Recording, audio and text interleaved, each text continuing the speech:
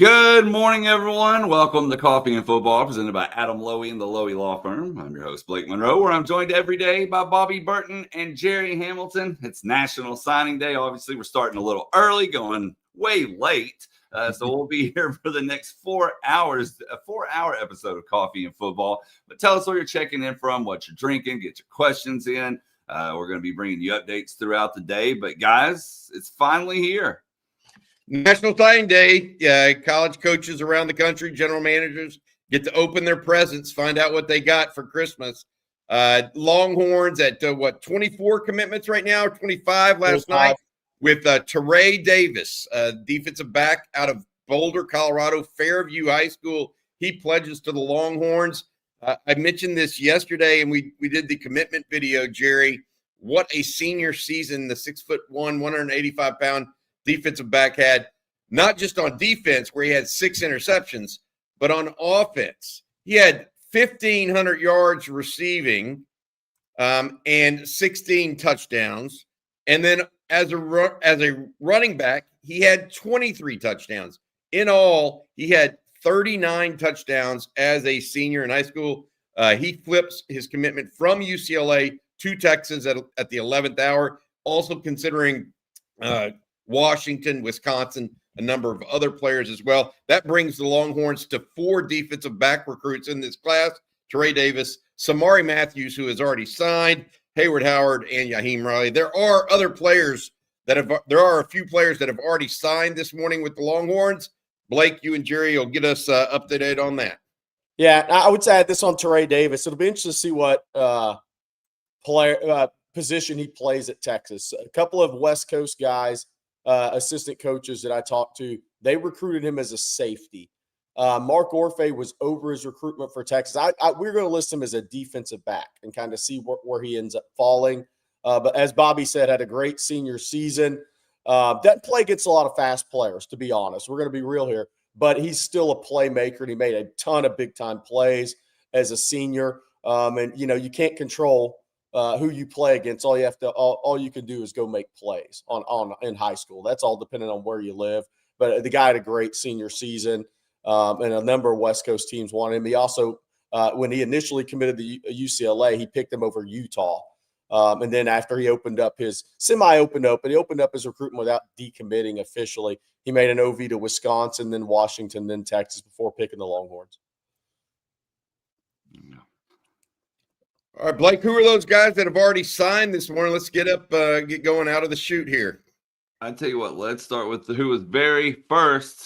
That was quarterback Dia Bell, and then Charlie Gillick are the two on offense, guys. I'll let y'all start with them. Yeah, Dia Bell obviously had the injury his senior season. He got lucky on his playoff injury as a junior. He ended up having to have surgery, but he came back really strong. And then he had an injury as a senior. He could have come back late in the year, but I think it was best just he's back throwing and working out now. But I think we're one of the best quarterback prospects in the country. He can make all the throws. Texas that recruited anybody that can't make all the throws. Plays really well in the pocket. He plays well out of the pocket. He's a guy who's had a lot of physical growth too. He's closing in on legitimate 6'3" and about 210, 215 pounds now. He was about 200, 195, 200 as a junior. It was about 6'2", so he grew an inch, added 15 pounds. He's really good at making the duress throws. I think that is similar to KJ Lacey last year. Those guys are really good playing under duress when they're having to change arm slots, when they're having to make off-platform throws, off-balance throws, like throws just like that from Dia Bell. I mean, he can really throw the football on the move with accuracy. In the pocket, yes, he can make all the throws, but he has escapability. He's not necessarily going to be a runner at the next level. He's a good athlete, but that's not really what he's going to do. What he's going to do is keep plays alive and make accurate throws, and has a high football IQ. Son of Rajah Bell, obviously longtime NBA player. His little brother's a stud in basketball that Texas and a bunch of others have already offered. He's a sophomore, but comes from the basketball family. Obviously, his mom was a soccer player at FIU, but he's just got athletic instincts is what he has. I mean, he averaged 20 points a game as a freshman in basketball before he really started to become football focused. played a game in 8th grade, because you can do that if your campuses are if your middle school and high school campuses are on the same campus, you can play in 8th grade in the state of Florida. So somebody said it reminds him of CJ Stroud. He gets that one a lot from people in the industry, but we'll see what happens with that. That's a pretty lofty comparison, but very talented player, legitimate 5-star quarterback prospect, won Elite 11 last summer for those that like the on-air competition. Not really my thing, but a really tremendous prospect.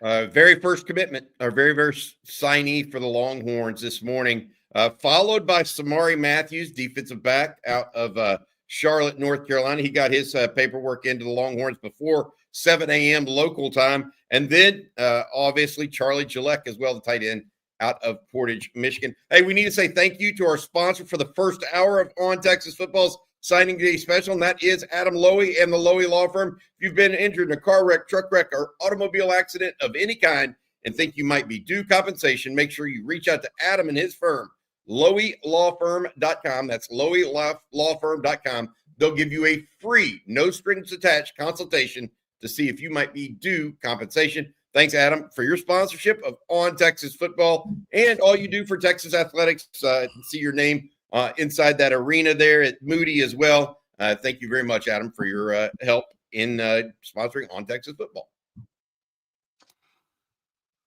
Looks like we just had another one come in. One of the newer commits. That's Jamarian Carlton. Yeah, Jamarian. 206 Nice. pounds as a freshman, up to 281 pounds on his visit, one of his 3 November visits before he flipped and made that official. He is an interior player for Texas. He'll be 300 pounds in short order. That is one thing that is known. He is not an edge player. He is a 5 tech that's going to be a 3 tech. So he is a lot, even though size-wise there's similarities to Lance Jackson, although he's bigger than Lance was as a senior now. He is an interior player for Texas. So he is one of 4 defensive tackles currently committed to Texas. We think Vodney Cleveland's definitely in jeopardy. Nothing's changed there on our end. But Jamarian Carlton, a guy who's had extreme growth. He has an Alfred Collins-like frame. We'll see if he's able to get up to 315, 320 pounds. His best football is way out in front of him. I do want to say that, way out in front of him. He's a really good prospect. He's got 84 inch wingspan. He's got 10+ inch hands. But once he drops his pad level and learns pass rush moves, that's his best football's way out in front of him. And those guys with those long arms that gain that weight that quickly, it takes him a while strength-wise to catch up. So he needs a little time to get stronger playing in the SEC, but he has got a chance to be a really good player down the line for Texas. You mentioned the Alfred Collins comparison, Jerry. Alfred Collins also played in high school before becoming a high-round draft pick of the San Francisco 49ers. The other thing is Alfred Collins also played basketball in high school. Alfred Collins, a good basketball player. On last week, Jamarian Carlton had 20 points and 17 rebounds in a single high school basketball game. So he's a long arm, to Jerry's point, still gaining weight, yet retaining some of his quickness. Has pretty strong hand punch as well. Good player. He originally committed to Baylor, as we all know, back in July of this past year, over Texas, Texas A&M, Oklahoma, a host of schools, but changed that commitment over the course of the month of November, really, right, Jerry? He visited Texas for 3 consecutive home games, and that's when he changed his commitment to the Longhorns from the Baylor Bears. Like, I got to give a shout-out real quick.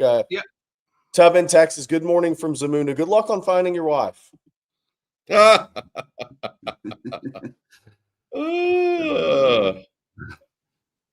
the young guys may not understand that, Jerry. That's an old movie for you and I, man. Yeah. Somebody will pick up on that one in the chat. Eddie Murphy.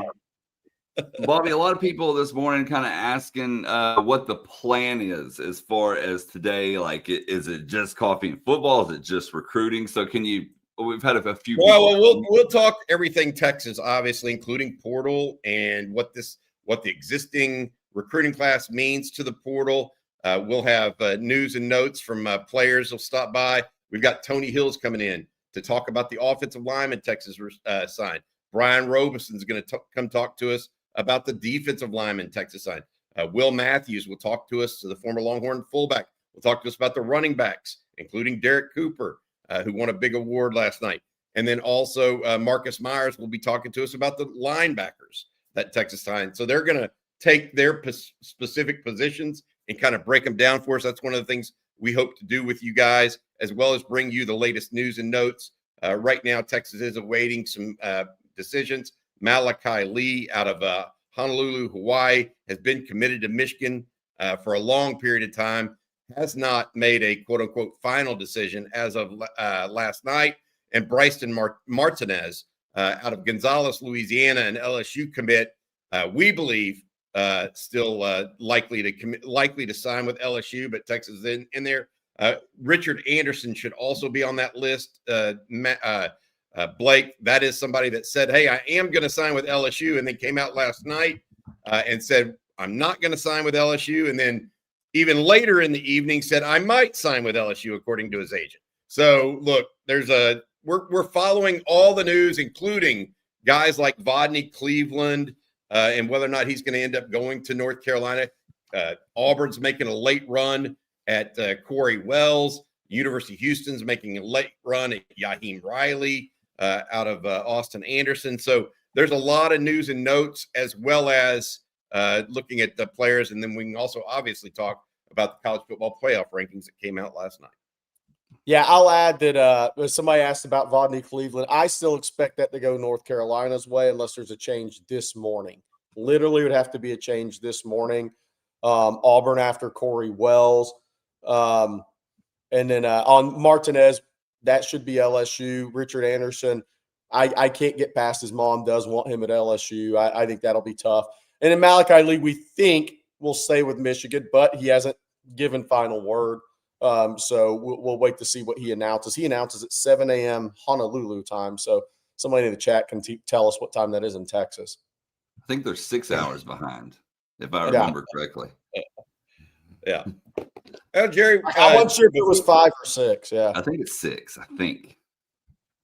Somebody's asking how come Texas never showed interest in Jamarian Vincent from Waco, who flipped from Baylor to Michigan. Texas showed interest. They never made a push on him. They had him on campus 3 times during the process, but never made a push for him. Baylor also got hit hard last night again. Jordan Clay, maybe their top receiver prospect, flipped from Baylor to Washington. It's never good to have a lame duck as a head coach heading into signing day, Jerry. Yeah, we can talk about the travails of Penn State as well right now, whose recruiting class is being decimated. Hey, what did you before we get in further into recruiting, Jerry? Final thoughts on the college football playoff rankings that had Texas at 13 last night. Your thoughts on that? What I expected. I think I figured it would be Miami 12, Texas 13. Look, I mean, there's arguments. Both those teams have arguments if they don't get in. So I think the biggest thing for me is let's just get this thing to 16 as soon as possible. I mean, and I do think what's happened this year with Notre Dame being ahead of Miami, even though with the same record, Miami beat them. I mean, make sense. And Texas, a 3-loss team, but has played the toughest schedule of the teams that are up there in contention. Look, Ole Miss moved up a spot. I don't think Ole Miss should be in. Now, I do find it interesting. I think Ole Miss may have been in jeopardy, and I think that's why Charlie Weiss Jr. is coaching the playoffs there. That is a weird thing that happened yesterday, hours before the committee announced this rankings. I think there was probably some committee asking Ole Miss, hey, are y'all going to have anybody to coach the team on offense in the college football playoff? Because he got on the plane to go to Baton Rouge. And then yesterday it was announced he was coming back to coach in the playoff. That was obviously some immense pressure Ole Miss was feeling from the playoff committee. Alabama at 9 is interesting. I don't know if that'll hold if they lose to Georgia. But if it does, that means Notre Dame plays at A&M, and A&M season will come to an end, even though that's a home game, in my opinion. Kiffin said he called the committee. Great. That's what needed to happen. By the way, Texas announcing just now, just a news break here. I want to get back to the college football top 25. Cohen Brown Wide receiver Waxahachie has committed to the Texas Longhorns. He is a fleet-footed guy, Jerry. Not necessarily considered the elite of the elite at receiver, but has a lot of those characteristics that could play out, in my opinion, for him and for Texas long term. Really good player for Texas. Pickup, had a good senior year as well. Yeah, the inside, a couple of people inside the building in Austin, give him a little bit of a Matthew Golden comparison. Yep. Which his senior tape is really good. I went and saw Cohen this season. I think he's tremendous, strong hands. He's a bigger body than Matthew Golden coming out of high school. We're not saying he's going to be a first-round pick. So much has to happen, right? But he is a guy that is built like a smaller running back versus a wide receiver. I mean, he has got a strong body, strong hands, could get off press coverage. He's a guy that can run through arm tackles like it's his job, sound route runner, plays corner as well defensively, returns kicks. Got to do a lot for that Waxahachie team, who has a rematch with Duncanville coming up later this week in the regional finals. But I think he's a tremendous player, and I think he'll outplay his ranking, is what I would say about him. Yeah, he's averaged 20 yards a catch this season as a senior. How many catches? 37 catches this year. So pretty good there. Also want to mention on the track, Jerry, what does he run? 10-7, 10-8? Yeah, 10, yep. High 10-6s, 10-7. He is a strong guy that he pushes through the ground with a lot of power. And that's what's going to give him the ability to run through arm tackles. You see here, he looks like a small high school running back, right? At 5'11", 190, 6 foot 190. But he has got good speed. I mean, he plays against some fast players on this tape. But he is a guy that is going to run through arm tackles. Arm tackles are not going to get him to the ground. You're going to have to get solid hits or gang tackle him. But I think he is just a guy that is a maximizer. He is the last guy off the field at practice. Even the day I was there, he was the last guy, and that was well into the season, last guy off the field in practice. He just goes from drill to drill. He goes from offense to defense to offense to defense to special teams. He just kind of does it all, never comes off the field. But a guy that I think he's going to, how Matthew Golden was faster than you thought watching him play. He's ended up being faster than what you thought when you watch him. I think Cohen Brown is similar. This is against Cedar Hill. I mean, he runs away from Cedar Hill. Cedar Hill's not a slow team. So when you see this district, he plays in the District of Doom, Duncanville, Lancaster, Mesquite, Horn, Cedar Hill, all these guys, Dallas Skyline. I mean, he runs away from guys in that district. And he had 1,000+ yards receiving last year, second best receiver in that district to DeCorian Moore. But this is a guy who I think is just going to outperform his ranking. I think he's got instincts for the game. I think he really studies the game too. I think he's a film junkie, a football junkie, kind of like the Jim Rat in basketball. So that's where we're at. I mentioned 37 catches so far this year for 733 yards. Last year, he finished with 54 catches for 1,000+ yards, 11 touchdowns. Even played varsity as a sophomore there at Waxahachie as well. Committed to Texas back in June, Jerry, after originally being committed to USC. So this is a flip for the Longhorns from Southern Cal. He committed to the Trojans early on in the recruiting process, and then over the summer committed to Texas. But he is the latest signee for the University of Texas this morning. I think that brings the total now to, is that 4? Is that accurate, guys? Bell is in. Samari Matthews. Samari Matthews, Charlie Gillette is in, and Cohen Brown. And we have some times for these guys. Tyler Atkinson is 2 p.m. today. Richard Wesley is noon Pacific Coast time today. There's a lot of guys that have varying times when they're announcing today. So I see people keep asking about Tyler Atkinson. He is supposed to sign at 2 p.m. today. And he may actually sign before then. A lot of these guys have announcement ceremonies, but a lot of those ceremonies are just quote unquote ceremonial. Yeah. And what I mean by that is Cohen Brown will have an announcement ceremony. Yeah. So will Bell. They'll have announcement ceremonies, but the reality of it is that they will have already signed with the University of Texas in most instances. We got a few super chats here this morning. This one just came in from D Stackers. He said, I was a volunteer defensive back coach at Fairview in law school in Colorado. Saw Trey Davis grow up. He is a center fielder. Texas doesn't have a guy like him. Range for days. Nice. Yeah, that's what a couple of Big 12 assistants out west said. They recruited him as a safety. And they've been on Trey Davis a long time. So they see him as a safety. So it'll be interesting to see. I suspect he plays safety in the SEC as well. I think Samari Matthews is a corner in this class. Hayward Howard could be a safety long term. He played as much safety as corner. Fred Nakar, who's still in the playoffs, obviously. And he's a bigger frame. Like Hayward Howard's going to be 6'4", 200, 205 pounds long term.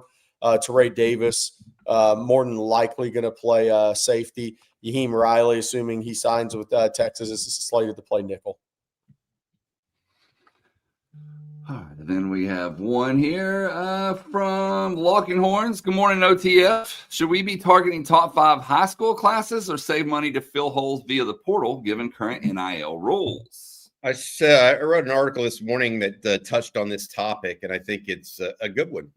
Locking Horns, the importance of the portal vis-a-vis recruiting and signing day in this day and age. And I think it's a healthy mix. Most teams are attempting to do that. And what I mean by that is you'll get 10 to 12 players in a recruiting class that may demand or command a high payout, and then you'll get 10 to 12 that may not. And they're more developmental players. I think that's the way that the top teams like Texas, Ohio State, Georgia are going these days. They're going to try to go after the top of the top and then see if they can find some diamonds in the rough that they feel really fit their culture and fit what they want to become. And they can see eventually playing at the University of Texas that kind of as a developmental player at some level. The reality of it is that are you going to pay a high school player $200,000 next year when he may not see the field for 2 years?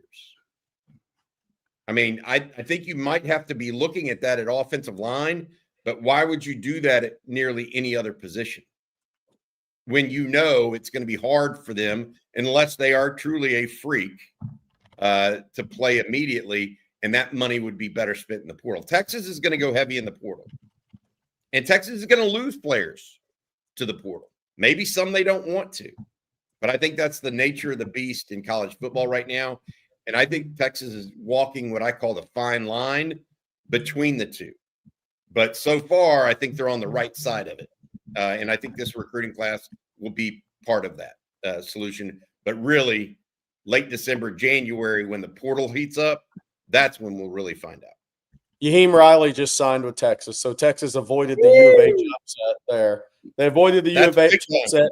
Bryson Martinez, as expected, signed with LSU. Texas gave it a really good run, but those kids committed to LSU for a reason, and it's literally was up to Lane Kiffin to keep those guys.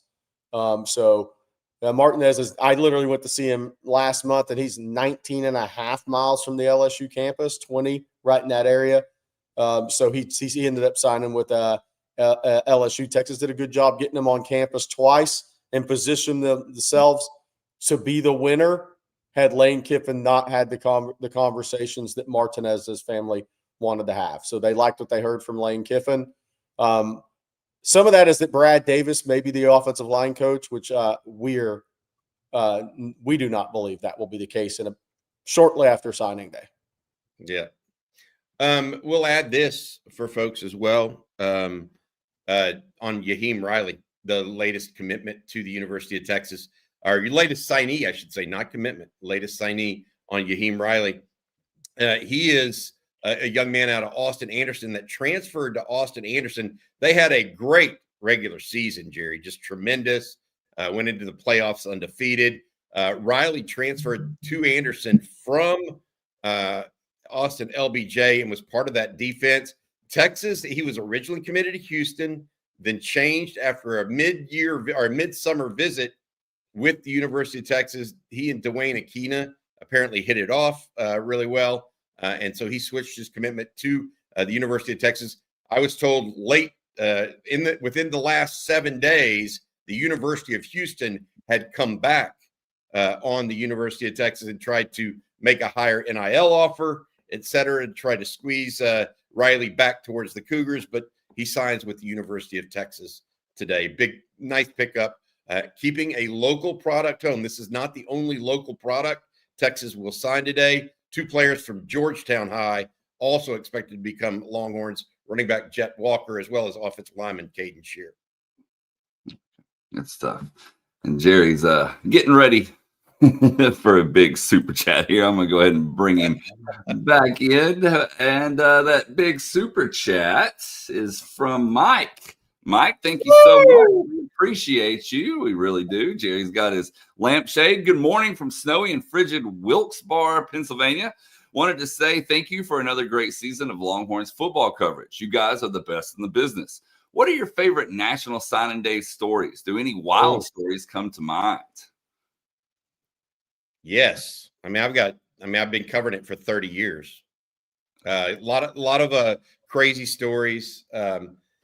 It's very funny. I was talking to somebody about the potential commissioner of college football. What do we need in college football to rearrange it? And one of the persons who has become I think a very good arbiter / analyst of college football writ large is Rick Neuheisel. I think he's really become pretty good. But I go back 25 years ago when he hid behind the couch of Cedric Cormier's house while Texas was knocking at the door. So to think he could elevate himself 20 years later to being the commissioner of college football kind of makes me laugh. But that wasn't on signing day. That was a couple months before. But my point remains, the list of signing day stories are endless whenever you do this for a living. Jerry, you have any that you want to share? Oh yeah. Somebody brought it up. Copeland kid from Florida. So I was over that when I was ESPN Under Armour. Jacob Copeland is who he's talking about. I set that one up because I set up a lot of the things on ESPN for signing day and the announcements.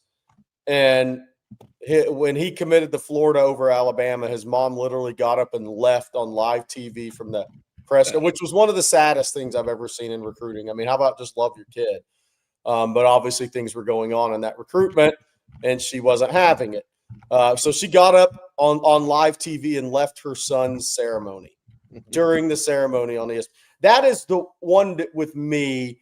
There was Alex Collins, the running back, because I was doing this nationally out of Plantation, Florida, who was going to sign with Arkansas over Miami, and his mom was not happy, and she took the letter of intent and ran away with it and got in the car and took off from his ceremony. So Florida's crazy as usual. Bobby, I think the most of all time for me was probably the Harvey Williams. I was not a. Yeah, I mean, the story of that one's hilarious though. That he got up and he was walking to make his announcement, right? And some A&M fans were there and started chanting and singing their war hymn or whatever. And I guess it pissed him off, and he went up to the podium and announced for LSU.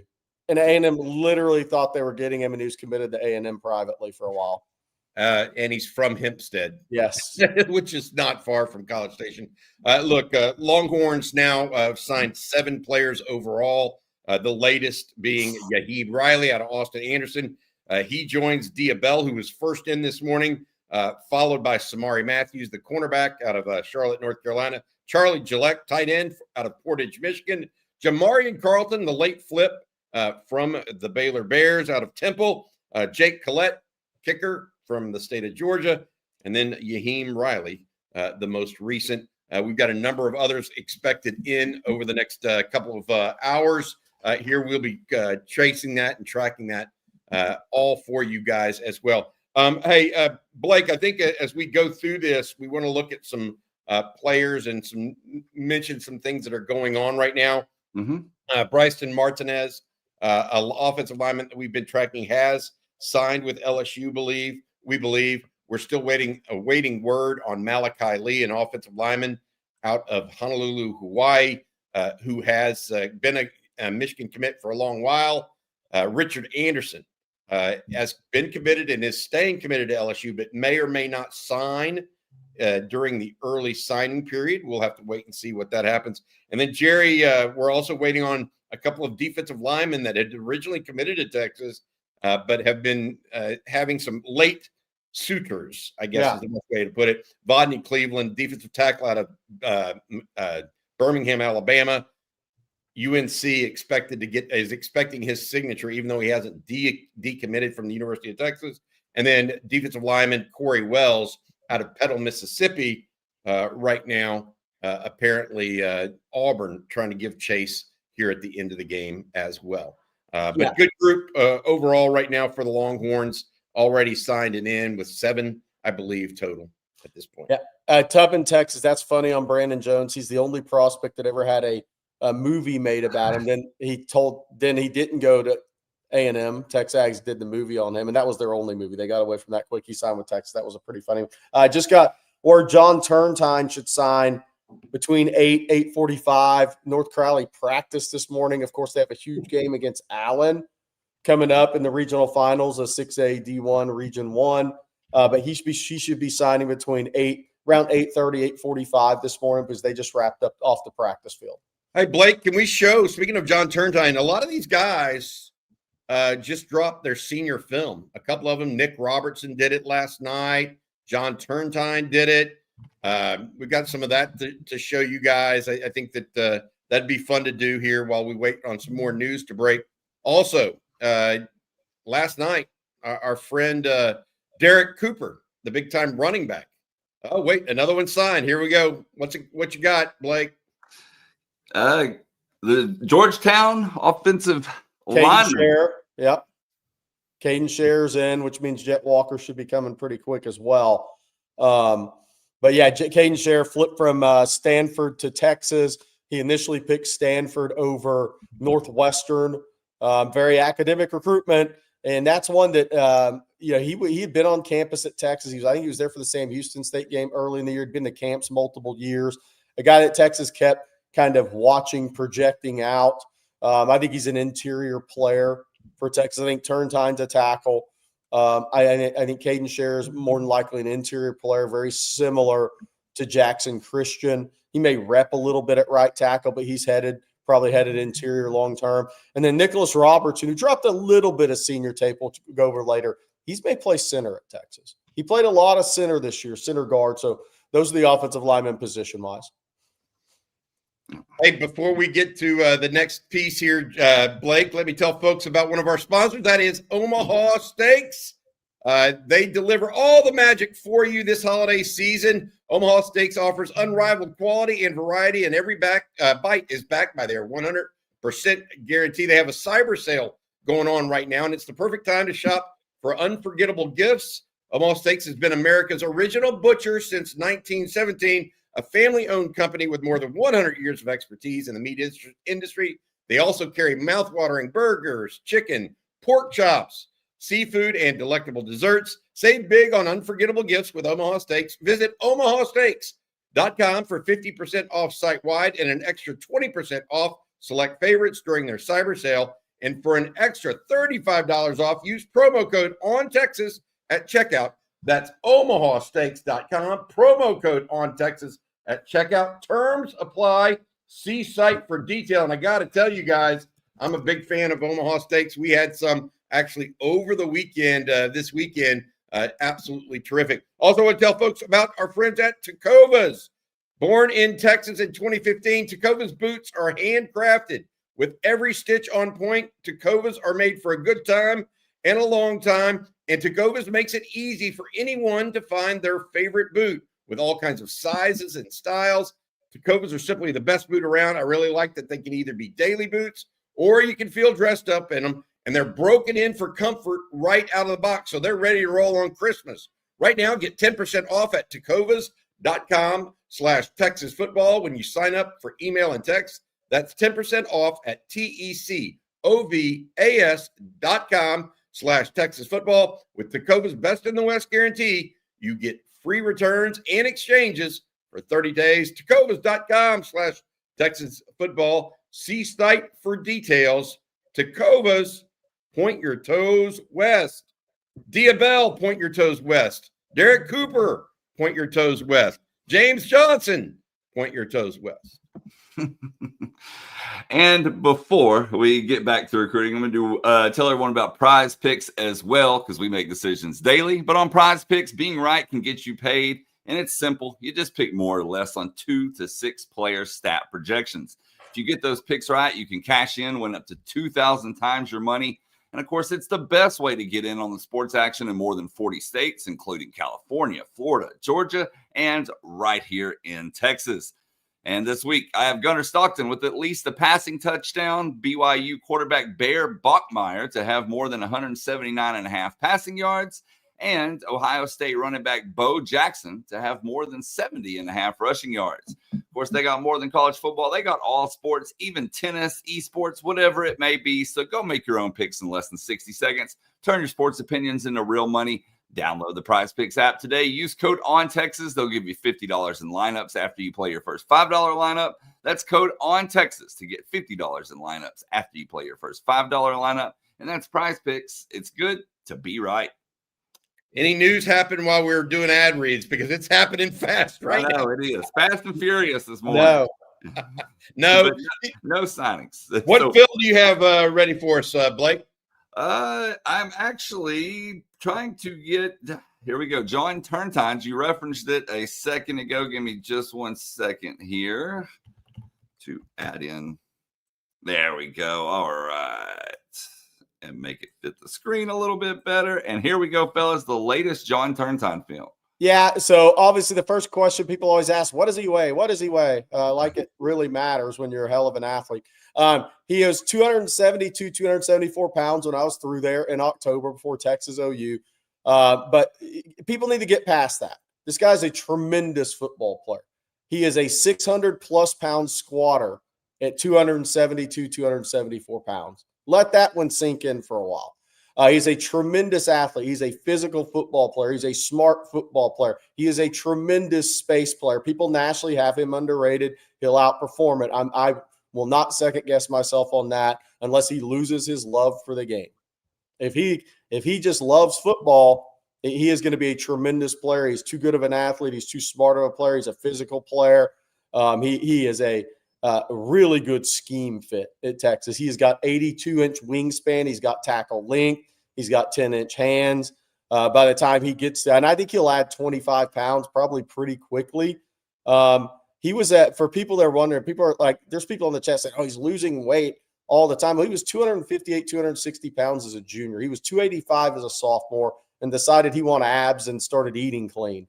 And he got down like 258, 260 pounds. He's back up about 15 pounds and has held that weight through the season. Somebody asked who I think they're going to beat Al. I think that's a toss-up game. North Crowley's not quite as good as they were last year. They had so many seniors on offense at quarterback, running back, everything, but they're so talented, they're young kids. But this guy's a tremendous space player on the offensive line. And once he gets to that 300, I think he's going to be a 6'3.5", 305-pound guy in his career because he's already really, really strong. He'll add the mass and the strength to his upper body. But I'm telling you, this kid can really leg drive, and he's got quick feet. And I think he's a tremendous player. Tremendous. We have I want to get y'all's opinion. We got a few people in the chat talking about offensive line recruiting. So while we're talking about Turntime, let me bring a couple of these up. This person, for example, says offensive line recruiting seems to fall slightly below expectations year after year. And then Joshy Manning says we fumbled offensive line recruiting so badly this year. If you disagree, it's just sunshine pumping. You don't say, oh, we're just doing portal when you only have 3 linemen you build for 2 to 3 years down the road. So y'all's thoughts on OL recruiting in general? Well, the first one, I would say see what happens. Texas loves that freshman class of kids. And for people that say, where guys rank, what was John Mills ranked last year? He was a freshman All-American at Washington. Freshman All-American, started 12 straight games for them. So I would say that. I mean, if you just go off rankings, it's easy to say that. See where things go with that freshman class. They like all those guys. So I would say let's see where it goes with that class. I mean, the Colemans are really got a chance to be really good players. Jackson Christian was really strong for Texas. Nick Brooks has a lot of ability if he gets there mentally, a lot of ability. So I would say let's see where it goes. This year they needed one more tackle in the class.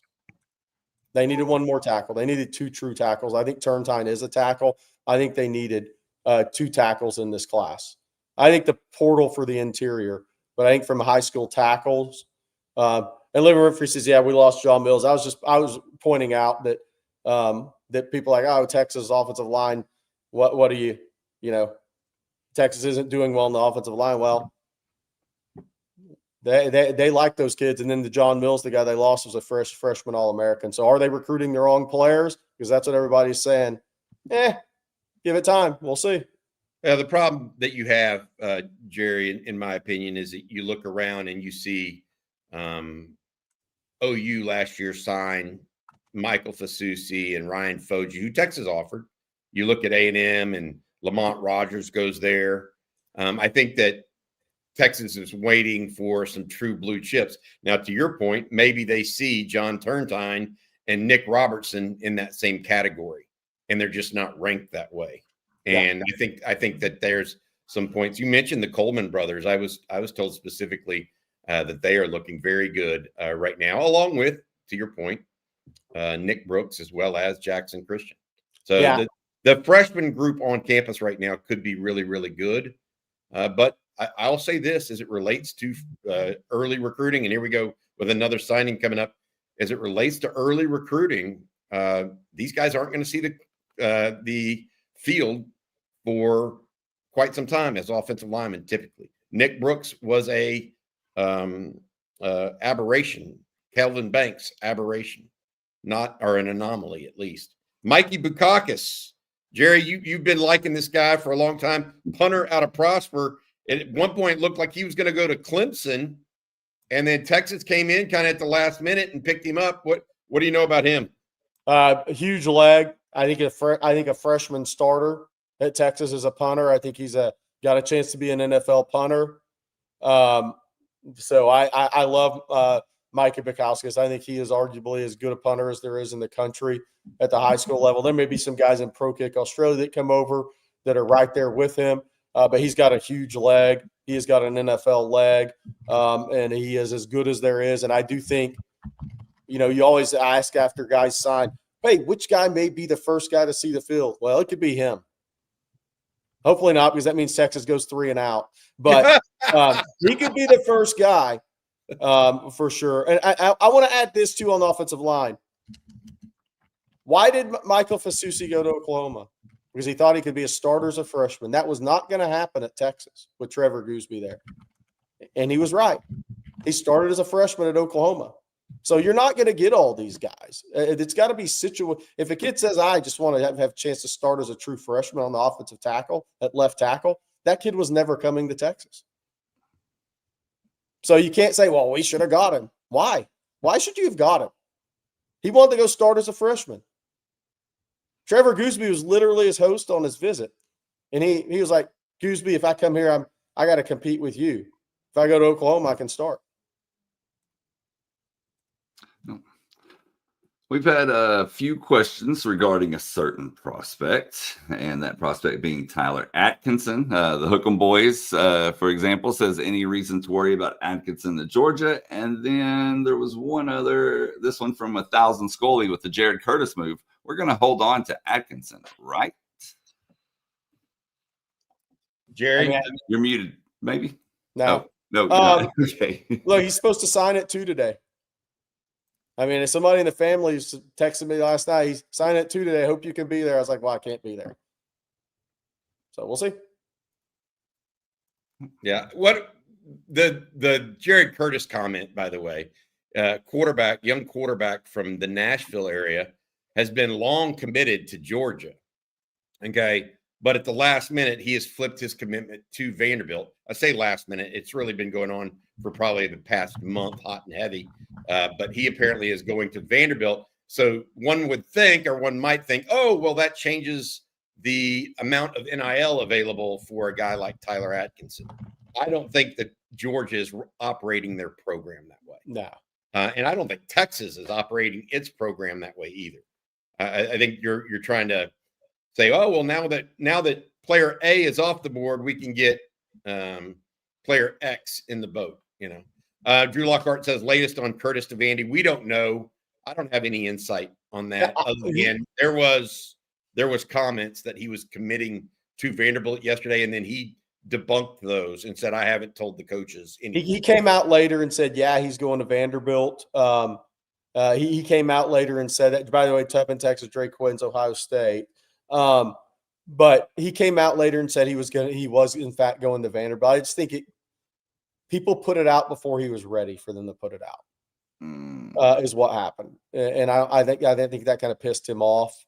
But interesting by him. I mean, that's a guy that is Jared Curtis staying home. Big win for Clark Lee and the Vanderbilt program. Not saying he's going to be Diego Pavia, because Diego Pavia is a pretty special guy from a leadership standpoint. So Jared Curtis is a more talented player, and that's really good for Vanderbilt. Puts Georgia in a pretty tough spot there because it was so late in the game. That one hurt you because it was too late in the game to recover from.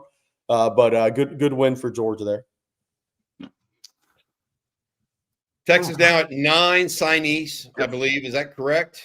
You guys? are correct. That they led off the morning with Dia Bell, Cohen Brown, wide receiver, Waxahachie. I've seen some people mention him as a safety. He is absolutely a wide receiver, according to my sources. Tight end Charlie Gillette out of Portage, Michigan. Offensive lineman Kaden Scherer from Georgetown has signed.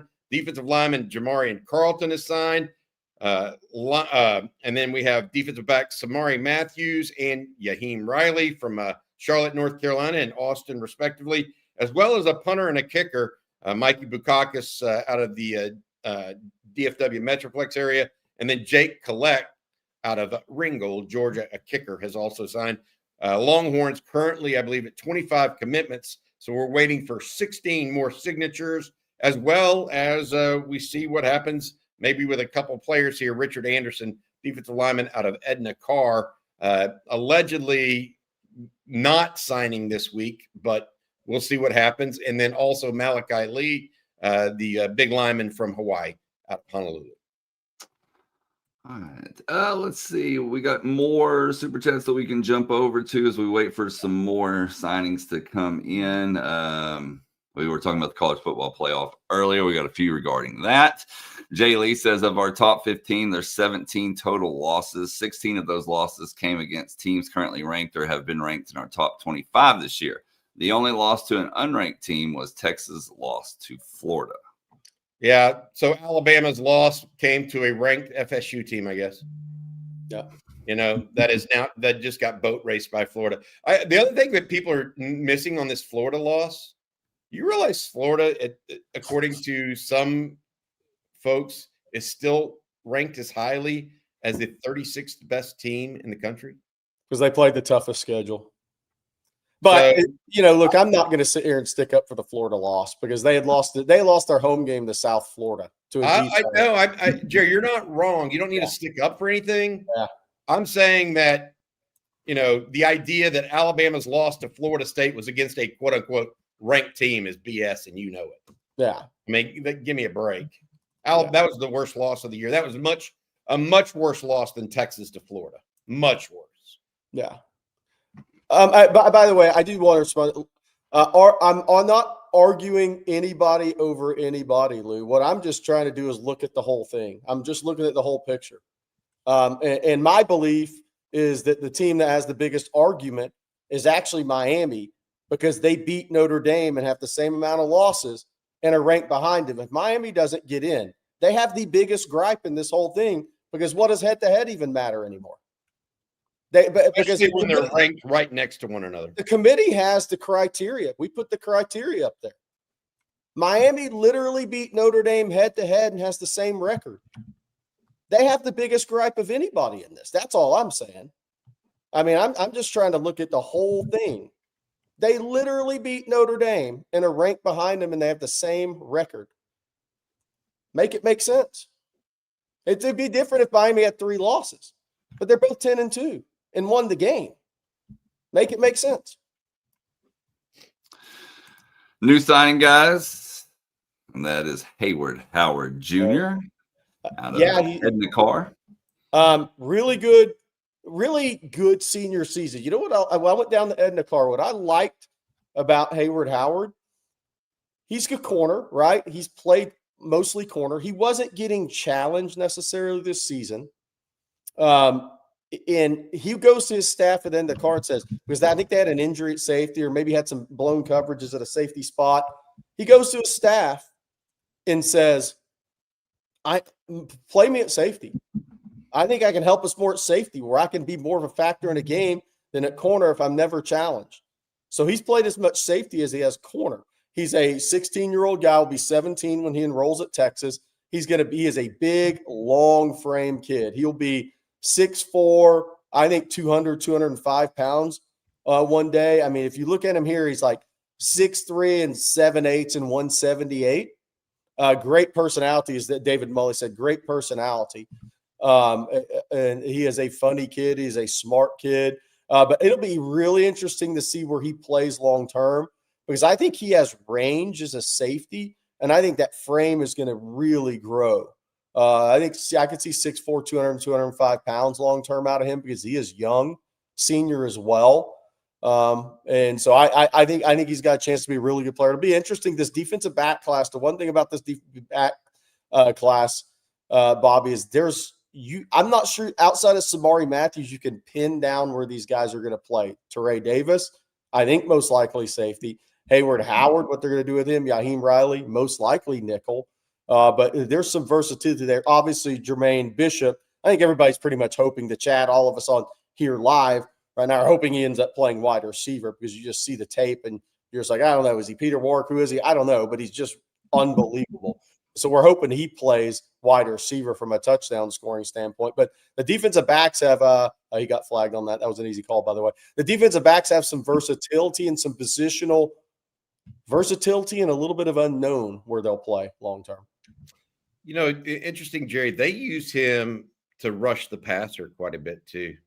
I mean, over his sophomore and junior campaigns, Hayward Howard had a total of 12 sacks. Not a lot of people realize that. So he has that frame, to your point, that can play in the backfield some on blitzes, et cetera. No telling where he's going to end up. To your point, no telling. But we'll look. I think that Yaheem Riley is a nickel / safety to me. Yeah, he is a reasonable approximation of Andrew Makuba. I'm not saying he's going to be as good or as smart as Andrew Makuba. But same sort of build, same sort of high school football player, and played at the same high school for most of his career at Austin LBJ. Samari Matthews is a long, tall corner, very long arms. So I think he's definitely a corner. Trey Davis, I think you're right. I think he's a safety. Yeah. We'll see whether or not he may get a chance at corner first. But I think he's a safety, and I think Hayward Howard, he is the one that does have that kind of what does he grow into? Because if he's going to end up being 6'4", 225, he's not a corner at that size, right? So we'll see what happens. I would say this. Thank you to Hayward Howard Sr. for so often visiting us here in the chat and on Texas football as well. And congratulations to your son this morning. The latest Texas Longhorn. All right, guys, let's see here. We got some more. This one from Andrew. He says, off topic, how many G5 to the playoff defenders also defend SEC cupcake games in November or watch beatdowns of Sisters of the Poor in August/September? Let's just talk about Notre Dame's schedule. Why don't we just do that? I mean, look, it's one thing to rail on the Aggies for Samford, but they did schedule Notre Dame. I mean, Look, my biggest issue and problem with most of this discussion is that Texas beat 3 teams ahead of them, and now 2 teams ahead of them, I guess, since Vanderbilt's officially 1 behind them, right? So I can't tell you here if Georgia goes out in boat races Alabama to the same level they boat raced Texas in the fourth quarter, does Texas suddenly look a little bit better? They should look a little bit better than Alabama, in my opinion. Yeah. So they beat all of Boise State, Arkansas, the worst team in the SEC, Purdue, the worst team in the Big Ten, Boston College, maybe the worst team in the ACC, Navy, the only team they played that was of note, only 2 teams, USC and Pittsburgh, both teams which lost to any team that had any kind of petition with them, Syracuse and Stanford. I mean, they were up, 21-0, and it had 1 offensive play against Syracuse. How good is Syracuse? And then the gall of the College Football Playoff Committee head to go out there and say that impressive win over Stanford. I mean, Stanford doesn't even – what's Stanford's record this year? That impressive Stanford team. Are you kidding me? They are 4-8, 12th in the ACC. That impressive win over a good Stanford team. Yeah. So, I mean, Bruce Feldman of Fox had the best quote of the night last night. Now, Bruce is admittedly a Miami grad, but he basically said, what the hell are we doing here? I mean, we just make stuff up to fit our narrative. Yes. That's my – get the thing to 16 as fast as possible. I think all this stuff is going to push it to 16. That's what needs to happen and look, people, somebody in the chat said, Miami. I don't like Miami. I'm just saying, why are they behind Notre Dame? They freaking won the game and had the same schedule. That's all. And it's at the same record. That's all I'm saying, because their strength of schedule is very similar. Why are they behind them? It makes no sense. So I think all this crap is going to get it to 16. It always does when things like this happen. It pushes it to where it needs to be, and it needs to be 16 teams. And they need to take the G5 out, let the G5 play their own tournament. Whatever it happens to get us there is the best thing. Well, fellas, we got another signing in. Chris Stewart out of Shadow Creek. That means both receivers now in the fold. Yeah, Chris Stewart out of Shadow Creek in the Houston area. Shoulder injury this year, ended his senior season, was having a really good senior season, 2.5 games in. Had a big return. I think that was against Summer Creek. Really good route runner is what he is. He is a crisp, clean route runner. I think one of his natural traits as a wide receiver, he naturally just runs through the football. He naturally runs through the football. Some guys have to be taught that. And when I was at Shadow Creek and watched the practice last year, I went this year, obviously was hurt. But when I went last year, he ran through the ball every single time. Asking about Chris Stewart's 100-meter time. I don't know his 100-meter time. I know he's done sub-11 when he was younger, but I don't know what he did last spring. But Chris Stewart's got a good, strong build to him. Is going to be one of those route running machines for Texas. Kid has a little bit of acceleration there. You see after the catch. That's against I believe that's against Atascocita. But he's a really good player that had his senior season cut short due to a shoulder injury. Shadow Creek, a lot of talented player. Joseph Adai's son, Bobby, is a freshman over at Shadow Creek, a school with a lot of skill talent over there. Skill talent that's basketball and football, by the way. Really talented school. But Chris Stewart was having a really clean, productive start to his senior season before that shoulder injury. He's a midterm graduate, will be in January, as are most of the guys in this class, by the way. I think it's going to be about 80% of the guys, once again, will be in Austin in January. You know what Chris Stewart has maybe a little bit more than Cohen Brown. I'm not saying that this is going to make him a better player, Jerry, perhaps, but he has that like nitro boost quickness sometimes, that acceleration that tends to work really well on missile screens and those sorts of things, outside screens as well. So we'll see what that means. But Chris Stewart, his dad also a fan, comes in quite a bit on Texas football. So we appreciate him. Look, Jerry, one of the pieces to me, and this is indicative of Steve Sarkisian and his desire to be more in the metro areas of Houston and Dallas than maybe the previous regime who at the end of it got shut out in Houston. Texas hasn't done a lot down in Missouri City and the Pearland area overall off of 288 in Houston. Now Chris Stewart getting a commitment from him is a big deal, in my opinion, in that way. Good stuff. Let's see here. We got some more super chats to get to this morning. We got another one from D Stackers regarding Trey Davis. He says, last comment on this. Texas recruiting Trey tells you they want actual student athletes. I went to UT and Trey would fit right in even without football. Good stuff. UCLA was where he was committed.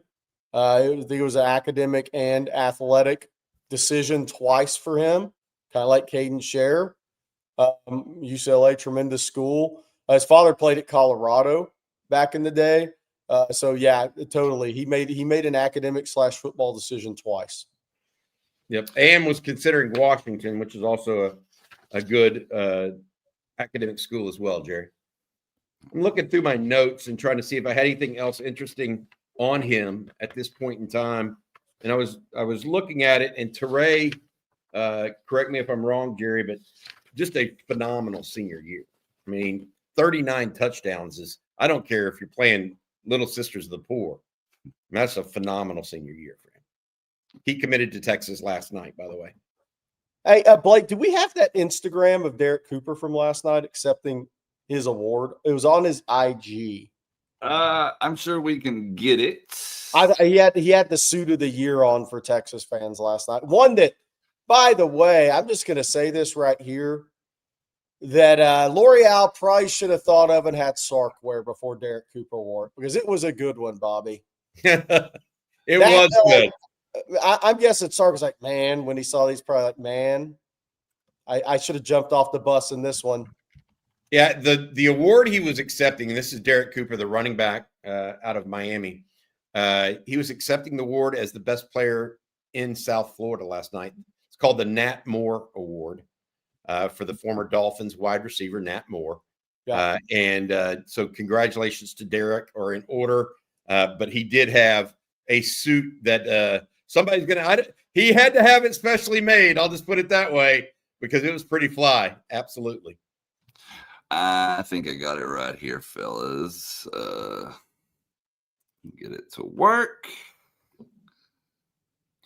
Our thing's being a little slow this morning. There we go. Yeah, that's Nat Moore Trophy is from Chaminade, Madonna, Mr. Derek Cooper.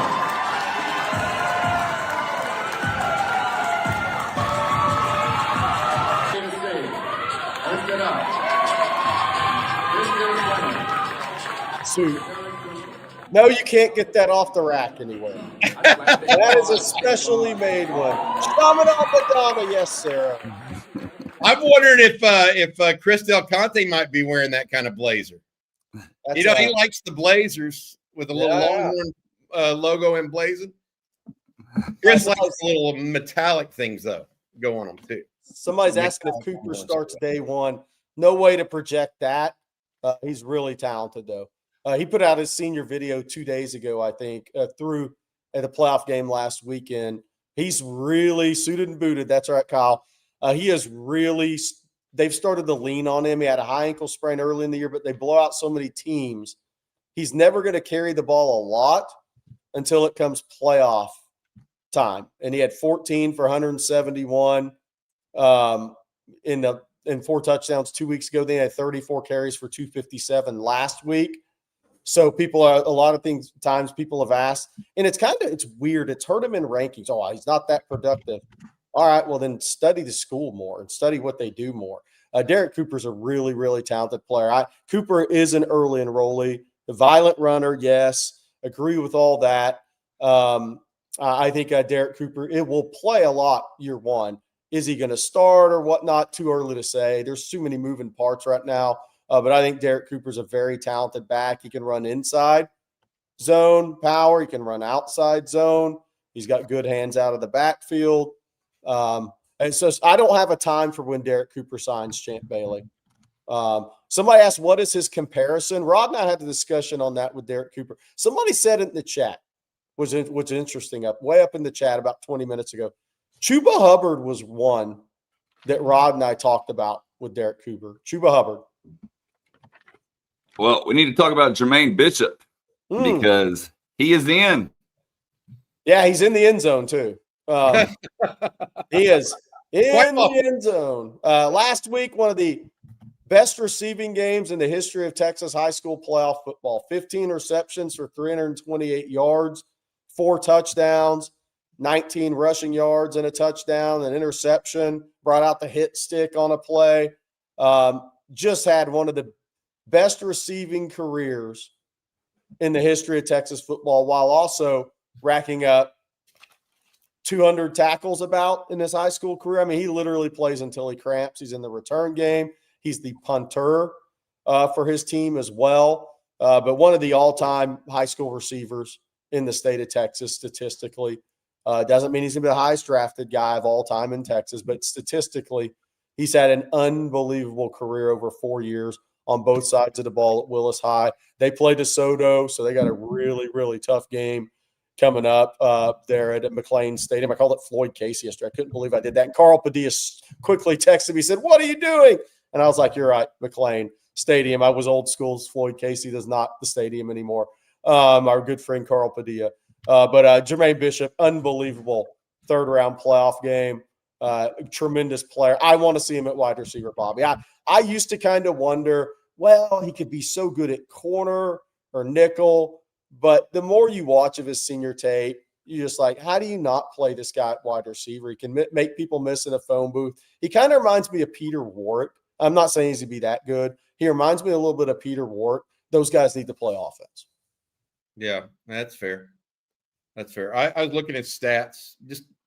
He's got 1,700 yards receiving this year. First on 108 catches. Yeah, so let's just put that out there. Yeah, 1,700 yards. His junior year, Jerry, 83 catches for 1,565 yards, 18 TDs, and he also had 3 interceptions on defense. Sophomore, he was the district player of the year as a sophomore. Not over DJ Lagway. Not the newcomer, but the player of the year. Yep. 80 catches for 1,400 yards, 1,414 yards, and 17 more touchdowns through the air, 7 more touchdowns rushing, and he had 5 interceptions. And you know what I like best of all of it?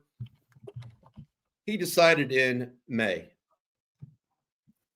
There was no, I'm going to draw this out. I'm going to say, whoa, look at me. I'm going to go. And some people need to do that because they need to make decisions in a longer time frame to figure out what they want to do. There was none of that from Jermaine Bishop. He was a Longhorn basically from day one. Yeah. And I appreciate that a lot. Tremendous all-around player. Right now, what is he at, Jerry? I mean, I'm looking at it. 4,700 yards receiving. Yeah. 4,700 yards receiving in his high school career. I mean, that's just freaky. I don't know how else to say it. By the way, Bobby, what you said, the fact that he was district MVP as a sophomore over DJ Lagway, who was a senior on the quarterback of that team, is very telling about Jermaine Bishop because he's such a great two-way player. Yeah. We need to get to some ad reads real quick, if you don't mind, guys. Before we get and talk about a little bit more about this recruiting class, I want to go over next, by the way, that time when Texas really started separating with this recruiting class and consolidating it into a top 10 certainty. That was that mid-June timeframe. We can talk about that, or mid-July timeframe, Jerry. Let's talk about Hollow.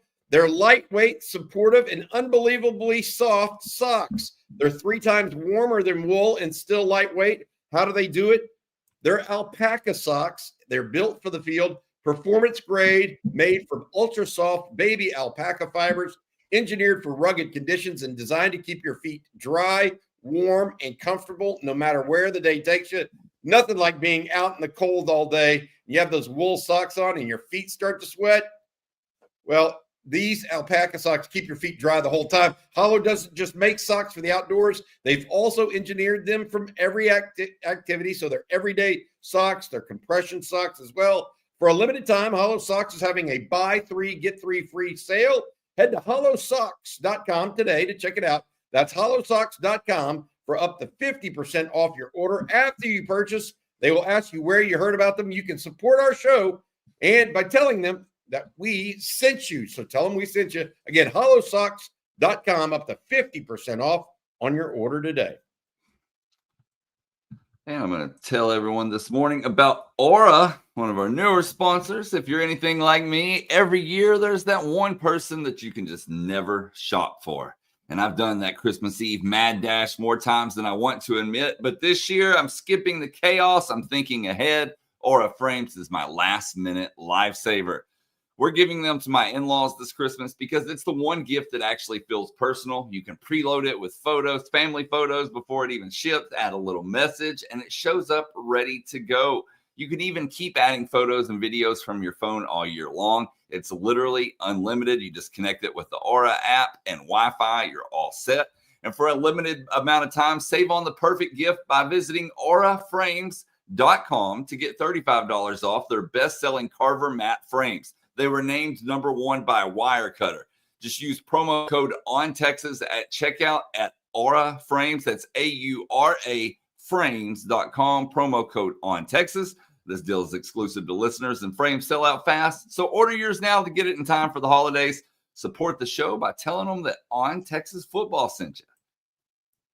And Jerry, are you good to go? If so, I'm going to bring you in. I don't know what happened there, but I'm going to let you tell everyone about Harry's. I'm trying to make it through the show. My coughing is just ridiculous, man, as I continue to recover from the flu. Last week, it was just knocking down. All right, here's your Harry's. It's right here. I got it. Did your old razor dull too fast and irritate your neck? The irritated neck is just brutal, feels crappy. And if you have a collared shirt up, it just feels really bad. Did they cost way too much? $30 for 8 refills? That's a total scam. That's why the Harry's 2.0 is what you need. Harry's owns their own world-class blade factory in Germany. No outsourcing, no middleman. The same facility that's been perfecting blade making for over 100 years because they control the entire process from steel to shelf.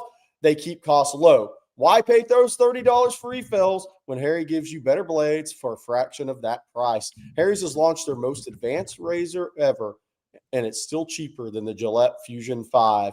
If you don't love your shave, Harry's will make it right. No questions asked. Risk-free trial means there's zero downside to giving it a shot.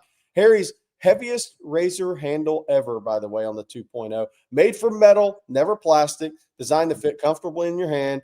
Heavier handle means more control and a luxurious feel. Absolutely true. Harry's just doesn't make razors. They've got a full line of grooming essentials from shave gel to deodorant to body wash, all thoughtfully made and priced to stock up. All of Harry's blades and grooming products can be delivered right to your door. Set your preferred schedule and never run out of blades again. For a limited time, our listeners can get the Harry's Plus trial set for only $10 at harrys.com/OnTexas, all caps.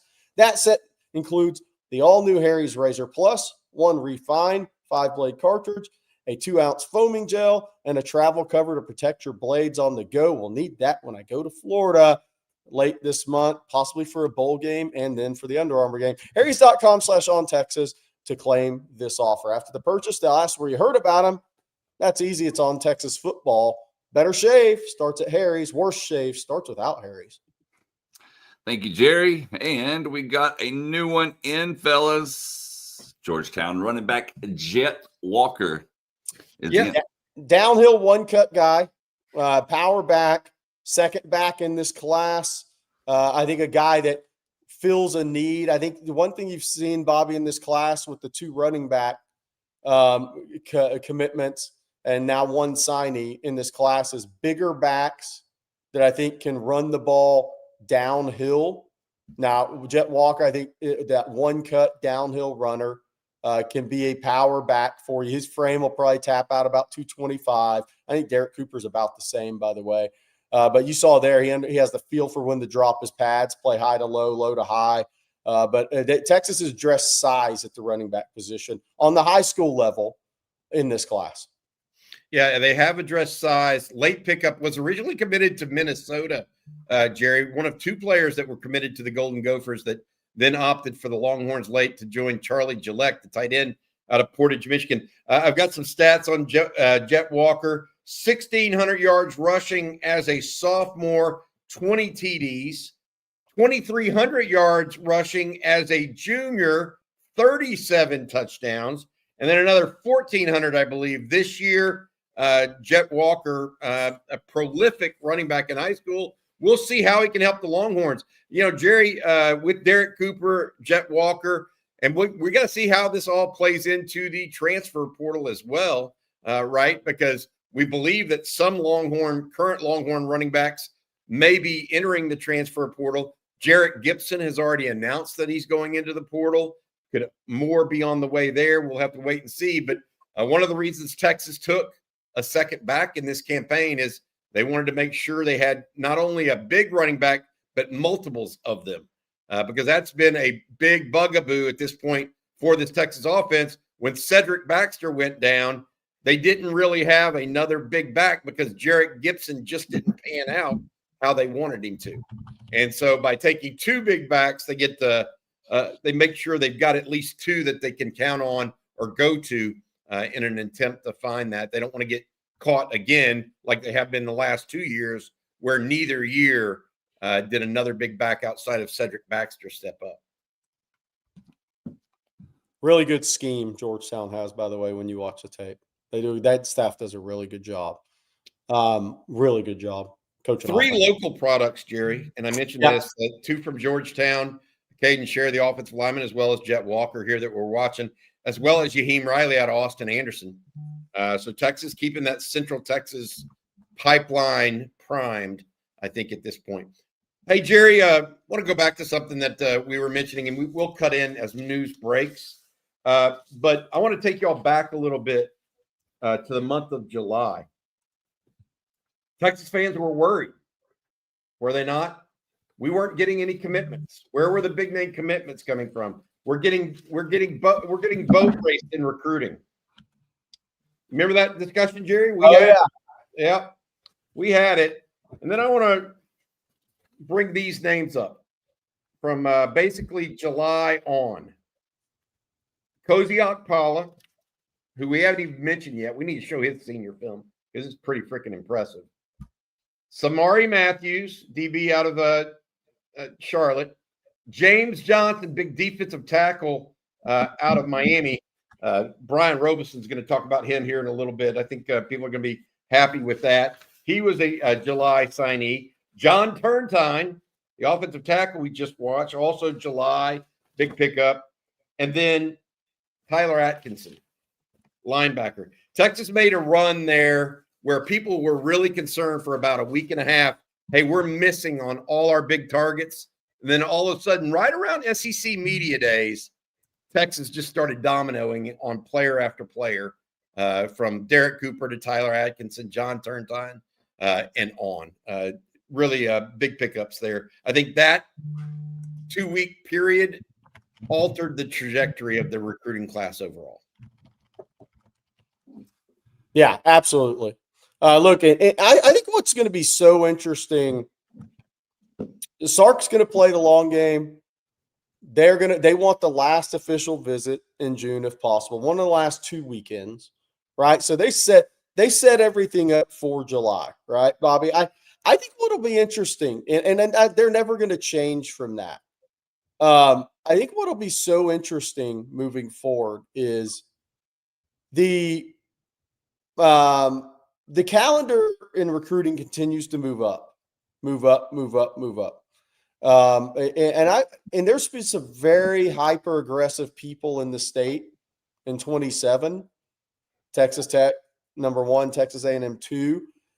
I don't know if that'll force Texas' hand in 27, But I think Sark is never going to back off playing the long game in recruiting, which I like the way they do things in recruiting. Will Texas adjust a little bit if the hyper speed of a Texas Tech or Texas A&M continues? I think they started doing that, right, with Easton Royal over the weekend, nation's top receiver prospect, or one of, at least, out of Warren Easton High, or out of is it Brother Martin?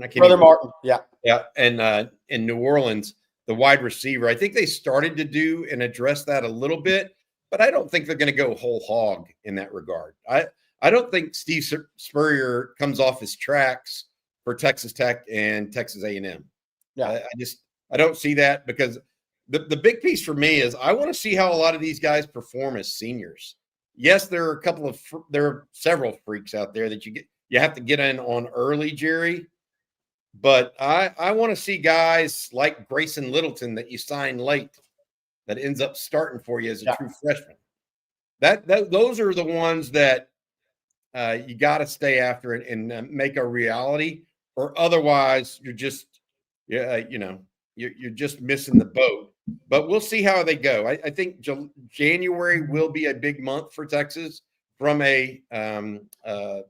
they normally have their junior days in January. We'll probably see a couple of those, and that's when that'll speed up. So I don't know that they'll be hyper aggressive in that category, but they very well could be. I think are we now up to 14 players, or are we still at 13? We have some pictures we're about to bring up. Actually, we got a new one that is in first. Yeah, Nicholas Robertson is signed.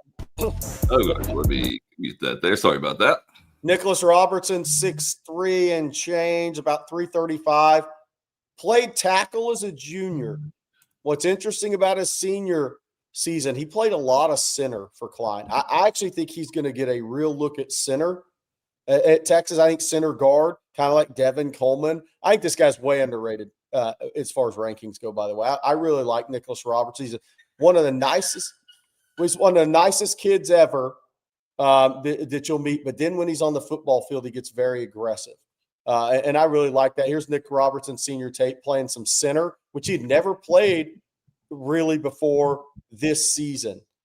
So he played some center. They did some different things with him. He kicked out the tackle some, but he played a lot of center this year, and I think Texas is going to give him a look at center. I mean, he's just got that big body. He can really drive block. He can really get people to the ground. So I really like him. I got to step out for a second, guys, real quick. Oh, boy. Jerry's having allergy attacks, man. Hey, look, the thing about Nick Robertson that people talk about, and I was talking to someone the other day, Texas is taking guys that are big, not just big humans, but now they're also looking for arm length as well, Blake. So in ability to move in space. Someone that is a big human but didn't move well necessarily in space is Connor Stroh, right? An existing player for the Longhorns. He is the definition of a big human, right? But he's not necessarily athletic. Nick Robertson, in my opinion, has that athleticism that you're looking for. So does John Turntine, but they're still also awfully big. Look at that little nasty block that Nick Robertson had downfield after the ball was gone as well. So just a good player, I think, that the Longhorns need on the interior as they continue to try to get bigger and broader in that regard. By the way, things that happen on 4-hour shows, the little Chihuahua's claws were caught together, laying on the couch, and was about to start screaming in pain. So I had to go get his claws. I guess it's time to get the dog's claws cut. So it wasn't actually the allergy attack. This is what happens on 4-hour shows, man. I didn't hear a dog screaming in the background, and everybody calls the SPCA like I was doing something to the dog. I can tell you this much: I wouldn't want to go up against Nick Robertson for 4 hours. I think Robertson, a long night for me. I think he has got that mass in his arse, baby. Yes, he does. Yes. So I think we have some pictures from John Turntine's ceremony, Blake. Do we? Yes. Yes. Thank you to the North Crowley staff for sending these over. They have begun the signing ceremony at North Crowley, and there you see John III. John Jr.'s father wearing the 50 jersey, played D tackle for Gary Patterson, was an all-conference player at TCU, and his mom, and there's a bunch of family members and teammates. So John Turntine is I don't know when Texas will release it, but he has officially had his ceremony about signing with Texas. Yeah, it's love it. Texas has. And by the way, we talked to Bob Shipley on this last night, right? Or yesterday, about all the paperwork that has to be done behind the scenes before they can actually release a player's name. It's not just, oh, he announced it at the ceremony, so now we can do it. They have to have all their I's dotted and T's crossed before these schools can actually officially announce a signee. I'm going to answer this question. Jeff C., why does ESPN have Texas 3 in recruiting? And look, there's so many – a lot of people recruit off, I guess, algorithm or rank off the algorithms now, right, Bobby? Only 17 or 18 or 19 commitments count in your class, and it's strictly off a ranking player, and it's tabulated through player rankings, the average ranking of player, all that. ESPN's always been a little different. I was over there for a while, and I actually like what ESPN does as far as class rankings go. They rank it they don't take the number. They don't try to limit the class. They just kind of look at the class. They look at the needs of the schools, and they rank it off of that and what they really believe on these players, not put into an algorithm or a numbers ranking. They just really go by what they like in a recruiting class, and they really like Derek Cooper, right? So they're going to rank that class up. They have a number of 5-star guys in the Texas class. They think all those guys are very impactful players at Texas. So it's just there's different ways to rank these classes. And I'm glad they're not all the same, by the way. I'm glad they're not all the same, and it's just cookie cutter, everything the same. It gets boring at that point. All right. So, look, we got our guy coming in here. Brian, can you give us the thumbs up if you're ready to go? There he is. Hey, what's up, Brian? Brian Roberson. What's going on, guys? Longhorn national champ. I gave you some players to look at yesterday, my man. But before we get to those, I want to ask you your National Signing Day story. What were you all about on National Signing Day when you inked with the Longhorns? No, I don't have a exciting story for you, man. We sat down at the table. I gave me the paper. I signed the paper, said hook 'em horns, and that's about it. We kept it nice and simple. Hey, like strictly business. Splendora, Texas style, right? Yes, sir. We didn't have 14 hats laying out and everything. Nope, we didn't do none of that. I was committed the year before. I even started my senior year, signed on signing day, and that was it. Good stuff. Brian, thanks for joining us. One of the things we're going to do today is have some former players step in and talk about different prospects and what you saw from their film, the good and the bad. I want to put that out there. This isn't some sunshine pumping session, and with the caveat that all of these guys still have to improve.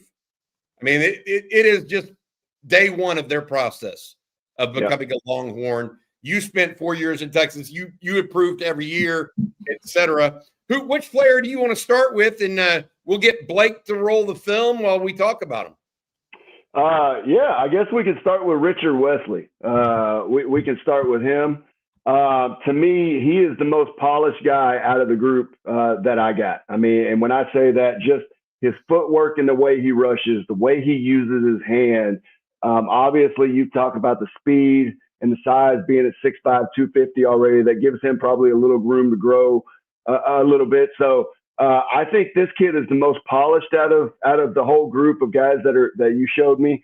I think the one thing is that there's a give and take with that, right? You know, when you're really polished in high school, it's one of those questions that you have to answer as time goes on is, was he polished too early? Is he tapped out? Is he going to have more potential as he goes?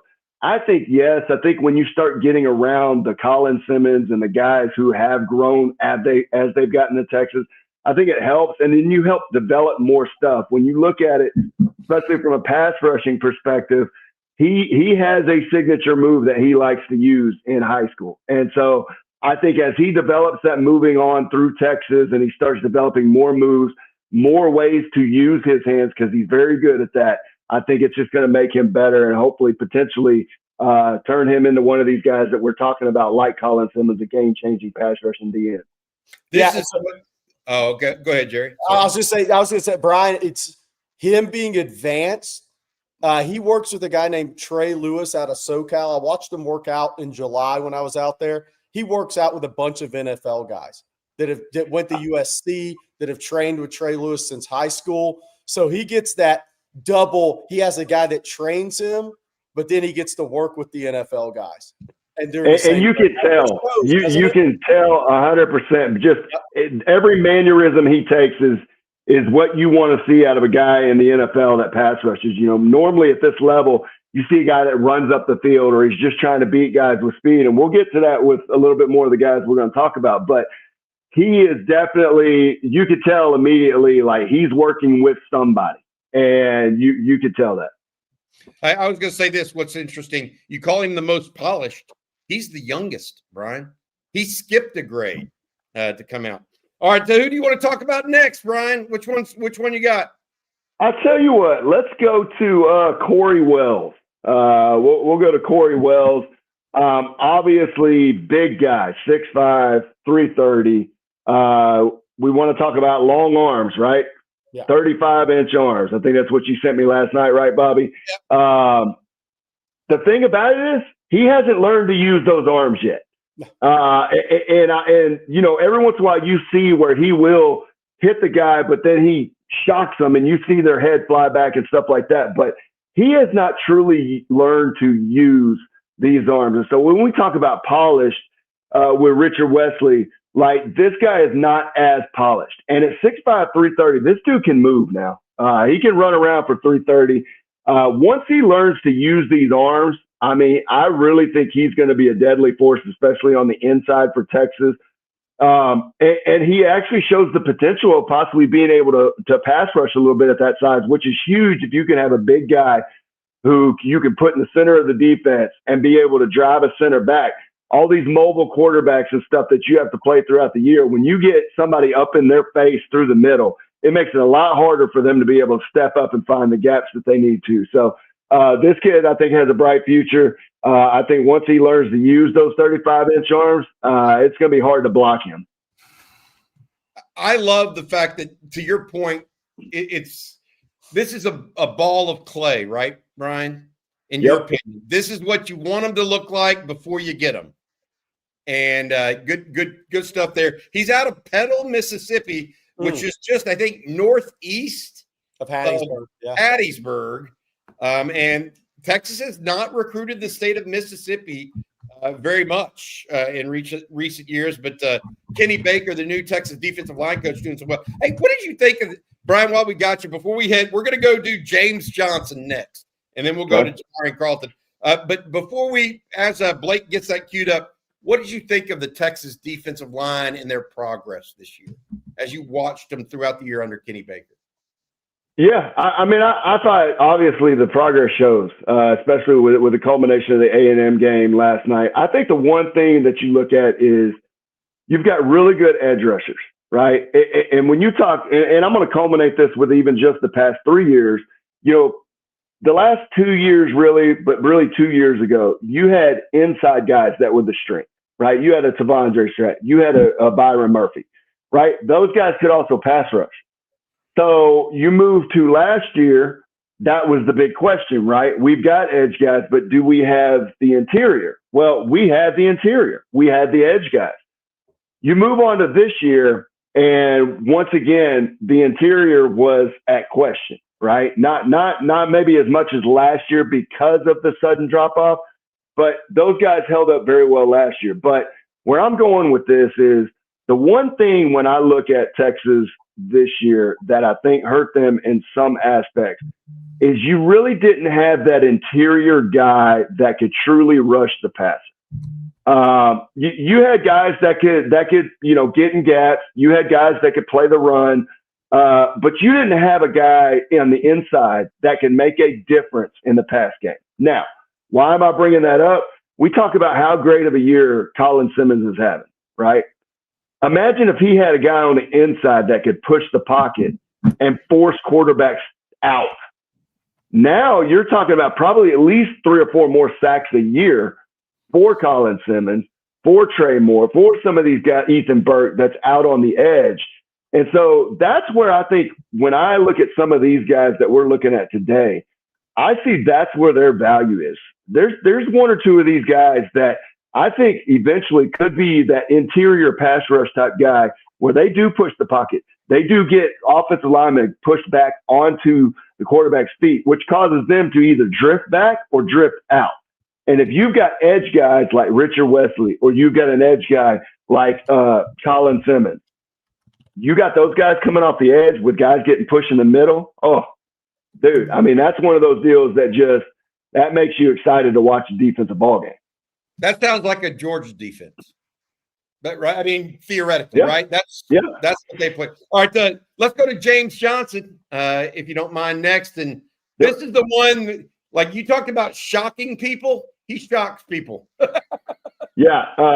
center guy. He's a little bit on the shorter side, is what most people would call a D lineman, right? He's 6'2.5". I think they got him listed at 285. But with that, he plays with great leverage. And like you said, he shocks. When he hits, he's violent.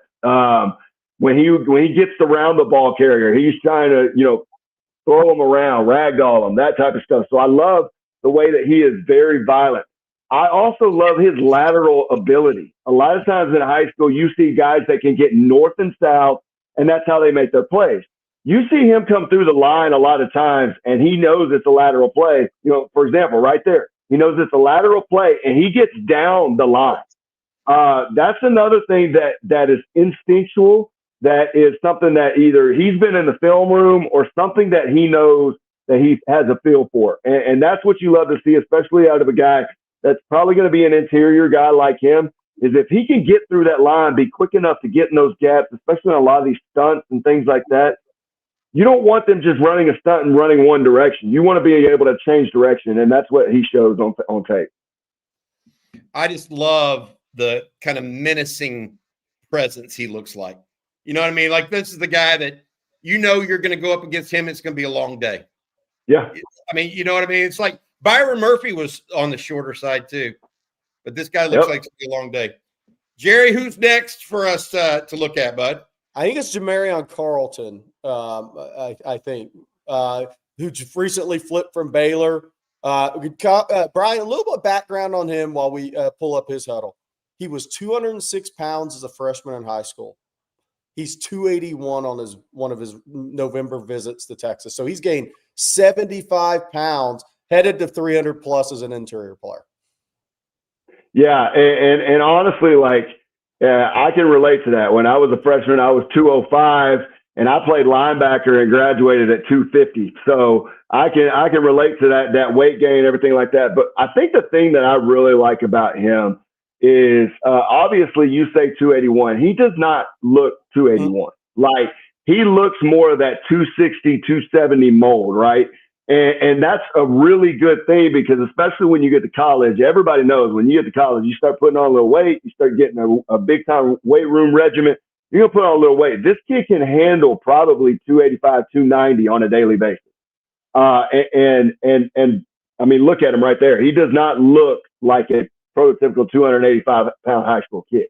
I think the thing that I like about him, he's quick, he's strong, he's violent, he's from Texas. I love that.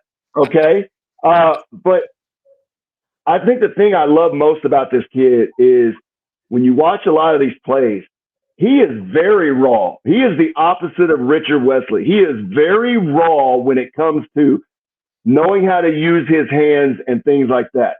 When you look at a lot of these, he's just overpowering. I'm not saying he doesn't use his hands, but he's overpowering. He's quick.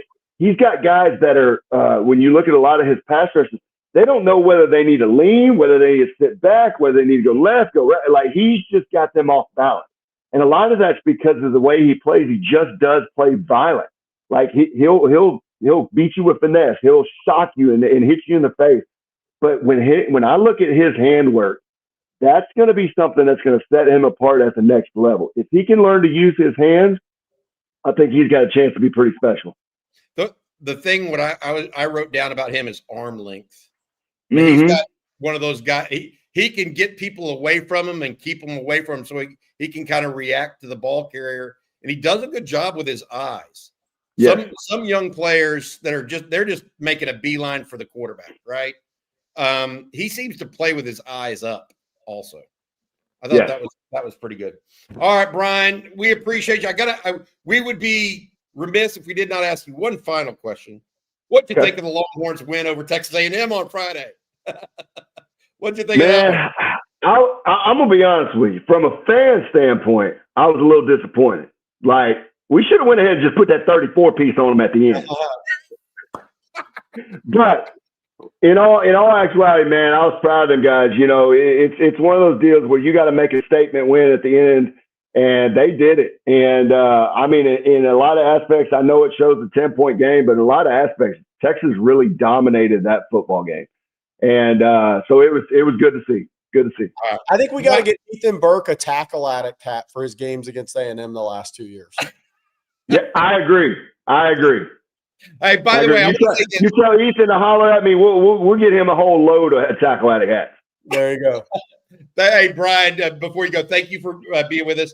Brian and Brandon Belt, the former Longhorn baseball player, own a tackle shop on the banks of Sam Rayburn Lake. Correct, Brian? Yes.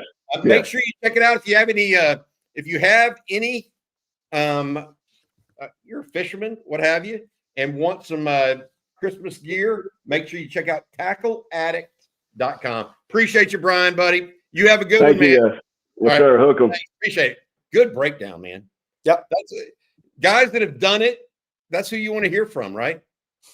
Good stuff. Thank you so much, Electric there. Now it's time for Hump Day with Hills. We have him breaking down our offensive lineman, Tony. Ooh. But first, we got to hear the speech about Longhorns versus the Aggies, brother. What do you got? Oh, listen, man. Today is a day where I am happy to be wrong. I am happy that everything that I thought was going to take place did not. I'm happy to see that we got the victory. My question to you is, Texas, you would say, okay, you look at Texas A&M, you look at who they played, right? All of that. At the end of the day, you play what's on the schedule. Would you guys say that Texas A&M is a pretty solid defense? Didn't look like it on Friday. I get that, but I'm saying overall. Yes. Are they a solid defense? I'm not trying to give them credit. I'm going somewhere with this, Bobby. I'm going somewhere. I get you. They're a pretty solid defense. The whole narrative that I've heard all year is that Texas can't run the football. So explain to me how they're able to run the football against their rivals, but apparently we're not able to run the football against everybody else. That's my question. I think because A&M's linebackers aren't really good against the run, if you want to know the truth. They did not play well. Okay. But, you know, I think that also Texas, to your point, Tony, when you really belabored this fact and brought it home, Texas hasn't committed to run the football like they did against A&M, and they decided to stick with it, and it showed some a lot of dividends all game long, especially that second half. And that's my whole thing. That's the formula to winning. So what I'm looking forward to going into, you know, bowl game or whatnot, and going into the season is obviously we know we're losing our interior, right? So we have to re-up on that. But when we do, and we find whoever the 5 is solidified for Texas, will we revert back to throwing the ball all over the field? Or will we say we're going to commit to this style of play so that we can get to the elite level? Talented team right now, but we want to be elite. We have the ability to be elite, but there's some adjustments that have to be made philosophically. But to talk about the game, I loved it. I thought the offensive line played very well. Man, I want to give a shout out to Trevor Gooseby, man.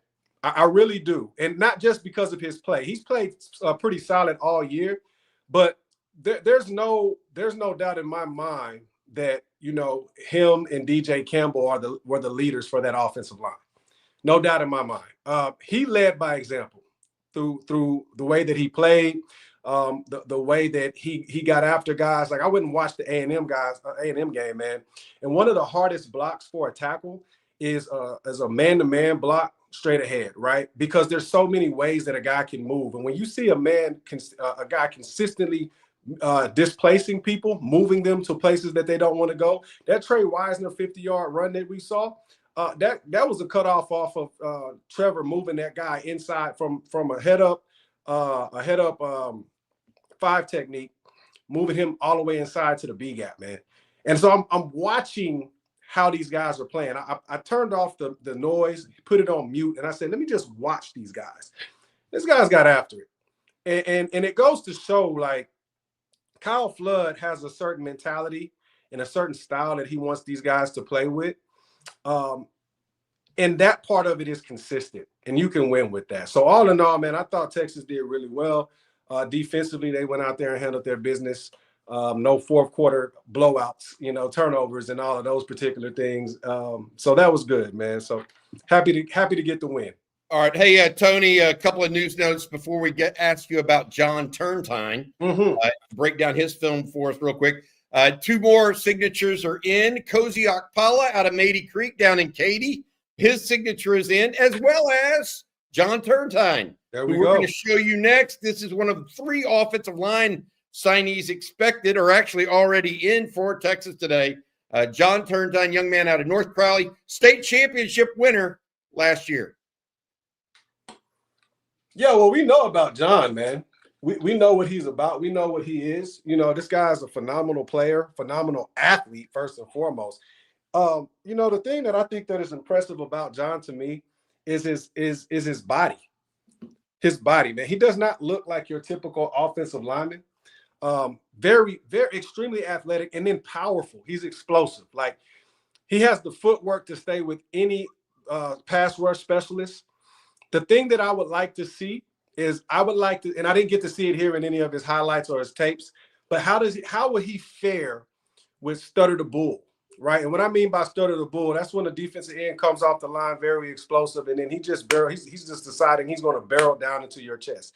Is he able to sit down on those explosive pass rushes? I don't know yet. But I do know this. He's a very versatile player. You can put him on either side, left or right. Because he has that athleticism. So, I mean, that's a good pickup. It's gonna take him a year or so to develop to the college game. He's gonna have to put on a little bit more weight. But I mean, I love, like, there you go right there. When he gets there with it on his mind, man. He gets there with violence in his brain, and I love it. There's some of his athleticism right there too. So I love the pickup. Head placement is good. Not great. Those are some things that he can work on. Sticking his thing a little longer with some of his blocks. Those are some things that he can work on. But I mean, that's me being nitpicky. I got you. What about Nick Robertson, young man out of Klein as well, that we Texas picks up today? Guy that is a big interior player, Tony, for Kyle Flood and what he likes. He played and moved to center some as a high school senior. Here you get a chance to see him. I think he's number 70 in these clips, Tony. Yeah, well, listen, that when you got a guy that like big centers, I've always loved big centers. And the reason being is because a lot of times when you face these zero techniques or shade techniques, these guys are 350, 330, 320 pounds. You want to be able to match that, with your own guy. And with the style of play that Texas has, wanting to run that tight and that wide inside zone, being able to be a transitional guard and to be a dominant center, my God, to be a dominant center, that position flexibility bodes well, because as you've seen, like, you're going to have situations to where guys get injured, guys get hurt. You got to be able to have that versatility. I like his punch. I like his look at that. Look at his drive. Yep. He keeps his feet running. I mean, Texas has an MO, man.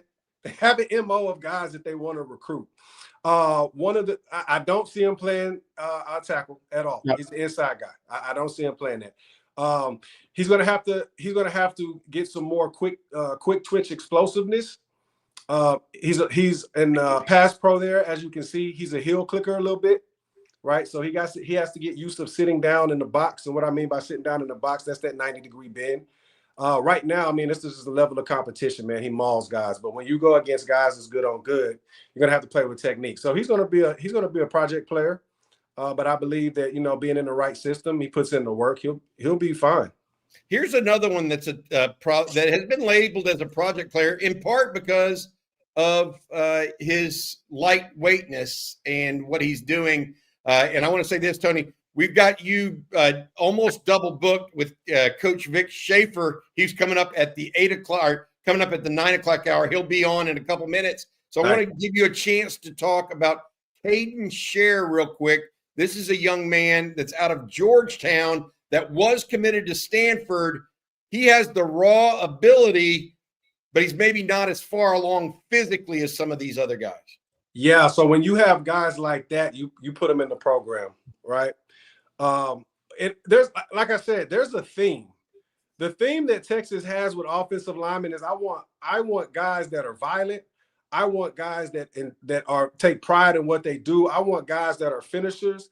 When it comes to project players, what are the things that you're looking for? I love that extension right there on the pass pro. What are the things that you're looking for? The things that we can't teach. Can we teach foot speed? No, can't teach that. You either have that or you don't. We can't teach size, right? You either have that or you don't. What is your effort like, right? You either have that or you don't. So those are the intrinsic things that we look at to see when you turn on the tape. Is he showing? Is he flashing? Is he finishing blocks, right? Those are the things that you look for to grab and say, okay, what are the technical errors? Can I get his hand placement right? In the run game, can I make sure that he's a driver and he's not a waist bender, right? In the run game. Wow, that's pretty impressive, right? What are some how is his football IQ? Does he understand defenses? Does he understand alignment? Right?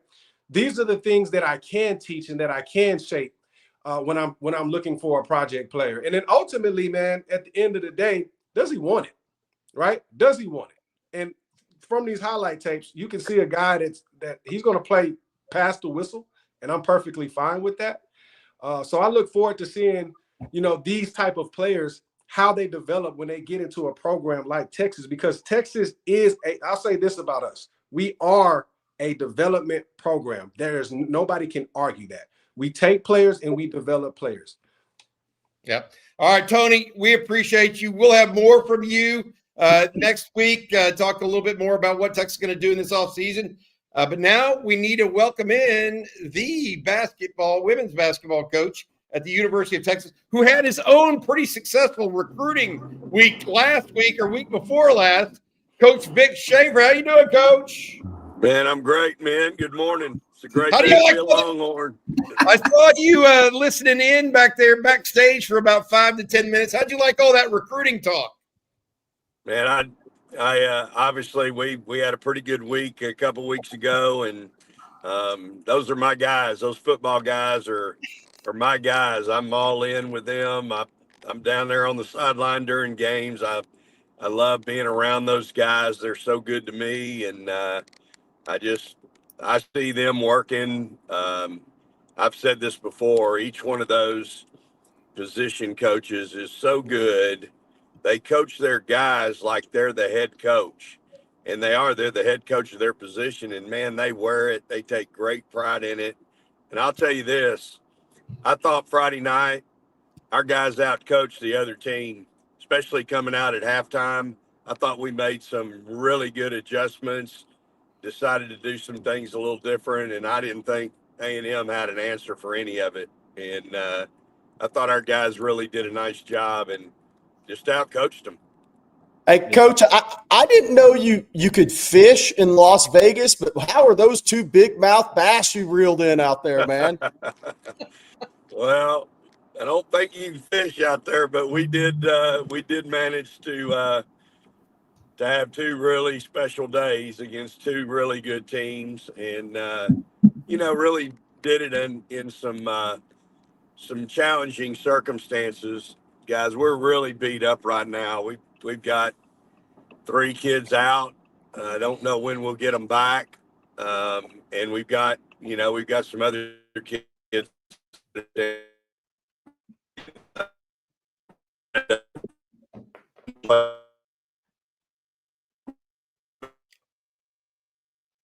He must be in Austin Hill right now. Yeah. There. 40 minutes back-to-back days. Yeah. Yeah. Hey, You Coach. know, they went back-to-back days, 40 minutes. Yeah. We lost you there for a minute. You were talking about the girls and winning that tournament out in Vegas. You know, you had the #1 recruiting class in the country too, Coach. By the way, we're talking, it's recruiting day. Tell us a little bit about those two, if you don't mind. Yeah, sure. Well, we signed 4 kids that are really special. 2 of them in the top 10. And both of, you know, all 4 of those kids we feel like are really going to be impact players. Great kids, first of all 4 of them come from incredible families. And, you know, number 8 in the country, number 10 in the country, number 20 in the country. Amalia is underrated but she's one of the best 2 guards in the country. She's one of the last kids to ever play with Kobe. She was trained by Kobe Bryant and played on that team and one of his last teams. And so you got Lizzie Spate from Vegas, who's a monster point guard.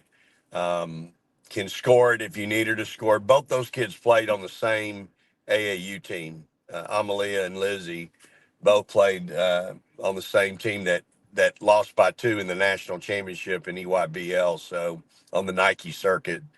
And then Addison Bjorn out of Kansas City, and Bree Crittenden out of Denver, number 8 and number 10 in the country. All 4 are going to be monsters. Just really, really good players, great kids, but are going to really be able to come in and play right away. I don't know that I've ever had 4 freshmen that I really felt like could come in and contribute right away. But I think all 4 of these kids, they just, they have a presence, y'all. They have a presence on the floor. You might call it the it factor, whatever you want to call it, but they're all really confident kids, and they're really skilled, and they're all driven. I mean, they all want to be great. So pretty good week. You get that week, then you go out to Vegas and you play back-to-back days against number 3, number 2. You got number 3 down 20 at halftime. I mean, it's about as good defensively as you can possibly play. Offensively, we executed. We had 1 turnover at halftime. And then you knew they were going to make a run. They did. But, you know, in the end, you beat them. Then you got to come back and play your conference, you know, nemesis, rival, whatever you want to call it. And, man, you go in there and just compete your tail off. And you're up 3 at half. They made a run, got up 8. We called timeout. I think I called timeout with 1:13 to go in the 3rd quarter. We were down 8. And I told them, I said, let's try to get this cut to 4 by the turn. And we did. And then, man, the 4th quarter, we just really executed some good stuff down the stretch. Got some big stops. Justice Carlton had a big game for us at the 4 that we desperately needed because they have an All-American at 4. And then obviously Rory hit a big shot. Booker carried us in the 3rd quarter. And so it was great. Really hard to do, y'all. It's hard to do when you got a full roster. It's really hard when you basically got a 7-player rotation. Yeah. Hey, Coach, I got to say, this is maybe my favorite coach interview ever because you're literally wearing your whistle on the interview, which is so cool. You're wearing your whistle, man. Like you've been getting after it this morning. Well, it's just part of the attire, y'all. Whether we practice in the mornings on Tuesdays and Thursdays. Today we'll practice this afternoon, but it's just part of the attire. I don't ever want to have to scramble around looking for my whistle before I go to the floor. So you know what? When you put your jacket on, you put your pants on and your socks on, you put your whistle on. I mean, I'm ready to go. Oh, big game tomorrow, Coach. Number 11, North Carolina. Tell us about that for a second. Yeah, and they could easily be number 4 or 5. I mean, their only loss is to UCLA. Played them really tough. And they're so talented. It's Courtney's best team offensively, I think she's had there. They're always in the top, 10 to 20 each and every year. But I think this is certainly our best team, and we're going to have to play really well. And I just got to make sure I got a healthy team, or a healthy enough, to get through this one. And again, we'll have to play well. They're really talented, well coached, and we didn't play real good on Sunday against Penn. Again, probably be expected coming down off those 2 emotional games. We had a great crowd. We had 8,600 in there at 1:00 on Sunday afternoon. I'm hoping we can get 10,000 in there tomorrow night, and we can play a little better. So we've had great crowds this year. Everything's been over 8,000. And so we need everybody to come out tomorrow night. But yeah, I'm excited about the opportunity. I'm excited to see us play again. For me, it's always, okay, have we gotten any better? And what have we gotten better at? And so 6:00 tomorrow night, it's an early tip. ESPN2, I think, is carrying the game. So a little bit earlier than normal, but that's all right. We'll be ready. Coach, I got a chance to watch you guys in person earlier this year. Aaliyah Crump was playing. Now she's injured a little bit. I know that. Brianna Preston injured as well. But Jordan Lee looked like she'd improved. Justin Carlton looks like a better player. Maddie Booker continues to look better and better each and every year. She's like that steady riser, she's on a different level in so many ways. And then Kyla Olaker, you guys got a good team, and I think that it's a fun brand of ball. You play havoc ball basically for 40 minutes. I had a great time going, and appreciate you joining us this morning. Again, 6:00 at the Moody. And I also want to say this, and I think Steve Sarkisian would echo this. Thank you for your very full-throated response to the NCAA playoff committee in college football yesterday. Some of us read Danny Davis's comments in the Statesman that you put forth, but just a wonderful representative of the University of Texas, and your team is certainly indicative of that. And maybe they follow after their coach a little bit in that regard. Well, man, those are my guys, and again, I mean, we all live in this league. And to diminish or punish our teams for losing a game in the SEC on the road, it just makes no. And that's what they said last night. So the AD at Arkansas said, that's what you're holding against us. You're holding against us a loss to a Florida team. You're not rewarding us for winning. You're not rewarding us for playing a tough schedule. You're holding against us a loss in the SEC on the road. It makes no sense. So just to be clear, A&M beat Arkansas by 3 and was lucky to get out of Fayetteville. Okay. Beat them by 3, lucky to get it. And they've been number 3 all year. So you obviously didn't hold that close loss against them. You're not holding Oklahoma's close win over the worst LSU team in the history of LSU. They should have lost that game Saturday night. So you're not holding that against Oklahoma. You bumped them up higher than they've ever been. They were lucky to get out of there with a W. But you want to talk about our close wins and then our one loss to a Florida team. So that one loss weighs heavier than the 3 wins in the top 10 that nobody else has. Not one team. If I'm not mistaken, not one team has 2 wins in the top 10. Not one. We have 3 in the top 10, and you're telling me that one game in the SEC, I don't care who it's against. You come live in this league, you deal with the injuries we had. Correct me if I'm wrong. You guys know this better than us. I know better than me. I know we had one starting linebacker out on Friday night. Did we have both our linebackers out? For the first half, we had Ty Anthony Smith was also out. Yeah. But Leandro LaFau had 11 tackles. I mean, so to your point, they have to step up. You're penalizing us in a game that you have injuries, you have kids that don't play week to week, and yet we've still found a way to beat 3 top 10s, but that doesn't weigh as much as losing to a Florida team that was in a lot of games. Just happened. I mean, and we were down in the swamp playing in front of 100,000. I mean, make it make sense, y'all. Like that to me, I would really have a hard time as the head of that committee saying that in public, because to me that's not very smart. Like that's not smart. Like that makes no sense to me, y'all. You're saying the logic doesn't flow. Yeah, I agree. I don't get it. I don't get it. So it is what it is. If you're trying to get the best 12 teams in there, they're certainly one of the top 10. Yeah. All right, Coach Vic Schaefer, you guys got to get ready for it. You got your own problems tomorrow night against North Carolina. Number 11, North Carolina comes to the Moody at 6:00.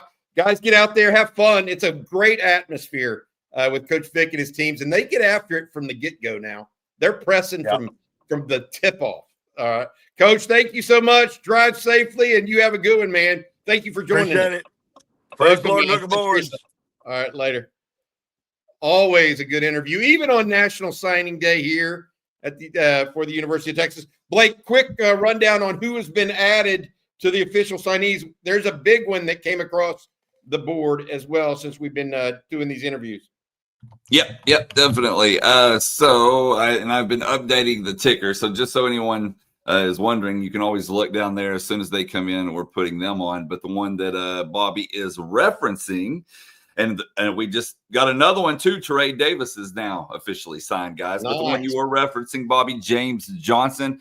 We also have Kosi Okpala. John Turnin is now official, and then Trot O'Neill. So all of those have happened since we've had our back-to-back guests over the last 20, 30 minutes. I want to update some things. A lot of people have been asking about Vodney Cleveland. Vodney Cleveland is look, as far as on the Texas side, I don't think they feel good about it. So we'll see. I think it would actually be a surprise in the building right now if he signed with Texas. Doesn't mean surprises don't happen on signing day. They do. But I'm just keeping you guys updated on that. Auburn trying and battling on Corey Wells, but Texas is holding off Auburn. These are the defensive linemen you want to recruit, by the way. And obviously, if Vodney Cleveland signs with UNC, it's 1,000% an NIL. It's 1,000% because he's committed to Bama. Then he picked Texas over Florida. He's been SEC the whole time, but that's the reality of that one. And hey, look, it's everybody's prerogative. I'm not sitting here talking down about Vodney Cleveland, right? If they do something amazing for his family, they do something amazing for his family. But that would be the reason. Also, breaking news coming out: Chris Kleiman is now the former head coach of Kansas State. For those in the real time here, and he is being replaced by Texas A&M offensive coordinator Colin Klein. That news is official. Colin Klein, the Texas A&M offensive coordinator, now the head coach of the Kansas State Wildcats. I'm sure Klein will try to coach the young men at Kansas State. Brian Hartline apparently to USF, South Florida as well. So the Buckeyes without a play caller. That's a good first job right there. A&M without a play caller, but maybe they'll be calling plays during the playoffs for their teams. All right, now we need to go to Will Matthews next. Will Matthews, former fullback at the University of Texas, helped block primarily for Cedric Benson.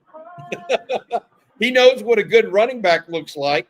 Will, thank you for joining us this morning, buddy. What's up, guys? How y'all doing? I'm You excited about today. You excited about today? Hey, let's That's take a it. look. We want to get your feedback on some of these guys, Will, if you don't Yeah, mind. yeah. The running backs That's in good. particular. Let's start with Derek Cooper, a young man that just won the Nat Moore Award down in Miami as the top player in the city of Miami, high school player. And his senior footage is really, really impressive. Tell us what you like about him, what you think he needs to do better, et cetera. Mhm. Yeah, I mean, I like to evaluate running backs just coming out of high school in a couple of ways. Specifically, to get to college, what you need to be able to do is run the ball well. Run the ball well. Be aggressive. Have breakaway speed. And also show some proficiency to grow in a couple of things. In college, what's the most important thing is pass protecting. Everybody can run the ball. That's why you got there. You got to be able to pass protect. And so, what I really like about him is he has a level of patience, experienced patience going to the hole. But when he gets to the hole, it is an aggressive explosion. He hits that line of scrimmage and he is gone. He does, it's not like he's making 1,000 different moves. It is speed. You can tell that he has a track background because of the way he runs when he hits the hole. He gets to the hole and then his head goes down and then he begins to move into that track speed like he's coming out of the gate on the 100-yard dash.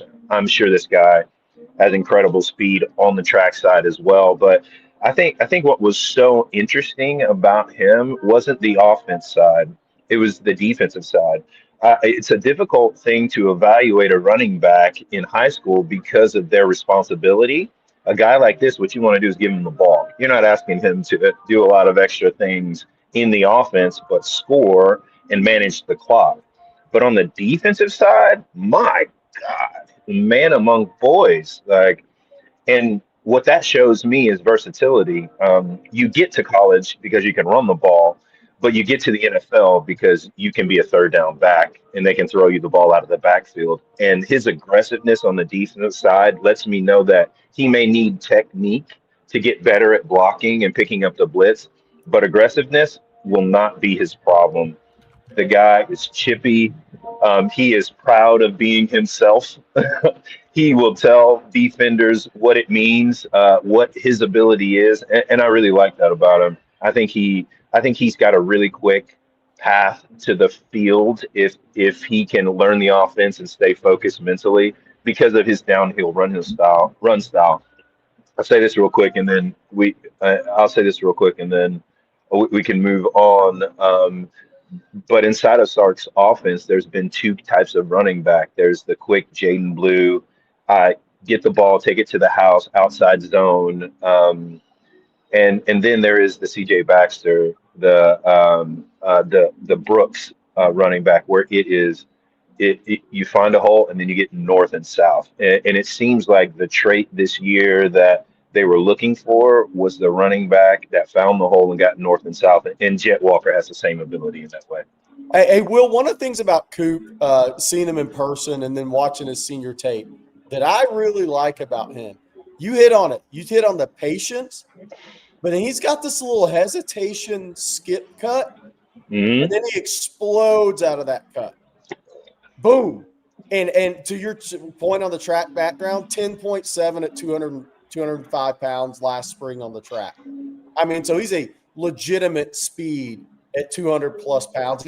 I think he's going to get about 220, 225. But talk about that, because you talked about that patience, but then he has that little skip cut or that jump cut when he needs it. It's really more of a skip cut guy, and then he explodes to it. But then he does not go down easy. He does not. I mean, I was watching some film and it looked like he was double breaking tackles on some guys. The guys would jump on his back, fall off. He would continue to run. They jump on again, and he continue to run. And just what you were talking about, that jump cut right there was something that made Cedric Benson one of the best running backs to come out of Texas. It was a very quick. It's not slow. Patience doesn't mean you're moving slow. It means that you're waiting for the play to develop. And that means that you've got a level of acumen and a level of patience that you need to get to that next level. As he the back slowly moves and the linemen move in concert. And when they do that, it opens up opportunities for the back to see where he's going, because what I like about him more than anything is his shoulders never go to the sideline. He is directly towards the goal every single time. Even when he moves, he keeps his shoulders square to the line of scrimmage so that when that hole opens up, he can get there. And that little skip jump takes him from the A gap to the B gap, and that really makes it for that 1, 2, 3 technique really difficult, because they don't know what he's going to do, and a lot of times they're guessing wrong, and he makes them pay. I think the one thing that he will need to work on is getting down in his pads, so that, because I think he right now he is just that much better than everybody, that he doesn't have to sit back into his pads, make the hit, and push through. He actually can just lean forward and run people over.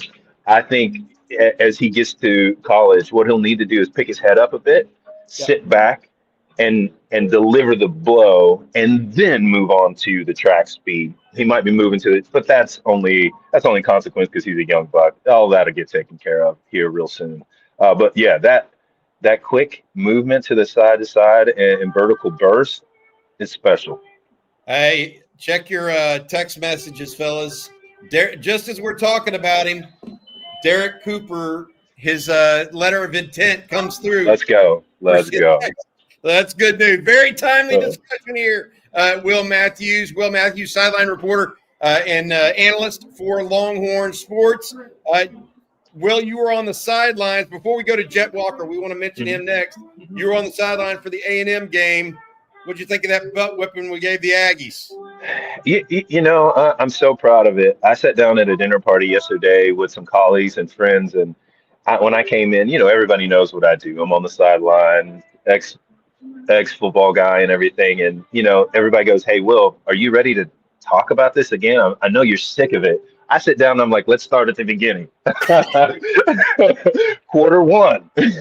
And it was a very special thing. Going into this game, I knew that Texas was going to take care of business. I felt like that all season, that no matter what happened, that we would be able to take care of business. And just a quick overview, it was a bare knuckle fight early in the first half, without Ty Anthony and Ant Hill. I felt like the defense would struggle a bit.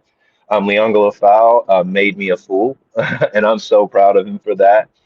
And then Ty Anthony comes in and does his thing, and I'm standing over there with Ant Hill, and he's got his earpiece in, he's got his iPad, and he's coaching the guys, and he's in there. And I remember being in Kyle Field my senior year. Cedric goes off, I think 200 and some yards. I mean, we've got one of the most prolific backfields in Texas history. We're getting ready to go to Michigan, and we put it on the Aggies, and they're still singing "Saw Varsity's Horns Off" as we walk into the end zone, moving out of that game. It is such a special game, and I feel like with Taft's leadership and some of the other guys, the team drunk it in. And I think no matter what happens with the playoffs and everything, they got a taste of what it feels like to be a winner. You asked Casey Studdard, you asked Roy Williams, you asked all of those guys, and what we know is what it feels like to win. And I think there's some big things in our future, and it just gave me so much hope. I've got pictures all over my social media, me fanning out, taking pictures with all the kids. It was just such a special time that won't be forgotten. And this fan base needed that, especially as we continue to have this conversation moving into the playoffs. All right, Will, we got one more guy I want you to look at. Yeah. If you don't mind, this is Jet Walker, and I know you're familiar with him. He's from Georgetown High School, local product, late commitment for the Longhorns, grew up. This is one of my favorite factoids about Jet Walker. He told our CJ Vogel that they played the Eyes of Texas at his grandmother's funeral. So you think he may bleed for an orange a little bit? What do you see in Jet Walker? Well, I mean, a lot of the same things that I was talking about with Derek Cooper, I mean, they're definitely different backs and will be used in different ways, but it seems like Sark this year has a specific archetype, and that is patience to the hole, explosive power, straight to the end zone. And I mean, I think this junior, he's 38 touchdowns. Like the guy is insane. He has a nose for the end zone. He makes one cut and he makes you pay. It seemed as if he made defensive backs take bad angles. Like they were like, "Oh, coach, I took a bad angle," when they were like, "I'm not going to tackle that guy." Straight to the hole and gets it done. I think that guy has a really big place. Like that's what I want to see from an SEC back. You move the defense and then get vertical. That's it. We can teach you everything else, young buck. We can get you. But I think what I was the most surprised was look at this play and how he has that direct inline speed. He somehow gains an extra gear and just makes people don't want to catch him and can't. So I think he's going to surprise some people. He's a great pick, and I think he'll round out this, and definitely he will develop and will need a little bit of time. But the importance of being a hometown kid, I'm a hometown running back, graduated Westwood High School and went to Texas. There is nothing like it. That boy right now is walking around with his chest out, and everybody knows in this town who he is, what he's going to go and do, and this town erupts and supports you. I'm so excited for him, and he has no idea what he's in for outside of just playing football because of just being a hometown kid. And yeah, it's life-changing for me, and I can't wait to see that for him. You were right about those 38 touchdowns, 37 rushing touchdowns a year ago, 1 touchdown receiving, 38 total, rush for 2,351 yards. Freaky season for him. We mentioned Derek Cooper a minute ago. He got the Best Player in Miami award.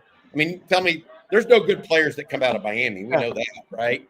But look, thank you so much, Will. Former running back, fullback at the University of Texas, current Longhorn sideline analyst for the Longhorn Network. Will, you do a great job, and we appreciate your contributions here on Texas Football all season long, man. Thank you, guys. Enjoy this.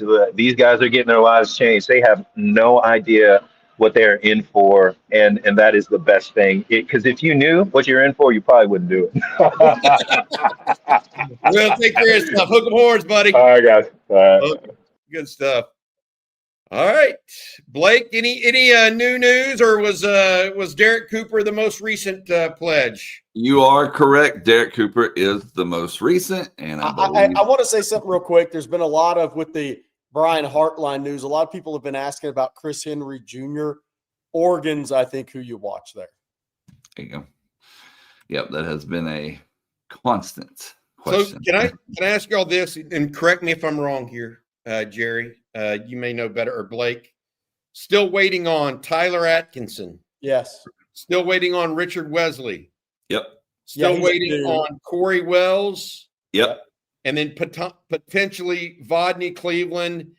Have we heard anything yet on Richard Anderson or Malachi Lee? Yeah. Who's gone in anywhere else? We're also waiting on Rocky Cummings. Yeah. The California kids, obviously. Yep. Wesley Cummings. Richard Wesley is noon Pacific time. So waiting on a few other of those guys. Trot O'Neill is in, obviously.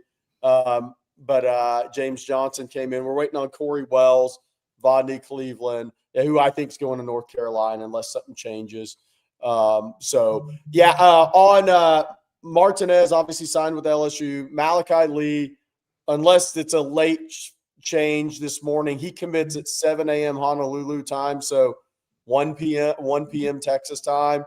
Unless there's a late change, late last night or this morning, Michigan was still the favorite. Richard Anderson, LSU is the favorite until they're not. The mom wants him at LSU, and I have a hard time getting past that one unless she does makes a big change there. Now, Frank Wilson's future at LSU, everybody's talking about Blake Baker. It's really Frank Wilson. Frank Wilson, there are very few rainmakers that I call those guys in recruiting anymore due to NIL.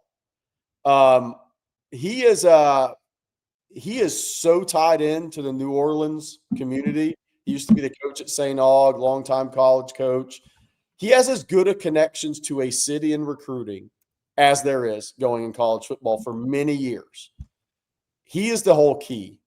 He is the whole key. If something happened with Frank Wilson, that might give Texas a chance on Richard Anderson, but that mom wants him at LSU, and that one's a tough one for me to get past unless he says something different. Dre Quinn, somebody's asked about Dre Quinn. Dre Quinn is expected to be Ohio State.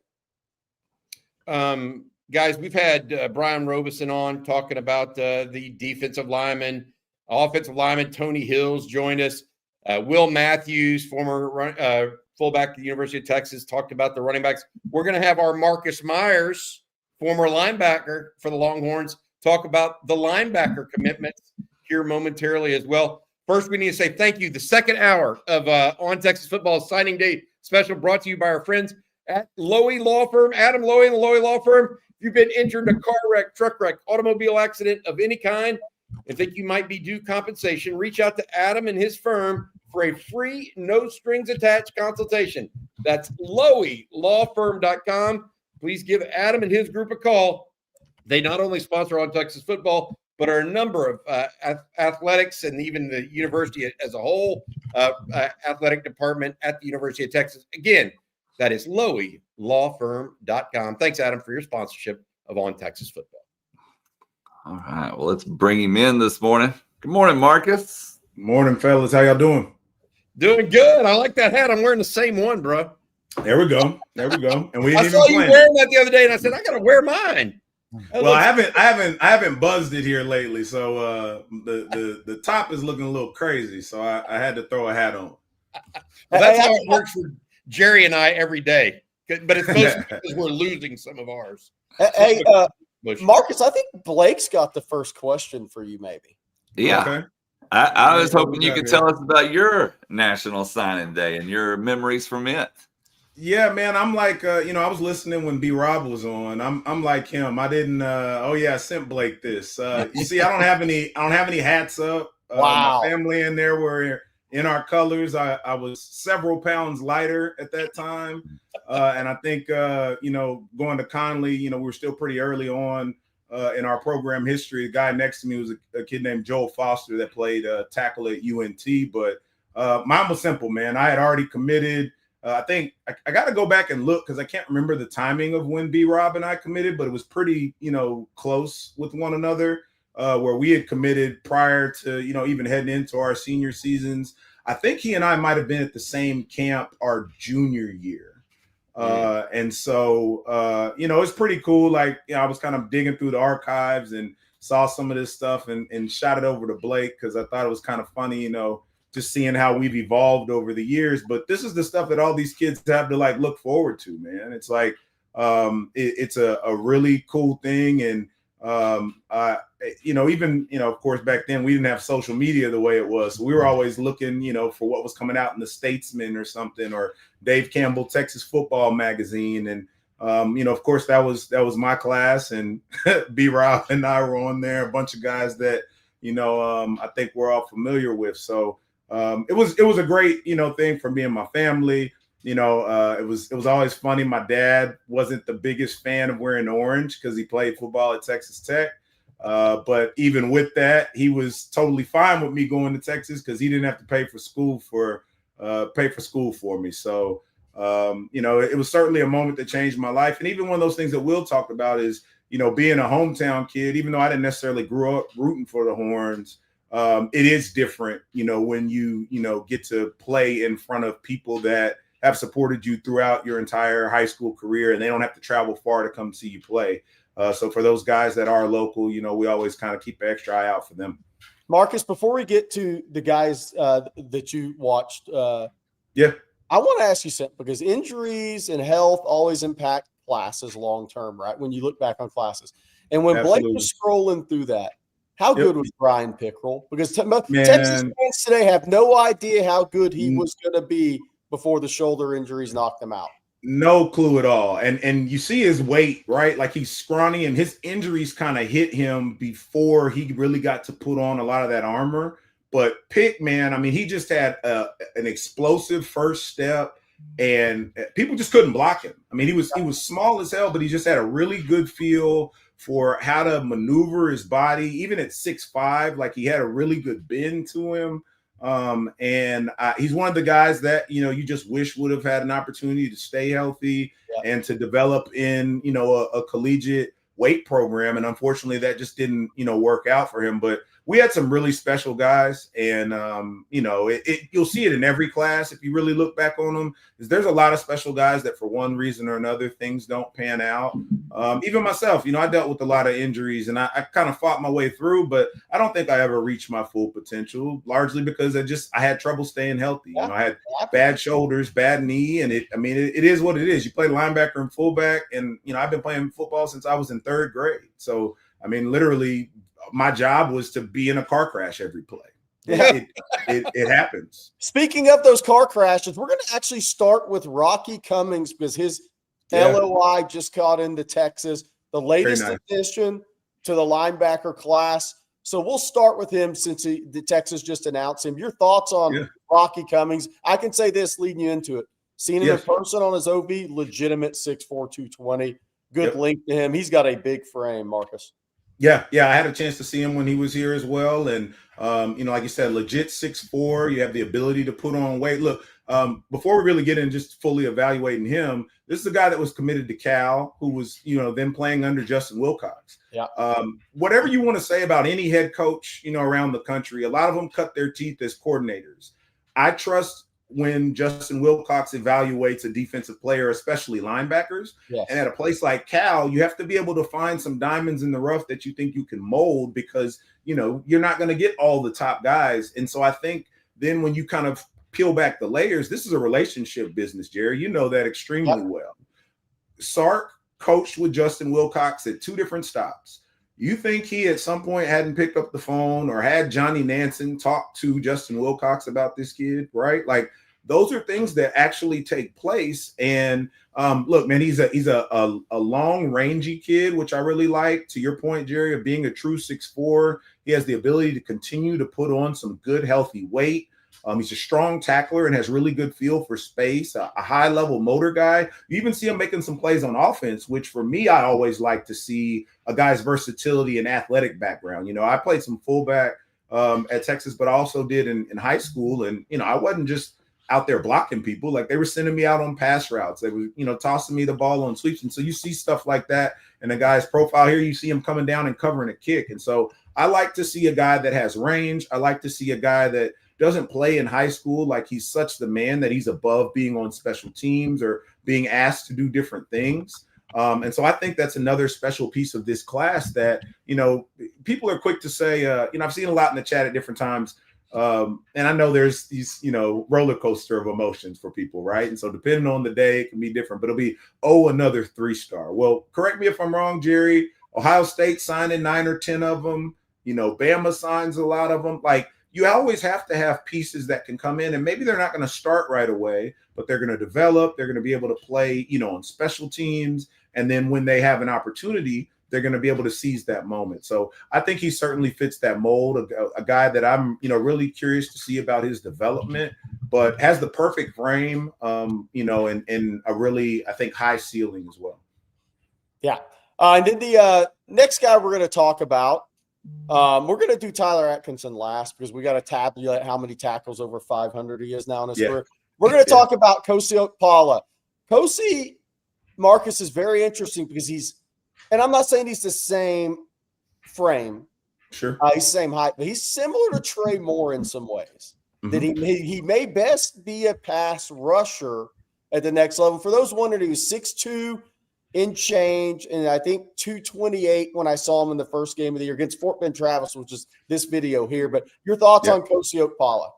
Yeah, man, you're spot on. A lot of the film that you're going to see here is him coming off the edge, right? And so I heard Tony talking about this a little bit earlier as well. There'll be some additional moves he'll need to add to his repertoire because what you often have happen is in high school, if you find some success with something, you're just going to stick with it, right? Like that's going to be your thing. And you see him do a lot of dipping and ripping under, offensive tackles to get to the quarterback. But when he gets there, he's looking to get the ball out.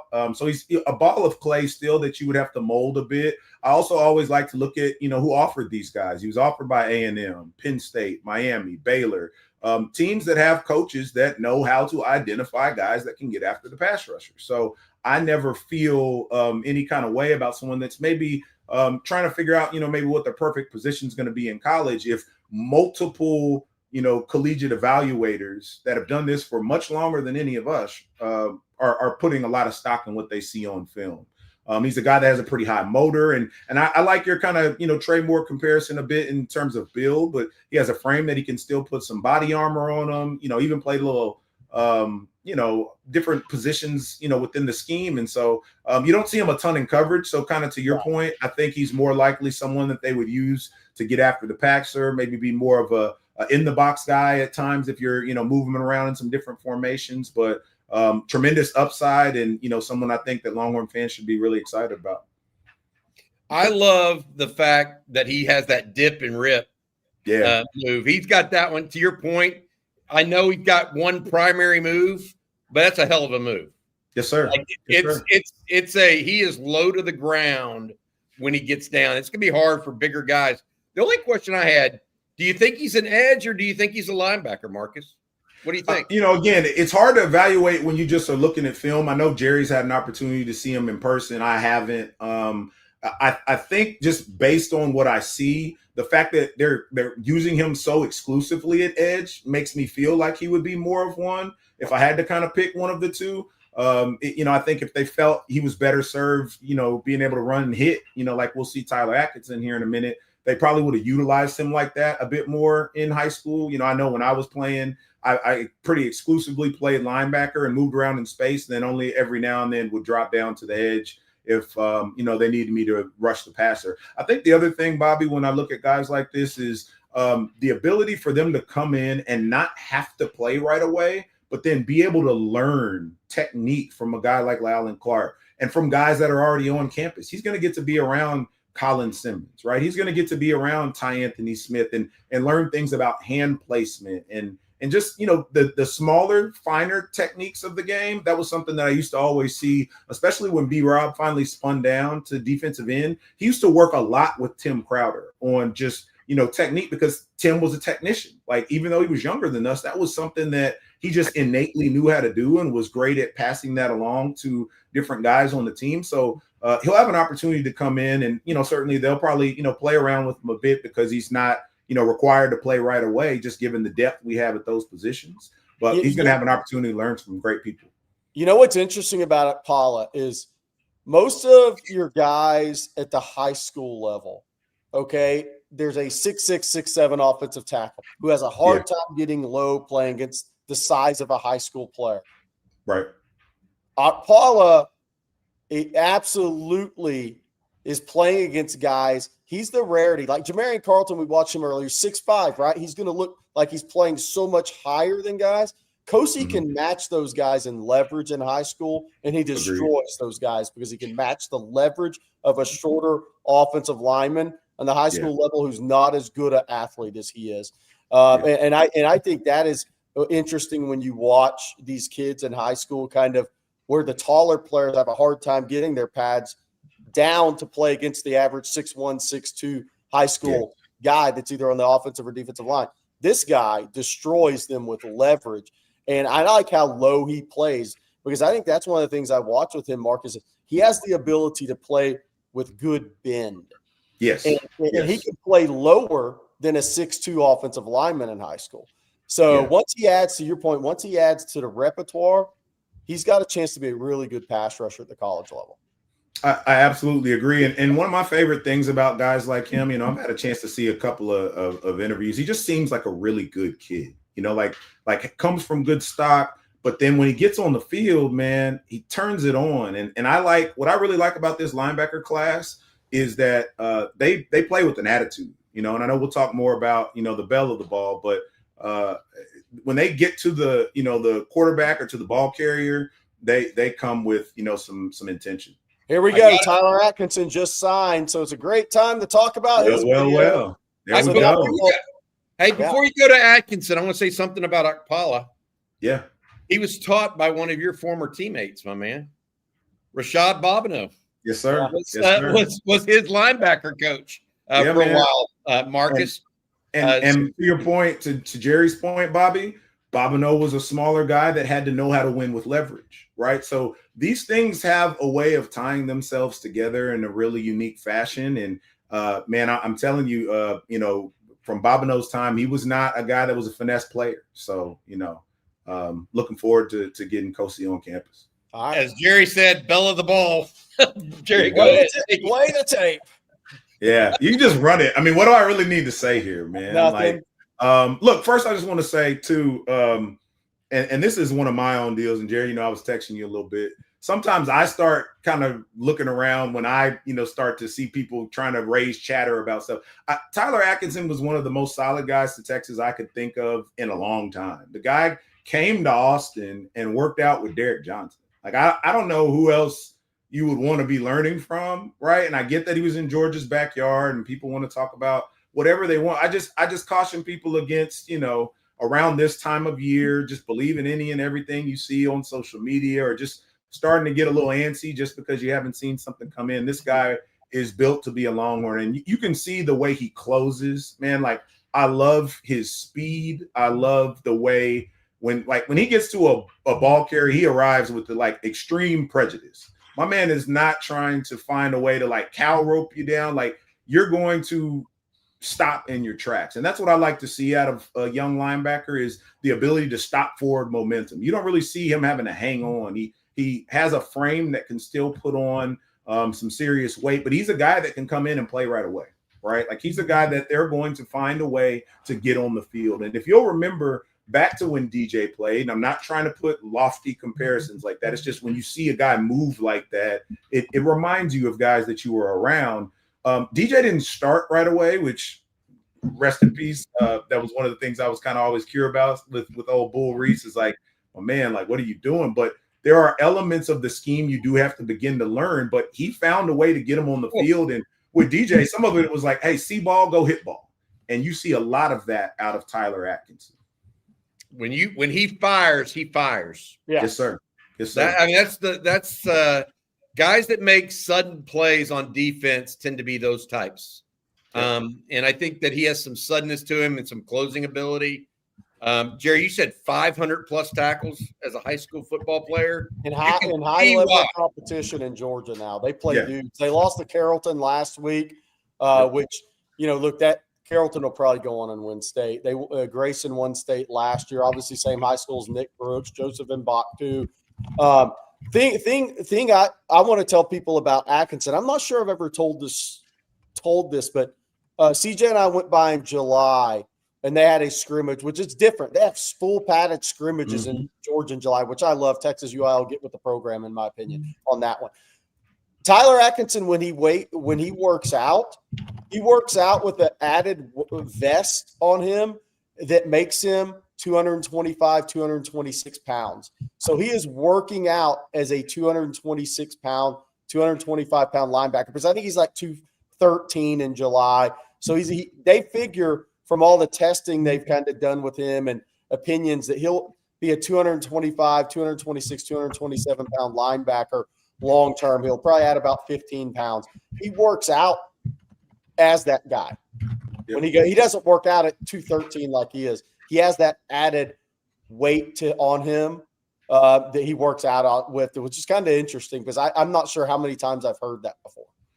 Yeah, I agree, man. It's one of those deals where not only can you project how he can easily put on that type of weight, but he's already doing things to show that, he can carry it at that.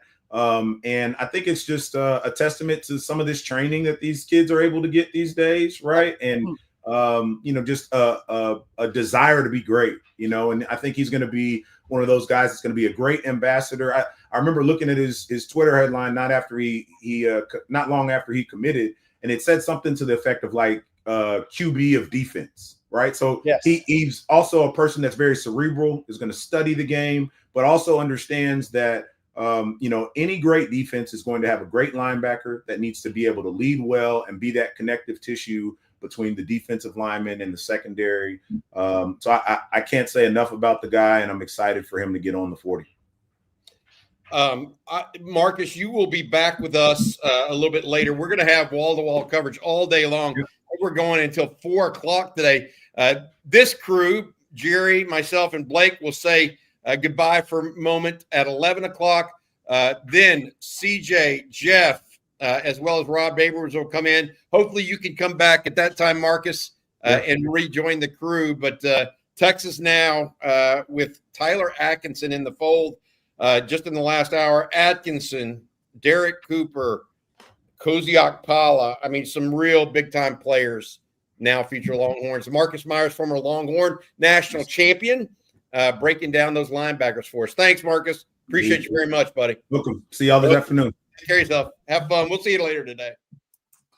Woo! Who are we waiting on now? I've got 3 players left. Is that what we got left? So let's take a look at defense. We are waiting on edge Richard Wesley, and then 2 on the DL, Corey Wells and Vodney Cleveland, which, Jerry, I know you've talked quite a bit about them this morning. Yeah, Richard Wesley signing at 12 Pacific Coast time. That's when his ceremony is. Could it come in earlier? Texas release it possibly. Corey Wells, Auburn have really been trying to make another late push with Alex Galesh there. Texas feels pretty good about that one. Then Vodney Cleveland, I do not think Texas feels good. I think Texas actually be surprised if he signed with Texas today. They think it's going North Carolina's way, which we broke that news that was definitely headed that direction a couple of weeks ago. We'll see. Surprises happen. I think that right now would be a surprise if he signed with Texas, being real. Then Texas also waiting on Malachi Lee to see what Malachi Lee does, the offensive tackle out of Honolulu, who's a Michigan commit. I think that might be a little bit of a surprise if he went Texas' way, but they've been in constant contact with him all week and way before that. And the whole season, essentially, Malachi Lee's always picked up the phone when Texas called. Always. There hasn't been a time he has not. So he's obviously had some reservations about Michigan as the season's moved on. Is it going to be enough? I don't know. But he's always picked up the phone when Texas called. Then Richard Anderson, wake me up when he doesn't go to LSU, but Texas is giving it the best shot they can. I just think his mom will be a tough one to overcome on that one because I think she wants him at LSU. The thing that could throw a little bit of a wrench in that one is if Frank Wilson was not going to return to LSU. I don't think it has anything to do with the DC necessarily. I think Frank Wilson's the key in that one. And then we'll take a look at the offense. They're all in, guys. Yeah. Everyone on the offensive board is now in the fold. Yeah, I mean, we list Germaine Bishop Jr. as an athlete. I think, I think that would be a little bit of a surprise to me if he doesn't end up on offense this season. He's had 108 receptions for over 1,700 yards. He's just such a playmaker on offense. You definitely know he's going to be a future punt returner at Texas. That you do know. I'm not saying he's taking Niblett's job. I'm saying down the line. But he could also be so good at corner or nickel. But he is such a good offensive player. Obviously, Diabella and Derek Cooper. We talked about Derek Cooper and Jet Walker with Will Matthews, Chris Stewart, Cohen Brown. And Cohen Brown, huge playoff game against Duncanville coming.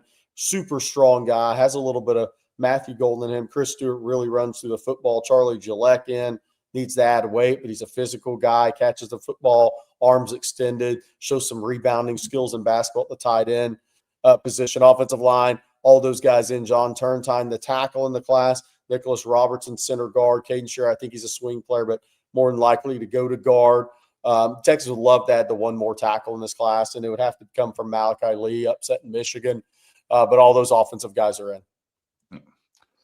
Well, let's get back to some super chats because we haven't done those in a while. And then, of course, if anything breaks, we'll obviously pause to get to that news. But let's start with this one from, if I can find it, Daniel.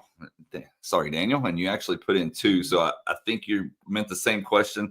If not, put it in normal and we'll get to your other one. But which signee has a chance to play right away?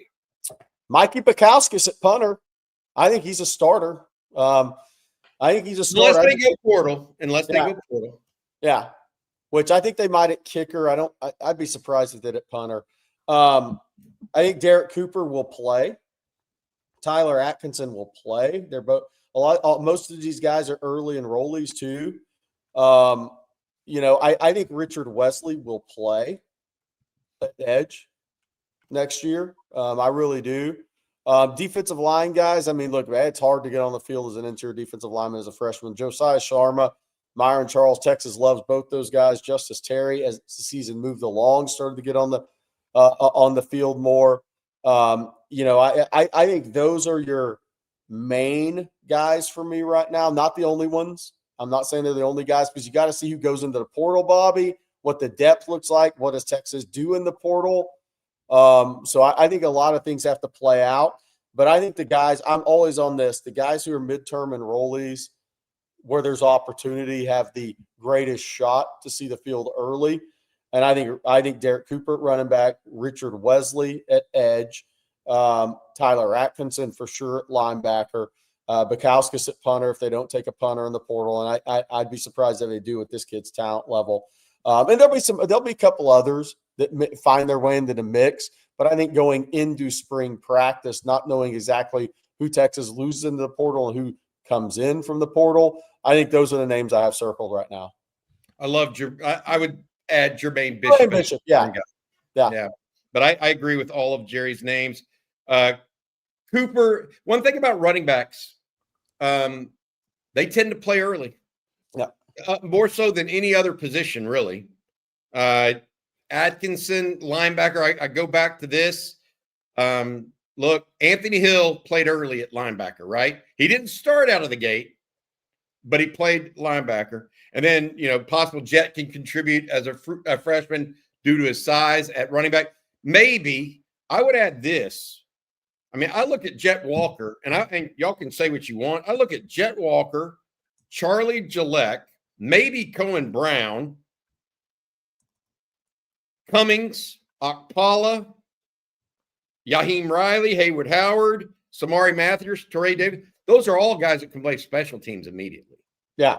Now, I don't know who's going to win jobs out of that group, but that is reality. I think when we start talking about play, we're talking about positional. I think there's 7 or 8 that could make a dent on special teams, clearly. Because like Cummings, to your point, Jerry, he runs well.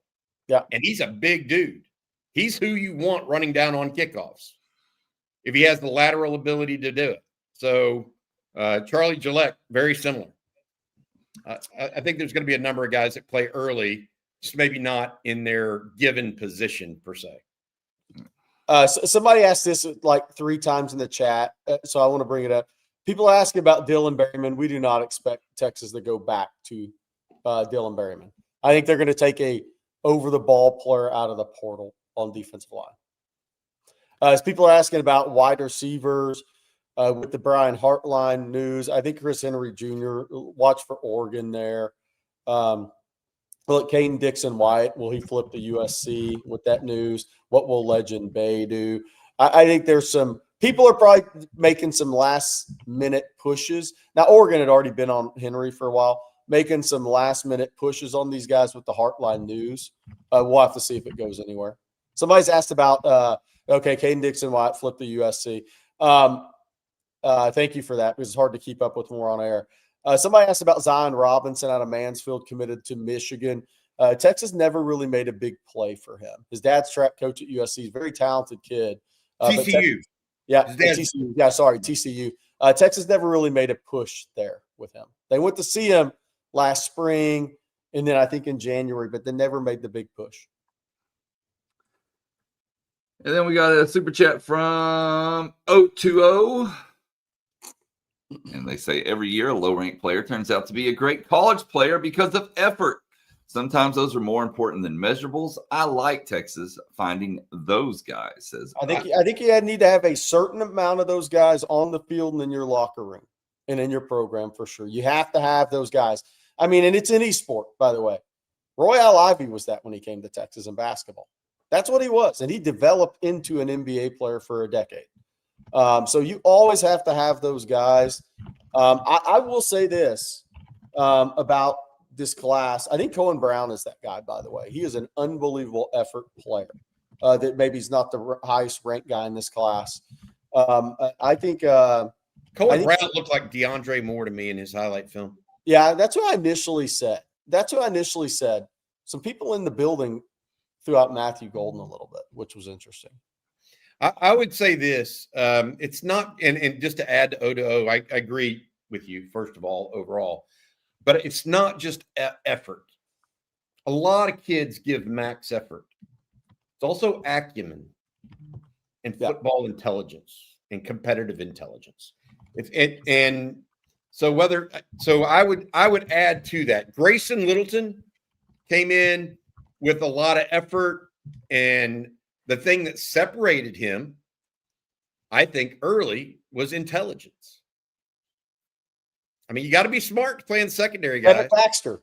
Yeah, it's intelligence too. It's not just effort, because a lot of these guys give effort and he's got to love football. A lot of guys love football.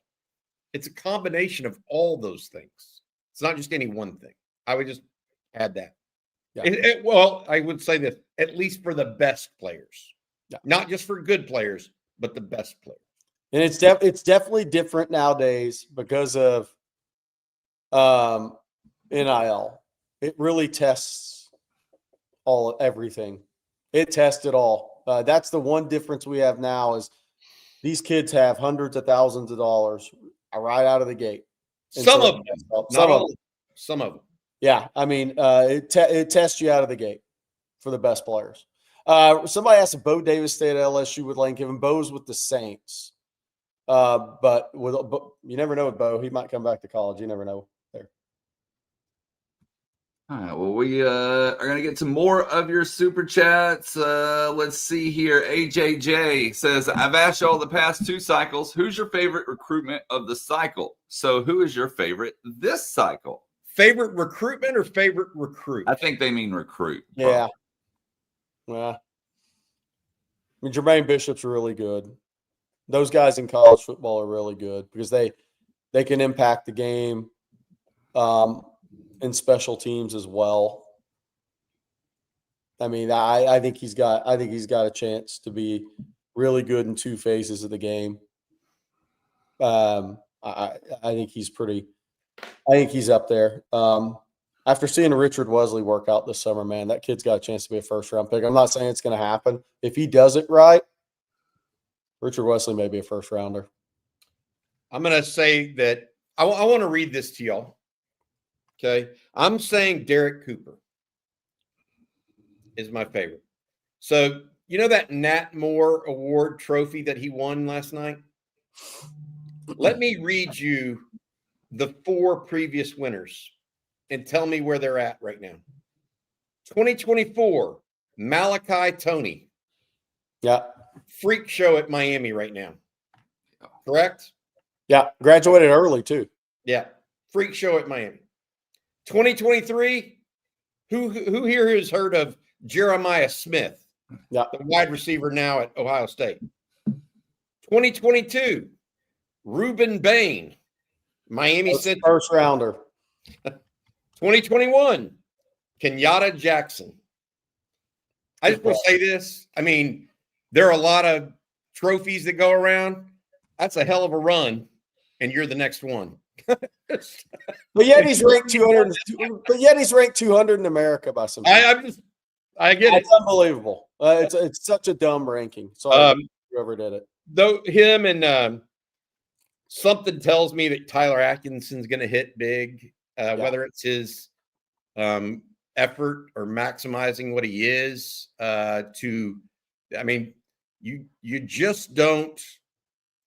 People don't naturally fire or accelerate on defense like he does. It's not. Very few people do that the way he does it.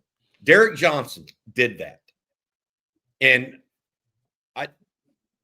it's rare. So I would put him up there. The thing on Derek Cooper that's like Jermaine Bishop, those guys have a Quandre Diggs type of mentality to them. Like Derek Cooper plays, and Will Matthews talked about it. He plays linebacker. He does whatever you need him to do to help try to win a football game. Quandre Diggs literally played quarterback. He played running back. He played safety. He played corner. He'd return kicks. Whatever Angleton needed him to do to win a football game. Germaine Bishop, same thing. You know what you have to have? You have to have athletic stamina. You have to have true athletic stamina to do that at the high school level. I mean, Germaine Bishop's playing 100-plus plays a game. Derek Cooper is playing a ton of snaps as a 210-pound player per game. Quandre Diggs used to play 90 snaps or until he cramped. You have to have real athletic stamina to do that, and that gives Cooper and Germaine Bishop a real chance because they have the physicality, they have the team part of it, and then they have athletic stamina, which is never talked about enough and is always underrated. And Naaman Robert says, Germaine Bishop is fire. And Michael Bishop posted his stamp of approval this past weekend. Yeah, absolutely. Michael Bishop, obviously the coach at the Houston School of Sciences, where Alfio Visi is also over there. But Michael Bishop, obviously one of the strongest arms we've ever seen at quarterback, and the uncle of Germaine Bishop. Somebody's asking Malachi Lee sign. Yeah, he's supposed to sign at 7 a.m. Honolulu time. Waiting on, from a Texas perspective right now, the 3 defensive linemen, Corey Wells, Vodney Cleveland, and Richard Wesley. And then those 3 are expected. Wesley is at 12 o'clock Pacific. Is that right, Jerry? Yes. Well, Cleveland was supposed to be 30 minutes ago. Yeah. He was supposed to sign at 9:30. If anybody has news on that, let us know. And then Corey Wells, there was no time. Auburn making a late run there. And then outside of those, Bryson Martinez has signed with LSU. Richard Anderson still has not signed. Texas continues to give chase. There's another couple of players that we going to mention, but we're not going to put their names on it. But the ones that you and I have been talking about behind the scenes, Jerry, have not signed with said other school at this time. And then obviously Malachi Lee. Those are the ones at this point. Late run to keep Cleveland, unless something changed in the last 30 minutes. I think Texas would be surprised if he signed with Texas. But, hey, surprises happen. I'll say that. But that one would actually surprise me, and I think it'd probably surprise Texas if Cleveland signed with the Horns. But they have had conversation with him this morning, and they still thought it would be a surprise. So we'll have to see. All right, we got a lot of people coming in and out here. So let's go back to this from Showtime. It says, are there any signing day flips or uncommitted guys to look out for? And then also Jeff Carey says, gentlemen, are we expecting any Bobby Booms today or this week? I mean, like we'll see. Look, I think when Malachi Lee late last night was still going to sign with Michigan, we'll see this morning. What he does. I think it's about, what are we talking about, 5? It's 6:10 in Hawaii right now. So within the next hour, we should know on Malachi Lee. We'll be checking to see if that's released through Michigan, or if Texas upsets, it's released by Texas.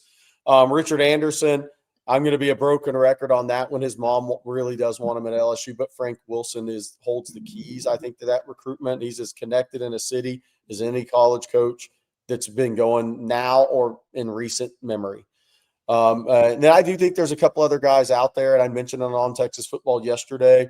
There's a couple other guys out there. We're not going to throw it out there because we don't want to start the rumor mill on that. But Texas is working behind the scenes on a couple of guys, and those guys have not signed yet. So we'll see what happens. Obviously, people that have been following this can guess pretty easily. It's always where there's coaching change, positional coaching change or head coaching change. By the way, somebody asked in the chat, and I do want to address this, thoughts on James Franklin at Virginia Tech.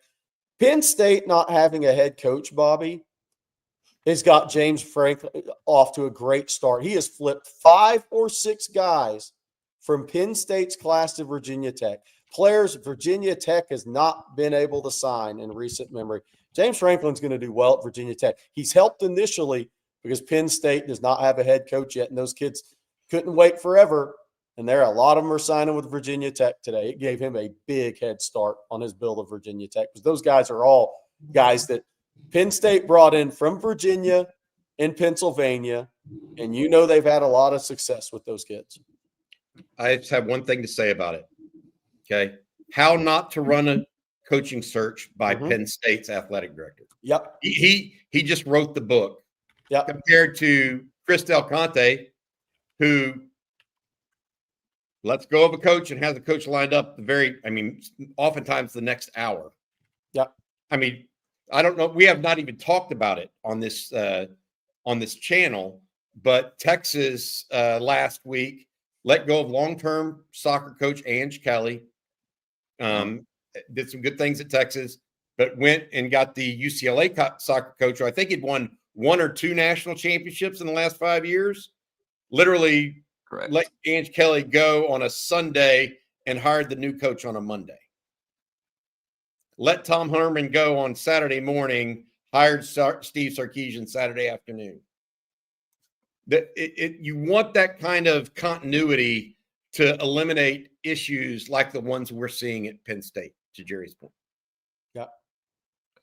And what that's done is gave James Franklin a jump start. That's unbelievable. He's getting players from Penn State at Virginia Tech. You turn it around pretty quick when you can do that. Be interesting if Penn State is Penn State very much longer, or if they go the way of Nebraska. I read something yesterday, but I think there's too much homegrown talent in Pennsylvania. Yeah, let that. And Rocky P, my apologies, we've been over this the last 5-10 minutes or so, but thank you for your super chat. I would have put that up, and I think Jerry's kind of gone in depth on that. Of course, we'll revisit that a little bit later in the show as well. And let's see here. Our next one is another one from Rocky P. It felt like Sark shifted his recruiting during the season from taking all big swings to focusing on low-cost, high-upside players. Feels like he's saving to go big in the portal. Yes. I don't think that has anything to do with the high school, though. I mean, a little bit. Because Texas is sitting there making big swings at Malachi Lee, Bryson Martinez, Richard Anderson, a couple other guys. I mean, they've gone after their guys. But I think so I don't agree necessarily from a high school standpoint. I think it's a combination. Yeah, resources are finite. They're not unlimited. And so I think some of that has to be, but to Jerry's bigger point, I think when he says combination, it's an overall feel. Like, we talk about Ohio State taking 10 or 12 3-stars and Georgia doing the same. Texas is doing the same thing. Yeah. So it has some effect, but it's not necessarily the overriding one, because if they think a special player is available, they're going to go after him. And then on the flip side of that question, Drew Lockhart says, thanks for the great coverage on Texas football. Anyone currently on the roster that we may see hit the portal? What are the time frames? And then on that same note, Nick Edwards also says, who all can we expect to lose going into next season, and key players we can expect to keep? And how should we fare next season with these expectations? I would be surprised if Texas doesn't lose at least 15 through the portal. So going over all of those, Drew, they're going to lose guys to the portal, unquestionably. Guys that have been, and I think the vast, vast majority, if not all of them, will be career backups or people that don't see a path to the playing field after 2 years in Austin. All right, and more super chats this morning. Let's take this one from David. David says, good morning, guys. I know Texas finished 9-3, but would y'all say that this was the most exciting season in the Sark era with all the come from behind games in the second half? Look, you say exciting. I say hair raising and heart thumping and, cardiac inducing. Yeah. Where you see excitement, I see my hair getting gray. I don't know about it being the most exciting. I will say this. I mean, the game last year against Arizona State, when it's 4th and 13, and you think you've just given away a national semifinal appearance, and then you complete that pass to Matthew Golden, and then the very next play you throw a touchdown to Gunnar Helm, and then you have Andrew Makuba with an interception in the end zone or right near it. That was a pretty exciting couple of weeks, in my opinion. Big game by Jaden Blue against Clemson, big run. I mean, all those things. So I like the season. I'm not. A lot of people say, "No, it's a disappointing season." Yeah, okay. I like the season. I'm not terribly upset by it. Texas went 3-0 against its rivals. That doesn't happen every year. And Jeff Calloway says, which draft eligible players would you like to see stay for their final year, even though you think they're likely to leave for the draft? I don't know. Manny Muhammad and Jelani McDonald are the first two that come to my mind, Jerry. Yeah, I think it's Jelani. I think Muhammad will go pro. I'm not sitting there guaranteeing, but that's always been the plan. I think Jelani McDonald, because you're losing Michael Taft. You saw Jelani McDonald, the big gains he made from year 2 to year 3. What kind of gains can he make from year 3 to year 4? I think he's one. RW brings a good one, Hero Canoe, because I do think there's still conversation to be had. There's conversation still to be had there, and I think a lot of people thought because he walked, he was definitely gone. But he walked from what we were told because all his family was in town. So he may still go pro, but I think there's still a decision to be made there. So I would go Jelani and Hero Canoe. Because I think the other guys are going. Then we got a super chat from Bruce here. Thank you, Bruce. Not hearing much on Nick Brooks anymore. Also, what happened to Ricky Stewart? I think Nick Brooks is good. I mean, I think that he just got – he wasn't ready for prime time. And when they made the move and Cole Hudson got back healthy, they kicked the more experienced Cole Hudson to left guard and inserted Connor Robertson. This year, all three of those interior guys are gone. Robertson, Hudson, and DJ Campbell. So I think that he's looking squarely at an opportunity to be a starter if he can pick up on all the intricacies and nuances of the offense. That's the thought process, or fight Brandon Baker at right tackle. That's the thought process. I would add one more thing to what Jerry was just talking about a minute ago. We did not mention Anthony Hill as a guy that could come back at all, because there's no way he's coming back. No, I mean that's already been decided. So just wanted to put that out there. If I had to pick one to come back, I'd pick Anthony Hill, but he's not coming back. And he shouldn't, by the way. Yeah. And Alec, I didn't see this as you were putting it in, but you put it in right when we were talking about it, about the portal that Bobby had just mentioned, expecting up to or around 15. He wouldn't be surprised. I wouldn't be surprised if it's in excess of 15. Yeah. So you can rewind a few minutes if you missed that, but we literally went over that right when you're putting that in. So my apologies for not putting that up. Let's see here. Justin Yarbrough. Great job on the show, fellas. Hook 'em. You had another top 10 class. It's going to be a big spring. Yes, I think recruiting combined with portal is going to be enormous. Yep. I mean, those two things, you could be looking at what they're going to sign 24 or 25, maybe 26 today, Jerry. Okay. Probably another 10 to 15 in the portal. That's half your roster. Almost. Half your roster. They signed 15 in the portal, that'd be 40. Half your roster. So we'll see I don't know how heavy portal they're going to go. It'll depend on the attrition they receive as well from their own roster. But it is going to be a new spring, as long as they keep some guys intact, as long as they keep the Arch Mannings and the Trevor Goosebys, those kind of guys. Colin Simmons, obviously. They got to keep the core pieces. And speaking of this, go ahead, Jerry. I was going to say, some people in the chat are talking about the linebackers where Anthony Hill would go in the draft. Arvell Reese is going to be the first linebacker off the board. Done deal over. Done deal over. That guy's special. And going back to the spring here from Bar Top Flight says, good morning, guys. Do y'all think we'll have a spring game this upcoming year?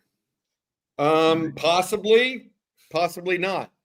I think that they would probably do something more akin to it this year because last year I think that it fell a little flat not having actual football on the field. So do they just do a practice or do they do I don't think they have to do a game. I want to say that. Like, why don't just go do practice? Let people watch practice one day. You don't have to do a game. Just let them watch practice. I also will say that there will be there's not going to be a spring portal available for folks. So you don't have to worry about that aspect either.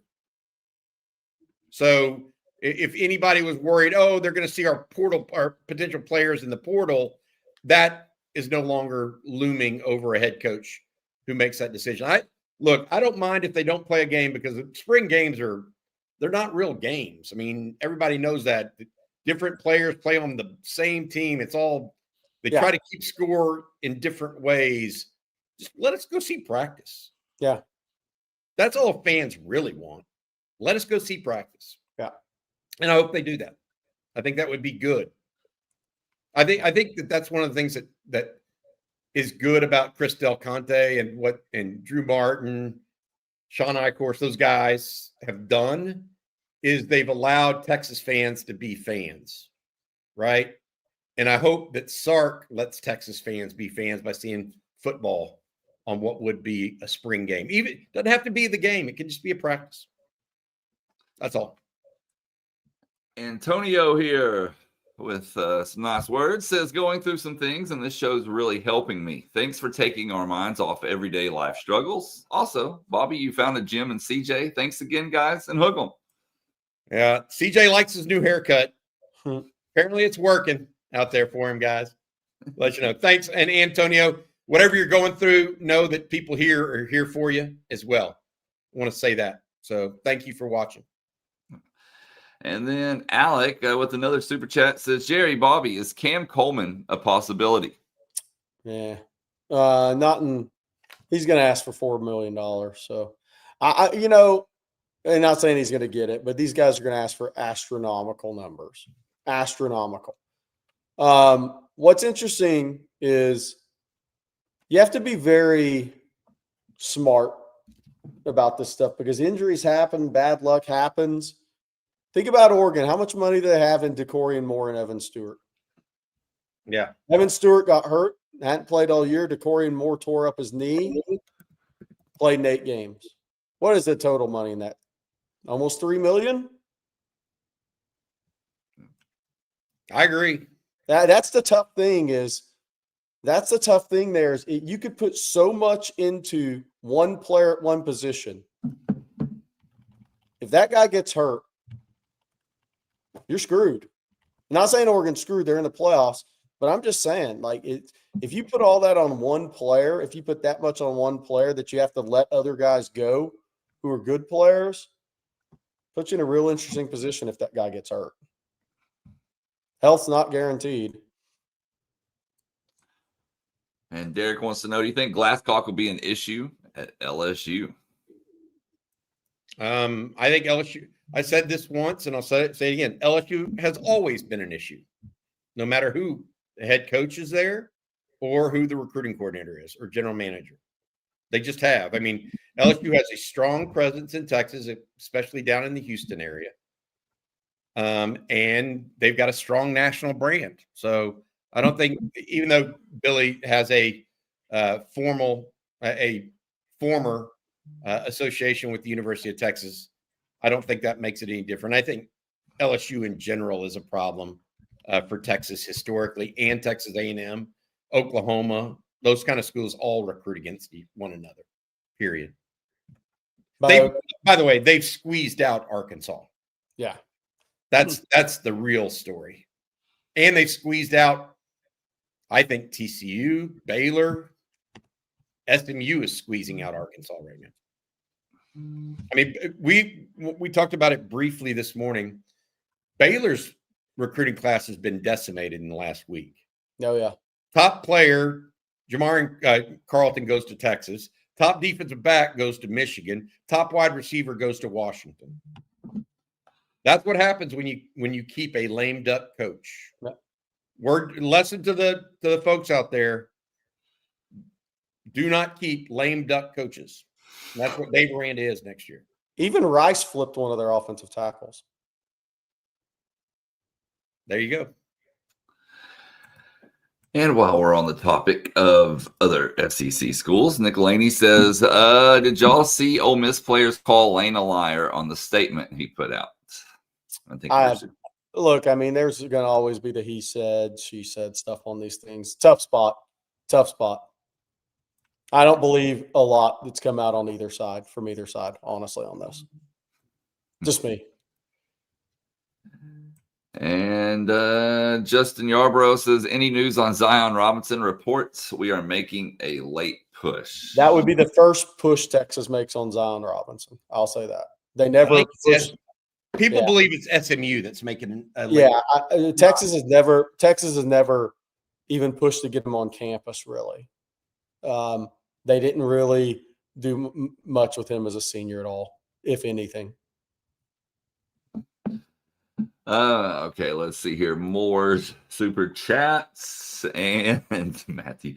Let's see. This next one here is from Edgar Padilla, and he says, we have had record draft classes the last 2 years. What's y'all's projections on number of Horns drafted this year? Hook 'em. Let's see. Anthony Hill, Ethan Burke. But a lot depends on who else comes out. You know, if Jelani stays, that takes away a guy, obviously. Bobby, who else you got? I think it's going to end up at 8 or 9, probably, depending on who. Manny, if he comes out, obviously is going to get drafted, which he's expected to come out, but we'll see on that. If Trey Wisner comes out, obviously he gets drafted. I think he gets drafted. He's a prototypical undrafted free agent, though. Yeah. Hero Canoe, if he comes out, would probably get drafted. What about Brevard or Shaw? Big-bodied guys. Not productive enough, probably. Shaw's knee, I think, is the issue. I just think that would be an issue. DJ Campbell will get drafted somewhere. Yes. Michael Taff, I think, is a maybe to get drafted. I actually have him behind some other guys, even like Trey Wisner or Canoe. Cole Hudson's going to be a maybe to an undrafted free agent guy. He'll get a chance in the pros. I think it's too many starts. 8 or 9. Jack injuries. If he comes out, could have good. I think it's going to end up 8 or 9. I'm looking at 1, 2, 3. Jack Boomeister might have an outside shot of getting drafted late. Yeah. Yeah. Good list. Probably 8 or 9 at the end of the day. I would say I'm more comfortable in the 5 to 7 range than Jerry, but you know, tomato. Yeah. Okay, well, we're talking about the college football playoff earlier in the show, and we got some super chats regarding that. Let's start with Jay Fry here. Is there any scenario left where Texas can make the playoff so I can stop torturing myself? I think there might be a bizarre one. Georgia beats the you-know-what out of Alabama, and it's never a game. Yeah. Then all of a sudden, people look at Georgia a little differently, and Texas has lost to Georgia differently. That's a possibility.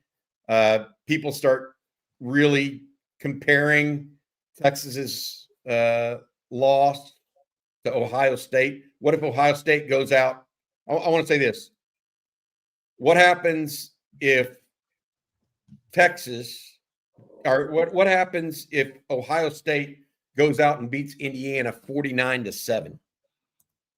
And Texas is still sitting there with the closest by far game against Ohio State.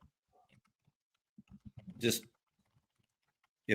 anyways, just a thought process for those unaware. If Ohio State and Georgia win big, it will look good for Texas. That's the outside shot, in my opinion. But I think both of them might have to. Because I think people discount the Texas loss to Ohio State like it wasn't some kind of good showing because both teams looked like they were stuck in the mud for half the game. But in retrospect, nobody's been within 3 scores of Ohio State except Texas. And if Ohio State beats the ever-living you-know-what out of Indiana, I mean, at what point do they point to that loss and say, geez, nobody's even come close to Ohio State except Texas? I think the biggest issue teams ahead of who are we better than? Well, let's start with maybe Oklahoma and Texas A&M. Right? They're better than them. Double-digit, 3-score win over OU. 2-score win with the ball driving against A&M. Quarterback completed 3 passes over 10 yards. I mean, so anyways. I think the toughest thing from the ranking standpoint is the teams that are ahead of you that don't play this weekend. Yeah. They've already made their bet on that stuff. So, that's the toughest thing. That's why it needs some chaotic things to happen. Why are people not standing up and talking about Texas's close loss to Ohio State? Tell me why that's not. I mean, nobody else has come within 2 scores of them. Yeah. Yet, anyways. Yeah. When clearly Texas wasn't a very good team at that point, by the way. Anyways, Texas 6-1 over the last 7 games. That one loss came to the number 2 or 3 ranked team in the country. That was a 1-score game in the 4th quarter. Jay says, I find it funny that the 2 biggest fan bases crying about Texas in the playoffs are the 2 schools that we took the belt to. Absolutely. Yeah. Because they want to think they won the rivalry when they didn't. Yeah. I think fair or not, I think one of the things that's hurting Texas and Miami is they're seen as the really, really talented teams that underachieved this year. Yeah. And it's hard to argue against that for me on both of those teams because I think they're I would say you could say there's 2 of the top 6 most talented teams in the country. Other than Florida, did Texas really underachieve based on final victory, wins, and losses? No. As the way they played at times, yes. Oh, absolutely. That's the thing. That's the thing. It's like, yeah, that's the hard thing. And same thing for Miami, right? Those 2 teams they're looked at as saying, y'all didn't really play up to the talent level. And whether it's fair or not, those things hurt teams. Texas clearly beat OU. Texas clearly beat Vanderbilt. Texas clearly beat A&M. My whole stance on it, get it to 16 as soon as possible. And I think this year is going to what's gone on in this one is going to help to push it to 16 sooner. If I were a college football czar, I would push it to 16. And I just say, however you rank them, and let the 16 go and stop this James Madison and Tulane nonsense. Yes. North Texas nonsense. Yes. I mean, it's just got to go. If they're in the top 16, great. Boise makes it, that's great. Conference champions have to make it. Why? Yeah. Because we want to, create an atmosphere of collegiality. Okay. That's really working. Especially when North Texas isn't going to fund their sport at the same level Texas is. Or Ohio State, or Florida, or Georgia, or Alabama, or USC, Oregon, Washington. List goes on and on. Yet let's give them an opportunity to be similar. It's done. It's done. McCleskey says Notre Dame has beaten nobody, and Miami's only marquee win is checks notes. Notre Dame. Nothing should help Texas' case more than the listed principles. And then we got one from Les who says Texas will be number 12 as soon as Tech destroys BYU, and don't say it doesn't matter because Texas lost out when Kansas State beat Texas in the Big 12 championship. Oh, no, BYU's the team that's going to drop. after they lose twice to the same team. Now they have to lose. Yeah. They have to lose. Yeah. Otherwise, there's no shot. Yeah. Or they could punt Texas Tech. I don't know. Lee says Texas should drop Notre Dame from the schedule. Keep Ohio State and Michigan for home games. CDC, L-Type, and Sark should hold a press conference. What do y'all think? I don't want Texas to drop these games. I just want the playoff to get to 16 where it should be. And then this stuff doesn't look. This college football needs to keep these games, but in order to do it, they have to get to 16. And I think this is one of the reasons it's going to push this move. They meet in mid-January, right? And I know there's TV contracts and everything else that goes into it, but this is the thing, the threat, the talk of canceling this game. These games are going to push it to 16. I don't want to see Texas change the schedule. I just want to get the playoff to 16. If we get the playoff to 16, then look, if you lose more than 3 games, you don't deserve to be in the playoff anyways. So let's just get it to 16 and knock out a G5 too while we're at it, and keep playing the games, the non-conference games that matter. And there will be enough 3-loss opportunities for these teams. And let's just roll with that. I mean, that's the way this should be. There's very few opportunities to have it all. I think college football has a chance to have it all. Keep the great games in the non-conference, which I think matter for the sport that need to be played. Get the playoff to 16. You're going to get 3 or 4 3-loss teams in at that point, or 2 at least, probably 3, and just roll with that. And if you kick the G5 out and say, "Hey, you're playing your own deal," that's fine too. But I don't want these games to be canceled. That's not good for college football long term. Too much history of college football. Too much one money. other one on the playoff Longhorn frenzy. Thank you. Yeah. He says, I've resigned myself to the fact that Texas was not going to make the college football playoff. I'm looking forward to as Jerry calls it, the second season of the SEC. Hook 'em. Love the show, fellas. Yeah, thank you, Longhorn. We are in the midst of it right now. Just to give you guys, if you're just checking in, haven't been with us all morning, Texas waiting on 3 potential signees at this point that have committed to Texas. We think 2 of them are still committed to Texas. We question a 3rd one. They are Corey Wells, defensive lineman out of Petal, Mississippi. Apparently Auburn making a late run there, but is, to our knowledge, still committed to the University of Texas. Richard Wesley, big defensive end prospect out of Southern California, is committed to Texas, has not signed, not supposed to do so until noon Pacific, we believe. And then Vodney Cleveland, defensive tackle out of Birmingham, Alabama, is committed to Texas, but we still believe he's going to end up at North Carolina at this point. So those 3. And then there are a couple of guys Texas still waiting on. Richard Anderson out of Edna Carr, defensive lineman. Bryson Martinez has now signed with LSU. Malachi Lee, big offensive lineman out of Honolulu that has been committed to Michigan, was still talking to Texas as of yesterday. And then we're waiting on a couple other guys that are, I would say, remote possibilities based on some late movement. But until those guys become public names, we're not going to push them out there because no reason to sound alarm bells until it's time. But right now, Texas already getting scholarship papers, I believe, from 22 of the commitments at this point, Blake. You can see the list that we're running right now at the bottom of the scroll that Blake has put there for you guys. We got another super chat regarding recruiting. That Legend Bay highlight reel Jerry shared has been burned into my mind ever since. Haven't seen him sign yet. Any news? Is UT in it at all or no? I thought he signed a few minutes ago, but I think Ohio State held on to him and Chris Henry. But we're on air, so it's hard to keep up with all of it. Correct. And then we got one here. You guys and Bobby, you just talked about it. I think we get Vodney Cleveland today. I know there's some reports out there that it's happened or happening. Texas has released nothing on that. And I can say as of this morning, they had some back and forth. I think as of early this morning, Texas was not expecting to win that one. But we'll see. You never know. We'll see. But Texas has not released anything.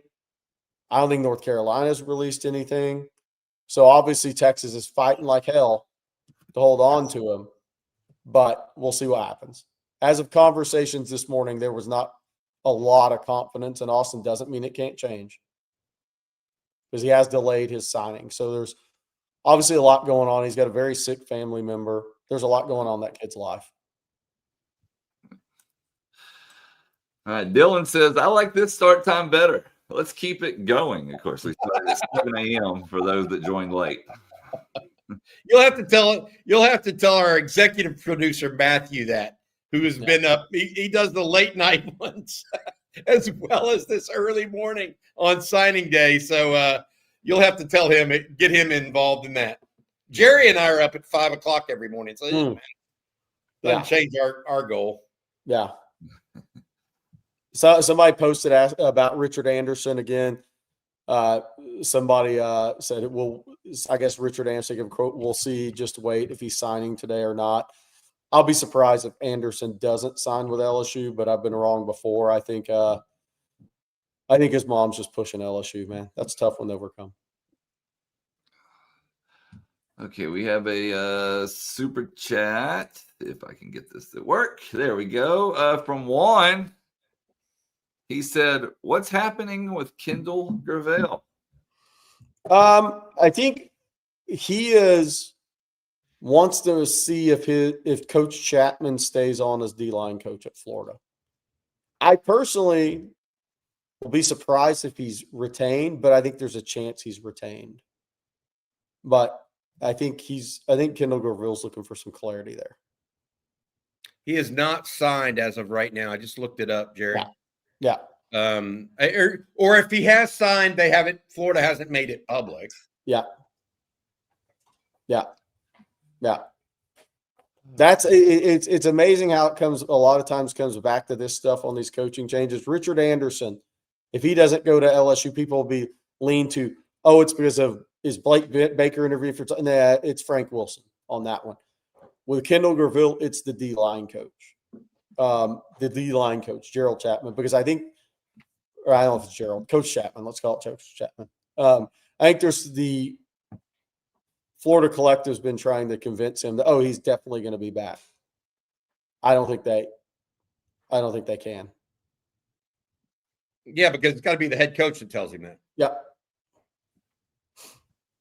Okay, let's see here.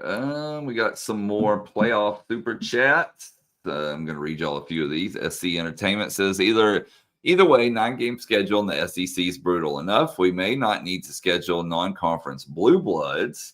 Jeff Carey dropped the very difficult out-of-conference teams on our future schedule until we go to 16 teams. Rod Baber's helmet says the main argument is the Florida loss on the road that somehow negates 3 top 10 wins after that. North Texas, Tulane, Duke will get in only to get smoked. And finally, Duke may not get in. Virginia's the one that's likely to get in. Yeah. Because they'll win the ACC championship over Duke. And then Lou says we can talk expanded playoffs and out-of-conference scheduling later. Right now, we should mobilize and push back against this committee and their media minions. Yeah, I don't know what to say about that, Lou, but my take on it right now is Hunter Yurachek being the lead of that, the Arkansas AD. I mean, I just this whole scenario just reeks. It's just Bruce Feldman. I mentioned this earlier. I think he said it best. I mean, what are we doing in college football right now? Yeah. What are we really doing? We're not actually. We're getting nowhere, and it just continues to get worse.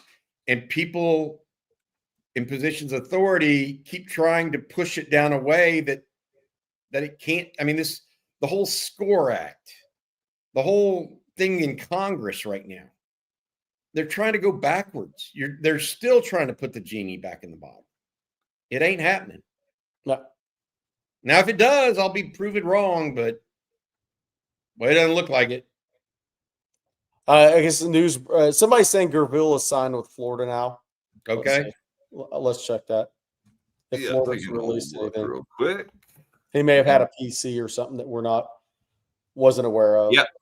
He has signed. That was 23 minutes ago. Welcome to the Gators, they say on their official football account.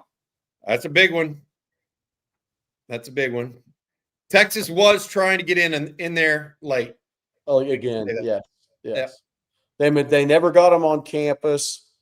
He started having some late second thoughts, wondering about Coach Chapman. Not enough to get over the finish line. I think Florida. I think the other thing too, from an NIL perspective, is what have guys got up front? Yep. When trying to flip some of these guys.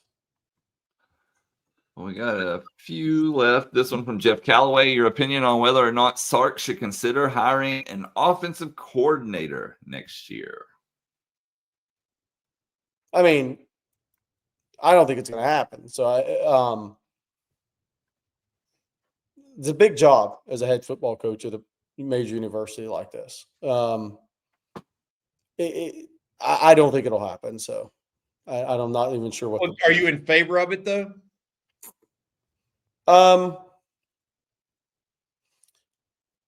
I would be if it was hands off and let the guy call the plays. But I think it's a University of Texas head coach is a huge job. I think it actually take pressure off of him. But you would just hire somebody that has a complete same vision as you. It's not like you're going to go out and say, "Hey, Chip Kelly, come run the offense." That's not happening. So what's the change going to be if you think there needs to be a change? That's my thing. That's my thing. It's not like you're going to change scheme. It's not like anything like that's going to happen. So you'd be hiring somebody that has the exact same vision for offense you do. So that's the thing. Because Chip Kelly came in and changed some things at Ohio State. Yeah, I would. My take on this is twofold. I'm fine with Steve Sarkisian calling plays. I have no problem with it. I think he needs a better offensive line, and I think he needs a big back. He hasn't had either the last 2 years. People weren't belly aching about the offense in 2023 when Jonathan Brooks was there, or in 2022 when he had Bijan Robinson and Roschon Johnson. They've been belly aching ever since he hasn't had a big back, and that's 2024 and 2025. And the offensive line, I think, was better in 24 than it was in 25. So I'm a little bit different than you guys. I know that that's not where a lot of Texas fans are, but I actually think the offensive line getting fixed and a big back change your view of whether or not Sark should be the offensive coordinator. Because if he has the pieces, I think it looks different. That's my personal opinion. And then let's see here. We got a couple more super chats. Brian. By the way, I want to say this. In the background, y'all can't see it, but Matt, our producer, disagrees with my take. He's shaking his head. He wants an offensive coordinator. What about this one, Jerry? By the way, Jay Kells, I disagree. Chip Kelly added some things from what Ryan Day runs. He added some things. It hasn't yet. I mean, Caden Dixon Wyatt went to Ohio State. Chris Henry Caden Dixon Wyatt flipped to USC, which probably was already in the works. I haven't covered that recruitment since Texas hadn't been in on it. Chris Henry Jr. signs with Ohio State. Legend Bay signs with Ohio State. So they lost one guy. Will it affect? Here's one thing I'll say. Will Ohio State go hire somebody tremendous at wide receiver coach? Of course they will. Is anything going to affect Ohio State's recruiting right now long term? Not unless they start losing games. I mean, they are the team that has the most momentum in recruiting in college football by far, not even close. Doesn't mean they're going to have the number one class because they may not sign enough guys to have that class. But is it going to affect Ohio State? I mean, No, because those guys are going to the pros. They're all talented guys they're bringing in. It's going to be draft pick after draft pick after draft pick. So, no, they'll go hire a really good wide receiver coach, and that guy will be recruiting for Ohio State. And Ohio State is arguably them and Georgia, the two top programs going right now. Well, before we rehash National Signing Day thus far, we got one more super chat. This one from Derek. We're going to be younger next year on offensive line, running back, and most of the defense. Do y'all see 10 wins with our brutal schedule next season? Well, I see hard to say. You got to see what happens in the portal. Who leaves, who comes. But here's the one thing I'll see. One thing I'll say for the SEC next year. And I say balanced schedule. I don't mean balance in terms of games, but Ohio State and A&M played a different schedule than Texas and Oklahoma this year. That's very clear. I think when I say balanced schedule, I think all these teams are going to have, or the teams that the Ohio State, Ole Miss, Missouri, A&M are going to have tougher schedules next year. I think there's going to be more SEC schedule balance. That's what I'm talking about with balance next year. I think it's going to be tougher for a lot of these teams. In the SEC. Texas does have a very difficult schedule. It's impossible to say right now. You got to see what happens in the portal, how guys develop. But I think these scheduled in the SEC are going to be difficult for everybody moving forward. And you're not going to be younger at offensive tackle next year. No. You won't be younger at running back if Trey Wisner returns, will you? I would just wait on that. You don't know what they're going to do in the portal quite yet. Well, I want to put this up. Jerry sent it to me just a moment ago, but it's billboard season. Back. Yes. Tyler Atkinson. He's where's he at? Yeah, Tyler Atkinson. They got it. I guess it is his hometown, Jerry. Well, yeah, it's in that area, Winder, Georgia. Cool little area, by the way. So the billboards are back at the recruiting class. Victor Atkinson, Tyler's dad, sent me this. That's why I was never concerned about Tyler. He had, but I wasn't going to tell you guys that. But Tyler Atkinson, the billboards are back. I think Texas will be putting up the billboards around the areas these kids sign in, which is pretty cool thing they do. By the way, on the schedules next year, somebody said they're still not balanced. Even if you look at A&M, at Alabama, at LSU, at Oklahoma, to go with at Missouri and at South Carolina, that's a hell of a lot. And Tennessee comes to their house along with Texas. It's a hell of a lot harder schedule for A&M next year than it was this year. And I think when you look at Ole Miss, it's going to be the same. So it's tougher on these teams. It's going to be tougher for everybody moving forward. And John says, tip my hat to a great Longhorn season. Can Texas Tech be in the playoffs every year while the Horns can win 10 games and go nowhere in this crazy conference? Is James Simon the needed big back? I think if Texas had 10 wins right now, they'd be in, though, John, or Professor Butler. I think they would be in, actually. I think actually a 9-2 Texas, even if Texas just had a 9-2 schedule and had not played Ohio State, Texas would be ranked above Oklahoma right now. A 9-2 Texas would be ranked above Oklahoma, a 10-2 Oklahoma. Say that Ohio State game got canceled because of crappy weather or, tornadoes in Columbus, and Texas was 9-2, Texas would be ranked ahead of Oklahoma. That's my problem with saying the Ohio State's not the one that hurts you. Bull crap. A 9-2 Texas that beats Oklahoma and A&M head-to-head is ranked over OU, a 2-loss Oklahoma in conference, period, point blank, end of story. That's the problem that I have. So it's not the 2-loss teams that are the issues. It's how they're viewing the losses.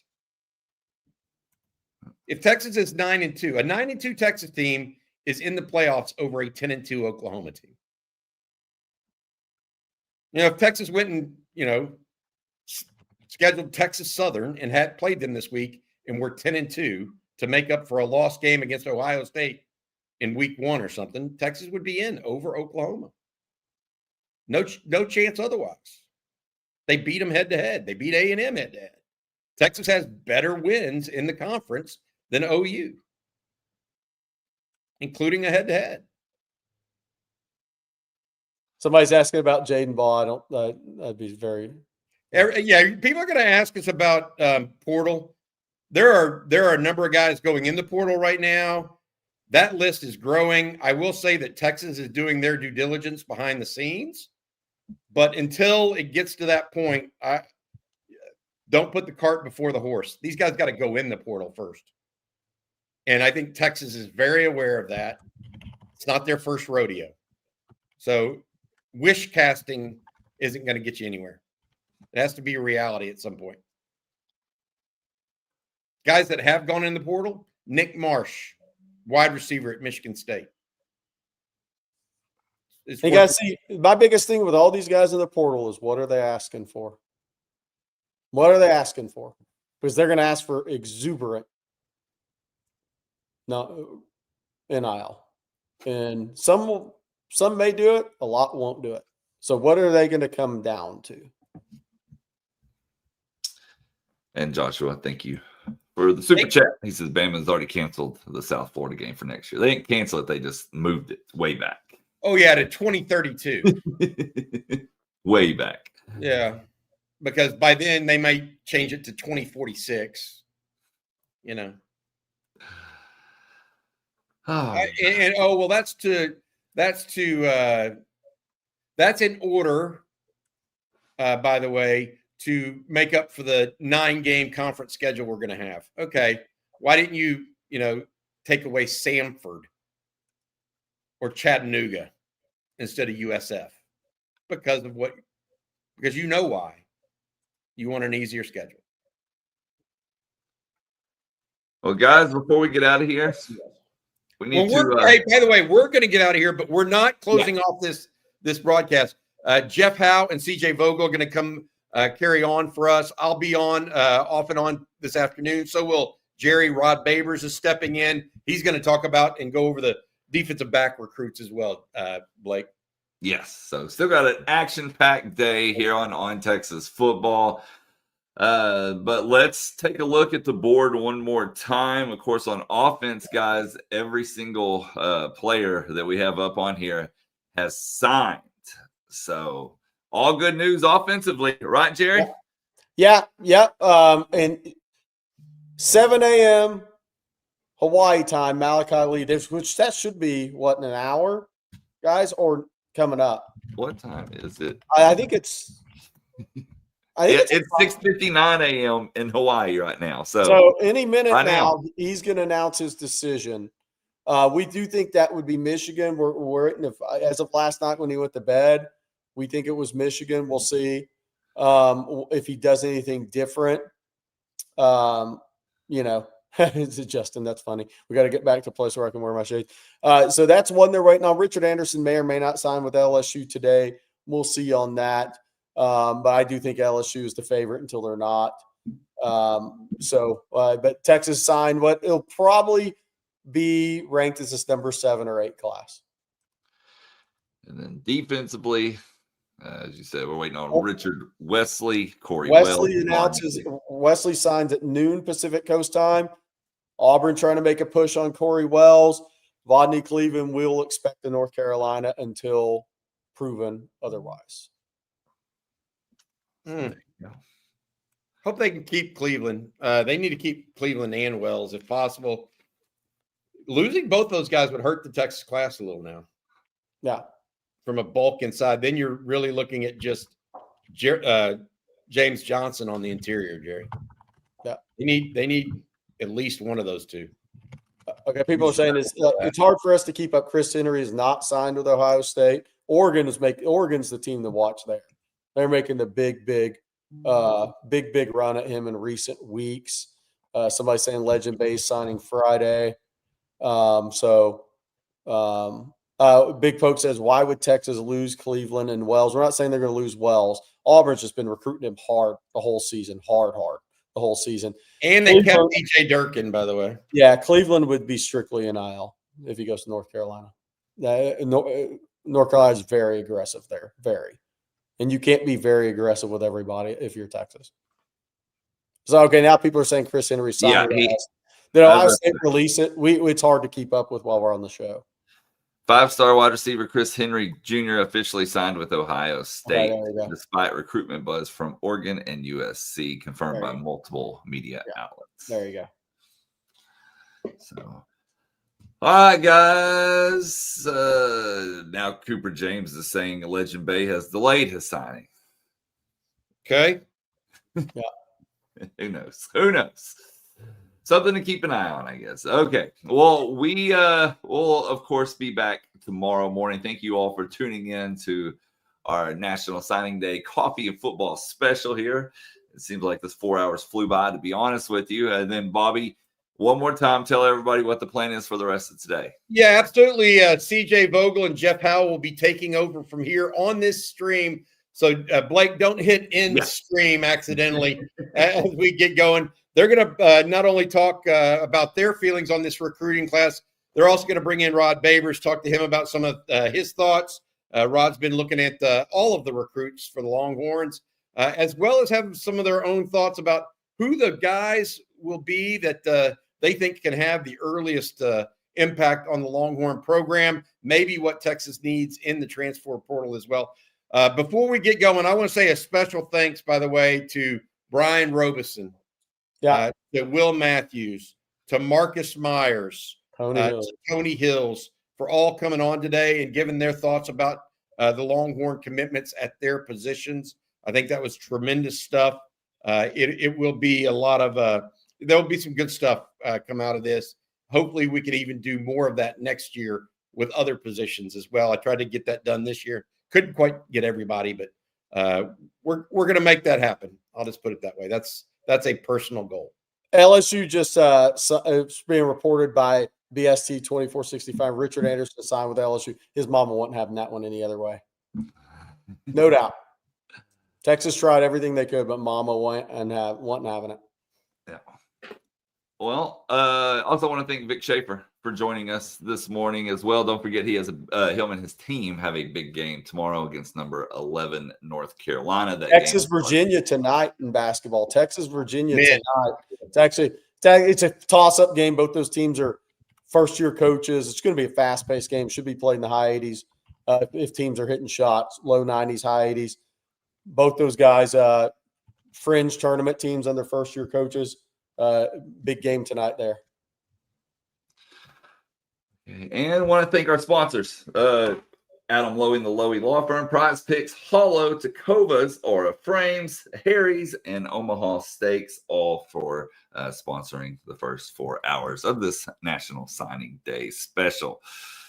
With that said, is CJ just jumping in right now, Bobby? Yeah, CJ, bring him in. I'll talk with you for a little bit while Jeff gets his gear ready. Thanks, Blake. Appreciate you very much. Blake Monroe, everybody. A big round of applause for him for helping us out. CJ Vogel, you did some video vignettes for us on this Longhorn football week, or actually signing day. Your initial thoughts and what you took away from this week in signing day so far for the Longhorns. Yeah, I think it's been a positive signing day for Texas. Of course, just waiting on a couple right now. Look, you have your big stars. You have your big names in this class, right? You go out, you snag Tyler Atkinson out of Georgia, right? Diabell, a 5-star quarterback out of Florida. Derek Cooper, right? I could go on and on. Richard Wesley out of the West Coast. But altogether, I think this class bridges the big instant impact guys with some developmental pieces that will allow for the depth of the Texas team to continue as the seasons go on, while allowing Texas to be very flexible and aggressive come portal time here in about a month. So that's the big thing for me is, look, I think Texas is going to be a big-time spender in the portal this upcoming month. But, man, I can't help but be excited with the number of guys that they added this upcoming class with, traits that you can't teach, some length, some size, some speed. You look across the board, Bobby, I'm pretty intrigued by a good number of these guys in the class so far. Yeah, I'm intrigued by him as well. And we were talking earlier, and I want to get your take on it as Jeff Howe joins us here as well. Really, the guys that you think are going to play right away for Texas, CJ, are there a number of guys that you feel like are just destined to play early? Yeah, look, I think, based off of what we saw this past cycle and this past freshman year, you probably count on about a handful, right? Maybe a little bit more to be, impact guys. How many will be true rotational pieces? I think Texas has a good bit this year. Tyler Atkinson's one. I think Derek Cooper's destined to see some snaps very early in his career. Richard Wesley already at 6'5", 250 pounds. I'm looking at a vacancy left by Ethan Burke at that edge position saying, hey, he already fits the mold. That looks like somebody that could certainly see some time, as long as what we saw from Lance Jackson this year continues kind of being the trend at the edge position. And then, look, you go down the defensive back room, and I'm still a little intrigued here because the more I watch Trey Davis, the more I get excited for him, I think what happened with Grayson Littleton a year ago kind of prevented that hype from happening with Grayson Littleton arriving. Is look, he was so late to the class, you didn't know a lot about him. You didn't get to experience months of buildup, months of highlights, months of intrigue around his game, and that's probably going to happen a little bit with Trey Davis as well. But I don't know if I've seen a defensive back get his hands on footballs as often as Trey Davis. He jumps passing lanes, as you see there. He reads the eyes of a quarterback. He's one of Colorado. A fantastic wide receiver as well. On the flip side, he just finds ways to make plays on the football, and I'm expecting that to be a similar case once he gets to Austin. So that's one of those guys for me where, look, probably won't hear a lot about him. Obviously, he committed last night, but that's a guy for me where I'm really eager to see how Texas can incorporate him on the field, knowing that this year Texas didn't get many hands on footballs outside of tips and overthrows. Welcoming in Jeff Howe real quick. Jeff asked CJ the same thing. Is there a guy or two that you think are just predestined to play for the Longhorns early in this recruiting cycle? I'll stick with CJ in the secondary real quick. And the way the way you feel about Trey Davis, it's kind of the way I feel about Yaheem Riley. I think he's a guy that's a prime candidate to outplay his ranking. The nickel position in 26, Bobby, to me is fascinating because if Grayson Littleton kicks outside the corner, you've got a pretty much wide open competition at that nickel spot, which is a pretty critical role in this defense. So Yaheem Riley was recruited to play that spot. He played at LBJ, then transferred over to Anderson. So I know he's not going to be a guy nationally that a lot of people look at, but I keep going back to Jerry mentioned it yesterday. Friendswood played Anderson in the playoffs, and Jerry, the report he got back from some of the Friendswood parents was, hey, the kid going to Texas is the most physical kid on the field. And when you got that kind of physicality and you watch him play wide receiver and, you see the ball skills, I think Yaheem Riley, aside from Yaheem Riley, for me, if Jermaine Bishop is on offense, I think he plays, and I think he's got a significant role right out of the gate because I go back to something you said last year, Bobby, regarding Jaden Blue. He's a guy that skill set, and we talked about that's one thing we did talk about all offseason. That was going to be a skill set that was tough to replicate. Well, Jermaine Bishop's got the kind of skill set that Texas doesn't have right now, and honestly, very few teams in the country have that wide receiver. I know we got to get to the Vodney Cleveland news, but if I've got to go with two, I'd go Yaheem Riley as my sleeper and Jermaine Bishop straight up as a guy that I think if he's on offense is going to play early. What is the Vodney Cleveland news? Did he go to North Carolina or do we have that yet? Yes, flip to North Carolina. We have, obviously hinted at that for quite a bit, but it's official now. It's being reported that he has, in fact, flipped to North Carolina. Here you see it. And we'll be signing later today for Bill Belichick and North Carolina Tar Heels. All right. Not surprising based on his two recent visits to North Carolina.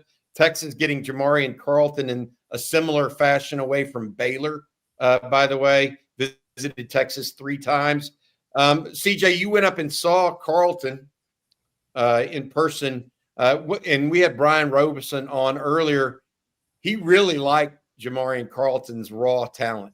Said he had a lot of raw ability. Yeah, I think that's the best way to describe it right now is very raw, right? You see him 6'4.5", 6'5". He's gone all the way up to about 275, 280 pounds. So he's grown quite a bit. He's I heard the comparison to Marquez Bimage the other day with or maybe some Taquan Graham in there with Jamarian Carlton. I see it. Look, he's an athlete. He's averaged a double-double in basketball the last 2 seasons on the hardwood, but very raw at the moment. And that's kind of the thing, that with these young defensive linemen, you can get away with being a bigger, stronger, faster athlete than a lot of guys. And I don't want to, disparage the Central Texas talent, but you're not going against the guys in Duncanville, DeSoto, Allen, et cetera, on the offensive line. So you're able to get away with that for a good bit. So what he's able to do with his hands placement, pass rushing moves, block or shed and release is going to be very crucial to his overall development. But altogether, you look at the size, you see the athleticism, and you say, all right, if I'm Kenny Baker, I can mold this. I can put him into a position to be a multi-year contributor for the Texas Longhorns. And I think that's exactly what this staff likes about him. Lachlan Clark was obviously a big piece of this recruitment as well. He will be a guy that plays from the edge down to a 5, down to a 3. I don't think he'll get big enough to play over the nose, but he's certainly going to be someone that carries about 310 pounds. And at that point, with that first step ability and quickness, you're looking at a piece that can really, really start to create some havoc from the interior. You mentioned Taquan Graham, CJ, and it's not just because they both played for Temple and they both wore the same number, but TQ was real similar. Just a guy that, started out as edge and just kind of kept growing and growing and growing. And all of a sudden you realize, like, he's a 300+ pound kid that is on the interior, and he ends up being an NFL draft pick and is still on an NFL roster. I think the difference between the two for me, Bobby, is I think Jamarian Carlton just got a little more juice, a little more subtle explosiveness than maybe TQ had coming out of Temple. But I think the best thing and this isn't to sugarcoat Vodney Cleveland departing, because obviously Texas wanted him, and you want as many quality defensive linemen in your program as you can get. But the great thing about defensive linemen at Texas right now is you don't need a ton of those guys to play right away unless they're just absolutely ready. We didn't see a ton of Josiah Sharma or Myron Charles this year. And, we know they're going to go to the portal probably to target a guy that can play over the football. But, you look at what Justice Terry was doing by the end of the year. I mean, I think from a depth standpoint, Sark and Kenny Baker and PK have given me no reason to feel like they're not going to have enough defensive line depth. But I also caught some of what Brian Roberson was saying this morning, and I thought B-Rob was on point. Whether you're talking about Carlton or you're talking about James Johnson, you're getting guys now that are more disruptors than the kind of guys you recruited, which is really, really big, and guys that can punch the pocket and impact the quarterback from up the gut. Texas really hasn't had a ton of that. So I do like the fact that they're getting guys in the interior that can be disruptors. I agree with that 100%. 2 reasons. First of all, I want to say that Carlton is in that category, potentially in the Alfred Collins kind of category of an interior disruptor, because he's now 280 pounds. Yeah. He's still playing defensive end. He's going to find himself into a 3 technique. There's no 2 ways about that. I mean, he's going to grow into that just like Justice Terry will, just like Lance Jackson will at some level, most likely over time. Now, not, they can still play the 5 at times when they play a 3-man front. But my point being, you've got to have that interior push, or you're going to sit back and play Ohio State, and Julian Sayin is not going to get touched all game long. Because if you don't have pressure up the middle against an Ohio State team, they're going to complete 80% of their passes on you. And that's what Julian Sayin has done. So you got to have, to your point, and B-Rob talked about it, you got to have those guys that push the pocket on the interior so the outside guys have more a larger target area. Yeah. I guess it's a better way to put it, right? A larger area. I want to add this about comparing him to Taquan Graham. Taquan Graham never had an 85-inch wingspan. No. So that also is a big, big difference. And I think that Texas is also, we've seen it with whether it was Zena really started this. Then you got Lance Jackson last year. Texas is really trying to find these defensive ends like Richard Wesley with what I would call long levered guys You got to be able to occupy a lot of space. Coach Brian Irwin calls it compressing space. Mm-hmm. You do that with long arms, big bodies on the defensive side of the ball, especially up front. Yeah, Bobby, I don't have a number in front of me. I'm sure if I dig through all these papers on my desk, I can find it. But, go back last year, especially how many plays, how many interceptions or PBUs or times to make plays on the ball did the Texas secondary have just because Alfred Collins was getting pressure up the gut and forced an early throw or misdirected a throw or impacted the quarterback in some way because of his, not just the athleticism and the pass rush ability, but because of his length. And now we're seeing him do that a little bit now with the 49ers. He's starting to play more and more, it seems like, as the year goes on. But yeah, to your point, Bobby, like Alfred Collins is what you're looking for. And to me, I said this with Justice Terry. I say this kind of with Jamarian Carlton. Not to say that they're going to be this kind of player. They're going to be exactly this guy. But, man, if you can tell me, hey, these guys can be like a Lamar Houston type guy where they're just kind of a big athlete that just kind of grows into being a defensive tackle, man, give me as many of those guys as you can get. Yeah, we're watching a lot of Jamarian Carlton. And the thing that really stands out to me is ability to impact the run game as well. That's going to bode well in the SEC, obviously, when you move towards that interior. That's the one thing for me. And we're getting a super chat here from Forster. Just hopped on. How are y'all still feeling about Corey Wells? Look, the expectation right now is that Auburn's going to give it all they got to get him into the boat. Obviously, they're going after his brother with a preferred walk-on offer as well. Texas now leveling the playing field with an offer, PWO of their own. But Corey Wells was the guy for me who immediately watching his tape, I said Alfred Collins. And I said that because, again, he's 330 pounds right now. That's a finished version of Alfred Collins. Because what did Alfred finish at Texas? About 335, right? Alfred got to school around 280 and added 50 pounds. Not quite the Tavondre Sweat route, but he still possessed that athleticism that I think at 330 is a little bit different than what you see typically with kids that big. And that's where I saw, okay, his role coming into college is exactly what his finished role for Alfred Collins was, a guy that you could play as a nose, as a 3, even spin out to a 5 that we saw every now and then with PK and Alfred Collins. Look, I think that to me was the more similar comparison. Obviously, at the time, I didn't think Jamarian Carlton was someone that was going to end up in the class over the summer when Corey Wells ended up committing, but that's where my mind immediately went. But very long arms, disruptive, first quick, is very explosive. So look, 2 guys are still outstanding for this 2026 class on signing day. That is Corey Wells out of Petal, Mississippi, and of course Richard Wesley, the talented edge rusher out of Sierra Canyon. So look, we'll see, and we'll update you guys as those 2 come in. And if you just missed it, Bodney Cleveland did in fact flip and signed with North Carolina. There we go. It happens. It happens. And unofficially, Bobby, it looks like, I'm still waiting on official word, but it looks like Richard Anderson has sent in his paperwork with LSU. Yeah, that's what they're saying for sure. For sure.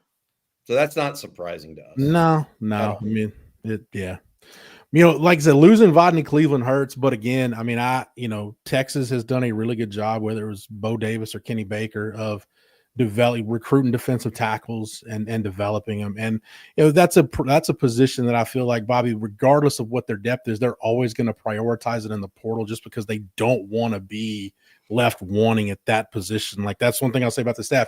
They've targeted interior defensive line, as they said, we will overcompensate if we have to make sure that we've got enough bodies to get us through SEC play. So losing Bodney Cleveland hurts, but I feel like if they really need to, they may pick up an extra one in the portal.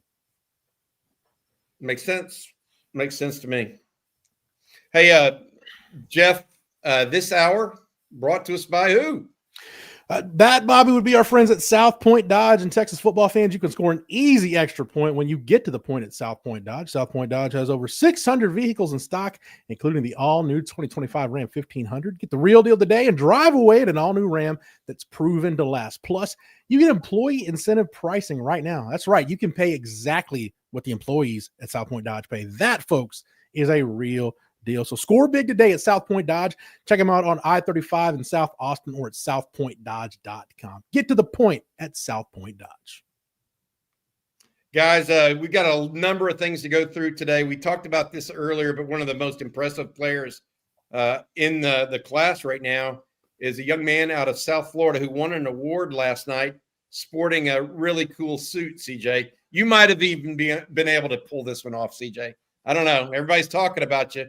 But look, Derek Cooper, running back out of Miami, won what's called the Nat Moore Award as the top player in the area. I think that people need to understand when we talked about him as being one of, if not the very best running back in the country when he committed to Texas, he was the one that Texas really went after in this. I want to tell you the most recent winners, and Jeff, I don't know if you and CJ had heard this, of the Nat Moore Award, okay?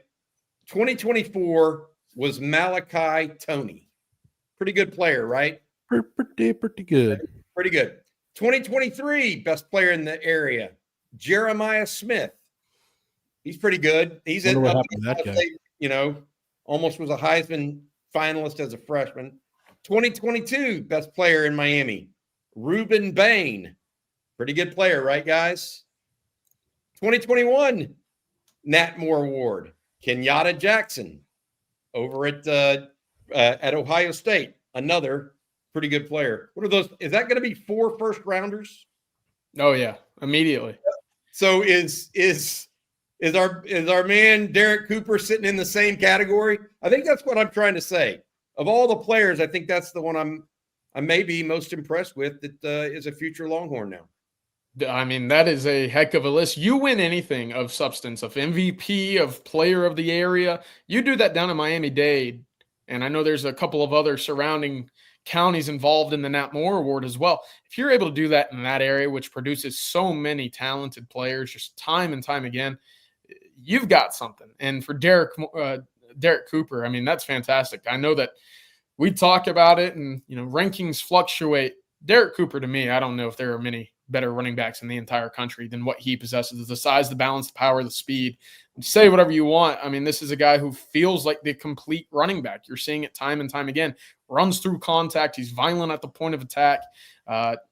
Doesn't fumble very often. Let me knock on wood so that doesn't carry over to Austin, obviously. But he's exactly what Texas has not had since Jonathan Brooks. And it's a physical downhill runner who can break tackles and really get north-south very quickly. So I'm super excited. I think the pairing of him and Jet Walker is something that this running back room desperately needed. And, you know, if they can figure out that interior in 2026, they're going to have a running game that should be much improved over the last 2 seasons. You know, the reason why I get excited about the Derek Cooper signing is twofold. One, you know, I think Bobby through about the last 20 or so years, and I mean, you can go down the list with Adrian Peterson, Jamal Charles, Beanie Wells, Trent Richardson. I mean, just go down the list of freshman running backs that have been able to make an instant impact and elevate a team to national championship contender status or get a team over the hump to winning a national championship. That's still a position where a freshman can realistically come in and have an impact. And when he committed, you know, we go back to when he was committed to Georgia, and there was a lot of talk from the Georgia side that, hey, that Kirby Smart staff, they felt like they had another Todd Gurley recruiting Derek Cooper. And, you know, we talked Chuba Hubbard. Bobby, you threw out Willis McGahee for the running style. I still think it is. Yeah. Yeah. Remind him. And I see a lot of McGahee in him. There's times where I watch him run. It reminds me a little bit of Fred Taylor. So you're talking about, like, this kid is an elite top end prospect. And hey, when you win an award named after Nat Moore, who was catching bombs from Dan Marino back in the day, it's a hell of an award to win, as far as I'm concerned.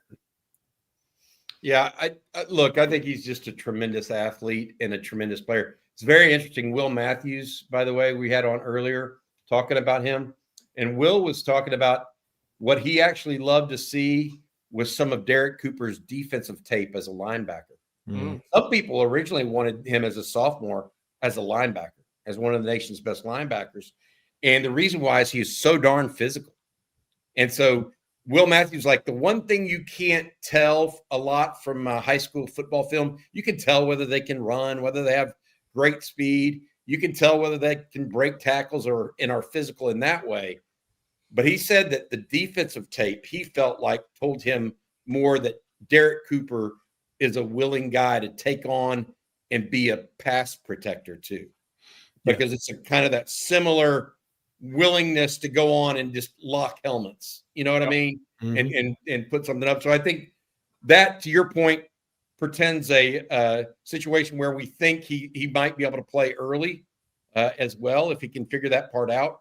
The other thing that you hit on the head, Jeff, that I agree with, the playing early, so running backs can do that. I agree. I would tell you that right now at Ohio State, I don't know that they're a national championship team without that freshman running back they have, because they couldn't run the ball against Texas. Not truly. Okay. They have a freshman running back that they're playing a lot now that is a really, really good player. And he has made that a different offense, in my opinion. So I do think that I do think running backs are one of that group that can have an early impact. Yeah, Bo Jackson at Ohio State is one of those guys right now. And CJ, I don't think I've gotten your take on this, and I want to get your take on it, because between Derek Cooper and Jet Walker, I feel like the two backs in this class is Sark saying, you know what, if I want to get back to a downhill physical edge with the run game, I've got to have bigger backs that can thump between the tackles and bring a physical edge to the position. And CJ, you've even seen Jet Walker, and I know we like the long speed and things like that, but I like the fact that he's a one-cut, get downhill kid. And there are times where he will look for contact. Like, he's not afraid to lower his shoulder and fight for those extra yards and be a pile mover. Yeah, for the two of them, you know where that helps a lot? The 1 yard line, the goal line. When you need 3rd and 1 and 4th and 1 conversions, and again, that's been an issue over the past few years. So, Jeff, I'm absolutely excited for that. I want to get your thoughts, Jeff, here in a second about guys who play multiple positions. But before we do that, Bobby, it's time for you to go refill your coffee cup. I know you're taking a break. You'll be back on here in a little bit. But for now, go stretch those legs, go take a walk, and go celebrate what is expected to be another top 10 class for the Texas Longhorns. Thanks, CJ. I'll be back in a little bit. Malachi Lee, big offensive lineman out of Honolulu. Longhorns gave it a final push, but he has signed now with the University of Michigan. That's a tough one for the Longhorns because they wanted him bad. They wanted another tackle in this recruiting class. Well, there we go. More news coming in. And again, for those still waiting, as Jeff and I get situated here, Corey Wells, Richard Wesley, the two guys still in this 2026 class that are outstanding, still waiting for those signatures to come in. So, yes, Vonnie Cleveland to UNC, Malachi Lee to Michigan. And, of course, we've already talked about it a little bit as well. Texas still trying to piece together its class right now. Bryson Martinez ended up signing with LSU as well. But, Jeff, I mentioned this earlier because I start getting intrigued as I hear more and more about Derek Cooper playing linebacker. As you know, we hear about some of these guys playing both sides of the football. Trey Davis being one of them at wide receiver. Yaheem Riley's another. We look back at previous classes. You know, it was Nick Townsend who was recruited as a defensive end or a linebacker who obviously you see the physicality stand out immediately as a true freshman tight end. That excites me because you can't teach physicality. You can try all you want, but it's just not a guarantee that the more that you tell someone to go hit someone much bigger than them, that innate want to go put their head where it probably shouldn't is going to ever arise. And the prime example that comes to mind for me is Jatavian Sanders, right? A guy who played both sides of the football, was very talented as a defensive end, but chose the tight end spot more likely than not because, hey, that suited his skill set a little bit better, but also, hey, if he didn't need to block or go tackle someone 10 times out of 10, then, hey, he'd be out in the routes, right? That's what he liked to do. Yeah. But that's what gets me excited. And I want to get your thoughts on that as well because, look, teaching physicality to me is one of the tougher things that you can do at the college level. You know, I have been wrong. Quite, and I'll admit when I'm wrong on recruiting, but man, I've been wrong at trying to figure out some of these jumbo athletes and initially figuring, no, they need to go play defense and be pass rushers. But to your point, CJ, like you can't make a guy want to be physical. And where I'm going with that is like a couple guys that stand out, like Ricky Seals-Jones back in the day at Sealy was a guy that I was like, man, put him on the edge, let him rush the passer. Well, you know what? He ended up having a really good career at A&M and being in the NFL as a tight end and as a pass catcher because that's naturally where he fit in. Like I'm not saying he wasn't physical, but like being an edge defender just wasn't for him. He fit better as his mentality, played better as a wide receiver. Jatavius Sanders is the same thing, CJ. I mean, I went in thinking like, dude, this kid's missing the boat if he doesn't play on the edge. Like he's got to play defense. And then I went and watched him in a playoff game, and I'm like, you know, when he's involved in the route, like he sells out. And I'm not going to say he was adverse to contact, but you could tell like some of those defensive reps, like I think JT would probably even tell you like, yeah, the motor wasn't always going at times. But if he can take a tunnel screen 80 yards on somebody and just do things that like you don't see guys at his size do. And I'm like, no, okay, he can play offense. The one where I was really wrong was Derrick Henry. And like I remember reading about Derrick Henry going into when he was at the All-American Bowl down in San Antonio, thinking, man, why is this 6'3", 6'4", 220-pound thumper thinking about being a running back? Like he's just going to be another guy. And then you watch him run over dudes in practice, like the best high school players in the country, just run them over. And you're like, oh no, like that plays that running back. And I'm not saying Derek Cooper is going to be Derrick Henry, but man, you just cannot teach that kind of physicality. Like guys either have that or they don't. They can become more physical and be more willing to thump between the tackles. But that edge that Derek Cooper plays with, that I've seen Jet Walker play with, it's a sign to me that, the running back position at Texas, CJ, is starting to change a little bit. And they've kind of gone away from, hey, let's get one guy and then let's try to get, that slot guy that maybe we can move around. They never really used that guy. Like Trey Wisner was recruited for that role. He never played that role. So I just like the fact they're getting back to bigger backs that can thump between the tackles. Do want to let everybody know we're a little past 11:30 here. Rod Babers going to be joining us in about an hour. So Rod will break down the DB class. And breaking down a DB class, CJ, we talked about it. Yes, thank you, Sam, man. I appreciate that. You can do whatever you will with that, Sam, man. But I want to talk about the DB class because you're really high on Trey Davis. I'm really high on Yaheem Riley. It's an understated group, CJ, but it's a DB class nonetheless that, man, I see just some really good ball players. I don't know if the elite level athleticism is there with this class, Jermaine Bishop aside, but just some really, really good ball players that understand how to play on the back end. Yeah, we've talked about it. It feels like every month, the two of us each, Jeff, kind of have a new guy that we kind of fawn over. And that's exciting, right? And that's kind of the position you want to be in, where you see something on tape and you say, I know that's going to translate to the next level. And, we talk about it. We hear Rod talk about it. I'm actually going to ask him again what he sees in the positional versatility with this group, because that was a big theme of what we talked about a year ago. But look at it. I think there's only one guy right now, and it's Smoke Matthews, who primarily plays in just one spot in his high school secondary. And that's not a knock, because I think Smari Matthews is a fantastic cornerback.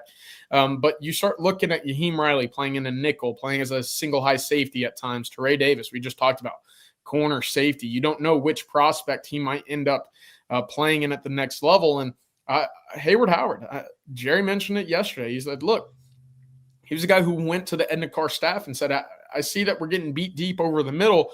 Let me move back and kind of play that center field spot. So, look, I think there's a lot of versatility. Obviously, there's a lot of length between the four as well. And as I've talked about to Ray Davis, you saw it early on in Smari Matthews' tape as well. They play the football, and they're very good at getting hands in passing lanes, jumping lanes, creating interceptions. And that's something, as we continue to see Texas move forward with this defensive back room, that's something I hope to see more of, because they didn't do it a lot this year, or certainly not enough, in my opinion. I think, for Malik Muhammad, I think it's not in his DNA to play the football the way it was for Jahdae Barron. That's, again, not a knock, because he's stickier in coverage. He's a technician, right? And I think that was more of the same for Jalen Gilbo, despite getting a couple of interceptions this year. So I'm all for the ability to go out there and just say, hey, go make a play on the football. I'm okay with an a-hole or hero kind of approach, as long as, it's reasonable. It's the ones where you don't turn your back, you don't fight through hands at the point of attack, but you're there for the tackle. I'm like, well, there's more there for you to make a play. So I'm all for it. I do think this room is very talented, and it's one of my favorite positional groups of this class, Jeff. Yeah. To your point, like, hey, I don't mind Trevon Diggs. Like, if you're going to get beat, okay, everybody gets beat, but can you make it up by making plays on the ball and getting turnovers? I mean, that was the big difference, CJ, between the Texas defense last year and the Texas defense this year. I mean, Colin Simmons really coming into his own as a not that he wasn't a premier edge rusher, but he was more of like a bit player last year and had a role, but he was a down-to-down difference maker this year. So that was a difference with the defense. But, man, you just made more plays on the ball last year. That was like Jahdae Barron and Earl Thomas to me, along Nathan Vasher's up there too, like just some of the most instinctually gifted defensive backs I've ever seen at Texas. Guys, they understood leverage, they understood formations, they understood how to track the ball, they understood how to go make a play on it, like just extremely sharp, smart guys that also had the physical ability to go do it. That's what separates, guys that are first rounders from everybody else. So I really dig those kind of guys. And I think Smoke Matthews does remind me a little bit of Malik Muhammad. I love the fact that Smoke signed, CJ, because as we were going through this, some of my favorite recruits in the class, and I openly admitted it like on this channel, Samuel Roseboro on the offensive line, one of my favorite recruits in the class. And we'll get to the offensive line here in a little bit. Texas didn't get Samuel Roseboro. He ends up going to A&M. Drake Quinn, love Drake Quinn. He looks like he's headed for Ohio State. Jalen Lott, love Jalen Lott.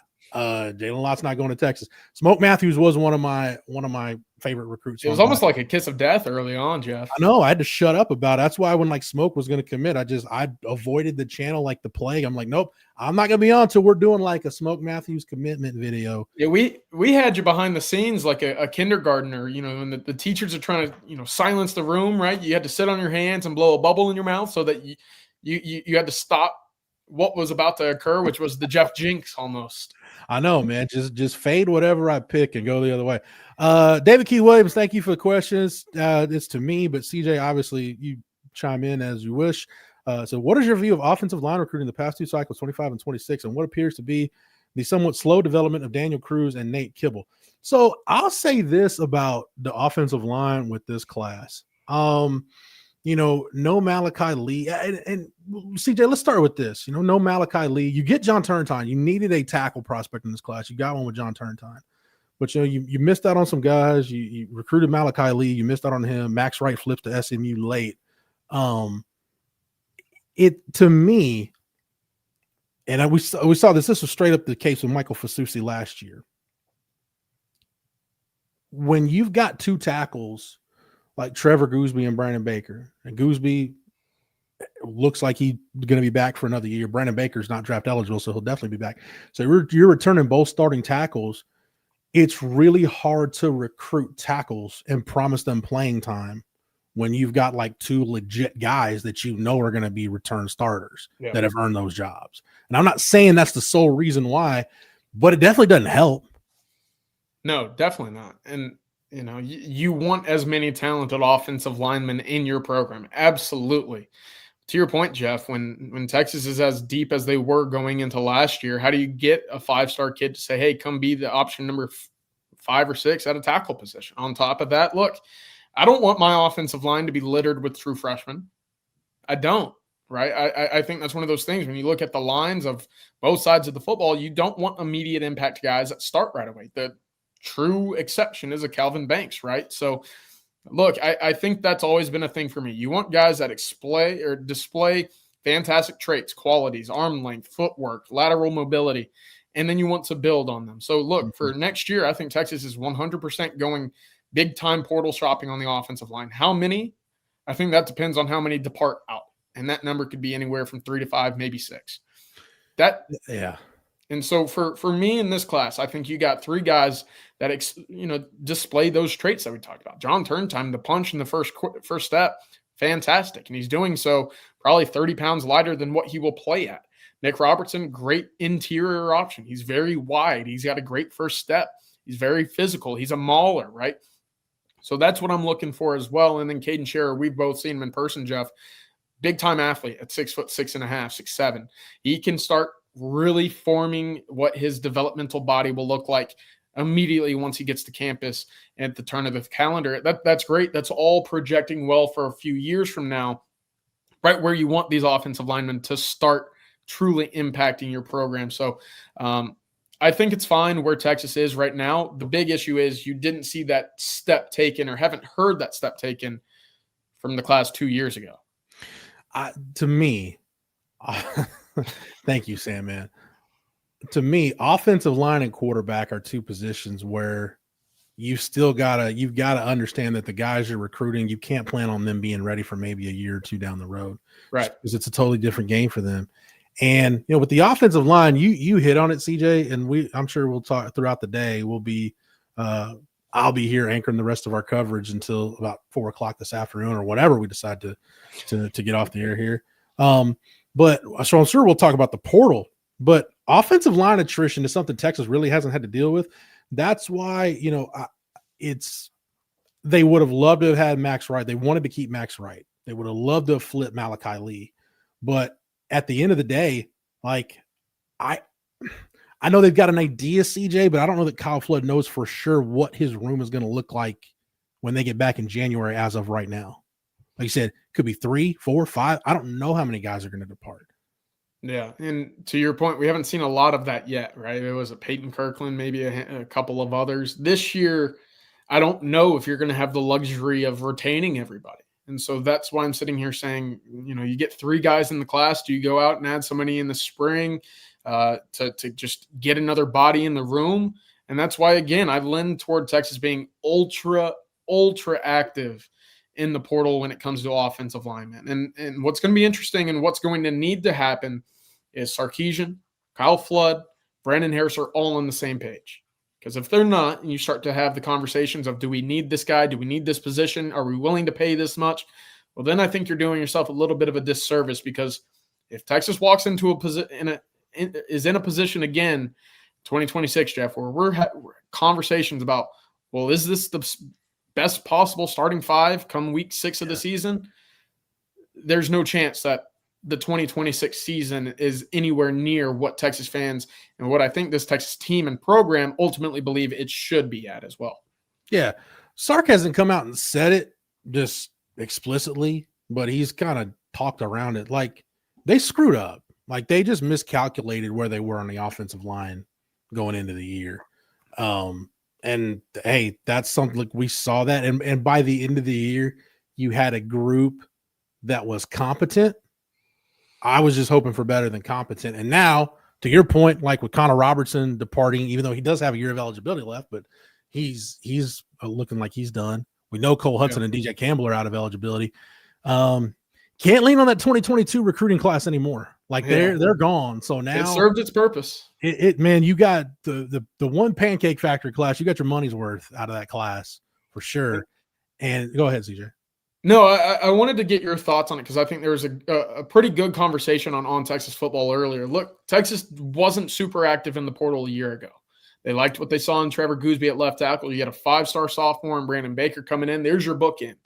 And then you looked at the interior, and you had 4 fourth-year seniors expected to take the 3 spots. And, well, we know now that NATO wasn't the option at left guard. But it was the issue, and, really – where I come to fault some of the staff is you had 8 months to prepare for NATO being your guy at left guard. Why did it take so long after 3 years of knowing who he was as a football player on the field, what his character was like in the huddle, and et cetera? Why did it take so long for you to say, hey, we don't know if this is going to be the piece for us? For Texas to make the switch 2 weeks before the Ohio State game to Connor Stroh, why did that happen, right? And so I understand why they weren't uber aggressive. They didn't want to go out and pay Emmanuel Pregnon the numbers that Oregon wanted for him. It's benefiting Oregon, obviously, this year. But you can go back and fall on, well, the interior guys that Texas returned. Again, 4 guys, 4th-year seniors. It makes sense why they didn't. This year, they don't have that luxury. This year, they're going to have to pony up and play big boy ball with those offensive linemen. Yeah, I think there's 2 positions that, look, we know they're going to have to attack O-line in the portal. The other position, to me, where I think we could see some attrition, and look, we've known that it's going to happen. We just don't know to what extent. I want to see how Texas attacks wide receiver going forward. Yes.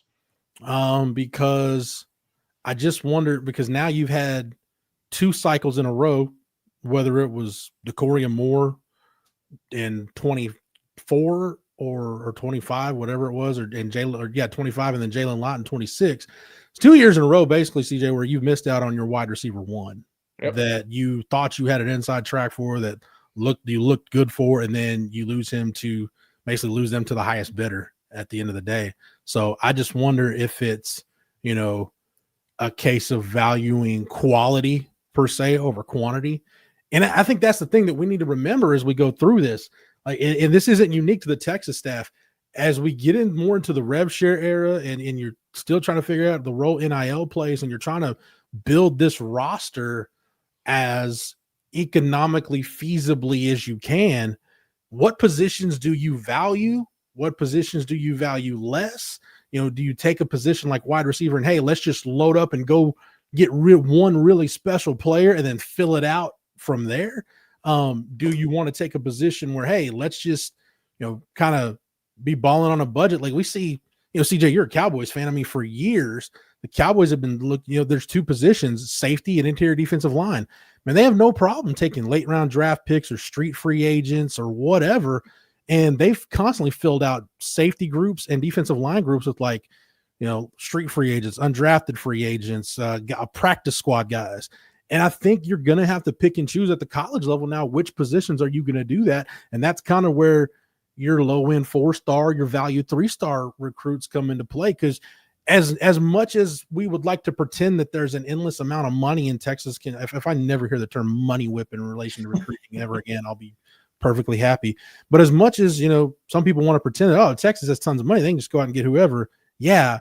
In theory, I guess you could, but that's not, number one, that's not realistic. Two, that's not how you build a team. Right. So, how they manage that and how Sark and Brandon Harris manage this. I can't wait to see what they do, because this is uncharted waters right here. It is. And, look, I think it's really interesting how this class has come about, but I think the blueprint is there for what future Texas classes will look like. And look, I think it's just as simple as you go out, you pay one big guy, and you try to fill out 2 or 3 other wide receivers in the sense of, I see the traits, I see some speed, let's see if we can piece it together for value, right? And I don't want to just draw comparisons to this year. I don't think that's the case, but I think you're seeing it across the country. You get a guy that you believe can be an instant impact rotational piece, and you go get guys that you say, hey, maybe after a year or two, we see something there that lends us to think you could be a big contributor for us down the road. Now, to this class specifically, and what Texas will end up doing in the portal, I think is really interesting, because Jeff, you mentioned it. Texas has typically hit on a lot of its portal wide receivers. I would say for the most part, that's been one of their strongest portal positions. When you look at, obviously, Adonai Mitchell, Matthew Golden this year, Emmett Mosley, second half of the season, I know a lot of people clamored for him to be used as the number 1 guy. I thought he should have got more targets toward the back end of the season as well. But what do they do this year?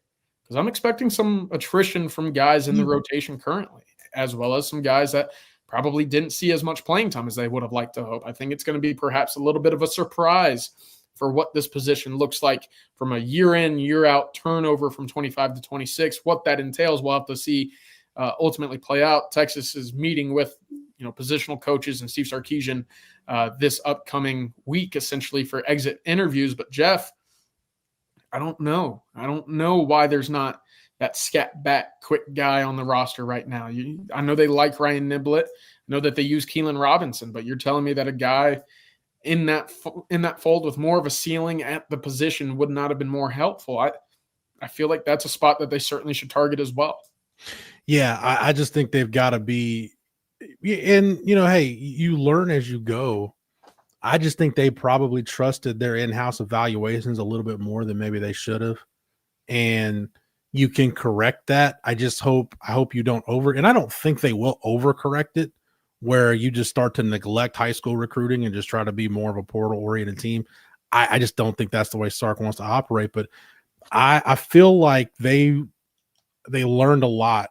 And if they take the mistakes, the hits and misses from this calendar year and putting this roster together and spin it forward, yeah, you can be back in the playoff in 2026. And I say back in, CJ, I know you've got tired head talking about CFP related matters, and we'll certainly take questions on that if anybody's got them. But hey, I want to talk about the offensive line really quick. I know I say really quick, but it's kind of a nuanced deal. The one, and I'm not just saying this because he's was one of my favorite recruits in the class, but you had a really good shot to get Samuel Roseboro during the summer. And I feel like maybe if you ask Kyle Flood in an honest moment, hey, if there's one thing in this cycle you could go back and do over, maybe taking a kid who's a quality prospect who really wanted to be at Texas, maybe that's the one that you'd go back and do over when we talk about O-line recruiting. Yeah, look, and that was a kid who we had heard behind the scenes wanted to be at Texas, right? And obviously other factors there. NIL lent him to commit to Texas A&M. I think Texas at the time made a decision elsewhere saying, hey, maybe we can go out, get 2 for the price of 1, when Roseboro was saying, no, I'm 1 for the price of 1 here, right? So that's ultimately where I saw the disconnect between Texas and Roseboro. Of course, he pushed off a commitment date or made changes to his official visit schedule to visit Texas once again. And Jeff, that popped up once again about 2 weeks later when Felix Ojo said, hey, it's down to Texas, Texas, Oklahoma, they're going to be in the race. And then all of a sudden it was, well, there's Texas Tech. And you see Malachi Lee go by the wayside. So, yeah, it was certainly a rocky year for the offensive line. No way to sugarcoat it, right? There's no reason right now to only be signing 3 kids in the class. And that's one of them, again, coming in the last 2 weeks. So, again, I know that the answer for offensive line for next season is through the portal. This was a year in which I think offensive line recruiting should have been looking at a 5 spot, given who you were targeting and pursuing after. Yeah, no doubt. So I know I see a lot of stuff in the chat. People aren't happy with Kyle Flood. Look, man, head coach has to sign off on these decisions too. GM has to sign off on these decisions too. So the only thing you can do is, get what you need in the portal and try to make it right up front in 2026. Because honestly, man, knowing that this is probably your last run with Arch, CJ, you can't mess up offensive line going into 26. Like, and I mean, I guess if you're going to spend money, high school recruiting over portal, this is probably the one year where you probably need to allocate more. Not probably, it is the year where you need to allocate more of your resources to getting like proven commodities that can come in and be immediate impact guys. Yeah, I mean, we've talked about, I put up the numbers yesterday, the PFF pass protection efficiency grade, I believe is what they call it. Of the bottom 5 teams in the SEC, Texas is the only team that's bowl eligible. They're the only team that's over 500, and they're on the cusp of making the college football playoff. Again, I don't think that's going to happen this year, in large part because, well, folks like to point to Florida. What could you not do in Florida? You couldn't run the football. And then you win 2 games in overtime. Well, what could you not do in either of those games? Establish the line of scrimmage, protect your quarterback, and run the football. What's the glaring issue here? It's the offensive line, right? So if you want to win and maximize the window of Arch Manning, which we've said all along would be 2 years, well, 1 year's gone. You didn't make the playoff. You didn't maximize that half of the window. You have 1 year remaining. If you want to maximize that window and truly test yourself to become a national championship level contender with a roster that you believe and I believe is capable elsewhere to compete for a national championship, you need to go all out for offensive line. You need to make sure that there are no stones unturned. You need to make sure that this is a position that you address with multiple positions. And look, is that Kyle Flood? Is that Steve Sarkisian? Is it Brandon Harris? I would say it's all 3. Because to your point, you don't get the sign-off without the head coach. You don't get the sign-off without the general manager. And look, if you're not saying I need help in my room, then you got to override position coaches at times. So I think this is a spot where Texas needs to go all the way out. And I think that's 4 guys right now coming in out of the portal. That's my number. Yeah, we'll see what happens, and we'll keep talking about it. Right now, as we approach the top of the hour, let's go ahead and thank a couple of our wonderful sponsors here on Texas Football. Hayes City Store is one of those wonderful sponsors. Shout out to Travis and the crew out at Hayes City Store. There are very few restaurants that once you go to, you know right away it's a special place, and Hayes City Store is one of those places. Scratch-made Texas comfort food is what they're all about.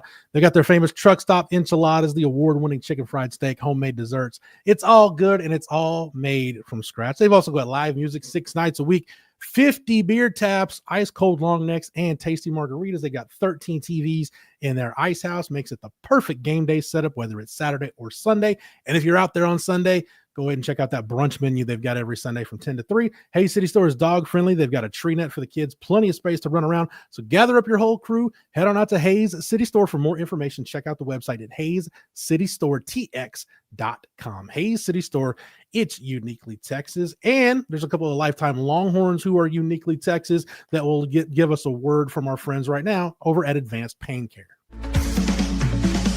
Pros know the pain stops here. Physical therapy helps me as an athlete then and now. And do I still need therapy? Yes. And Advanced Pain Care helps with that. Injuries will stack up. They'll add up. You can't let those injuries get you down, and Advanced Pain Care has been very helpful for me. We can help with whatever's got you down, from nerve damage to our spinal cord stimulator. Pain is inevitable. Suffering is optional. Same-day appointments available. Advanced Pain Care. The pain stops here.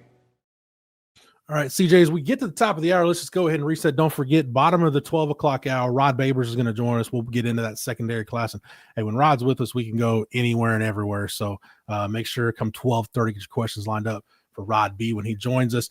CJ and Jeff, who are your favorite recruits on this class? Bobby already gave his. CJ, you kind of gave yours, but before we reset the headlines, give us your favorite recruits in the class. Yeah, I'll give two. I'll give one on each side of the ball. First, Tyler Atkinson for me. You know, getting to see him a couple times in person. He has a lot of Anthony Hill tendencies, and what I mean by that is, look, he's vocal. He'll talk to you. He's violent. He's hit. He's uber athletic. He can go range sideline to sideline. He's just one of the best overall football players that I've seen in my evaluation time, which is coming up on, I guess, about 9 years. I feel kind of old there, Jeff, but there's three guys that I've put in that category of just jaw-dropping defensively. It's Colin Simmons, Anthony Hill, and Tyler Atkinson fits that mold as well. So that's for me on the defensive side of the ball. Offensively, I think this is an underrated piece, but it's Cohen Brown for me. I know a lot. Look, Cohen Brown is a stud. 6'1", 205 pounds at the moment. He's almost a spitting image of Matthew Golden from a measurables perspective, and that's exactly what Texas pitched to Matthew Golden, or to Cohen Brown, excuse me. They said, look, we like the speed. It's about 10.6 right now. That's what he clocked in the spring. I bet he plays faster than that. He can get over the top. He's got great hands, and he's got the physicality to run through people. I'm a big fan of Cohen Brown. He's ranked as, an 87 3-star right now, Jeff? Good riddance to that. Get out to Waxahachie, go see this kid play. Total stud. And by the way, this is someone that the coaching staff at Waxahachie has told me a number of times. They had to tell this kid to go home. They said, stop working out, stop grinding yourself to a pulp, because this is a kid that will certainly work himself to near exhaustion. He's had to do it a couple times where they just say, go home, kick your feet up, relax. Hard worker, good kid. He's going to be a great Longhorn. I'm a big fan of his game. So I took two there, Jeff. Go for it real quick, because we've got a guest coming up here. Yeah, for me, it's Germaine Bishop. There you go. Jerry gave me the comparison, and I was trying to figure out. He said, hey, this kid may be Peter Warrick, but maybe just with a little more juice. And as a kid who grew up watching college football in the 90s, for Texas to have that kind of guy, and then you turn on the tape and see, wow, that comparison may not be that far off. And a guy, again, talking about guys in the secondary in this class, I just love the physicality Texas recruited on the back end. I could go, disruptors up front as well. But, Germaine Bishop for me, as Marcus Myers joins us now. Marcus, thanks for, I know you were on a little earlier. Thanks for popping back on. Marcus, Jerry used the comp of Peter Warrick. In a way, Germaine Bishop kind of reminds me of one of your former teammates at Texas.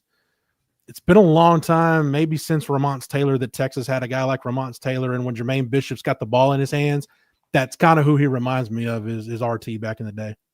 Yeah, that's where I was about to go. And afternoon to you both, fellas. Have been listening in, since I dropped off earlier, and love the conversation. I think guys like Germaine Bishop and excuse me, I actually I know some of his people and some folks that have coached him before. Just quality young man, but then you see like this level of suddenness. He has an explosion. He just has a good feel for the game. As you kind of see his highlights roll in, like, there's some guys that you can teach, to get to be a bit better technician and that kind of thing. And there's just some guys that are just kind of elite playmakers. Kind of to your point, Jeff, you'll see certain guys do things that you can't coach the masses to do. And oftentimes, sometimes even when the ball is in the air or when they start to do something, you're like, no. oh, okay, like go ahead, right? And so that was something that RT had. You see that, they use him literally all over the field, and he's a guy that I'm really excited about getting on campus. And look, for as much as we can talk about all of the guys that we don't get or wish we have gotten, there's still some really quality guys in this class, and Germaine Bishop, stands, at the top of them, certainly on the offensive side of the ball. So just to reset the headlines as we cross the top of the hour, CJ, correct me if I'm wrong, we're waiting on Corey Wells and Richard Wesley are the last two letters, the last two sets of paperwork we're waiting on for guys in the Texas class. Vodney Cleveland's flipped to North Carolina, which we talked about a lot here on the channel, talked a lot about it over on TexasFootball.com. That is in the books. Official Vodney Cleveland is a Tar Heel. That is, as we said, that is strictly an NIL play. North Carolina was big game hunting, looking for somebody to spend their NIL money on, and Vodney Cleveland is their guy. Malachi Lee signed with Michigan. Briston Martinez this morning, LSU announced his signing. I haven't seen anything, CJ. Is Richard Anderson official? Because it looked like it wasn't quite official, but it was pretty much headed that way as of about 45 minutes, an hour ago. Yeah, that's the understanding I have as well. He was telling reporters this morning, hey, I don't know, just wait around and see. But it does sound like he is trending in the direction of signing with LSU. And again, this was a recruitment. Hey, when you talk about kids from Louisiana, it's very difficult for once they are in the grasp of an LSU program for them to want to go anywhere else. Richard Anderson has kind of been a consistent theme for him all the way throughout the cycle. I'm pretty happy here in Louisiana. I want to play with the L on my chest. I live purple, love gold, whatever the saying is. That he's one of those kids that falls in that category. So I think we're going to see an announcement here soon. So yes, to your point, only Corey Wells, only Richard Wesley, who on the West Coast probably still waking up at the moment.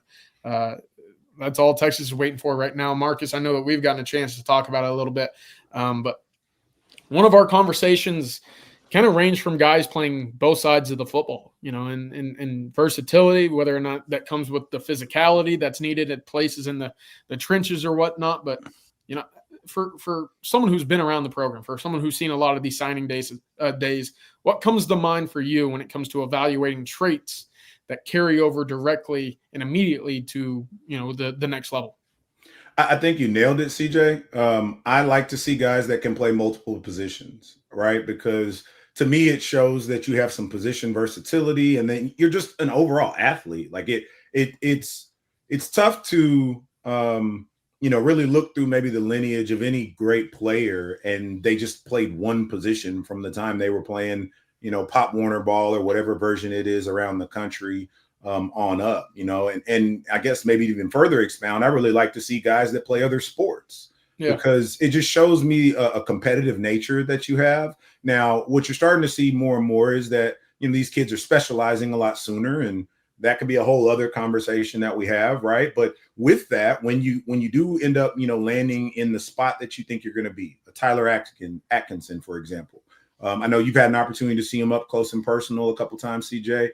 And a guy like that is already getting some pretty elite level training, has come down to Austin and has trained with a pretty decent guy that's roamed the 40 acres before, right? So it's like they're starting to show an ability to understand the game at an earlier level. I mentioned it earlier when I was on this morning with the fellas and talking a bit about the linebackers. But one of the things that I thought was really cool when I was kind of doing some of my research on Tyler Atkinson, back when he first committed, I remember looking at his X or Twitter headline, whatever you want to call it. And in his bio, it says something about quarterback of the defense, right? And that's not something that guys say just because they want to, puff their chest out and say, I'm the man. It's not. I put some, thought and intention around it. And so those are the type of guys, Jeff, you earlier were talking about, your Jahdae Barons, right? Jahdae wasn't just great because he was a good athlete. He spent a lot of time in the film room. He spent a lot of time honing his craft. And so those are some of the traits that I look for with guys. I remember when we were on campus, it wasn't always even necessarily an older class, upperclassman. I remember from the time that Tim Crowder came in, he was always a technician. He was solid in the weight room, but he was very intentional about how he used his hands, right? And so he would teach that to guys ahead of him and behind him. And so you want to see those types of traits from people that not only are you, leading when you hear about that, it's not just the rah guys. It's what are you doing to get better each day? And I think those are the types of qualities that I look for in players. And then ultimately just a guy that loves ball, man, like somebody that's willing to go out there and compete and play every down like their last. And you know, lastly, I'll just say, since we're on National Signing Day, like every player is not going to hit at the same rate. Everybody's not going to develop at the same rate. All freshmen are not created equal, right? Like there's any number of variables that go into play as to why some guys do and don't work out. Jeff, you'll remember this well. Jerry this morning asked me about Brian Pickerel.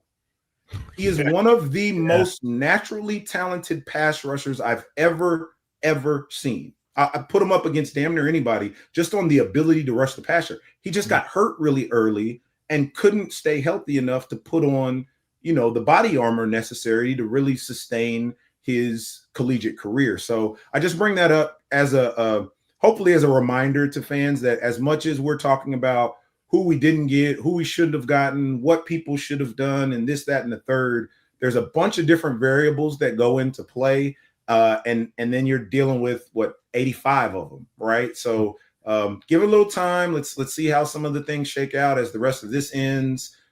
Even the second signing day in the portal, before we kind of cast final judgment on what this is going to look like. Marcus, I want to throw it back real quick because you brought up Brian Pickerel. Now I do, because we graduated high school the same year, so that 2002 class is always special to me. But you mentioned Brian Pickerel, but I want to ask you about two guys. And we talk about guys that you look at, and we're going to see guys across the country like all this saying, whatever happened to so-and-so? He's a really great high school player. But other than Brian Pickerel, maybe the best just natural first step pass rusher I saw while you were at Texas was maybe Michael Williams, who I think was only there for maybe a year. And then you talk to Michael Griffin, Casey Studdard, it doesn't matter. They will tell you, hey, as good as Cedric Benson and Selvin Young were, Eric Hardeman might have been the most talented back Texas had on campus at that time. Yeah, man. I a hometown guy, so I'm always going to probably talk about Eric Hardeman. And I know he had, some setbacks in his life, but he's doing a lot better now. He's, really turned a lot of things around in life off of the field. And so I'm really proud of him for that. And he's somebody that I did everything that I could to help out during this time here. So I love, getting an opportunity to bring his name up. But you're right, Jeff, like E. Hardeman was giving a top 5 Texas defense that had Derek Johnson on it and Marcus Tubbs and any number of guys hell when he was a true freshman. And, of course, we've talked plenty of times about, different coaching tendencies, and Coach Brown just didn't really play freshmen that much, right? And I think maybe in this day and age, a guy like Eric would probably have thrived quite a bit better because there tends to be a bit more of platooning guys as well as just utilizing skill sets. And so, sometimes certain players just don't work out for different reasons. But you also mentioned Mike Williams. He was my roommate my freshman year at Texas, and just another special guy that, for one reason or another, different things sent him down a different path. But it's always cool to look back and just remind yourself of the level of talent that does come in and out of, universities. And for as much as we hit, we're also going to miss. And every miss isn't solely on evaluation or development. And especially at this day and age, man, like when you involve the amount of money that gets thrown around, it's tough. And I'll lastly, add this. As we talk about all these dollars, most of this stuff is just reported, right? Like some of them you guys know a bit better than, others will. And I know there's even, some of our fans that have pretty, close, ties to different people, but a lot of this stuff is fabricated, right? And when you get down to the nuts and bolts of it, there's a handful that are making quite a bit. And then most guys are making more than any of us would have made at that time, granted, right? But they aren't just breaking the bank, so to speak. And so there's this huge push-pull of your roster management. If I spend a lot of money over here, well, what happens when Colin Simmons says, hey, man, like, y'all know y'all got to make it right for me, right? Like, and so that's a bit of the gamesmanship of it. And heavy is the crown. We're at the top of the total point when it comes to, the ability to generate money and revenue and all the things. So I'm not saying feel sorry for anybody. I'm just saying there's a lot more that goes into it than just point, click, get who you want and instant championship. Yeah, CJ, I want to go to you here in just a sec, but we got a little bit of breaking news. Yes, one of those two letters that we were waiting on is in. Richard Wesley, 5-star defensive end out of the state of California, is officially a Longhorn. I want to get to Richard Wesley here in just a second. Big time get for the Longhorns to wrap that up. But CJ, piggyback on what Marcus said, this is the time of year, and we'll hear about this in the next few weeks. Some guys that jump in the portal, you're like, hey, why is he jumping in the portal? And then you start digging behind the scenes, and it's like, well, remember those dollar figures that were thrown out when that guy signed? Now, some of that was unfulfilled promises by said school to said prospect as to why he's jumping in the portal. Yeah, that happens everywhere, right? You know, and you hear some stories and you see some tweets and you read some reports and you say, wait, that's how they got him, but they didn't fulfill those promises. So, look, it happens everywhere. It's an unfortunate part of the game. You know, if you have a good representative, it probably shouldn't happen to you, but that's not to say that it won't happen to you. So, that's going to be something to monitor, not just in Austin, but everywhere else, because it's part of the game, unfortunately. But, yeah, this is a big one. Richard Wesley joining the fold for the Longhorns. I wanted to just briefly touch on him. Strong side defensive end. You know, this is kind of that Ethan Burke role. Probably a little bit more twitch, a little bit more violent, a little bit more refined as a pass rusher, right? Ethan Burke, I think when he arrived in Austin, was just a big kid that played football. Texas took a chance on a good athlete. Obviously, he was committed to Maryland and Michigan for lacrosse, or Maryland for lacrosse, flipped to Michigan to play football. And Texas said, wait, if you're going to play football, stay home and do that. So, obviously, he's turned into quite a football player. You see the development that's taken place with his game. And I think Richard Wesley possesses a lot of that. I actually spent, for both of you guys, the last 5, maybe 6 minutes kind of going through a quick list of comparisons for guys that are in this 2026 class that will eventually become Longhorns, that I wanted to find some direct comparisons to, because look, Peter Warrick, I don't remember watching a whole lot of them, but I know that this is a name that was an elite playmaker. Matthew going crazy behind the scenes. I don't watch FSU, Matthew, come on. But I wanted to get my brain going a little bit. And so I'm going to throw out a couple of comparisons, and I want you guys to just let me know. Am I on base here? Y'all think I'm crazy? I want the chat to chime in too. Derek Cooper was the first one for me. And Joe Mixon kind of came to mind. 6'1.5", 210 pounds coming out of high school. Will carry about 225. But the one cut and go straight line speed, I think Derek Cooper was a 10.7 kid. Joe Mixon back in the day was around 10.65. So that was the first comparison that I immediately came to mind with. Let me know. Am I on to something here? Y'all think y'all see somebody else that comes to mind for y'all? Marcus, I don't know what you got on Derek Cooper. Joe Mixon from a body type standpoint, CJ, I haven't heard that one yet. Just to me, off the top of my head, I think Mixon probably has a little more side to side wiggle, but Derek Cooper probably a better straight line runner. You know, when I watch Derek Cooper's video, I see two different guys. There's times where he runs and I see Fred Taylor. There's times where he runs and I see Willis McGahee. To me, those are kind of the two guys, Marcus, that I see when I see Derek Cooper. Yeah, man, it's interesting because as talented as he is, like there's not a great one-to-one comparison. It's kind of like what you said, Jeff, you as well, CJ. It's bits of players, right? Like I see him at times. What was my man that ran at OU? I think he's their RB coach now. Somebody in the comments has mentioned DeMarco Murray. Yeah. Oh, okay. Yeah. That's what comes to mind when I see him at times. I see a bit of the Mixon, but champ, that I see a lot of DeMarco Murray in him. CJ, from the body type, I see some Joe Mixon, but what I always thought they did really pretty early and often with Joe Mixon is they used him well in the passing game too. Yes. I'm not saying Cooper can't do it. I just haven't seen them overly utilize him in that way, but like, you know, it wasn't just out in the flat. Like they were damn near using, Mixon almost like, Le'Veon Bell back in the day. So different versions of that. I like the Fred Taylor comparison, Jeff. He was a guy that just continued to get stronger. And I think that is who Derek Cooper, runs like, a guy that gets better as the game goes longer, which is certainly what you need in the SEC. And lastly, I heard a couple of comparisons to Chuba Hubbard. I think the only portion of that I see is I think folks forget how fast Chuba was in high school and even early on at Oklahoma State. And that's what, Derek Cooper reminds me of from his breakaway seat standpoint. Now, look, I'm not suggesting, we got this like monster. There was somebody back in the day, there was a NFL, graphic that used to go up and they would show like these different body parts of all of these different players and say that's who this guy was. And I can't think of who it is right now. I'm not saying that's what we have in Derek Cooper. Are you talking about the David Montgomery tweet where it was like that stuff Barry was nuts Sanders to me. Right.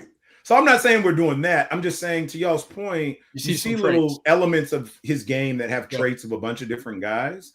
And so I think, for me, all of those are pretty spot on, but I think he's a pretty unique guy and, certainly a guy that'll play early. I don't expect him to start right away. And I think the staff would be probably doing themselves a disservice if they didn't go out and get somebody else in the portal as well. But again, a lot of this is going to shake out, over the coming weeks and remaining month or so.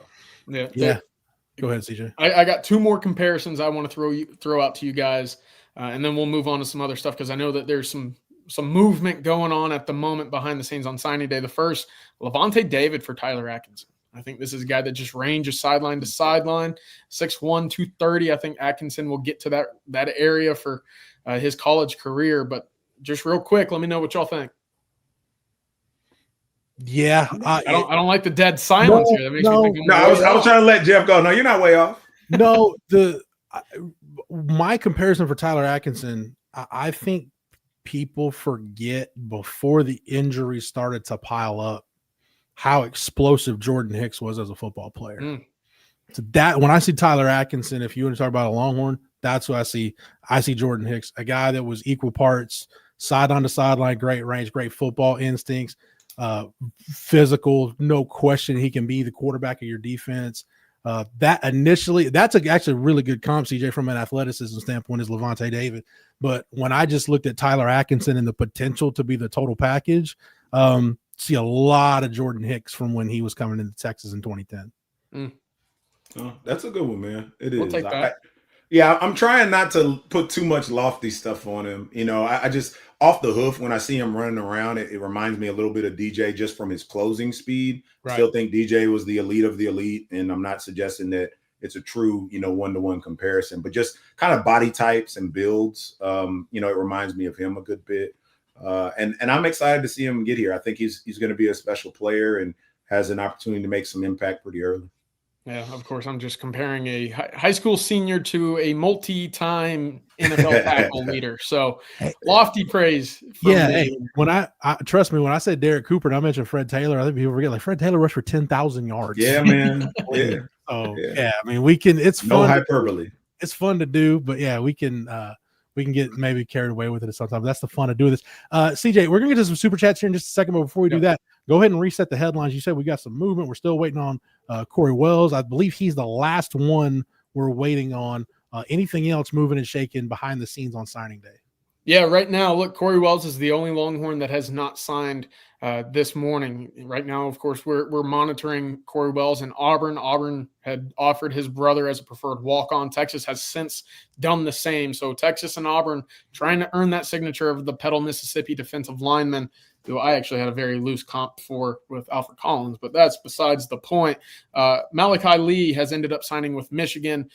Bryson Martinez has signed with LSU. That's where things are at the moment. Of course, Vodney Cleveland has, in fact, flipped and signed with North Carolina. So, look, Texas right now, still trying to hold on to what they've got. They've done a fine job of that aside from Vodney Cleveland, but no new additions today. Obviously, they've added 5 guys via flips over the last week and a half, with Trey Davis being the most recent coming in from UCLA. So Texas right now sitting and trying to close with just the one commit left. That's Corey Wells.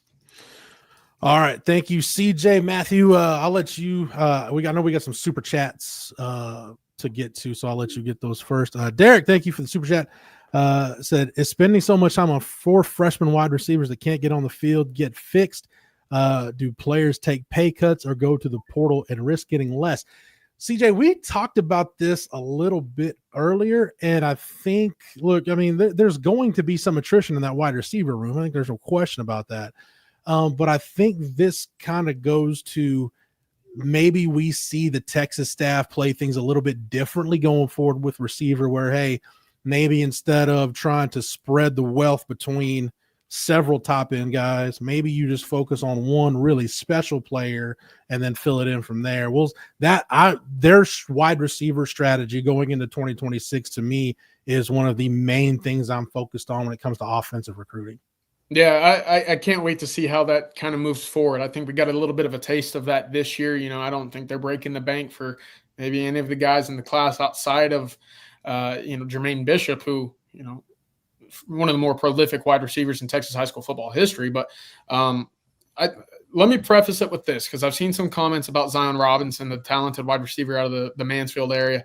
We don't believe Texas right now here at OTF. Texas is involved in a possible late flip or push for Zion Robinson. I made a point over on Texas football earlier today. Look, he's a freaky athlete. He was a state high jump champion in 2024. He runs 10.9. That was all in spring 2024. A little bit of shaky hands. That's kind of the issue right now for Zion Robinson. I don't think Texas needs another wide receiver who you throw him a pass, you can't, for certainty believe that he's going to come down with the pass. So right now, I don't believe Texas will push for Zion Robinson. But yeah, Jeff, I think to wide receiver as a bigger picture, I think that approach makes a lot of sense. You go get a guy that you believe can be an instant impact guy, and you've put the money there. Because you look at what what happened to Texas in 2025, you have a lot of money just sitting on the sideline. And I don't think that's a surprise to anybody, because there was a lot of clamoring to get some of the young freshmen on the field. Well, if you continue to attack the portal the way that Texas has at the wide receiver spot, it muddies up that position quite a bit. And guess what? Those portal wide receivers cost a lot of money too. So I think that's kind of the approach and kind of the correction that we saw in 2026 is Texas saying we can find one or two guys that we believe that can be an impact guy immediately, but we see the traits, we see the long-term development of these guys to become a guy, someone that can contribute as a junior, a senior later on in their careers. And look, as long as the portal is there, you're going to see probably more options than any other position at wide receiver. And that's exactly why Texas has gone so frequently back to the portal, and it's paid off. Yeah. And Marcus, Texas has shown, whether it's been A.D. Mitchell, Matthew Golden, Isaiah Bond, Emmett Mosley, Sark has shown he can get quality receivers out of the portal. And Marcus, this is the only time I will ever compare wide receiver to offensive line. But in terms of building a team at the college level, I kind of take the approach of, the offensive line. I say, for me, guys fit into two categories. You're either Kelvin Banks or you're Sam Cosmi. Kelvin Banks is an immediate walk-in starter, 3-and-done NFL draft pick. Those guys are special. Or you get a Sam Cosmi where, hey, beauty is in the eye of the beholder, and it's not a one-size-fits-all. This lineman may be ranked a little bit higher by this network than this other lineman, but that other guy may just fit your system or your preference or traits you like. So I think the same is true for wide receiver. Like, we can all look at like a Jalen Lawton and be like, yeah, like he looks like he's going to be special. But to CJ's point, you get down to guys like Chris Stewart and Cohen Brown that may not be as valued by the recruiting networks, but Sark and Chris Jackson may look at those guys and say, nope, that's exactly the kind of guy we want. Yeah, man. I was laughing when some of this was going, when this question came up, because I was peeking in the chat. I've kind of been going to war in there this morning a little bit. Jeff, you do a really good job of channeling some of your responses when you're passionate. I feel like I could get to ranting on this one, but my thoughts on a lot of this, man, is when you look across the country at any given program and ones that are known for certain things, all their fan bases sound a lot like ours, right? All of their chats look a lot like this. A bunch of people in Georgia are still pissed, regardless of the fact that they've, taken belt to, a couple times when they played us, that Justice Terry is a Longhorn, that Tyler Atkinson is a Longhorn, right? Like, you're not going to get every single one of them. You're not going to get every legacy. I didn't go to Texas Tech. My dad still holds some records there as a running back, right? And different things happen for different reasons. When we talk again specifically about the wide receivers, I just keep trying to kind of pull things back a little bit and try to be reasonable about what I'm seeing, right? And when I look at the offensive position of wide receiver and some of the traits that we want, yes, Sark's offenses have gone historically a bit better when he's had a speed demon, right? But when we look at kind of how this season unfolded, and even at the time when people were calling for him not to be the play caller, and I'm not trying to go there again, but there was plenty of guys that were wide open. There were plenty of guys that had a lot of separation that they were creating or that was schemed open. And early on, it was Arch having some trouble getting them the ball. And then somewhere along in there was also some drops that were taking place. But for me, one of the bigger ones that I love, and I've screamed it every single time I've been in a chat, when I'm watching a game, anytime I get a chance, like they went and got Emmett Mosley and expected him to be a stud, and he had some injuries. He didn't really get to up, full speed, if you will, until damn near close to like OU week this year. Mm-hmm. He still has 2 more years of eligibility. And if he continues to take the steps I think he could, I doubt he even hangs around that long, right? So I think there's still guys that have an opportunity to make really big impact. When we were playing that Georgia game out, Emmett Mosley didn't look slow to me out there. He didn't look like, damn, I sure wish we had somebody else. Like, for me, I was just pissed every time I looked up and he's jogging off the field. That's what I was annoyed with, right? So to your point, your Chris Stewarts, different guys like that, they can become something special. I'll try to close my little rant on this. Somebody go look up what Justin Jefferson was ranked. I'm not saying that every single player is going to pan out that way, but you can go and look through year by year, team by team, coaching staff by coaching staff, and you will see a 2, 3, 4-star outplay the guy that everybody said was the can't miss prospect. Now, where it is getting frustrating at times is when you see a guy like DeCorian Moore go to Oregon. All right. Yeah. I'm not going to spend a whole lot of time on that. I know a ton about that recruitment. I was very close to a lot of people within it. He's out there because of Rashad Samples. Right. And you can talk about him needing to be on this staff and other things like that. But there have been guys that we thought were going to be incredible. Jonte Cook, right? He didn't not play well here because of lack of development or because he didn't get an opportunity. A lot of that was on him. And he was the stud of studs at a point. So I think we just have to remind ourselves that no one recruitment, no one player, no one development is the same. And there are guys on this roster that I think can make great impact. I think there are guys that are bringing in that can still make great impact. And there's guys that can go out and get. To your point, Jeff, they have shown at the wide receiver and defensive line position, above all else, they have proof of concept of being able to go into the portal, give guys an opportunity to shine, and play really, really well. I don't think that just goes away all of a sudden, right? So in some of these spots where, forgive me, like it feels like sky is falling, those are probably the 2 spots that I have the least concerns with this staff ability to be able to address. And granted, it still has to happen, but as we're trying to project all this stuff out, man, I don't think wide receiver is at the top of my list of concerns going forward. Yeah, very well said, Marcus. And CJ, to Marcus's point, like I remember we'd be on live streams early in the year, even talking about it over at ontexasfootball.com on the message board, and people accused us of spinning or just burying our head in the sand.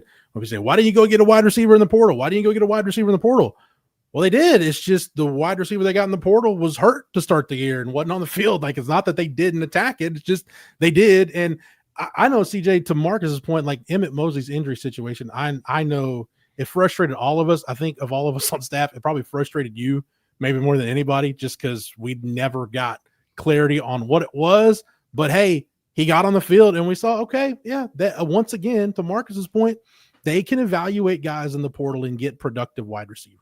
Yeah, they definitely hit. I don't think anybody's denying that. It was just, to your point, Jeff, it was just a little frustrating that you didn't have him for the first 6 weeks of the year in which your offense struggled against Florida. You didn't move the ball, or you moved the ball, you couldn't score the ball against Ohio State, and you're sitting there seeing your quarterback struggle to, find completions, and you're like, well, I know it's not what Texas was hoping with DeAndre Moore also out and Ryan Wingo going through some hand issues of his own, but you're sitting there saying, well, where's the help at wide receiver? Can we get some of these freshmen on the field? And that's not what they like to do, right? You got to earn your keep when it comes to the wide receiver room. And they thought early on that Emmett Mosley was going to be a guy for them. Unfortunately, some injuries delayed that process to getting onto the field. And, that's where the frustration ultimately ends. But look, that's one of the things for me. And again, going into 2026, I can't help but be excited for senior year Arch, third year Parker Livingston, third year Ryan Wingo, third year, Emmett Mosley. Do you need to go get a portal wide receiver? Maybe for, some different skill sets, right? But let's see which one of these true freshmen, one, stick around, and two, are able to take that leap, because the spring is going to be huge. The problem is now you don't get the luxury of going through your spring football season to then go out and adjust your roster. You got to predicate that now next month. Yeah, and we'll stick with wide receiver because Rand Rodriguez has a super chat, and Rand, thank you for the super chat. Said, anyone have progress on the 3 5-star wide receivers that didn't play this year, Lockett, French, or Terry? What are the chances they all stay with Texas? CJ, like we talked about it, to Marcus mentioned this a minute ago when you talked about, hey, and Marcus, I do want to wax poetic on that 02 recruiting class as we go along today. But, when that class signed, did any of us really think that? I think we all knew, hey, maybe in terms of playing early, Day-Day McCutcheon might be a little bit ahead of everybody. Do we think he would have the biggest impact out of that group by the time the regular season ended? I didn't. So It just goes to show you, man, you just never know. I will say this, the one I can speak on, CJ, is Michael Terry. And I think, he spent some time at running back. I think it's just figuring out a position for him where he can best help this team. I think is going to be the biggest sign, whether it's Texas or somewhere else, whatever it is. Getting a position where he can most make an impact and help you, I think, is going to be the biggest point of his career in terms of where it goes. Yeah, I'll add this real quick on Michael Terry. I don't know if there's a freshman who didn't play as often that took bigger leaps this year. And I mean, a guy that took advantage of every scout team rep, a guy that took advantage of the weight room. He's up to 225 pounds right now, and he got time at both running back and wide receiver. His routes have never been more refined than they are currently. And Texas wanted to put in a little goal line, wildcat package for Michael Terry. Unfortunately, you just didn't get a chance to use it because of situational football. The stakes, obviously, of chasing the college football playoff, it didn't align for that to see the field. But Texas likes a lot of what they have in Michael Terry. And, for those two other kids, I think there's absolutely plans to use them more next year. What you got to do is make sure that when you're on the field, you know what you have to do, what you can do, what you're limited in doing as well. And that was, I think, a big barrier, as it is for any freshman, is immediately arriving on campus and engulfing yourself into the playbook and the system. Marcus, you went through a position change when you were in Texas. And I think of some of your teammates, and, there's guys that, Ramonce Taylor was one of those guys that I know there was talk when he was recruited, hey, maybe we put him at corner, and we're just going to put him on offense and just put the ball in his hands. For every guy like that, there's a guy like, to an extent, a Drew Kelson and Eric Foreman's a guy I think of, that really, really talented athletes that just never really find a home. And sometimes it's no fault of theirs. It's just what happens. But Marcus, what is that like when you're recruited to play a position, you got your heart set on that, and then all of a sudden, hey, we need you to go do that. The amount of selflessness and I guess self-reflection it takes to say, hey, this is going to be what's best for the team. And if I make the most of it, it could be what's best for me. Yeah, Jeff, keep me on track here because I want to make sure I fully answer that. But before I do, I want to just finish off on this super chat. Y'all can't see this super well, right? But I had sent this to Blake this morning, and I'm on here somewhere down at the bottom right there, right? But there's a couple guys on this sheet at the wide receiver position that you never even saw log extreme reps and are just as talented as the three guys that were just on that super chat. I'm talking about Marquise Johnson, never even made it to campus, and Robert Timmons. Right? Absolutely. And this is not me trying to wax poetic about nostalgic years and, all that. Like, these guys were the dogs of dogs. And look, it's similar to what I was even saying about Jonte Cook. It's not me trying to bag on anybody. It is that people have different developmental curves. They have different influences in their lives. They make choices that they wish they could get back. And sometimes that is outside of coaching control. And then in other instances, Jeff, hopefully I can get to your point here, is You have a guy like Michael Terry that comes in. He didn't play exclusively any one position in high school. Right. He is a raw, uber talented athlete that you're now trying to figure out how you get him onto the field. When you talk about some of the position changes from my time, if you think back to, what we were at that point in time, we were a great defense that for, I want to say 3 years in a row, had 3 different defensive coordinators. Bull Reese that recruited me. He retired after my true freshman year, the year that I was redshirting, the year that Brian Roberson was redshirting. Me and B-Rob came to Texas because 5 linebackers were graduating the year we were coming in. Yeah. We thought that we had a good shot at getting some playing time, right? And then you get on campus, and depending on, how different things shake out, you start trying to figure out, okay, what's the best way to do it? So now the guy that had a hand in as they were getting the sign-offs on recruiting us, the guy that recruited us is no longer on campus. So then they bring in Greg Robinson, right? Greg Robinson comes in. He has a different form of a system. So now we're trying to adapt to that. B-Rob is across from me in the dorms and is like eating chicken breast that he's cooking on his what was that damn thing? The George Foreman, right? Yeah. Like he's proteining it up. B-Rob puts on however many pounds and ends up being 250 something and spins down to defensive end. I'm backing up Derek Johnson. The only time I'm really getting true burn on the field is late in quarters of blowouts. I remember like my redshirt freshman year when I actually first stepped on the field. I think we were playing New Mexico State, and I had like 8 or 9 tackles in the second half because we were up so much they could afford to put me in, right? Greg Robinson gets the head coaching job at Syracuse. Chizik comes in along with Dick Tomey and some other guys. They ask me to spin down to DN. Then they have some injuries, ask me to pop over to fullback. So I say all this to say it's not always about why don't you play the guy at the position he was recruited. It's, okay, he's a hardworking guy. His teammates respect him. He's contributing on special teams. What can we do to try to get him on the field? Because let's face it, I was never hitting the field playing behind Derek Johnson. And I wasn't about to root for the guy that literally recruited me, was my host on my visit. I didn't want to see him get hurt, right? But I was recruited at the same position he was playing. And so there's a number of factors that go into it. And yes, Jeff, it requires a level of selflessness that not every guy is going to have.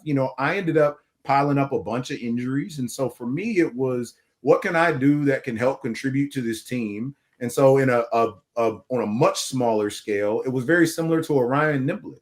Like they bumped me around to different spots. I did what I could in different areas of the special teams, whether it was on kick return, on punt return, that kind of, on the punt team, on kickoff coverage, that kind of thing. But it's all because, at that time you couldn't transfer. So it's a bit different, but you have to have some guys like that on every roster. Every roster is not going to have every single player that you recruit them be able to play at the exact position that they played in high school and, just be the tip of the spear, every single game. So again, I told you I can get to ranting about this stuff, but it's only because I think people should offer some of these kids a bit more grace than I sometimes see, because it's not Madden. It's not NCAA where you can go recruit and adjust attributes and, it doesn't matter what play you put in there. If you run a certain play, it's always going to look the same, man. Like, people got real life stuff going on. The last thing I'll leave you with, even on that real life tip, and again, this isn't to make excuses for people. It's just I'm trying to make them a little more human to folks. Is I remember going into my sophomore year, my grandmother passed, and she passed in the spring when I was getting ready to go train, right? And for me, that wrecked my world. That was probably my worst semester in school. It was my worst, performance on the field that spring when I had an opportunity to kind of take a leap. I struggled to compartmentalize that. I don't think that makes me a bad player, and I don't think it makes the other person, supreme in whatever it is they're able to do. It's just we're all wired a bit differently. Mm-hmm. And so, sometimes there's factors that nobody will ever know, or very few people will ever know. But what we're trying to do is speculate and cast, like doubt or say this guy should have been this. And you just never know why a person isn't one thing or the other. So.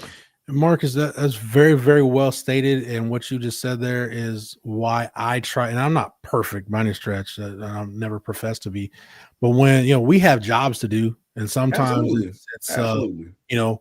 it's not fun to do the job sometimes, but CJ, that's why I try to abide by, and again, I'm not perfect, but I try to abide by something I heard Will Muschamp say. Shocker. I know I'm going by something Will Muschamp said, but it's criticize the performance, not the performer. There's a really big difference between John Smith didn't play very well against State U and John Smith is a bum. To me, there's a very big difference between those two. Yeah. Yeah. And when I said that, and I want to make sure I go right to you, CJ, when I said that, I wasn't talking about you or anybody on staff. What I'm actually talking about is kind of like what I find to be a loud minority, right? Like, on a day like today, like we should be celebrating, man. Like I know it's not the number one class, but I think they're still doing all right, But a lot of times the ones that are the loudest, the most vocal, are folks on social media from different corners that pop in and out. And then there are also some that are extremely passionate that just have reasonable criticisms. My issue is when you're calling somebody a bum, like you said, Jeff, or you're saying, hey, so and so needs to portal out. Well, nah, man, like I'll go to bat. Like we can line it up wherever you want. I'm right here in Austin. I'm easy to find.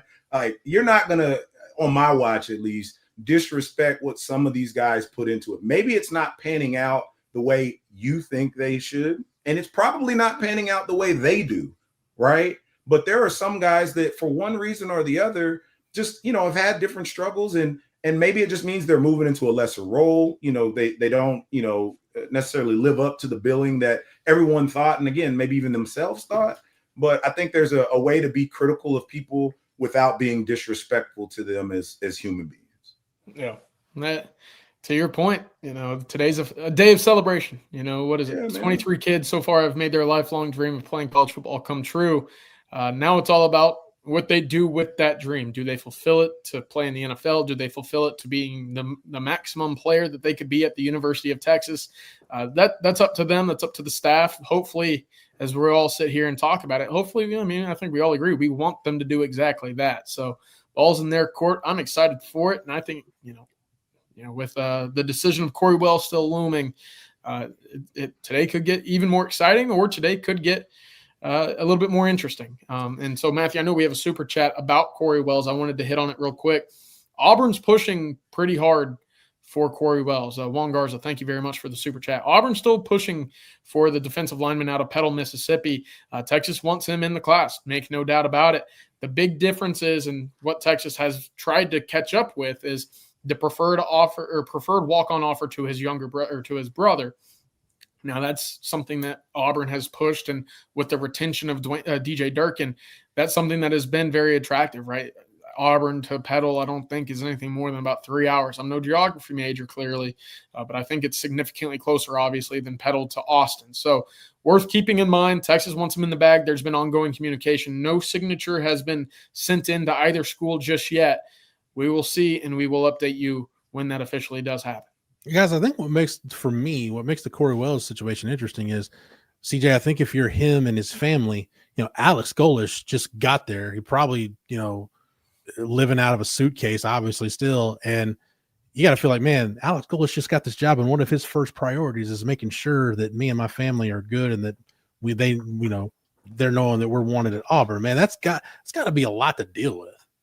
Oh, man. I don't envy any of these coaches who take a job. Look, I know you take a job, you get a pay raise, that's all great, but immediately working the phones and trying to generate relationships that you previously had no idea which recruit might have been. And that's a difficult spot to be in. And it's an especially difficult spot for a school like Penn State, who right now I think is 134th out of 136 schools in the D1 football. They only have 2 kids right now. So, for any of these coaches that were on the move to then go learn 20 new names, families, faces, friends, uncles, whoever it is, not a spot that I would imagine is very fun to be a part of. And on the flip side, for the recruits, look, things change. Coaches can up and leave at any point. It's no guarantee that Texas will be 100% certain with their position coaches going all the way through whenever these kids arrive in January. So it's worth, just kind of holding on and seeing how the ride kind of goes through its loops and hurdles at the moment.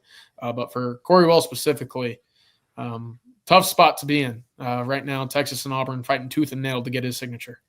Marcus, I want to hit on something I was meaning to ask you earlier. And as a local guy, we talk about Jade, and I know Jade's kind of changed, I think, gone a long way to change how kids in the greater Austin area view Texas, which it hasn't always been a positive view that kids have had of Texas. I think Jamal Fenner's played a big role in that. Mm-hmm. But once you get outside of that Westlake, Lake Travis bubble, and you talk about kids in the greater Austin area, what level of pride do you take when you can look at signing day and, hey, there's a Yaheem Riley from Anderson signing with Texas. There's 2 Georgetown kids signing with Texas. That's never happened. Your level of pride as a local guy seeing Austin area kids pick Texas. Man, it's awesome. I can't lie to you. Again, I've said this a few times. I didn't grow up a Longhorn fan. Like and that's not because I hated Texas. My dad played football at Tech. My mom was born in Lubbock. My grandfather still lives there. Like, some of it is just, it is what it is. But once I made the decision to come to Texas, and the level of support that I got around the city, the ability for my parents to be able to just hop on 35 South and come see me play, not have to necessarily get on a plane to be able to do that and all those things. It meant a lot, man. And it's something that you wear with the badge of honor. Will talked about it this morning, him being a Westwood guy and the different people that are kind of in and around your class and around the city. Like, we all kind of know one another. Jade went to my high school. I have no problem in saying he's the best player to come out of Conley. But you know how good that feels to me be able to say, hey, I got a football brother that not only played at Texas, but won a Thorpe and now is doing great things, in the NFL. Like, that matters to guys. And so then to be able to also do things in the community and give back, it just kind of creates another brotherhood. And it's different than, your DFW and your Houston guys, right? Like, I get that, but there is an absolute, sense of pride of guys that are around the city and do get an opportunity to play here at Texas, because again, let's be real about it. It's an opportunity, man. And it's something that really does change your life. There's people that tell me they remember stuff about me, and I'm like, I don't even remember, but it's like, it's cool. You can't help but kind of feel good about that. And it's just, doing the best you can to take advantage of the opportunity that's before you. CJ, how much has that perception changed for recruits? Because again, I know throughout the Tom Herman era, even throughout Charlie Strong's tenure at Texas, it wasn't always the best relationship with local prospects in Texas, but it seems like it's starting to change now. And I think that's a credit to Sark and his staff, and especially, Jamal Fenner's at the forefront of that. Yeah, definitely. I think Coach Fenner deserves a lot of credit because, there's a long time, and when I really first started covering recruiting, the local schools were the only schools I would go to for the most part, unless I was back up in Dallas. And so, I got to hear firsthand, what the perception of Texas was, and it wasn't a pretty one. I remember, going up to Caleb Burton and asking, hey, Texas is right here. This was at that time a high 4-star, 5-star kid out of Del Valle. Said, I don't have any interest. They don't put wide receivers in the league. And you can't blame them. I remember going over to LBJ to see Coach Fenner and talking to Andrew Makuba and Latrell McCutcheon. And, they're like, Texas is here, but I don't know if Texas is the spot for me. And obviously for Makuba, I think I'm considering Texas pretty heavily. They're just not in a championship position winning spot right now, which is somewhere I want to be in. Evidently, it goes off to Clemson, 3 great years. Latrell McCutcheon, on the other hand, and this is, very similar to what at the time I think a lot of local area kids were saying I don't have any interest at all to go to Texas. I don't want to stick around here. I don't have any interest in them. I've gone to camps for 5 years, and they've given me no time of day. From middle school up to when I have about 10 offers, and I'm sitting there camping, hoping for offers. And for whatever reason, I think, and there's still some of this, playing in the backyard of a big school, that lends coaches at that big school to then turn around and say, hey, we can come back and get this kid. And I think at times it burns a lot of schools. I think Texas has been burned with that MO, right? So it's changed. Obviously, winning cures all, becoming the cool it school, that changes all too. But for right now, it's really cool to see that the high area talent in the area is being rewarded with offers and positions at the University of Texas, because for a long while that wasn't always the case. No doubt. It's really good to know that Sark and company are going to take care of business in their backyard. Because Marcus, I know he was a guy that was unkind to Texas while he was at OU, but like Derek Strait was always the classic example. Like, man, this kid was right down the street at Lanier. How do you let him go? And hey, you're not going to get everybody, but the staff, I think Marcus has done a much better job as time has gone on, especially now with Sark, like CJ just said, hey, let's make sure if there's a kid that's good enough to play for us in our backyard that we're on him. Absolutely. Yeah, I agree, man. It's it can be complicated. And I think one of the things too, man, like we forget, like there's different generations at play here.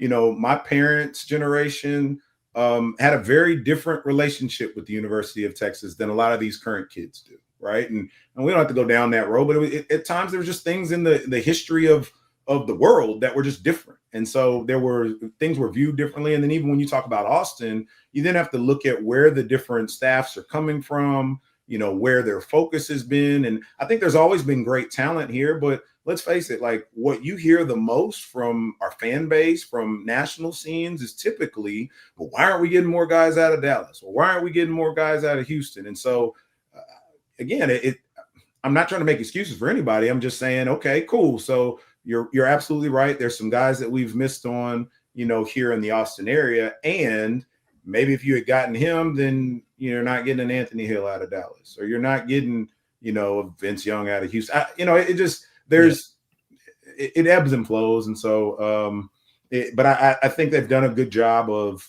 getting more guys involved. And then I think the more people that you see have success from the city, and especially those guys that have good experiences at Texas that still stay around a lot, you see Jade come back. You see Andrew come back a lot. You're going to see Taft back and around the program a lot. That gives guys some more confidence, as well as their families, that, hey, good ball can be played right here in Austin, and maybe I don't have to go somewhere else to do it. No doubt. All right, let's thank a couple of our sponsors here, sponsoring our coverage, our National Signing Day coverage here at On Texas Football. Want to say thank you to My Perfect Franchise and Andy Ludicky. Stuck in the corporate rat race with 2 weeks PTO and no control over the money you make or your schedule in general? Call Andy. He'll take you through a process to help find a business that will fit your skill sets and financial goals. Franchise ownership isn't for everyone, but if you have a desire to take control of your destiny, call Andy or email him at andy@myperfectfranchise.net. And again, the phone number is 404-973-9901, or email him andy@myperfectfranchise.net. Also, I want to say thank you very much to our friends over at Hargrove Roofing, with offices across Texas, including in Austin, as well as Louisiana and Arkansas. Hargrove Roofing will take care of all of your roofing needs, plus they're Longhorn friendly, with partners like one of Marcus's former teammates, former defensive tackle Stevie Lee. They're the most pro burnt orange roofing company out there. No one wants to turn their home over to a company they can't trust. So call Hargrove today for a free, no strings attached roof inspection. Just call 512-645-3202. Again, that's 512-645-3202. Hargrove Roofing. Know who's on your roof. Let's go ahead and get to a couple super chats. Marcus, actually, there's a super chat for you. It says, Marcus, twofold question. How important is it to get the freshmen some reps on special teams, and does that help in the development of the young guys? Absolutely, man. I can't think of, and Jeff, your memory on all things Texas is often much better than mine. I can't think of too many guys that ended up excelling at a really high level that didn't start out on special teams. Michael Huff, special teams. Michael Griffin, special teams. Brian Roberson. I don't remember what it was, but homie blocked a whole lot of kicks before he was, just making plays, defensively every single time. And so it's a way you can cut your teeth, Kozer. It's a way that you can not become overwhelmed by the amount of people you're going to see in the stadium, especially if you're from a smaller school. It's a way for you to begin to develop and really, kind of learn, and so I've seen a lot of guys. I mean, look, Cade Phillips was playing a lot on special teams, to begin the year. The more plays you start making on special teams, the more effort that they're seeing that, hey, even if the ball is, going, you still ran all the way down there, well, you start to get a couple more opportunities in practice, and so I think especially if it's skills positions, it's extremely valuable. But you have to prove that, you're worthy of being out there. You have to prove that you're reliable. But I think it's absolutely crucial to development in a lot of these young guys. Yeah, I can remember Jade Barron, Jade's freshman year, played a ton on special teams. And CJ, I don't know, that may be something. I saw a comment in the chat a minute ago that Sark really doesn't want to play freshmen on special teams. I don't know that I necessarily agree with that. And CJ, I think we might see a decent number of guys in this class on various special teams in 26. Yeah, I think you absolutely should, Marcus. You nailed it. It's the best way to get your feet wet to the environment that you're playing in, to making sure that you're playing assignment sound. It's the best way for the staff to understand or get a level of trust in what these kids can bring to either side of the football aside from special teams. So, look, I think every freshman defensive back should be an option on special teams. Kickoff, punt, doesn't matter. Every single one of them. Every running back that we've seen so far when Texas has been healthy has been on special teams as well. I think linebackers, especially in today's current age, when you're recruiting guys that, no longer need, the neck rolls or coming in at 240 pounds, these guys can run. They should all be on special teams, 100%. So that to me is the easiest, most it's just so simple to get these guys on special teams without putting yourself into a position where you're at risk of massive exposure. You got 10 other guys there. Go let them get their feet wet and get some football under their belt. I think they absolutely should be on special teams this Friday. Real quick, something, CJ, I think a lot of people forget, man. When you get to college, imagine just when any of us got to college as a student. You're just trying to figure out, man, like, how do I register for a class? How do I get to my class? Like, all this stuff is foreign. Let me take you inside football real quick. I don't know if any of y'all, and forget the comparison I'm making here with respect to like his on the field play, but did any of y'all see that time where reporters were asking Tua something and he was like, hey, I'm going to say a play. Why don't y'all say it back with me? And he just like starts spitting something out that literally sounds like another language. Now, imagine being a freshman coming into the University of Texas and having to look at this playbook, on an iPad probably, and all these different things, and find a way to now learn this new language of something that PK has been teaching for how many years, right? How much stuff has Sark forgotten that he's now having to teach these guys and their heads are swimming? Well, what better way than while I'm trying to bring you along and picking up that stuff, hey, on this specific thing, every kickoff, these are going to be the handful of looks that you're going to see. This is your one job, right? Like, that's a lot easier to remember than all of a sudden trying to be able to consume a playbook, apply it in practice, and then be so comfortable with it that when you get in the game, any number of things that are thrown at you, you can just go out there and play. So, special teams is the way it goes, man. Marcus, to that point, I think this goes back to the wide receiver conversation we were having a little bit ago in regards to Michael Terry. And CJ, you can chime in on this too. I know when he signed and gets to campus, we're all excited about him because we see the talent and the potential. But I think maybe some of the expectations were a little unrealistic to think, well, hey, he can be the Swiss Army knife that helps us on offense. Well, I mean, you got to learn a position first. And it's all about, and CJ, to Marcus's point, this is the underrated part, which we don't know. How much of the playbook are guys going to be able to absorb? Like, conceptually, are they going to be able to get it? Like, how are you going to handle when you're getting all this stuff thrown at you like that? There's just those variables, I think, that when you look at it just from a football standpoint, it might be easy to visualize something. But to Mark's point, you throw in all the other stuff, and now you throw in getting NIL rev share on top of it. Now you're adding a whole different set of circumstances into guys just, man, trying to figure out as a college freshman, where do I fit into this thing? Yeah, it's for me, and seeing a guy like Michael Terry is how do you generate their best position? How do you generate their best position to succeed right away? And that's, I think a lot of where good coaches come in. Look, it's a great conversation because you start looking at the best ways to get these guys acclimated to the game of football at the highest level, which the SEC is the highest level, right? You're going to be playing Ohio State very early in your career. You're going to be moving to Death Valley and Neyland and Kyle Field, to get to that point where you can be trusted. Very important. Just real quick, a quick aside, I did want to address a couple things I saw in the chat. Go for it. Yes, it is very funny. Legend B back to Tennessee. That That's what happens when Brian Hartline ends up taking that USF job, which, by the way, I think all of college football, not just Michigan fans, not just fans in the Big Ten, everybody who enjoys watching talented wide receivers should be over the moon about that move. Just my 2 cents. Also, Colin Klein up and leaving Texas A&M. He will finish out the college football playoff and whatever is left of their run before going up to Manhattan, Kansas. He will be the next head coach at Kansas State, where he was a pretty successful Heisman finalist quarterback back in the day. Crazy for me to say that's back in the day. That wasn't too long ago, huh? But also Zion Ely, the number one edge rusher in the country, he did sign with Maryland. I saw some comments there about him. I know Texas tried to get involved late. Not a lot of push there. Obviously, they feel really good about Richard Wesley. But I did want to mention this because we haven't talked about it just yet.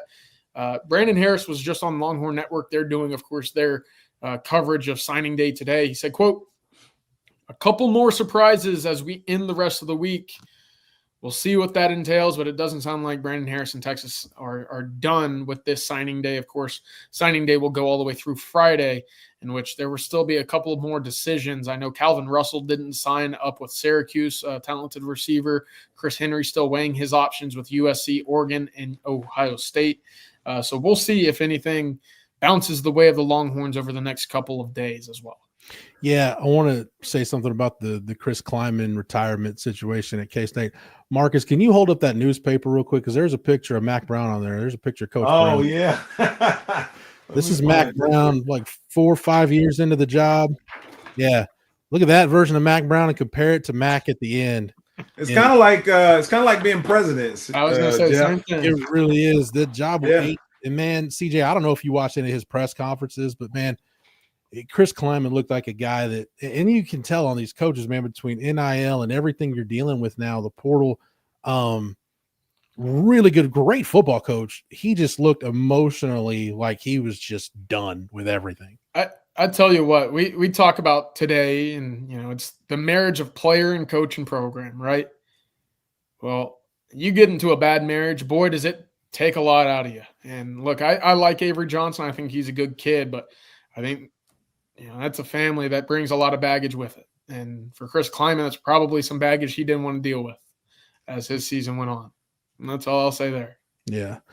Guys, let's talk about this class. CJ, Marcus, whichever one of you guys wants to start. This class is going to be a top 10 class. We don't know exactly where it's going to fit in. We'll see where it does, and we can check some of the rankings here in just a second. But what do you like most about this class? I think for me, man, and CJ, you were both much closer to this stuff than me, but, you know, from my top level view, I do like a lot of the versatility of it, man. Like, I think there's some guys that have opportunities there's a good spectrum for me. There's some guys that have opportunity to come in and make impact right away. And I think there's guys that have legit opportunity to like reach their ceiling a little bit later in their careers, are probably a little less likely to portal out, are probably a little more likely to help you have some more experienced teams down the line. And that's what I really enjoy about it, man. Like, it's not any one thing necessarily, Jeff. It's just that they've added some pieces that I think can complement what will be coming back, can complement what else they'll bring in the portal. And have an ability to, you know, play some good ball for Texas down the line. I don't think every single player can be a 5-star. I don't even think every single player can be a 4-star. And I don't even think always the stars necessarily tell you everything about the player. It is an inexact science that almost no different than the NFL draft. People that get paid a lot of money that have done this for a lot of years aren't even batting 500 on. Man, like it's a really complex deal, and yeah, that's why they get paid all the bucks. So I'm not saying feel sorry for them, but it's not a perfect thing for anybody on the country, and that's why I kind of joked earlier. Like, at times it feels like there's this like doom and gloom around it. We didn't get this guy, or so and so flip. Well, yeah, we're also flipping people, right? We flipped people before. Some of our biggest, you know, contributors currently used to be committed to and were going to sign with somebody else at one point in time. So I just like, you know, the stick to itiveness of you know, the staff and some of these guys that they've brought in. I'm excited about it.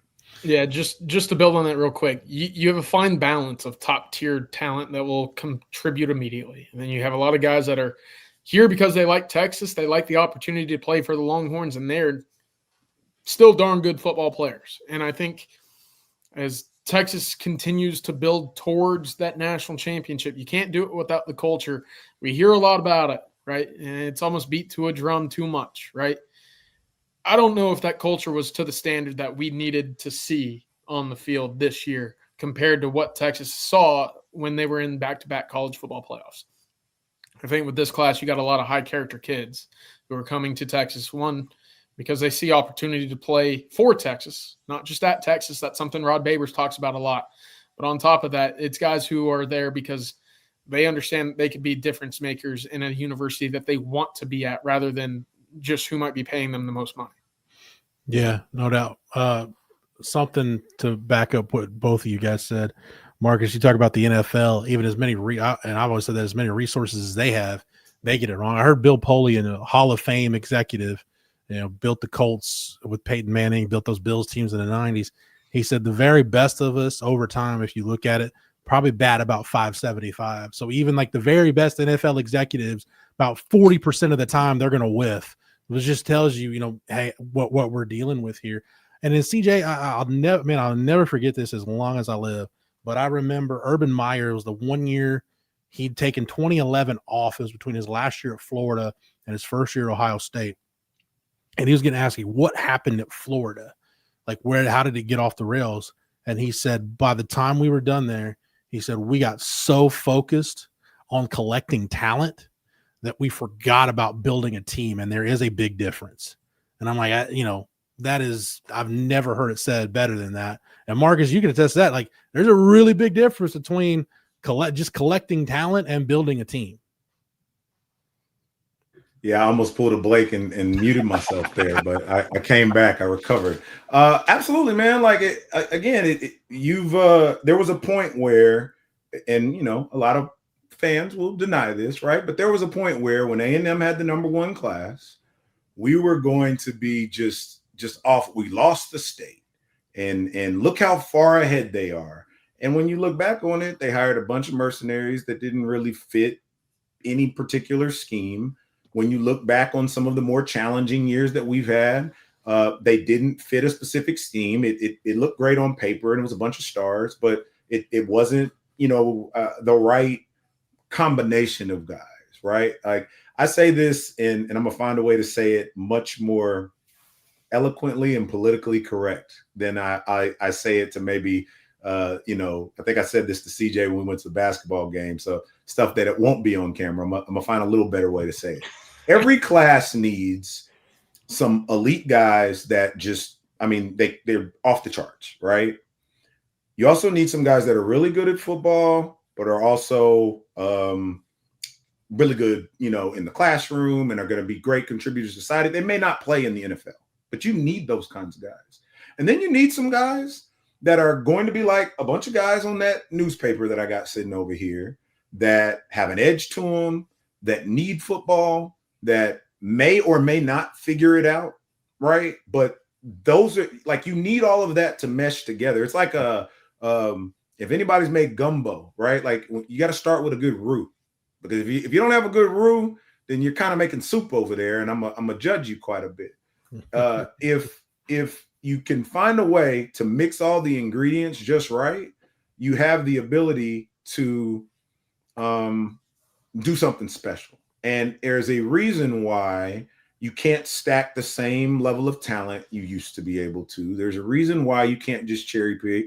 And there's a reason why I always will, probably till I'm blue in the face, keep highlighting this is not a video game, folks. Like, you can't go out there and just pick from the top of the litter and it always works out.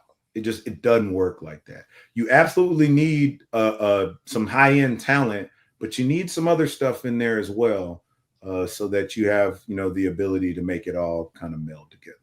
Yeah, CJ, to Marcus's point, I don't know that there are necessarily any guys in this class, but we've seen guys in classes at Texas, and there's some guys on the roster, guys that kind of play and live on the edge.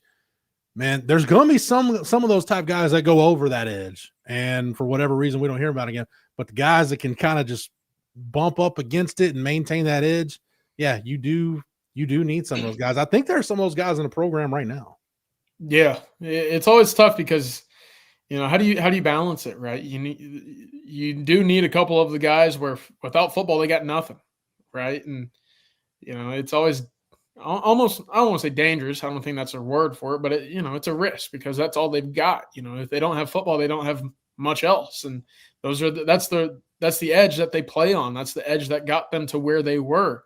But you also need guys to balance it out. To Marcus's point, and I don't want to put Trey Wisner in one of these categories because I think he's evolved as a player, and it's one of my favorite stories that I'll always tell. And Trey's been one of my favorite Longhorns that I've ever come across.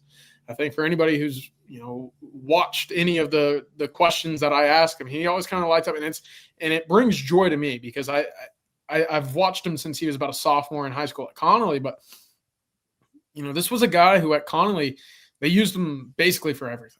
I remember going up there the first time that I ever saw him playing football, or to go stop by Connolly on the way up 35 to Dallas, and their coach was like, you know what, we got a talented football player. And I was like, yeah, that's why I'm here. It's Texas and Oklahoma and A&M. I know all about him. He goes, well, you don't. And I was like, okay, well, enlighten me a little bit. And he said, look, good football player. Texas and Oklahoma want him. A&M, they've hosted him for visits all the time. He's going to be a running back. But, in our playoff game, about 3 weeks ago, we lost. He ran for 220 yards. But he also spun around. He had 29 tackles. And I'm sitting there, it's like, you ran him first off and foremost for 220 yards and still felt the need that he needed to be a guy on both sides of the ball that played every single time. He goes, I couldn't get him off. What do you want me to do? He had 29 tackles, 220 rushing yards. Like, first and foremost, holy cow. Secondly, I go up and ask him afterward, and it's the first time that we're talking. I was like, I understand that you just had a big football game. He goes, well, we didn't win, so it wasn't that big. I was like, okay, well, first off, I like hearing that. But you go on, right? And you see that he transfers up to DeSoto. And, at DeSoto, he kind of splits time with a Tiger Wright, who at the time was a talented freshman, ends up signing with A&M, I believe. And you sit there and you kind of lose sight of him. It's like, well, he moved to a 6A school. He's not the premier back there. What can you really expect from him when you get to school or when you get to college? And, credit to Shard Choice here, because I think a lot of times, coach at a big school sees that you move schools, you're not the premier guy, you're a senior, there's another guy that's taking some of your workload, and you say, hey, I don't know if I need this guy in my class. But there's something there that beyond the football world you don't see, and that's the character of Trey Wisner. And what's the first thing that you see whenever he gets to campus? The hardest worker in the program. Mm-hmm. Earns his stripes through special teams. Biggest play of the season, for him at least, was that big hit in Waco on special teams. He totally depletes the ball carrier on a kickoff return, and by then everybody was like, hold on. Like, we hadn't heard a lot about this kid until now. Now I'm seeing it come to fruition, and Texas rewards him immediately with the touchdown in that game, and everything since then has kind of gone about the way of Trey Wisner. But you go talk to everybody in the locker room, from the 2023 team to the 24 to this year. Who's the one guy that they'll go to war for before anybody else? In my opinion, it's Trey Wisner, because it's the guy in the locker room who just brings everybody together. He's a guy that everybody likes to hang around with. He's rapping on IG Live with everybody. He's dancing in the locker room. Marcus, you know all about it. You need guys just like this, but when it comes down to working and putting in the time and the effort, I'd argue there's probably not many more than, 2, maybe 3 guys on the entire program that are ready to put in the work and lead by example than Trey Wisner. And so it's always interesting because, look, and I go through class rankings. My favorite thing to do on today is put up my personal rankings of the class. Who's going to be an immediate impact guy? Who's going to need a couple of years? Who's going to be a guy where if you get something out of him, that's great. I had Trey Wisner pretty low, just because, for exactly what I just talked to you about. I didn't know if he would be a guy that fulfilled what he could be at Texas. He didn't play a whole lot as a senior, but he proved me wrong. And that's what today's so exciting for, because it's a fresh slate for everybody. And then you can go in, you be the ultimate game changer, program changer, whatever you want to say. And that's why he'll always be one of my favorite Longhorns, because, that was a guy who I didn't think was expecting to be a whole lot. And all of a sudden, I don't think this locker room will be anything where it is today without him. And it's pretty cool. Yeah, I'll add to that. That's very well said, CJ. You know, going back to the offensive line discussion, I mean, and Marcus, you've hit on this a couple of times. Like, we just don't know with some of these guys. Like, if you'd have told me when he signed with Texas that Hayden Connor was going to be a 3-year starter and you wanted to bet me on it, I'd have taken that bet 6 days a week and twice on Sundays. So there's no way he's going to be a 3-year starter, let alone a draft pick. And he ends up getting drafted. Like, you don't know. You know, some of these guys that are at, and Marcus, I mean, we've talked about him earlier. He was on the channel earlier. Like, I don't know that there's, and granted, recruiting coverage and analysis back when we were in high school is not anywhere what it is now. So maybe he wouldn't have been as much of an unknown. I don't know that there's a better example of that than Brian Robertson, because B-Rob comes into Texas, like you said, as a linebacker, and he leaves, you know, a Big 12 shot put champion, a draft pick, a national champion, like a guy that he wasn't one of the first probably 15 guys in your signing class that you thought of. And yet when you look at the Texas program during that time, there might not have been a bigger poster child for player development than him. Yeah, man. I was sitting here smiling because you mentioned O-line, and I posted this a couple times in the chat, and I know y'all are doing a million things. So now that I'm on, I can say it. If Justin Blaylock had the red shirt, if Casey Studdard had the red shirt, if Lyle Sinline had the red shirt, I think it's fair to say that, you know, sometimes it's going to take guys a little longer, and it's possible for them to pan out even better than you thought they were. I will also tell you that for all their family ties and everything else, I knew how good of a player Casey was going to be. I knew how good of a player Lyle Sinline was going to be. And I also remember back at that time hearing through the grapevine, why did we go get this guy and not get what was my big man that decided to take the Mormon trip? Ofa Moatau. Ofa. Why didn't we get Ofa? Well, look how their careers panned out, right? Like I'd take Casey over an Ofa any day. But it doesn't make sense unless you're around these guys. You see how they're wired. You see how they work. So, CJ, you said it extremely well about a Trey Wisner.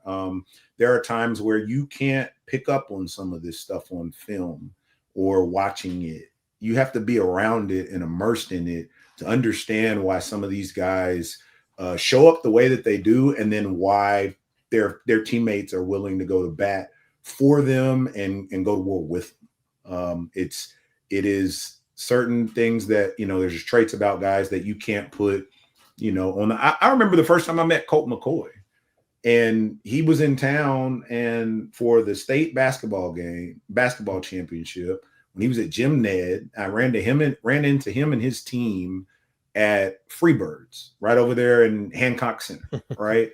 And I'm looking at this guy and I'm like, this is the, you know, one of our next quarterbacks. Like, super respectful. And that was no slight to him. He just didn't look what you would think, you know, some ballyhooed quarterback would be that went on to have the career that he had. And yet this day and age, let us take somebody like Colt. And this chat is melting down, another 3-star. Why didn't we get this guy? Man, sometimes it plays out differently than what you expect, and maybe sometimes even better than you would have hoped. Yeah, I mean, the best example, Marcus, that I can think of off the top of my head, I'm sure there's others, but I remember going out to watch Westlake at the state 7-on-7 tournament. I think this was going into Sam's sophomore year, and like just looking at him like, this can't be the guy everybody keeps telling me about that's going to be like the next great Westlake quarterback, right? And I remember talking to somebody that had seen him play. They're like, yeah, he's kind of built like a hockey goalie. Like, he's not that impressive to look at. And I remember, you know, being at the camp when he got offered, and there were other quarterbacks, like he was the least impressive on the hoof. And I'm like, Sam has no chance. But then, man, even in that setting, once it was live and those lights were on, nobody performed better than Sam Ehlinger. And I know we're talking about quarterbacks, but that's why, man, you know, you just don't know. There's going to be some top end guys in this class that don't pan out. There's going to be guys at the bottom of this class. You know, my favorite anecdote, CJ, about like the 2020 class. You know who the lowest rated guy check whatever recruiting network you want to look at. The lowest rated guy in that 2020 class was Jalen Ford. Yep. An All-American and a draft pick who's still in the NFL. Like that to me is the great thing about signing day is, man, we think we know, but we just really don't know until we know. You just don't. You just don't. And that's what makes today so exciting because it's a fresh slate for everybody. You know, you come in, stars disappear, you know, paychecks probably don't. But point being is what you earn from here on out is up to you. I did want to add to this, you know, the one thing that I do think is still very special and very cool is the way that Texas promotes these kids to their hometowns. And they've once again done billboards on, you know, busy intersections and highways and in each kid's hometown. I think that's really cool. I think that's unique. It's a cool way to be proud of who you are for where you are, right? You know, and you see it all the time. Kids come in with tattoos. I think, what is it? I might get it wrong. I think, is it Wardell Mack maybe that has I-35 tatted? I don't see that too often. But point being, you know, you do see kids rep, you know, the 214 is where I would be from. You know, you see kids rep, you know, Austin and Houston and San Antonio all over the place. And I think that's really cool. So for Texas to go out there and then, you know, erect some of these billboards, it's pretty cool. It's cool to be proud of. I need to know where the Jet Walker, Kaden Scherer billboard is because I love having a billboard in Williamson County for a couple of Williamson County kids signing with Texas. So always makes me proud. It's not quite the 254 area code, but it's close enough. I was born in Georgetown, so it's I'll allow it. Guys, we've got some super chats to get to that have been hanging out here a while. I do apologize for that, but let's go ahead and get him. Andrew, you had one a while back. I'm not sure if you're still with us, but it says, Jeff, appreciated your rants last night. And I'm basically doing this for CJ also. Appreciated your rants last night. Do you think people arguing for G5 inclusion into the playoff had the same praise for SEC cupcake games in November? I don't want to really necessarily, guys, turn this into a college football playoff discussion, but Marcus, any thoughts on the rankings last night or just the state of where the playoff is right now? You know, man, I think my biggest frustration with it is not really about where we're ranked, because if I try to take a step back and look at what this committee has shown over the years, it is that they're going to be inconsistent. They are not going to hold to the things that they say they're going to hold to. They cherry pick here and there, right? And so I heard Jerry say this, and certainly I know our fan base is heavily, invested in the success of our teams and where we're placed. But imagine being Miami right now. Yeah. Like when we talk about games and stuff that matters. And so when I see stuff like that, it's then hard for me to want to get behind stumping any which way because it literally says they'll do whatever they want to do. Yeah. And then I think when kind of pressed maybe a little bit by Reese last night or Tuesday night, what day is? Yeah, I guess it was last night. The comment even came up, well, yes, an idle team can move after the results of the championship weekend, right? So it's like they give themselves any number of outs. They don't really have to explain it. They don't really have to answer to it. And so I don't have a ton of thoughts about Texas. When it comes to the playoffs, my thoughts are ones that aren't entirely aligned with some of Bobby's. And we don't have to always agree on all these things, right? For me, if you lose one less game, if you win one more game, this isn't a conversation. And as a player, maybe that makes me short-sighted as I'm in, this new space of how I view things. But the one thing that was entirely in our control this year was to win every game that was in front of us. And for whatever reason, we didn't. And for whatever reason, we lost 3, right? So when you lose 3, you put it in the hands of other people to help determine your fate. And so for me, that's where I don't really fully get behind some of the if conversations. I joke with Matthew about my dad saying, I'll say it here, but I'll again use the more PG version because I'm trying to be better in life. If my aunt had, some different gear, she'd be my uncle.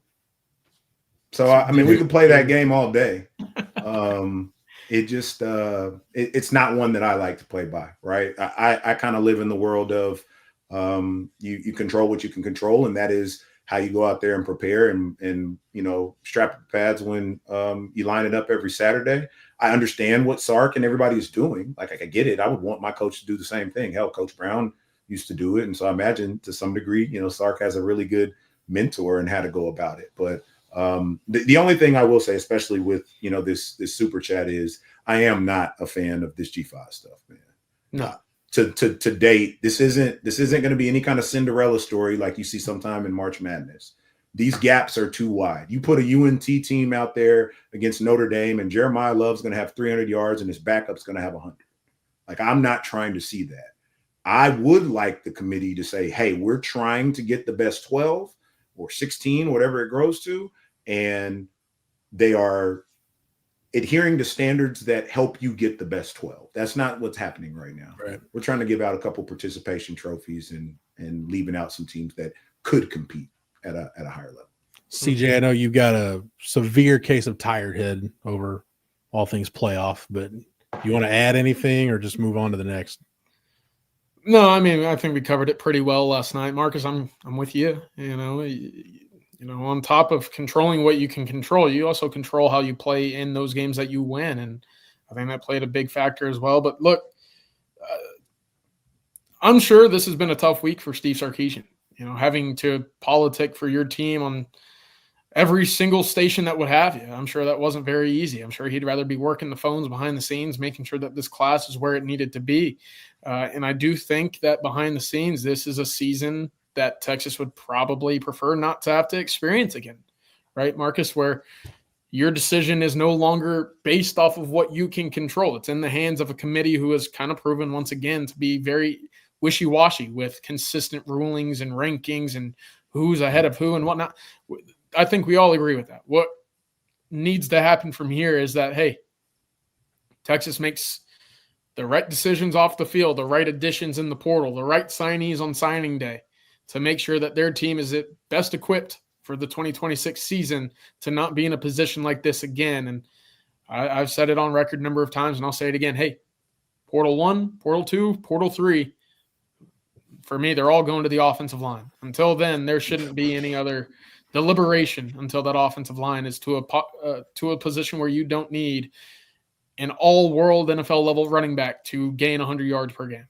I can promise you this. Once the dust is settled and we figure out what the 2026 iteration of our team is going to look like, after all of the recruiting, after all the stuff in the media and like the work begins, I promise you behind the scenes, and if he's not doing this, then he'd be doing a disservice, but nothing about him tells me he won't be. Sark is going to be telling these guys, leave it up to somebody else if you want to.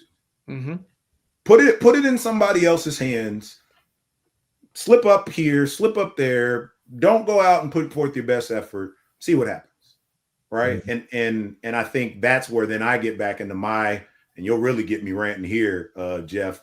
I get back into my player bag of like, it's on you. You got to sack up and you got to prepare and you got to put in the work and you got to figure out what are you going to sacrifice to go out there and put out the best product every week. You know, that for me, I'm always going to, be a guy that's going to lean pretty heavily on players in that regard. And it's probably unfair, but that's how I'm wired. Yeah. And that is why, the one thing that I am looking forward to, again, it's kind of trying to find a silver lining, but, probably going to be the Citrus Bowl against Michigan.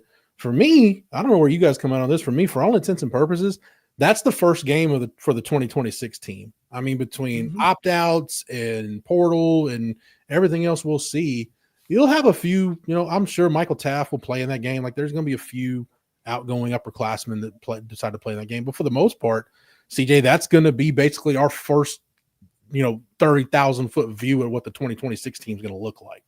Yeah, it reminds me, and this happens for basically every game that's not in the playoff, right? You get that glimpse, that preview. It reminds me of the post-Sam Ehlinger era. What was it, the Alamo Bowl against Colorado, where you're just like, oh, yeah, well, this is what the team's going to look like. And you get excited because they kind of beat the hell out of Colorado, right? And you're like, damn, all right, they're on to something.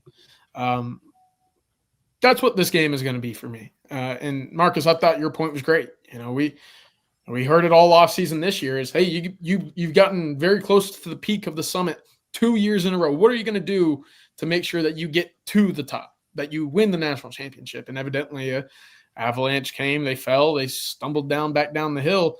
But in a way, I view this, and it's probably not apples to apples in any way, right? Certainly not. But I view this as a team like the Golden State Warriors, right? Where, you've been at the pinnacle of the sport for so long. And again, this isn't the comparison, but the year that Steph gets hurt and you stumble and you end up with a good draft pick and you go to the draft, you end up with a top 5 spot and you're able to bolster your roster while also addressing, hey, we didn't have the season that we wanted. That's kind of, and again, it's not identical here, but Texas is able to bolster their roster probably in a way that they didn't anticipate to do so with the portal. Probably not. Had Texas made the playoff, they said, hey, for 3 straight years, our recipe is working. Well, it was working, but it was flawed. And those flaws came to light in the extent that it prevented you from competing for a national championship once again. So that whole offseason combined with, in my opinion, what is going to be an overcorrection in the portal to ensure that this doesn't happen again, or that this position isn't something that Texas finds itself close to being in again, is something that I think for 2026 will be a good thing, obviously. And to your point, Torrey Beckton gets to sit there for 7 months saying, you guys want to be back, done in December again? Well, start slacking, right? Don't give it all your all, and you'll be back home with your families back in December rather than playing in middle of January. So that's something that I think, it's not easy to stomach now, but for 2026, it's going to be a good thing. Marcus, I haven't gotten your thoughts on this, but you're a great person to ask because you were there. Going from to me, where Texas is right now under Sark, it's kind of where Texas was under Matt, going from 03 to 04, where you guys in that season because K-State's went over Oklahoma in the Big 12 championship game. You think you're going to a BCS game, and then all of a sudden you're not. Go to the Holiday Bowl and lose to Washington State, like you said. Coach Bull Reese retires, and it's not like the sky was falling, but at that point, Mackey brings in Dick Tomey and Greg Robinson, and you establish some new standards. And I just think that's where Texas is right now, Marcus. You're not reinventing the wheel, but you're maybe swapping out some spark plugs, oil change. You're just tweaking a few things. Man, look, I'll tell you something about that offseason. It's the worst I've ever been through. You saw how serious I got when you started talking about it. I do not have fond memories of that offseason. But because that offseason was what it was, it made us also feel like, hey, I don't ever want to experience this again.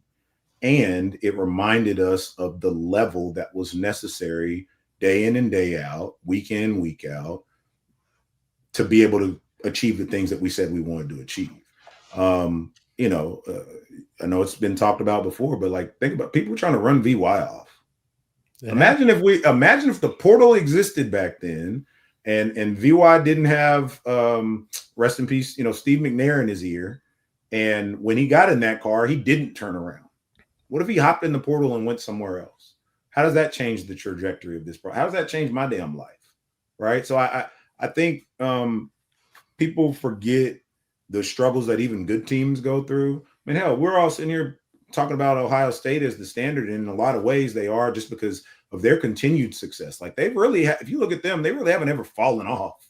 They've had some challenging seasons here and there, but more times than not, they've kind of been up, as the creme de la creme, but they're ready to run Ryan Day off. Their fan base is ready to run him off, and, he figures it out. They go on a run, and the rest is what it is. So I say all that to say, man, when you have seasons like this, if you got the right people in the locker room, and when I'm talking about that, I'm talking about players, right? If you have the right players in the locker room, this offseason should be hell.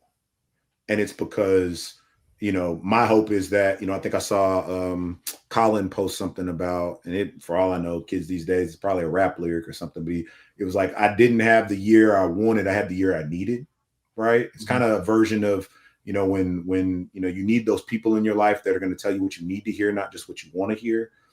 Somebody like that, I can't imagine is going to allow anybody to slack this offseason.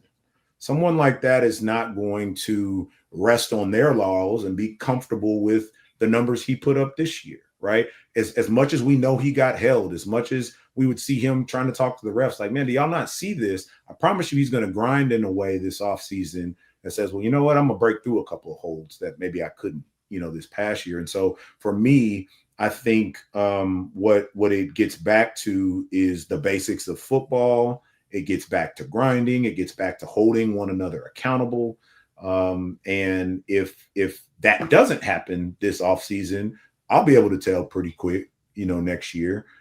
Nothing about the makeup of a lot of the guys that I know that are on this team or are, leaders within this program says to me that they won't go about it that way. But yeah, the show wasn't out around back then, but winter's coming and they better be ready for it. No doubt. Let's go ahead. We got some more super chats to get to, but right now we got to welcome our beloved colleague. Let's go. Number 21 in your program, number 1 in your hearts. Mr. Rod Babers joining us. Rod B, what's good? Hey, what's up, fellas? How's everything going? It's going well. Happy signing day to you, Rod. I saw that they put you as a running back over there at LHN. No, we're glad to have you here. I was wondering, you hold a whole backstory, a position change from us this whole time? Yeah, I don't know what that was. I saw the tweet out there. Robbie's hands wasn't good enough to be playing running back. Y'all know that. I'd have been out there with fumbleitis all the damn time. But no, I had a good time over with LHN, with helping with their National Signing Day coverage. It was really cool. Got a chance to talk to Brandon Harris, and got a chance to talk to Sark a little bit. And so that was really fun, actually, kind of get their thoughts on this recruiting class. And they're really excited as well. They should be about a ton of these guys in this class. Rod, let's go back to your signing day, February of 1999. Was that when you, this isn't me saying it, Rod has dubbed this. Was that when you wearing the rich white man hat during the signing day press conference? Yeah, I wish, honestly, I don't know, maybe I still got some couple of photos I can send to Matthew. I used to have a couple of photos of it at the signing day. That was really cool because, at the time, I wasn't a huge Longhorn fan. People need to know that about me. I wasn't like a big I grew up like in the Florida State days. I wanted to be Deion Sanders. I was a big Colorado fan at the time. People don't know Colorado was really cool around that time. So the uniforms and Deion figures who had won the Thorpe Award. Anyway, so I wasn't a huge Longhorn fan, but I became one around the '98 season. That's when Ricky, I tell you all the time, Ricky made Texas cool again. People don't know that Texas wasn't cool to people like young people like me back then. And then Ricky brought the cool factor because Ricky Williams was cool, if anything, still is. By the way, even in his old days, Ricky is still cool. And so Texas was trending. They just got Mac Brown, who at that time was a young, brash, little cocky Mac Brown. So he was a different Mac Brown than the kind of the grandfatherly Mac Brown that a lot of people know today. That was a young Mac Brown who could recruit and still could recruit his butt off. And he was building a lot of momentum. Had always had the Ricky Heisman Trophy winning season. And then in '99, he was building the #1 recruiting class in the country, which I was a part of. Chris Sims, Corey Redden in that class. So National Signing Day, one thing I learned, because we did it in front of my school, Houston Lamar, had my boy Jerome Sapp going to Notre Dame, my boy Teron Woolridge, same class, going to A&M. And A&M was one of my schools. That was my second school that I picked. I mean, behind Texas, I probably would have been Aggie if not for Mac Brown. But the one thing I learned, because we did it in front of Houston Lamar in H-Town. Houston Lamar is right in the middle of River Oaks, like the richest part of Houston. Right there on Westheimer. And there wasn't a lot of Notre Dame fans. There wasn't a lot of A&M fans, but there was some random Longhorn fans that came out because we did it out there during school, so you could come if you wanted to. The media was there and all the news stations, but there were just random Longhorn fans. Like people just rooting. I'm like, where the hell these fans come from? Who are these people? And that's when I learned that Longhorn fans, especially when it comes to recruiting, but when it comes to their family, when it comes to their team, oh man, the support is unbelievable. And like I said, even back then, I felt it in Houston. Houston was an Aggie town back then, just to let you know. But Mac Brown switched it to a Longhorn town. So that's kind of what I remember as my first introduction into how loyal the fans are and how excited the fans are to support their team and to support Texas. When I had people out at my press conference or at my signing, and I think, yes, I never met these people, didn't know who they were, and yet they was congratulating me and celebrating my signing day because they were happy for Texas. Some people bookmark stuff on Twitter for clapback. Some people use it for stuff that you never know you'll need to pull from. So, Rod, I've sent that. Matthew's got the video. He's already got it queued up. There it is. That's the rich white man hat right there. Yep. That's it. That's the rich white man hat right there, man. That's clean. So Rod, at this has Black Caesar been developed yet, or is he still to come at that point? Oh, he's still to come. He has not been developed back then. No. I was very still at that time, sportsmanship and being respectful to my opponent, all that kind of stuff. I wasn't even trash talking that much because I wasn't good at football for that long. I didn't get my first scholarship offer until my senior year. Like I didn't get my first. Everybody that came to watch my boy Jerome Sapp. Jerome Sapp was a beast. He was USA Today All-American as a junior. Went to Notre Dame, played for the Ravens, got drafted. I mean, he was a beast his entire career. He was a man. And he got offers. I think people would come watch him, and then they get a chance to see Brad B. And I went off my senior year. I just went off, and that's when I started getting offers. So I got offers late. So I wasn't trash talking. I wasn't necessarily. I didn't become a great player late. I was a late bloomer. Kind of like Tom Brady. You know what I mean? I'm a late bloomer. I wasn't Tom Brady, but you get my point. Late bloomer is all I'm saying. And that's when I got all of my offers a little bit late. And that's why Texas was kind of the first big school to offer me because it was Coach Brew. So everybody know Tim Brewster, the Ric Flair of recruiting. He's the one that recruited me. He went to our Side Creek game, first game of the season we played against Side Creek. I got 2 interceptions, took 1 back to the house, and caught a touchdown pass. I went off in that game. And then after that, Coach Brew was like, "You my guy. You my guy." And I say this a lot, Rod, and this isn't to blow smoke. Like, we don't get to our class in 02 if it wasn't for you guys. My freshman year was Rod's senior year. Yeah. So it's like we went on to accomplish some really great stuff, but like we learned a ton from you guys, man. Like, and you know, we were young. So when you're young, you don't know what you don't know. You're soaking a lot of it up. But then when we were getting those summer workouts with you know, everybody talks about Dog, but Rod, you know, like we getting the summer workouts with Cross and with Chef. Like a lot of the stuff I remember hearing my junior year was stuff y'all said when I was coming in as a freshman. So these things stack, right? And it's not always just about the overall ranking and just, you know, in any given one year. It's how are you accumulating talent and what is like that leadership like that's being cultivated in those locker rooms? Yeah, no, that's a good point. It's a good point, Mark. I got it from Casey Hamptons and you know, and the D.D. Lewises of the world Quentin Jammers of the world before I got there. So you're right, it's kind of passed down that lineage, that standard, and you guys did what we couldn't do, which was surpass everything, you know, that we accomplished. You guys were a championship football team, but you guys also were that #1 class, right? Yeah. That's what I'm saying. Yeah. Sometimes it takes a few years, right? Like y'all were the #1, and I think, you know, we ended up doing the same, and it doesn't happen overnight. And I know, especially with NIL and just this day and age, you know, we want it all right now, but it takes a special mix, man. And Rod, you know, Marcus and I were talking about it with his class, and we talked about it with this class and some of the recent Texas classes. Like there's going to be some top end guys in this class that don't make it for whatever reason. There's going to be some guys at the bottom that you're not expecting much from that end up being significant players.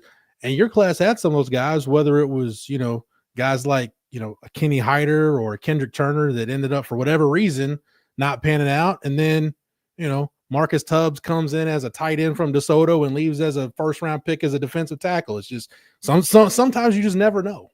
You don't. I mean, think about did anybody think Grayson Littleton would be the freshman to stand out and start the most games out of that class? Yeah. I mean, I didn't have that. I mean, I'm not hating. But I didn't have that. So you really never know who's gonna really be that. And you're right. There's so many different guys that I can remember from that '99 class that, you know, like they were higher ranked than me. I think more was expected potentially of them than me. Even some DBs in that class. We had a really good DB class. We had Kendrick Turner. We had Money Collier. Money Collier was a beast from out of Dallas area at the DB position. He was really good. So you know, it's just ultimately you don't know what will translate from one level to the next. And then there's injuries, but then there's, you know, some guys have a competitive edge that will let them focus when they get to college. And you have all the temptation of all the other stuff, the freedom, all right, to help now have more free time and make your own schedule, have a social calendar and a social circle. Some guys, it's tough for them to focus early and they get their focus a little bit late after they get a little bit settled with the college life. Some guys, they jump into it and it's no big deal. Because they're all about ball. You know what I mean? I remember Roy Williams came in. Boy, he didn't go out. He had no interest in going out, hanging out. He really was like, nah, I just want to play ball. You can give him the play to Madden. As you know, Mark, that's about it. But that's what I was about to say. Roy was still in the dorms. Roy could have gone to the league and been a millionaire. Roy was in the dorm, taking any and everybody on that wanted to play Madden. And if he wasn't playing Madden, he was working out and catching passes off the jugs machine. All about ball. He was just when he came in, he was all about ball. And then there's some guys, right, that in this class that like Derek Johnson. When I first saw Derek Johnson, I went, oh, okay, well, well, he's better than all of us and most of us on this defense, and we're damn good players, but that guy's gonna be better than all of us. Like you got some guys. Matter of fact, speaking of Derek Johnson, you know who he told me? Tyler Atkinson's that guy. Amen. He was like, no, he's that guy. Like Tyler, he works with Tyler Atkinson, knows me. He's like, no, I'm telling you, as one of the GOATs at the linebacker position, that dude he's gonna be a beast. Like that's an NFL linebacker right there if you're looking at it. And he should contribute early. And we knew DJ was going to contribute early. What Mac Brown always tells the story. They said, hey, man, we didn't – Bull Reese tells Mac, well, we don't have a position for him. And that's not – they say because, right now we got 3 starting linebackers, right? We don't necessarily – where is he going to start? And Mac Brown told him, like, well, you need to make a position for him. You need to change the defense to put that guy on the field. Like, that's how good Derek Johnson was. They literally changed the defense to put him on the field. Colin Simmons was like that. They created the NASCAR package to get that guy Colin Simmons on the field a couple years ago. And literally, in my opinion, that's why they did it. I was like, no, we need to get him on the field. Let's do it. Let's create a package just so we can maximize that guy's skill set. You may have a couple of freshmen that are that good. And they're generational. Like I said, Derek Johnson was like that. Colin Simmons was like that. They're generational. And when I talked to Brandon Harris and asked him, who's the guy, right? Who in this class would you right now put money on? Like, hey, this dude is going to be, he's going to turn heads, and this guy's going to blow expectations out of water. And the kind of guy he brought up was Germaine Bishop. You got a lot of good wide receivers. You know what I mean? You got some good DBs. You got a guy like that got to see the field. They're going to create a package for him, do something for him, because you got your general manager saying, no, he's the one that stands out. Like he's a special player. So, you just never really know in the class, like who's going to step up. You got to give these guys some time, and some guys don't need time. It's kind of my point. Rod, that infamous Duke Thomas argument that you and I had on Longhorn Blitz several years ago, it might apply actually for real to Germaine Bishop this time. So we may need to rehash that this spring. Yeah. Hey, we are going to be CJ Vogel centric for the next few minutes because CJ is going to bounce before the top of the hour so he can get to the Sark press conference. So CJ, real quick, let's go ahead and reset. Still waiting on Corey Wells? Still waiting on Corey Wells. Again, this is a Texas and Auburn battle. No decision one way or the other has been made. Of course, he is still committed to Texas. The big kind of catch right now is where does he and his brother, who was offered preferred walk-on spots at both schools, feel like is the best fit for them? Of course, Auburn retaining DJ Durkin, the defensive coordinator over there, pretty big under Alex Golish's new Auburn Tigers. So worth mentioning there. Aside from that, Texas is 23 for 23 on signees. Vodney Cleveland did flip and did sign with North Carolina. We did mention that throughout the last week or so. But that's something that we wanted to keep a quick eye on for the time being at the moment is, hey, Texas, for the most part, no new additions, no new subtractions that were new. So, hey, signing day might have lost a little bit of its luster considering the surprises and NIL kind of have these guys locked in beforehand. But with all this coaching turnover, boy, oh boy, is it nice to not be a school like Penn State right now with, I believe, only 2 commits in their class halfway through signing day. So that should give you a bit of a cleaner picture right now. Sark speaks in about an hour. Right around 3 p.m. Central Time, he will be addressing his new signees. One other recruitment I'm kind of keeping a very loose eye on. There's actually a couple, all in the receiver category. Calvin Russell did not sign or has not signed with Syracuse just yet. Chris Henry out of Ohio State did not sign with Ohio State yet. He's still got 3 hats on the table, Oregon, USC, and Ohio State. What does that mean for Texas? Probably nothing, but worth mentioning also that I've yet to see Jalen Lott's NLI go through at Oregon as well. Brandon Harris said that there were a few surprises still throughout this week left to happen in the 26 class. Is that one of them? We'll be checking for you and updating over at ontexasfootball.com. And Jeff, we'll have some updates for you here as well. Yep. CJ, real quick, I want to get to a couple supers that are addressed to you or that you can do. Flex asked this the super chat. Thank you very much. What happened to Ricky Stewart? Yeah, interesting thing. So Ricky Stewart goes through spring practice, right? Gets there in the fall, and for whatever reason, I don't know specifics, and nor do I think I would divulge in specifics. Just hasn't been around in the program. Hasn't been showing up to Moncrief. I don't know if it was a dismissal. I don't know if it was hey, I need a year. I don't know if he'll ever be back. Very quiet, but I know that he's been away from the program since basically August. So we'll see. Obviously, a lot of turnovers expected. A lot of turnovers already happened at the running back spot. I don't know what the long-term picture is for Ricky Stewart and the Texas Longhorns. I would assume that that's been a departure that will not rekindle, but we'll see. And then Jonah Williams enthusiast, thank you for the super chat. Says, CJ, you coming to the Willis DeSoto game with me? Oh, is that who played? Dude, I've been so disconnected from the state playoffs this year. Willis and DeSoto, boy, that's a fun matchup waiting to happen. Look, if it's somewhere inside with a dome that I don't have to go sit outside and freeze for 4 hours, I'm in. I'll go. All right, CJ, I know you need to get rolling. Any final thoughts on signing day before you check out of here?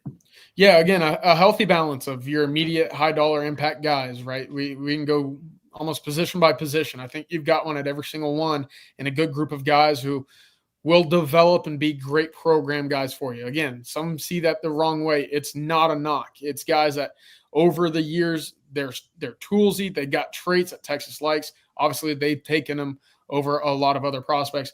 But all the while, today's fun. It's exciting to celebrate 23 new Texas Longhorn signees. What's going to be really fun is when January 2nd comes up and that portal opens, Texas is going to be very, very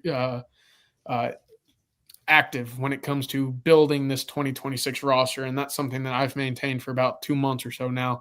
But they're going to be big time spenders, very active in the portal. I'm excited to see where that goes to complement these 23 signees.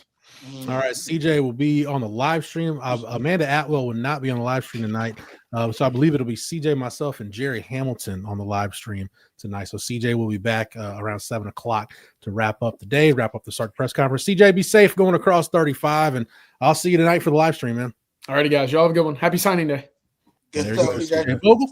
All right, so everybody, if maybe you're getting off of your lunch break, getting back to your computer, whatever, I'm Jeff Howe. He's Rod Babers. He's Marcus Myers. We're taking you through National Signing Day here, as CJ said. No huge surprises for Texas today. Still waiting on Corey Wells. All the other verbal commitments got their paperwork in and are officially Longhorns, with the exception of Vodney Cleveland. He has signed with North Carolina. As we said on the channel, that is pretty much almost exclusively an NIL situation, with the Tar Heels forking over the cash.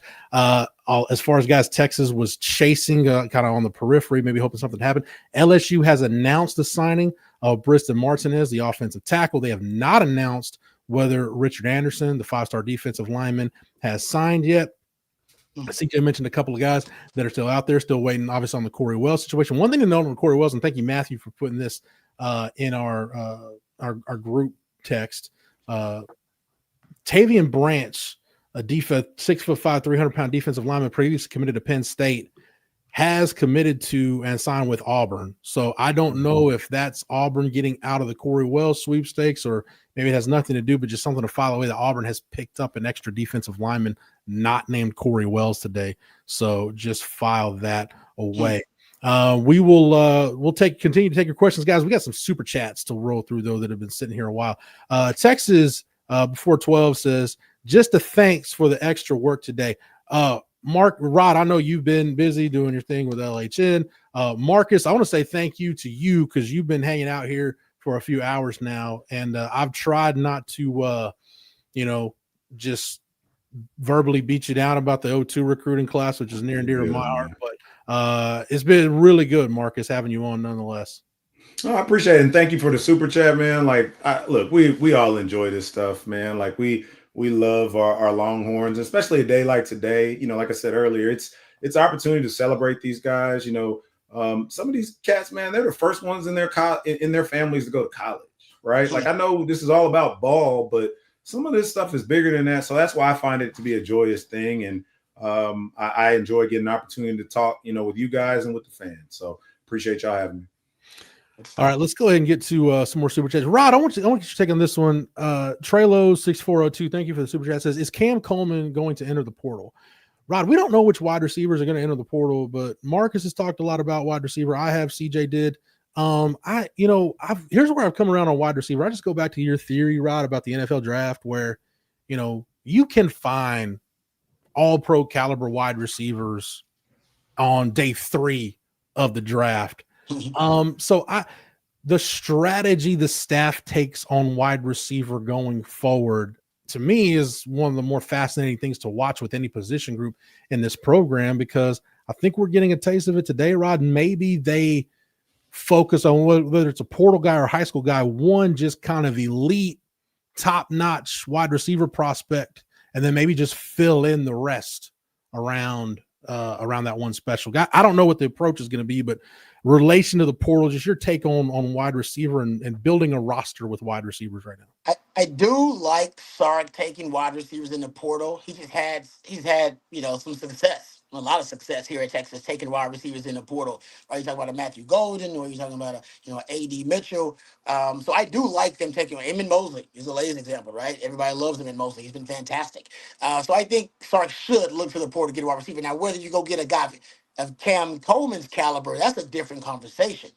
I mean, because I don't know what he's worth on the open market, his value, but I'm sure it's going to be probably among the highest valued receivers in the transfer portal. I've always felt like, just like you mentioned, Jeff, wide receiver, and I talked to coaches about this, and I think there's a lot of data to back it up. Wide receiver may be the deepest position in football, guys, at every level. High school, college, and pro.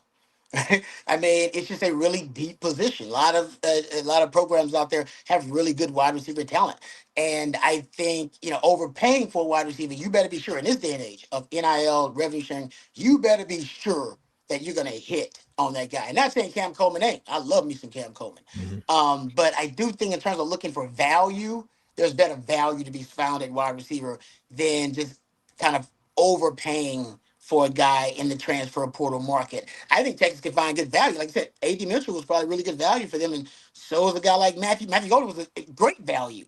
That guy was wasn't he like the third leading receiver on his own damn team the year before he came to Texas? I imagine they got really good value out of him.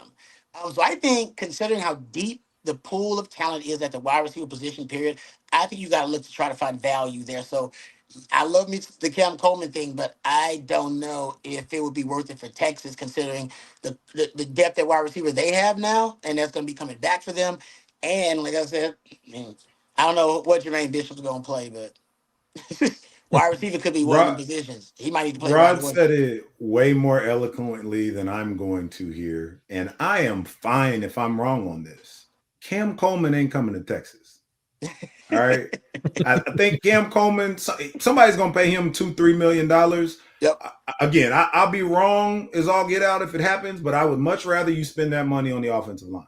For as much as we've talked about the offensive line, let's kind of kill the Cam Coleman talk. If it happens, let's all be pleasantly surprised. But I would also be willing to bet that if it happens, it's going to cost you 3-4 other players. So I'm with Rod. Stick with the value. Emmett Mosley actually has 2 years of eligibility left. He looked plenty good to me against Georgia and everybody else, once he got up and running in the season. So let's let this thing play out. But I think we'll be okay if it's not Cam Coleman. No doubt. Thank you for that, Marcus, and thank you for the super chat, Trey. Marcus, Rocky P super chat, and Rocky P, thank you for the super chat. We talked a lot about this. So, Marcus, if you want to add anything to it, feel free. Rod, get your thoughts. After today, none of these star rankings matter. Yeah, Rod will tell you, the thing they did when we got to campus, they sat us in the team room and we kind of did this little fake signing thing. They show some of your highlights. And then after that, it's like the program. For any of you that haven't seen the program, I know we're always giving CJ movies to watch. I need to check with him later to see if he's ever watched the program. The scene where, when Omar Epps is going on his visit, he pulls up in a bus and there's cheerleaders out and the whole nine. And then when he comes back to campus to enroll, nobody's there, and he's looking around. And he's like, "Where is everybody?" And they were like, "Yeah, that was just to get you here." And so once you're on campus, all that stuff goes out the window, and it's who's gonna make the plays, who can earn the coach's trust, and always for me, more importantly, who can earn their teammates' trust. And at that point, nobody gives a damn about what you were ranked. Yeah, couldn't have said it better myself. I mean, because I remember Coach said, my check is in your mouth, son. And I'm gonna put the best guy on the field that's gonna make the most plays.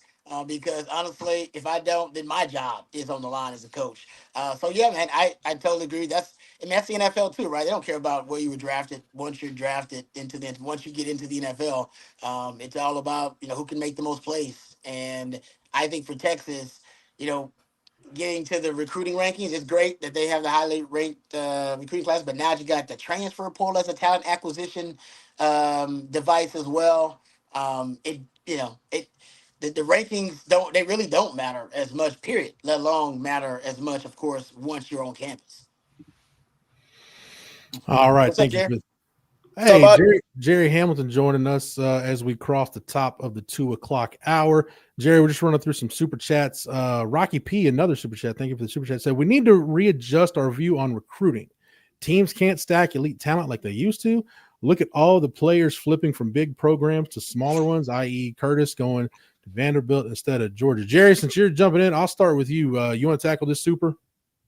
Yeah, look, I think there's going to be more I think you can still stack talent, but I think it's got to be done a different way, to your point. I mean, high school, look, we're turning over, these teams are turning over at least a third of their roster every year.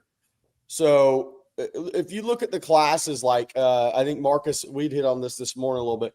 If you look at the classes, a lot of these schools are going to have 9, 10.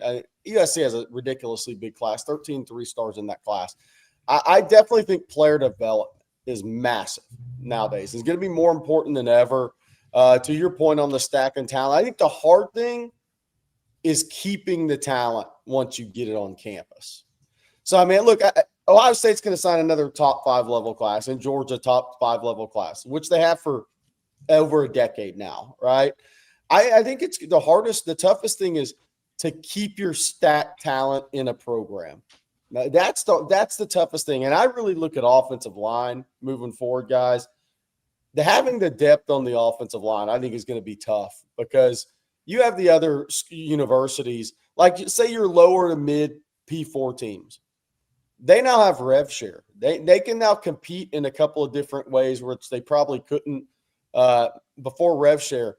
You take your second, third team offensive line guys, because offensive line is the hardest position to consistently have a quality. What's to keep those schools from going to some of the backup offensive line guys at a Georgia, at Ohio State, at a Texas, or whoever, and say, hey, come over here for $150,000 a year?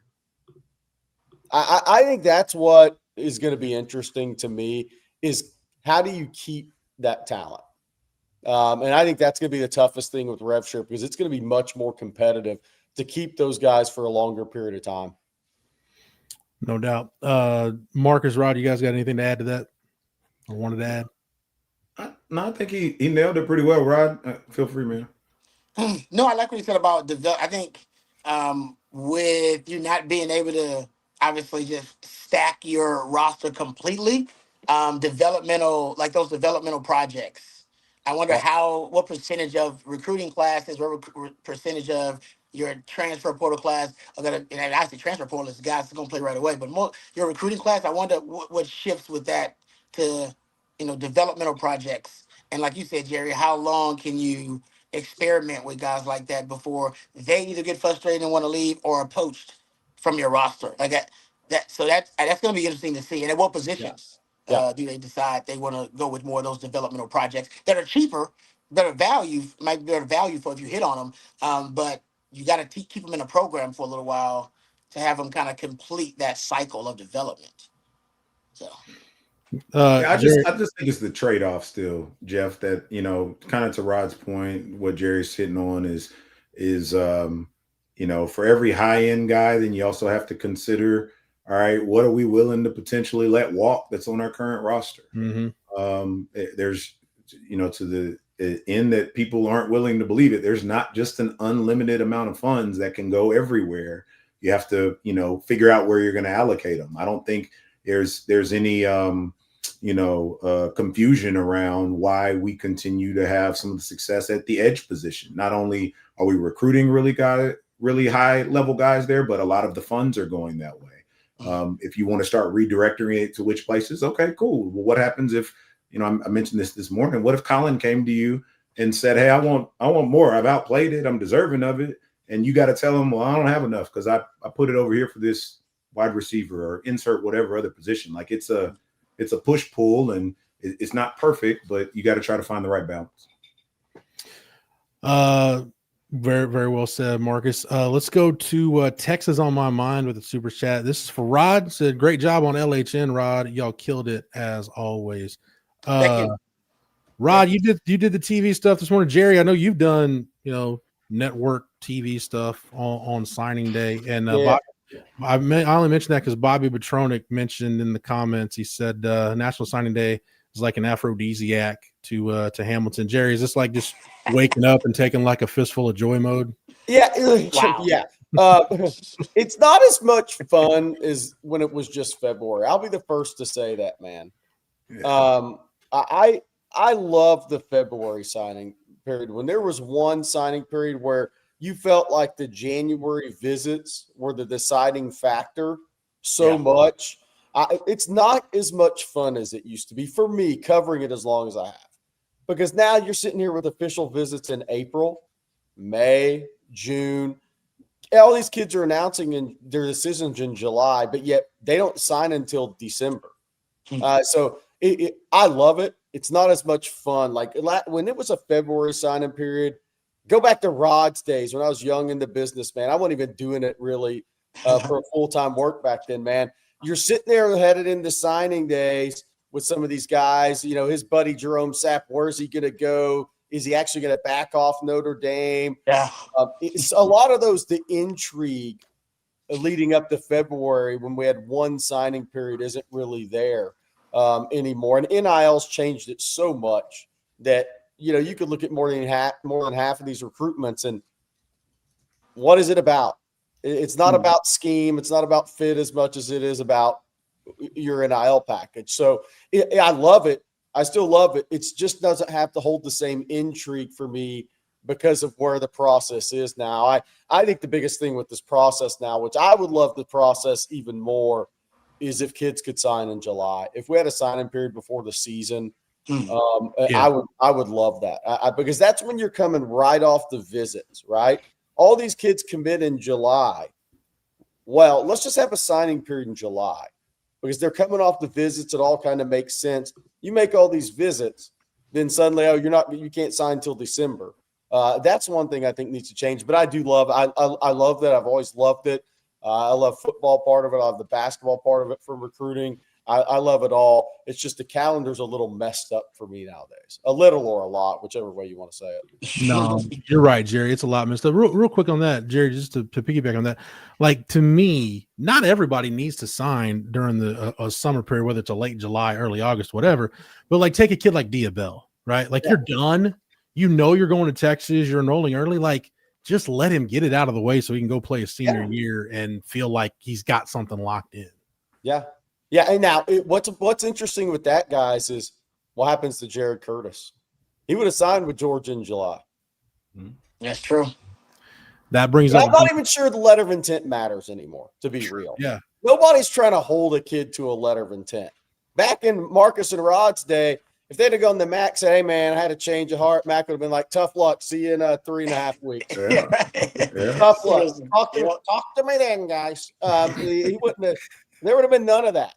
People really aren't holding guys to letters of intent anymore. No, that would not have been a neat deal for sure. Rocky P with the super chat again. Rocky P, thank you for the super chat. Said, want to give Marcus his flowers. There's been an amazing addition to the team and has made these live streams even better with his interactions on screen and in the chat. 5-star recruit snag for OTF. I 100% agree. Damn right, agreed. I appreciate it, man. You guys make it easy. So I learn from the best. Continue to learn from Rod and from Jerry and Jeff. So it's been awesome. I know y'all messing with me in the chat about trying to remain PC. Look, it's daylight. All right. I can't remember who gave me the whole Marcus After Darkest moniker when I did that watch with us with CJ that night. Look, man, I got nieces at any given time. My sister-in-law might tell them that I'm on here, so I try to keep it level. You catch me out in the wild though, you catch me at a game or something like that, it'll be a little different. That's great. No, Marcus, I'm with you on that. I'm never surprised how my wife will every now and then bring something. Did you really say such and such on a live stream? I'm like, why are you guys just going to tell my wife stuff and say it on a live stream? just let me have my little time here. Guys, we're gonna power through some of these. It's CFP related with these super chats, but we'll just go ahead and power through them. Anybody feel free to comment if you want. Jeff Marr with the super chat says, so to interrupt, I must say that I do not think Texas needs to stop playing the top schools before conference play. This is who we are, and this is why I love Longhorn football. Yeah. Thanks. Mm-hmm. See, I mean, I understand that viewpoint, honestly. And honestly, I could easily be swayed there as well, because if you're going to say the standard is the standard, hard to go out there and say, well, the standard's the standard, but we're going to stop playing the big dogs in our non-con and our pre-conference schedule because we don't want to risk taking an L. And it's like, well, then the standard's not really the standard. So I get that. You're Texas. Things are different here. What starts to change the world, you should have a different schedule than everybody else. And that game it is a treat for the fans because they get to play these blue blood powerhouse matchups. And I think for the networks, I mean, I'm sure they love it because the ratings are always through the roof. It's always top 5 highest rated game. So they make millions of dollars from it. But I do get the viewpoint and the stance that, Texas will stop playing them because if it's about the record and the committee is a joke, I think we all know that. But if they're going to look at just the record, then you want to try to get the best record.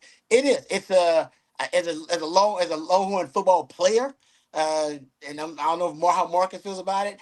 As a player, I wouldn't like it. I do want to play the best. Like, I have no problem playing the best. I don't. Yeah. I came to play the best. Like, I came to Texas to play the best, whether it be in a college football playoff or whether it be in the. I'm jealous of these guys playing these games. We didn't play games like that, Jerry. We played. I mean, hell, we probably should have. We didn't beat all those things we played. Played North Carolina State and like Stanford. Those are good games, but man, to play like a blue blood, traditional powerhouse like Ohio State or Michigan, Alabama a few years ago. So as a player, I am jealous, and as a player, I say the standard is the standard. But I don't hate on anybody who says take the non-cons off the schedule that are too difficult or that may present another L, because I do get that side. That's just smart thinking. Don't hate the player, hate the game. But I am a player.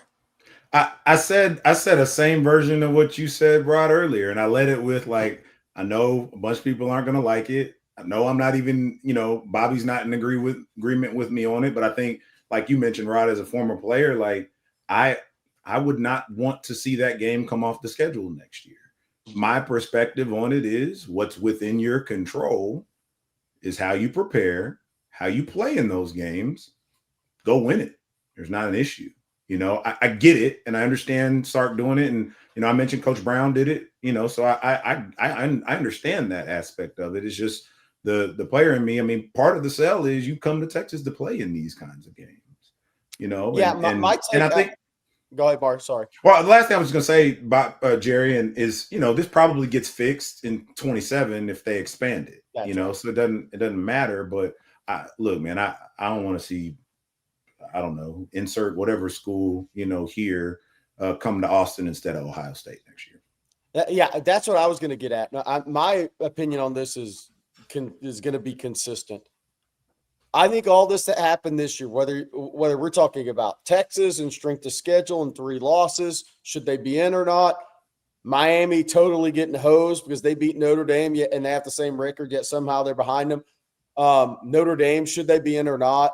All these things this year, should the G5 actually get a spot over a 9-3 Texas team that had a much more difficult schedule and won games against teams ranked in the top 15? I think it's going to force this thing to 16. Things like this generally have to happen for the accelerated movement to 16. I know the TV contracts. I know everything that goes into it. But the one thing I don't believe college football is going to let happen is these games go away. They can't afford to let a Texas-Ohio State game go away, a Notre Dame Catholic Convicts game part 2 go by the wayside. They can't allow this stuff to happen for the health of the sport long term. So whatever happens to push this to 16 teams, and I know that probably only guarantees 2 or 3 3-loss teams in, I don't care. Just get it to 16. Maybe the G5 has their own little mini tournament, but this thing needs to go to 16 teams. And whatever happens to force that change quicker, they meet in mid-January on it, is good for me, because that we eventually need to get there. But I do think there's going to be more balance within SEC. And I'm not talking game balance, but balance within schedules for SEC teams going to 9 teams. I mean, you look at A&M's schedule next year versus their schedule this year, they aren't going 11-1 next year unless they get everybody in the portal. Texas and Oklahoma had more difficult schedules in the SEC than Ole Miss and A&M. And I know Ole Miss beat Oklahoma, but I'm talking the schedules as a whole. It's right there in strength of schedule. I think these things are going to start to even out a little bit within the conference itself, but we got to get to 16. Yep. And speaking of that, Jerry, Jeff C. with the super chat says, cancel the difficult out-of-conference games until the CFP goes to 16 teams. Thanks, gentlemen.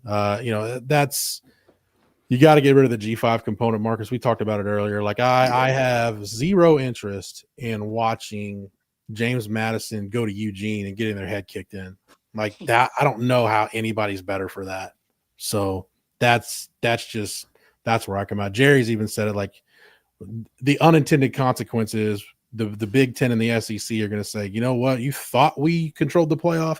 Now we're really going to control the playoff because we want no AQs and we just want the 16 best teams, which is going to be more money for us.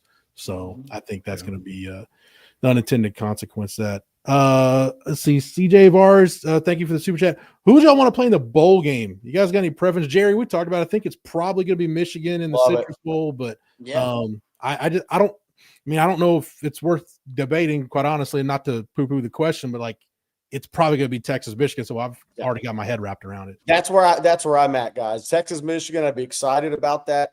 Cheez-It Citrus Bowl in Orlando, not having to call something the Cheez-It Citrus Bowl for half a month. But I think playing Michigan would be a lot of fun if you're not in the college football playoff. It would be, by the way, that game may be more viewed than first-round college football playoff games, by the way. I saw something somewhere that even threw out a possible matchup of SC. What would have to happen for that to take place? Oh, that'd be sexy too. Yeah. I guess it depends. And guys, I'm not 100% sure on how the Big Ten does it. Basically, the SEC kind of tells their teams where they're going for bowl season. I would assume, since Michigan just went to the Citrus Bowl last year, maybe the Citrus Bowl does pull the trigger and invite USC. I don't know, but all signs seem to be pointing to Texas and Michigan. Regardless, though, to the point, like I would much rather watch Texas, Michigan, or Texas, USC than Oregon, James Madison. Yeah. Agreed. Yeah. I agree with you. Guys, we were talking about this earlier. Arthur Mills IV with the super chat. Thank you. He said 2026 becomes a revenge tour like none other with renewed commitment through the building. Jerry, Rod, I'll bring this to you because I gave Marcus like the equivalent of non-flashbacks talking about the Greg Robinson, Dick Tomey off season going into the 04 season. But I just feel like it's time where Texas is at that point where you don't, similar to where Texas was going from 03 to 04, you're not pushing the panic button. You're not trying to reinvent the wheel, but you do need to tweak some things to get you to that next level, kind of reinvent yourself a little bit. Yeah, the renewed commitment needs to be, all in for Arch, right? You gotta, and that's partly with the talent acquisition, with the front office, and it's going to be with the coaching staff as well. I think in terms of Sark and how he wants to build the offense now around a more proven and comfortable and confident Arch, right? Like this year, it took them a while to kind of find their synchronicity. You want to hit the ground running next year with that.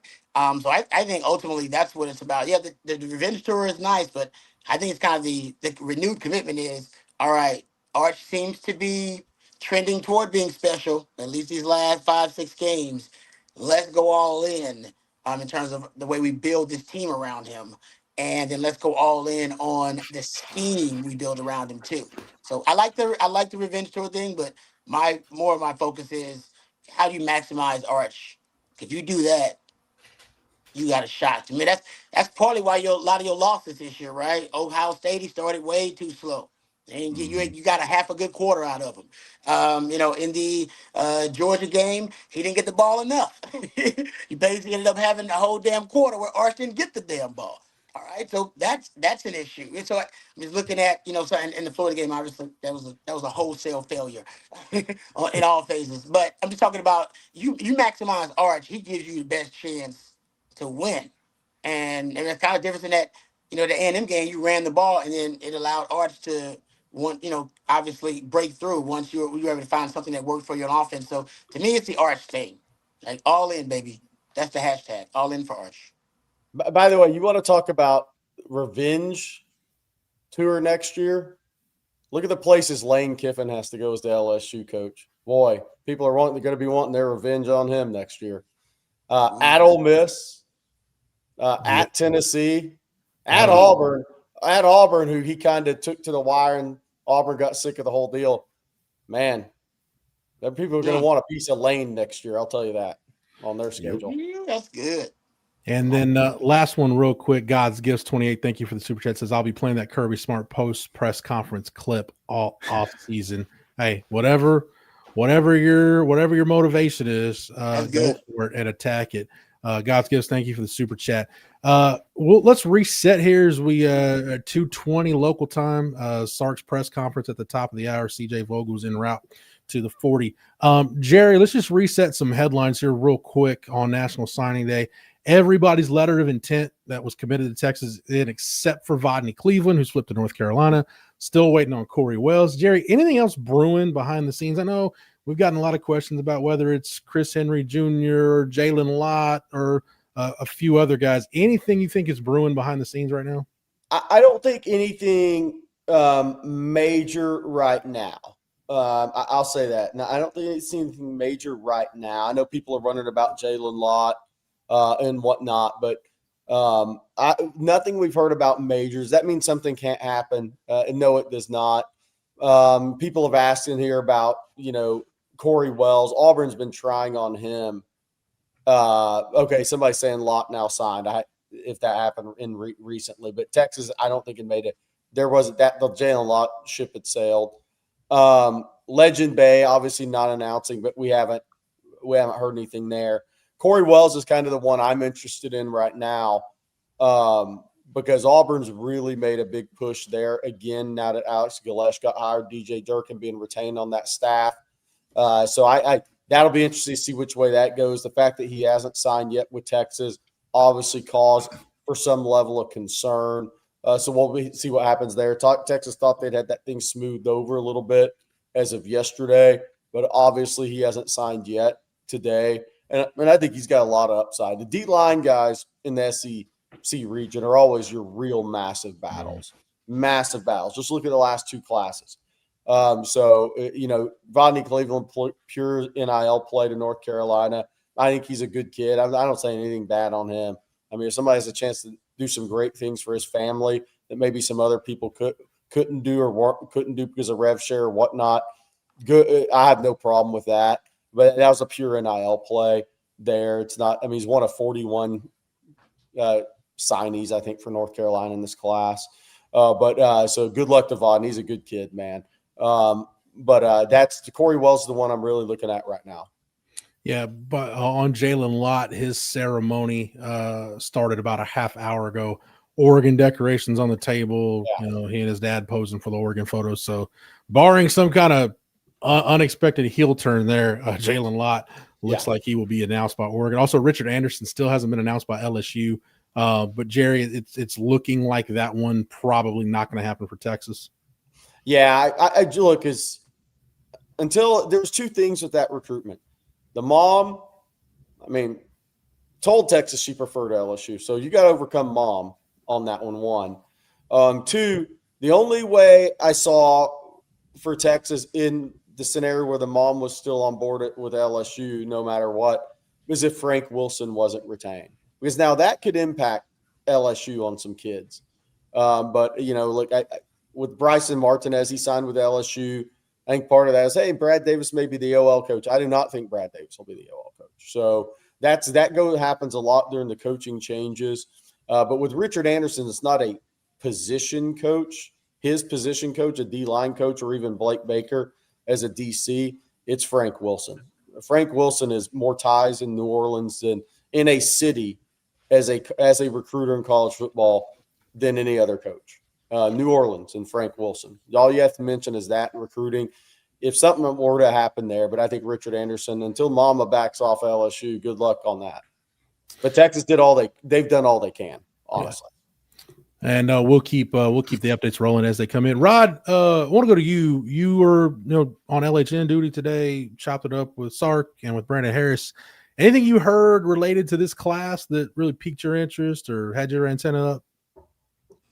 I brought it up earlier when we asked Brandon Harris, who's going to be the instant impact guy, right? Who's going to impact, from this class, who's going to impact the roster the quickest. And he didn't hesitate and said Germaine Bishop, and talked about, just how talented he is as a player, and talked about how he's basically a human highlight reel. And I wanted to follow up. We ran out of time, so I wanted to ask him, offense or defense. I got that answer now. You got the answer? It's offense. Let's go. Exactly. And honestly, I know when people were talking about him playing defense, and I think he is. He could start at the power 4 level as a cornerback. There's no doubt. But if you watch him, man, as twitchy and as explosive as this dude is, I can't see Sark passing up the opportunity to have this guy as a weapon on offense. I just couldn't see it. I just couldn't see it, man. And honestly, as a defender, I don't know how you feel, Marcus. I think he should play offense. Like I'm all about the DB stacking talent. This dude is too special offensively just to put him on defense, because he would display those special traits every now and then defensively, but on offense, he gets to display them every drive. You get to put that dude's skills on display. We talked a little bit about this earlier too, Rod. He's kind of that jitterbug guy.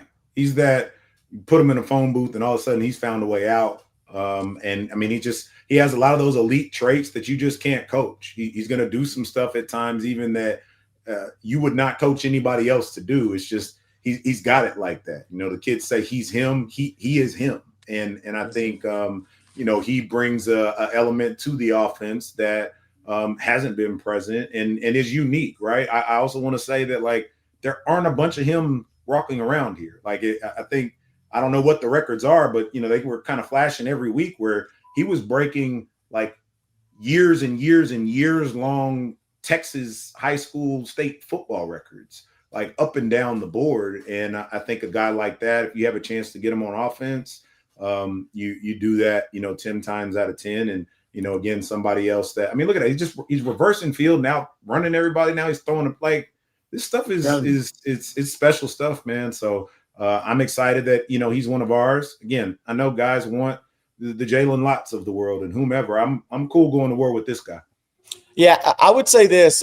Somebody in the chat was like, I don't know, somebody in our business said, is Germaine Bishop isn't fast enough? I mean, go fly a kite on that. Germaine Bishop's fast enough. He's explosive. He's quick. He's fast. Look, he reminds me of Peter Warrick, Rod. I hate to put that on the kid. I'm not saying he's going to be, but remember what people said about Peter Warrick? Yeah. Oh, he runs 4.52, 4.54.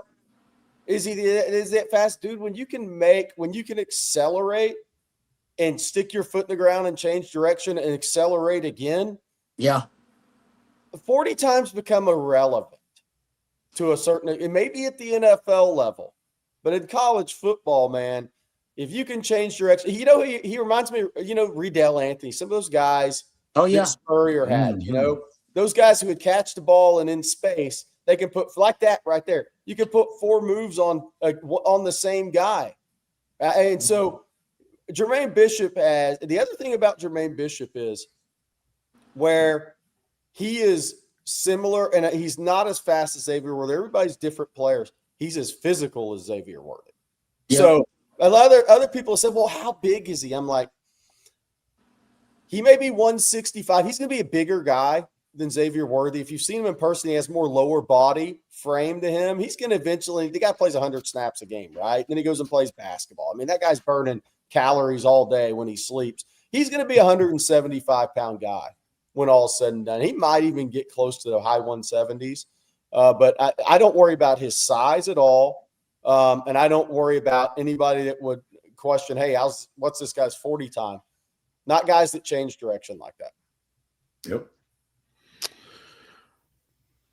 All right, let's get to we got a super chat here that I want to get to from Keenan Montez 382. Thank you for the super chat. It says, does this year's lower ranked recruiting class show that we're going to be more focused on the portal than the last couple of years? Jerry, you hit on it earlier, and I think it's key to reiterate. I don't know if it's as much as a focus on the portal as much as it is making sure you're trying to smartly divvy up your rev share and maybe not overextend yourself at times. So maybe that does. I don't know that necessarily translate to, you're going all in on the portal. It's just, I think it's this Texas staff, like a lot of staffs around the country, trying to figure out this stuff on the fly as this stuff changes almost by the minute in terms of the rules you're playing by. Yeah, so I totally agree. But I'll say this. I don't think a recruiting class has anything to do with portal, because the reality is Texas class could have got up to 28 if they had got the guys they wanted. They just didn't get as many of those guys as they wanted, right? They wanted one more offensive tackle in the class. If you'd kept your D-line guys in the class, if you'd have got – look, if Josiah Villamel, if that had worked out, then they would have taken him. I mean, so this thing could have got up to 28 pretty quickly and pretty easily for this class. And look, Texas wanted Drake Wynn. They just lost out on Drake Wynn to Ohio State, right? So they went after that second edge guy. They just didn't, never going to get everybody you want. And so the class is a little bit smaller than it could have been. So, but I with what Jeff said is rev share is going to change the game a little bit for people. I think there's going to be NIL outside of rev share, but I don't think these two have anything to do with each other. I mean, Texas is going to try to fill their immediate needs through the portal, and they would have if they had signed 28 guys in this high school class. No doubt. D-Money with the super chat. Thank you, D-Money, for the super chat. Says, thank you, OTF staff, for getting me through the workday. Thank you guys for your hard work, D-Money. That is greatly appreciated. I'm trying to see. Marcus, actually, there's a super chat for you. Nicked Words of 5226. Thank you for the super chat. Marcus, did you know Roderick Muckleroy from your time at Texas? We're from the same hometown. Shout out Hallsville. And he played ball with my dad, so got to be around him quite a bit. Big role model of mine. Yeah, I was about to say Hallsville, Texas. Old Muck. Yeah, I still see him from time to time. He's here in the Austin area. Was great in his time here. Was one of the guys that always was really strong at the point of attack, but really good dude, really good family. Know Muck well. Yep. Yeah, Jerry, this is nothing to do really with what we're talking about, but I think it just deserves to be reiterated. I'm not on the road recruiting anywhere close to what I used to be. No better hospitality when you're on the road covering recruiting than you find in East Texas. No, 100%, man. I mean, Kilgore, all those stops in Kilgore, Eddie Jones, all those guys over the years. Gilmer, Jeff Traylor has always been one of my favorites up in Gilmer. I mean, yeah, you get really good food. It's funny how many high school coaches will say, let's go grab lunch in East Texas. It's not always that way in DFW and Houston. They have little different gigs. Every time I go to Carthage, it was Coach Surratt. I mean, I when I went through there this summer, I just called him and said, hey, I'm rolling through Jet on the golf course. He said, well, not on the golf course. So I went to their middle school, which they turned into an indoor golf practice facility for the team because his son's really good. We literally just sitting there and chip the golf ball and watch Jet hit golf balls. It's a little different in East Texas. Always a lot of fun, man. I got a ton of family in East Texas. Matter of fact, our property that we go hunting in is just outside of Carthage, a little county road. It's called Long Branch, Texas, but Mount Pleasant, Pittsburgh, that's where all my mom's side of the family grew up, man. And I spent a lot of time in that red dirt as a kid. Jerry, I just feel bad that there's going to be a group of you're a recruiting reporter of a certain age. You'll not know what it's like to sit in Mike Valerie's office and chop up with Coach Valerie at Kilgore, Or maybe some will not know what it's like to go to a John King practice at Longview, which is a different experience, a great experience, but a different experience than you get someplace. I can tell people that my afternoons, it's very rare, like in Dallas or Houston, it's just not the same. I would go to Kilgore if they're playing a Friday night game, and it's big, it's big. You're trying to win games, you're a ranked team in state, whatever. And Coach Valerie and his son, Chris, I would literally sit in the coach's office for like 4 hours with him and just cut up and have fun, and it's game day. John King's amazing. My favorite football practice I've ever been to. I can't repeat anything that is said. Anything other than hello, I'm glad to see you again. That's it. It stops right there. And he was harder on Haynes than he was any player on that team. So he knew he tough loved those guys in a colorful manner like you can't even believe. And it was the most physical high school practice I've ever been to as well, while it was colorful. But those guys are so much fun, man. I mean, Mike Valerie, Jeff, I'm glad you brought that up. Kilgore was probably the most fun I had in the coach's office in all my years doing this. I mean, the stories that they were willing to talk about and tell, and it helped that I was a coach's kid. So I think they knew, hey, Jerry isn't going to go to a message board and repeat all these stories. I'm just telling you how, like today, I'm just telling you how funny it was, how great it was. I'm not going to repeat the things that were said, but amazing experiences in this business. Absolutely amazing. My other ones would be, the only thing that compared is my years at ESPN and Under Armour, sitting in the coach's offices with Herm Edwards. That was truly dynamic. That was a dynamic few hours every year where you'd sit, especially when him and Dion were in there together. Oh, you could just sit back. I didn't say a word for hours. You don't need to say anything. You just sit there, right? You just sit there. That's amazing. It's one of the deals. I had somebody much wiser than myself one time tell me, hey, God gave you one of these and two of these. Sometimes it's just best to just sit there and listen and keep your mouth shut. You learn a lot. That's good stuff. Aloha Traveler, thank you for the super chats as always. This is borderline helmet territory, Rod, with Aloha Traveler super chats. Says, fellas, just want to say thanks to all of you. Make following Texas football so much more enjoyable. Here's the hope and Sark goes all in on Arches last year and get some O-line and running back help via the portal. The window is now.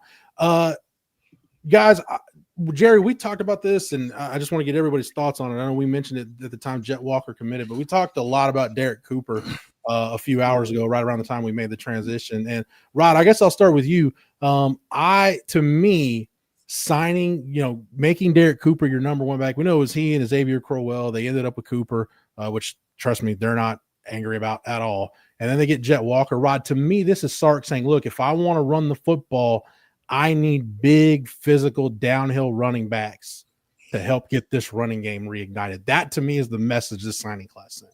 Yeah, I'm with you. There needs to be kind of a physical edge to the run game. I think he definitely wants to emphasize that. But Derek Cooper is, man, he's got that, but he also has a lot of other traits that he brings to the table. Man, he's just a Tuesday running back.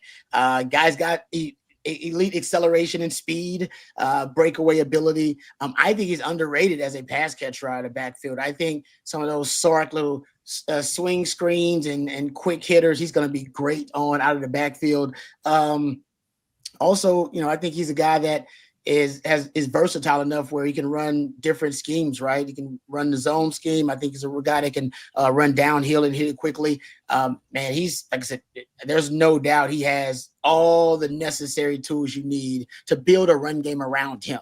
And I think Sark has had, running backs other than obviously post Bijan and kind of post Jonathan Brooks that, they had a certain type of skill set and it was really good. Like Trey Weisler is really good for certain types of runs. But I think he misses a Bijan type running back or a Rojo where I can call anything. There's nothing I can't call in my run game that these guys can't execute at a high level. And I think that's what he wants to get back to. And to me, I see that with Derek Cooper.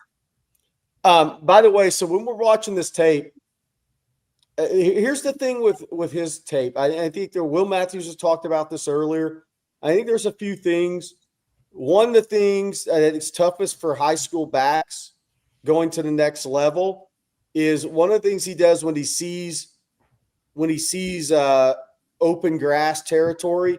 He kind of goes in. Will Matthews mentioned he goes into the track mode, or he kind of puts his head down and goes into sprinter mode. He'll have to keep his eyes up. I think this guy's phenomenal, by the way.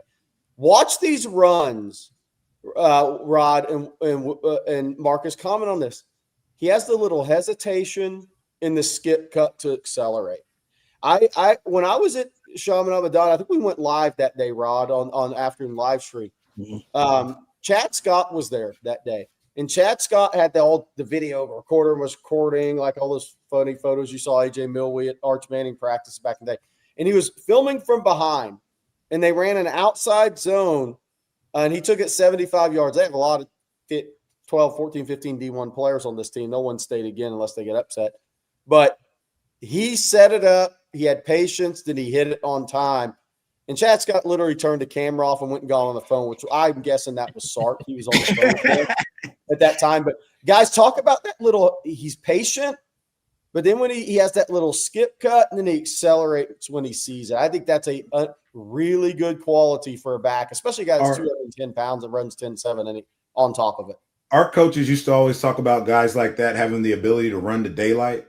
Yeah. And what I always like seeing about a guy that can get in the open field, back in the day, if a kid got out in the open and their head went back, I could tell they were going to run out of steam at some point. The guys that have that forward lean, you look at all these runs, he's finishing, moving forward. So if somebody does contact him, he's still going to move forward. But when he gets out in the open, it's that track speed that kicks in. He has that forward lean going that at times it almost looks like he's going to fall over, right? Because he's really getting downhill. And I think that's the kind of thing that you need. Some of those runs that did potentially break a little bit this year. He has some of that, top end speed. And I really like his contact balance as well. Yeah. It's usually not the first guy that's bringing him down. It's some special film to watch. I know we've all had our comp for Derek Cooper, but Rod, what Marcus was just describing, that's where I bring in the Fred Taylor stuff because it is smooth, but then there are times where he can just get straight up violent when he hits the hole. Yeah, and it depends on what happens with his body too, right? I don't know that, Jared. Yeah. Like, I don't know what's gonna happen with his body. Like he's pretty developed, but do you see him putting on 5, 10? I see him about 15. I think 225. Okay. Yeah, I see him about 225, 222, 225 long term. He reminds me a little of Chuba Hubbard. Rod, we've had this discussion. Yeah. Yep. I agree with that. And I think the four I think the four comparisons that we came up with were, or at least we talked about, Chuba Hubbard was one, Todd Gurley was another one. Yeah, that's what Georgia I like the Gurley one. That's what Georgia fans thought when he was committed to them. Yeah, Melvin Gordon was another one. Yeah. And then Darren McFadden was another one that I think some of the chat came up with. Those were the four. But I mean, I love that you call it the skip cut. It's like a jump cut. It is, and it's weird. Almost like right after that skip cut, he accelerates to 100. It's like he times it out in his head. That goes to the vision and the pace you're talking about. He almost times it out with right after that skip cut, he's gone. It's like he's using that to set up a second level defender somehow. Mm-hmm. And that shows you the visions. But this young man is, like I said, he is really impressive, man. I hear he's a workaholic. Yes. Maybe you told me that, Jared, that behind the scenes, he gets after it. Champ just mentioned it in the chat, but I had come up with a little bit earlier with Jeff. It gives me a little DeMarco Murray too. He looks the part, man. I'll be excited when he gets on campus and gets to it. Mm-hmm. Because I think we can all agree, and look, if CJ Baxter had not suffered the knee injury, maybe I know we're talking about a completely different player, but I think Texas they've been missing what they had at the end of 23 with Jonathan Brooks, where you've got a guy, to Marcus's point, just kind of leans on you gradually and just keeps coming at you as the game's going on. And no disrespect to Trey Wisner, but guys, they just haven't had that the last 2 years, that guy that they can lean on, where, man, when a defense is tired and you're worn down and you've been chasing motions and screens all over the place, now we're going to unleash this 200-plus pound running back, and he's just going to sledgehammer you to death. Mm-hmm. By the way, guys, Rod and Marcus, I don't know if y'all saw this. Look at the suit he wore last night. Yeah. Natmore, South Florida, which there's been a ton of talent out of South Florida Player of the Year. Look at that suit. Sark and L'Oreal have to be jealous of that suit now. No, it's clean. I ain't gonna lie. It's clean. I love it. And is this the best player in South Florida It's award? the player of the year in South Florida, which it was going to come down to him and Diabell. Then Diabell missed the season with the injury. Malachi Tony graduated a year early from American Heritage. Those are the three guys really coming back down there.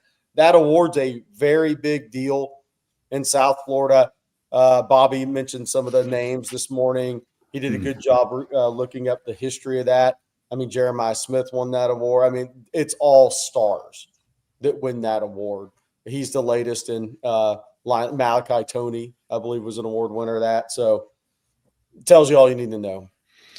All right, we'll get back to the recruiting talk, get back to your questions and super chats here in just a minute. But right now, let's go ahead and thank a couple of our wonderful sponsors here at On Texas Football. And first up, I'll let Rod tell you about Laura Baker.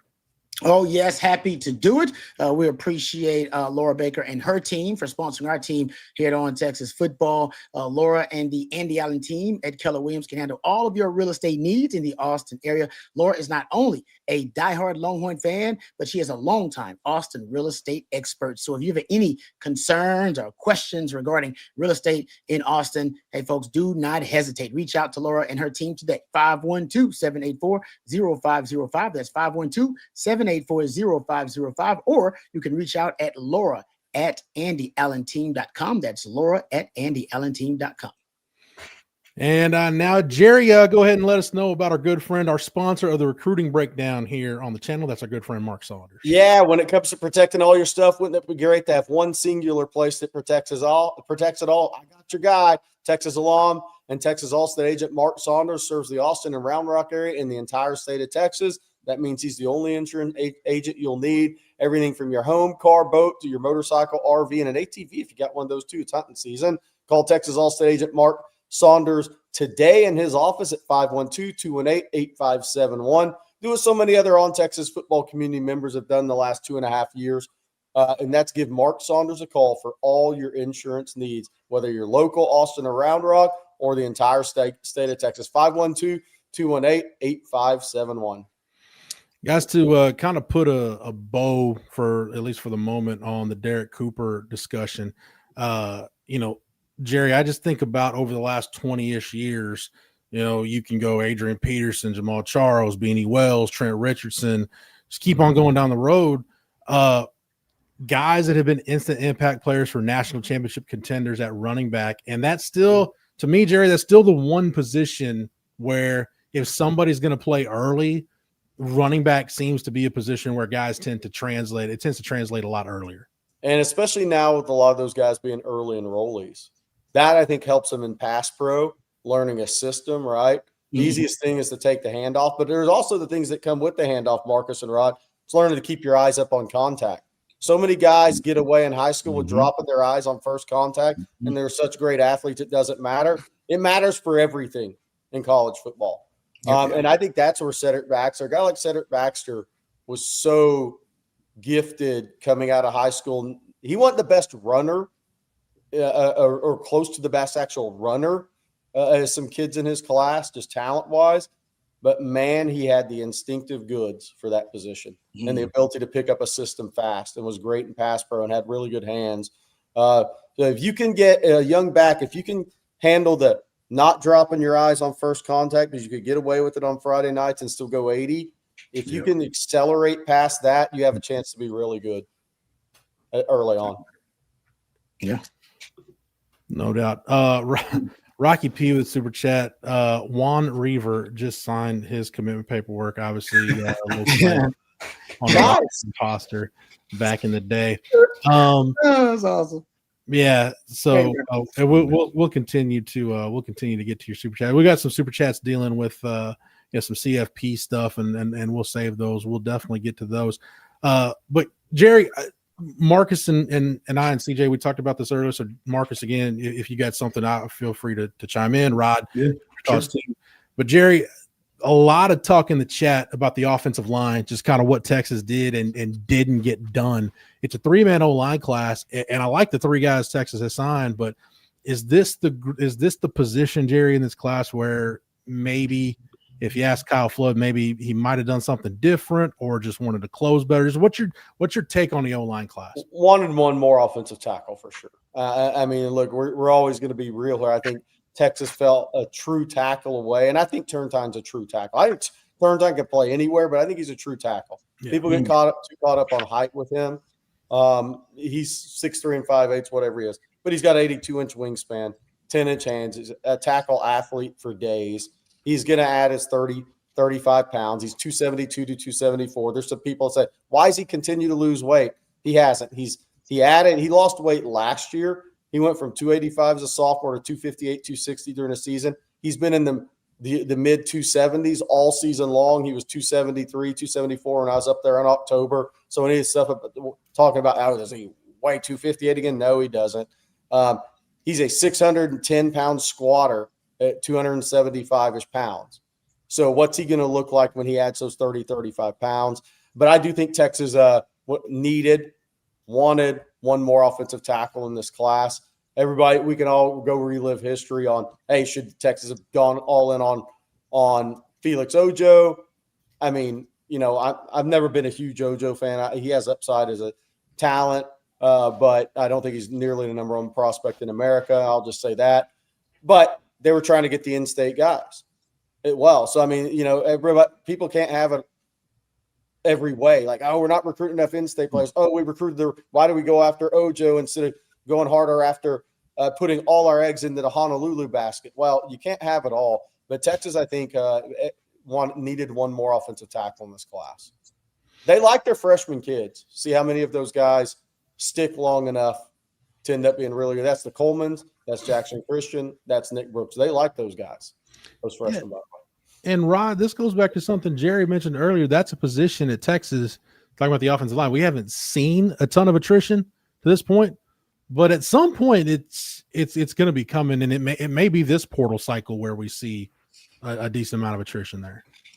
Well, especially if, like some folks have anticipated, and me myself, that Texas will be potentially looking at offensive linemen themselves potentially in the portal. If that's going to be the case, and maybe that's it being anticipated by others on the roster, you do see some attrition there. But I like the guy. I like Nick Robertson, the film that I saw from him. I mean, he's huge. Talk about big humans. I mean, the guy's absolutely massive. And Turntine, I don't know how many times I've seen a lineman that athletic. Like, he doesn't even look like a lineman.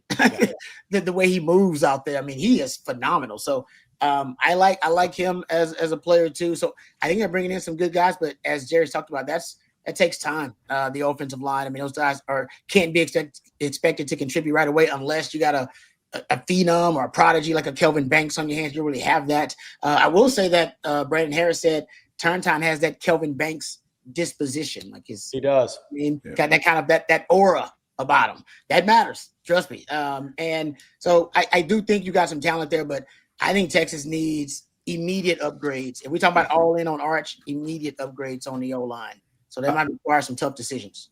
I saw Dave actually mention this in the chat. I had put it in the chat earlier before I come back on. I don't know if I said it audibly, but getting Andre Kojo back should be a huge help. I mean, that's almost like, another guy that you could really kind of consider as part of one of these classes in the last couple of years. Because again, for all the miscalculations and stuff, he didn't plan on him going out when he went out as early as he did, due to injury. In similar vein, it took Nick Brooks some time to get up and running because of some choices he made off the field. So some of those things stunted some of the development of the guys that, are on campus. So, again, I think there are opportunities to correct for it. I certainly want to see those, but I'm not in the camp of like all is lost and we just, we don't have anything to work with. It remains to be seen how it plays out. And it's like Rod said, give them time. I said this before you got on earlier, Rob, but if Casey Studdard and Justin Blaylock and Lyle Sinline had the red shirt, I think, there's a chance that sometimes it's worth, letting these guys actually get their paws in the dirt and let some things play out once they've developed. And Jerry, look, that we know there were misses in this whole line class. Like, we're not going to sugarcoat that, but one thing that does make me feel a little bit better about this haul, something you brought up, the fact that Nicholas Robertson can snap a little bit. Anytime you can add a guy that can play multiple interior positions, I like the fact because those guys can help you manufacture depth, make sure at all times you got your best five on the field. Yeah, for sure. I totally agree with that, Jeff. Totally agree. All right, and Rod, just to wrap it up, I mean, something you and I have talked about for years, to Marcus's point, like Texas, and with the portal, it helps too. We haven't seen Texas attack offensive line in the portal, but you don't need to play true freshman offensive linemen at this point. Like that was a vicious cycle for, a decade and a half that Texas couldn't get out of having to just play guys before they were really ready. And whether it was, Kent Perkins or just go on down the road, David Snow. I mean, there's no telling how many guys that ended up making it to the NFL anyway, how much their growth was stunted by just getting thrown into the fire before they were ready. Yeah, this is one of those positions, man. You need time. Most of those guys don't come out of high school with their grown man body yet. Anytime with the weight room and with the dietitian who they have now, nutritionist, to really kind of pack on that armor and gain a lot of strength. A lot of offensive linemen for the high school level, they're strong, but not necessarily for the college level. But every now and then you get a prodigy, and that was a guy like Kelvin Banks that can play right away. So what you would like to do is what kind of Texas has been able to do, which is keep guys in the system a long time. But obviously this year, I don't think they got the result that they wanted. So ultimately, we'll see if Texas is more aggressive in trying to, bring in talent on the offensive line, or if they're going to, like I said, roll the dice kind of with the guys that they have. And the reason I say roll the dice is because I think that was the plan last season, and I'm not sure they got the result they wanted. Agreed. Yeah, Jerry, we got a question in the chat wanting a Corey Wells update. As we approach the top of the hour, I don't take it anything has changed there. Still waiting. No, I haven't heard anything. Just it's kind of look. The longer he goes on without signing with Texas, the more that Texas will be concerned. No doubt. Now it's a battle. It's a fight. It always is for these guys. Absolutely. Matthew, if we can, I want to bring up Richard Wesley's tape, and Jerry, you and Marcus, Rod obviously chime in as well, but get y'all's thoughts on Richard Wesley. It's Colin Simmons going into a draft eligible year, Ethan Burke moving on. You've got Lance Jackson and some guys in that pipeline, but Jerry, it's about time that Texas found a guy that when Colin Simmons moves on, hey, who can be that next really great edge rusher for Texas? And they went out and got probably the top guy on their board with Wesley in this cycle. Yeah, and this is all junior tape. He has not put out any senior tape. So when you're watching this, it's junior tape, and boy, are they playing people. They play a schedule. He plays against college side. Look at the offensive lines in this tape. He's playing against more 275, 300-pound athletes at the schedule they play. Modern day, you see all the teams on here. He's playing real people on this junior tape. Guys all five of those guys are power 4 linemen for modern day. So he lined up against all those guys. So he's played against size. A lot of times these guys don't play against size in high school. Elliot, just look at the size of this offensive line compared to some of the high school offensive lines you see. Yeah. These are big guys. Yeah. He's accustomed to playing against big guys. We're talking about it with B-Rob, Brian Roberson this morning. I went and watched him work out in July. And I was kind of on the fence. Is this guy a high 4-star plus guy, which means top 50 in the country, or is he a 5-star prospect? But I watched him. Trey Lewis does a great job with him. And he works out with about 3 or 4 NFL guys that have worked with Trey Lewis for a long time. He was working out with multiple NFL guys the day I was there. Yep. And this guy, I think, is a 5-star prospect because he's a little more explosive, and he looked more explosive when I saw him than he even is on this junior tape. So he was 6'4.5", I think about 265, 266 in that range. But he had quickness, he had speed. He has a little bit of a plan for a high school guy because I think working with Trey Lewis and then working with those NFL guys, he's learning a lot from them on some pass rush and some hand usage. I think this guy's going to play next year. Brandon Harris, you said earlier, we're talking about guys who can make an impact. I think this guy's going to be prepared to play. And he reclassed from 27 to 26. But I think this guy's coming in January. I think this guy's going to be play next year. I think he's going to help Texas next year.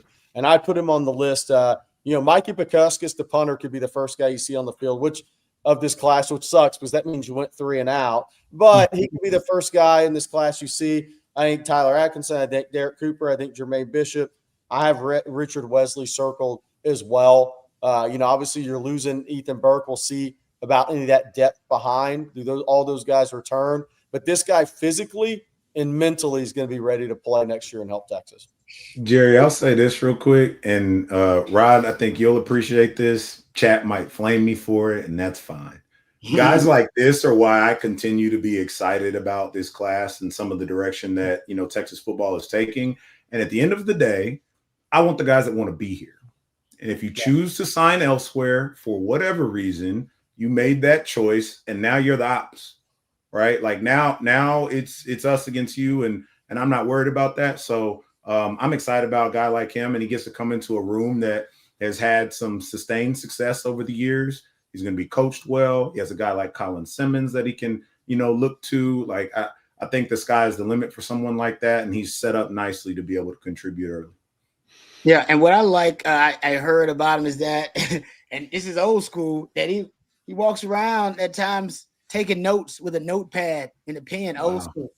Yeah, most guys these days, they are taking notes. If they are, they're doing it on this thing right here, right? They're doing it on their phone. They're not doing it. They're not walking around. So it shows you, and along with that, and you talking about Jerry, that you expect him maybe to be one of those guys that contributes right away.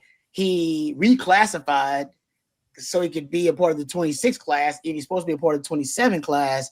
This guy seems focused. Just the little stuff that I'm hearing, right? So he seems very focused and driven. And I like that. I like that about him, and his attention to detail, which is probably why he's already got some pass rush moves as a young pass rusher coming out of high school. And actually reclassified too. Usually guys that young, they're raw, and nothing wrong with that, but you don't see them actually, using effective and executing pass rush moves. Like they don't really do that, but you can see on film, and Jerry told you, he's got a few of those already. And I think it just shows his attention to detail, and he's kind of a student of the game, which I like. You guys already said, I mean, physically, he's got everything. I mean, there's a guy that should be able to contribute on the roster day one and have an impact. But I like the fact that he's a student of the game. And you said it too, Marcus. He's going into that room with not only high expectations. Alan Clark's done a good job of coaching the edges on making them more impactful in terms of generating more pressure and getting more of those havoc plays in the backfield. But he also has a guy like Colin Simmons to be able to compare himself against. Am I working enough? Am I putting in enough work after practice? Am I executing at a high level during practice? What's my level of intensity? You got a first round pick to compare yourself with. That matters in a room. Trust me. Having a guy like Quentin Jammer in the room with me did wonders just for my work ethic, just for my level of intensity and knowing exactly what it took to play at a high level and be an All-American, whatever it took. It helps having those types of examples in front of you in the room. Well, Rod, speaking of position groups, our special guest right now joining us, I believe we've got him queued up, is going to be in the Texas tight end room. What's up, guys? High school. One of the newest Longhorns, Charlie Gillick, joined us. Charlie, thanks for taking some time on signing day to join us, man. How are you? I'm doing great. How are you guys? We're good. What have the last few weeks been like for you, man? Committed to Minnesota, then you flipped to Texas. You're a Longhorn now. Just kind of walk us through the last few weeks. They've been crazy. Very eventful, but I know I made the right decision. Going down to Austin last weekend was just reassured me that my decision was correct, and meeting with all the coaches, meeting the other recruits, and watching that great game was just the icing on top, and I mean, that was just awesome. I can't wait to get down there in January. Hey, so Charlie, tell people, Texas fans, and this is awesome. Thank you for coming on here. You're a rare recruit that you were committed to Power 4 schools at different positions on different side of the ball. Talk about that as part of your recruitment and coming to Texas as a tight end, because it's very rare that somebody gets to commit to Power 4 schools on both sides of the ball. So one, congrats on being versatile, but kind of talk about that in your progression in football. Yeah, I think that definitely helps my progression, just because I know I can make an impact on wherever I'm really placed on the football field, and I'm just kind of I'm a football player, and I think it shows my physicality that I play with, and it shows that I go out every single day, and I want to ball, I want to make plays any way that I can, and I think having opportunities at various Power 4 schools to play offense and defense is it's a blessing and honor, and I mean, I think that's just what I work for every single day, is just to show up and just be a reliable guy that people can know that they'll make plays no matter what it is, no matter if it's special teams, offense, defense. I'll go out there and I'll work my hardest. And I mean, it just shows when you have offers from Power 4 schools on both sides of the ball. And it's just kind of a unique thing that's really special. And I mean, I'm really excited about it. And, you know, having the opportunity to play tight end at Texas is just, it's awesome. You know, I mean, they send guys to the NFL like Gunnar Helm. And I mean, if I can make an impact like that, and I think I can, if I put enough work in, you know, that's just, it's awesome. I mean, I can't wait to get to work. Charlie, I just wanted to welcome you to the family, man. Marcus Myers, I had an opportunity to, play a little ball once upon a time. And like Rod, we both made a similar decision to the one that you're making, God, over 20 years ago. So I got to drop, but I just wanted to welcome you to the family, man, and hook 'em. Sure, we'll see you around. Okay. Hey, Charlie, let me ask you this, man, because your film, you take a lot of pride in blocking. You get excited about your work, man. You provide that physical edge of the blocking. What is it your background playing on the other side of the ball that gives you that mentality of physicality? Because most tight ends, they just want to catch the football, man, but you want to put somebody in the dirt. Yeah, for sure. I think I just, any way I can really help my team. And I know that my role in my high school team is just, I would open up a huge hole and my running backs would just take it to the house. So, I mean, I would just have that grit factor that not everybody has. And I know that when I take care of my blocking assignments and I just put people into the dirt, I mean, it just helps my team out so much. And I mean, I just love pancaking dudes. I think it's so much fun. Like tackling people on defense is fun and hitting people on defense is fun, but pancaking dudes is just like, it's different. It's awesome. Nice. Hey, talk about your athletic background. Has it always been football? What other sports did you play growing up? When did football become your sport? Yeah, I played basketball my entire life. Maybe even before football, I probably started basketball. But I think that helps my feet and my explosiveness because I can dunk the ball pretty well. But I've also played soccer. I've played baseball when I was younger. I've played a lot of sports, but football has always been the main sport for me and what I've always looked forward to every single fall, just football rolling around. And I mean, I think I started taking football really seriously middle school, start of high school. I knew that I had something with it and I just kind of ran with it and put work in every single day to get to this point. And I mean, I couldn't be more blessed. Follow up on that. Talk about how the Texas offer happened, the timing of that. I think you committed the same day you got offered, but kind of talk about how the whole process went down. Well, yeah, I was actually offered a few weeks before I committed, but I kind of kept it on the low. But they reached out to me Friday, maybe an hour or two before one of my games, and it was crazy. It was super out of the blue. And one of my buddies who's actually he wants to get into UT just for school, and he was right next to me on the bus when it happened, and it was really cool. It was a really fun bus ride back after a big win too. So, it was totally out of the blue, but I just started talking to Coach Banks and he offered me maybe a few days after that text. And then I had a pretty good amount of time to think about it. And, this is the best decision.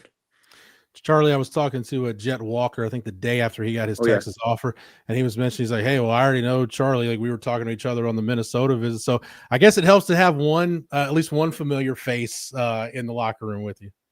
Yeah, for sure.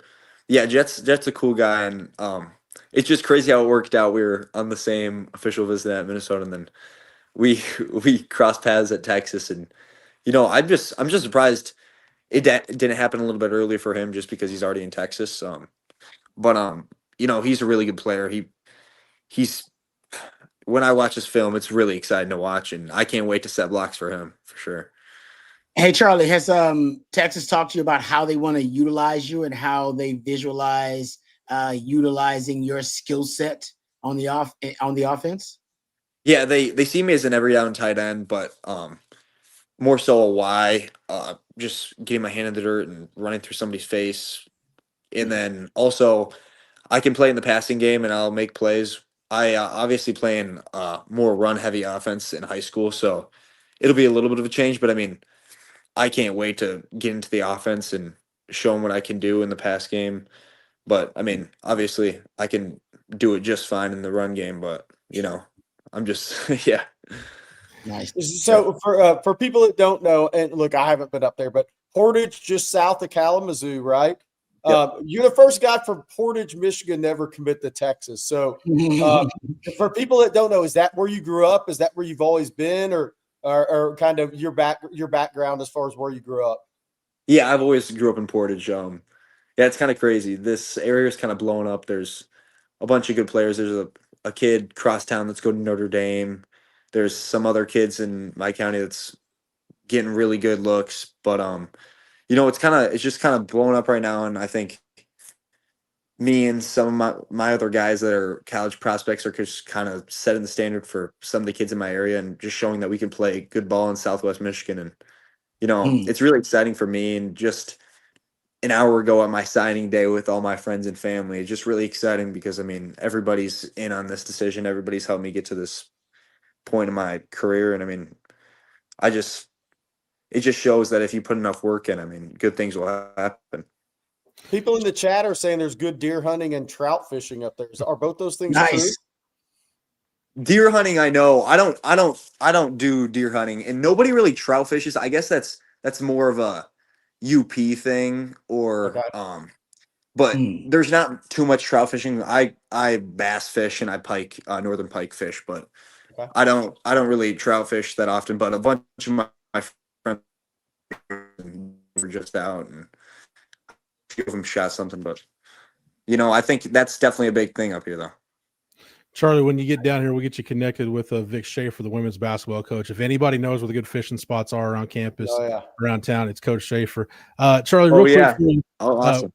We got a question for you from the chat. Dave wants to know. He said, "To which college or NFL player do you compare your style of play?" Ooh, okay, yeah, that's a good one. Okay, I would say.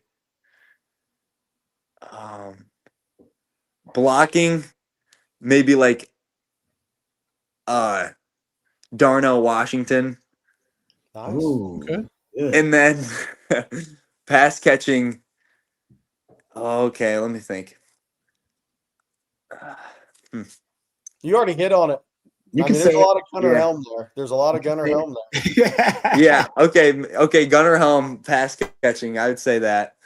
Oh, young Jason Witten, Dave says. Hey, last thing I have for you: Are you graduating high school this month, coming in January? Yeah. I'm really excited about it. So my last day of high school is January 9th, and then I'll get on the plane January 10th and get down there and move in on the 11th. Yeah.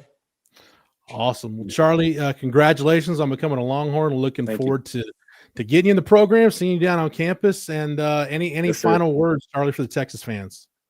Just thank you for having me on, and hook 'em.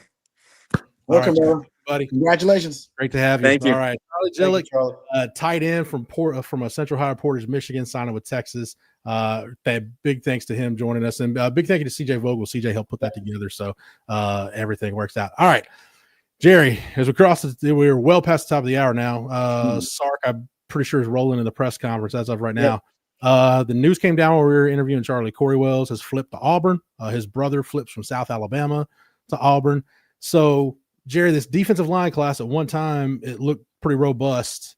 Now you're sitting here on signing day with James Johnson and probably Jamarian Carlton, and then maybe whatever else you had in the portal. Your view on things, Jerry, after Corey Wells flips to Auburn. Yeah, a couple of tough losses. Ivani Cleveland, we knew that was going to happen. Corey Wells, Auburn had gone back and forth on that. I think they did a pretty good job with the mom. I think Kenny Baker, Texas did everything they could there. They went to see him. I actually think this guy's going to be a really good football player too, by the way. So sometimes sour grapes, maybe he's not going to be that good. No, this dude's got a chance to play in the NFL.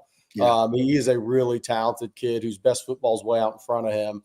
So I look, Texas has 2 D tackles in this class, James Johnson and Jamarian Carlton. Carlton's 281 pounds on one of his visits to Texas in November. He's headed to 300 quickly with that frame. So they got 2, and I think he's going to be a long-term 3-tech, an athletic 3-tech. I think they got 2 athletic 3-techs in here in this class, and James Johnson. and Jamarian Carlton. Look, I think there was a tough day. I think Texas knew Cleveland was going to be tough. They tried on Kendall Graville. Florida convinced Kendall Graville there was a chance Coach Chapman would come back as the D-line coach, which I think that's less than 50-50. That's the way recruiting goes. But that definitely leaves a need in 27, I think, because I think Texas will do fine in the portal. They'll get a big over-the-ball player, depending on who comes back, who leaves. They love their 3 freshmen now, not like love them. Josiah, obviously Justice Terry, and he really came on late. He's going to be a really good interior player, probably in the 290s next year.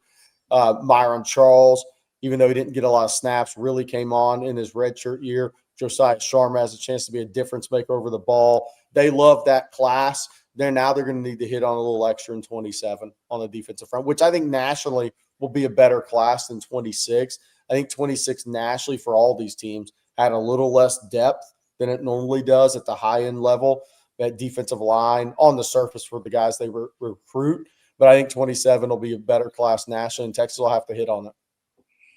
Yeah, and Rod, when you look at the roster for 26, even with Travis Shaw and Cole Brevard for sure are moving on. Hero Canoe says he hasn't made a decision, but he walked during senior night, so you figure you can't count on him coming back. But even if that's the case, Murad Watson's back, Alex January's back. Jerry mentioned guys in the pipeline. It's not like you need to do what you did last year and you have to go into the portal and bring in 5 guys. Yeah, you can be very strategic, right? You bring in someone just to play. You need probably someone to play that 0 or 1 technique that can play right over the center. It is interesting. Yeah, I wanted to ask you guys about Jamarian Carlton. He's what, 260 something? 281. Like he's 281. 281 now. He was 206 as a freshman. He's gained 75 pounds in high school. Okay, so you're projecting this guy is going to get so that he's going to be on the inside. 100%. 100%. Where his body's going. Yeah. And Jerry just said they like their freshman guys. And we saw Justice Terry come on late too. So, yeah, this dude he's one of the freakier dudes in this class, honestly. When you start looking at it, right, Jerry? That's just 6'5", 280. You said his freshman year he was what, 206. That's insane. He's got that. I'm not sure he can get as big as Alfred Collins, but look, he's an 84-inch wingspan guy. So he's got that length. So his upper body's going to be the last part of him to catch up with it. But he's definitely he's headed north over 300 pounds. I would suspect by August, unless they want to keep him in the 290s, his first year, I would bet he's right knocking on the door at 300, maybe a little over 300 by August, just at looking at his frame and where it can go. Though obviously some will be reshaped. He'll just add more muscle to that frame. But a guy that's best football, now he's going to take time because when you move to the interior, I think he's going to be a 5/3 early in his career, like Justice Terry. But, man, that's a very physical league he's moving into. And while he bull rushes these guys in high school, he's going to have a plan. He's going to have to build up his hand usage. He's going to have to build up his pass rush ability because that's what he's going to need to be. James Johnson and Jamarian Carlton in this class need to be disruptive guys behind the line of scrimmage that develop in the pass rushers for Texas. Because B-Rob was talking about that this morning, Rod, how Texas may have lacked the interior pass rusher on this team this year. That's fair. They had some really good players against the run, but they need a couple of these. They need these guys in this class to become pass rushers on the interior for them.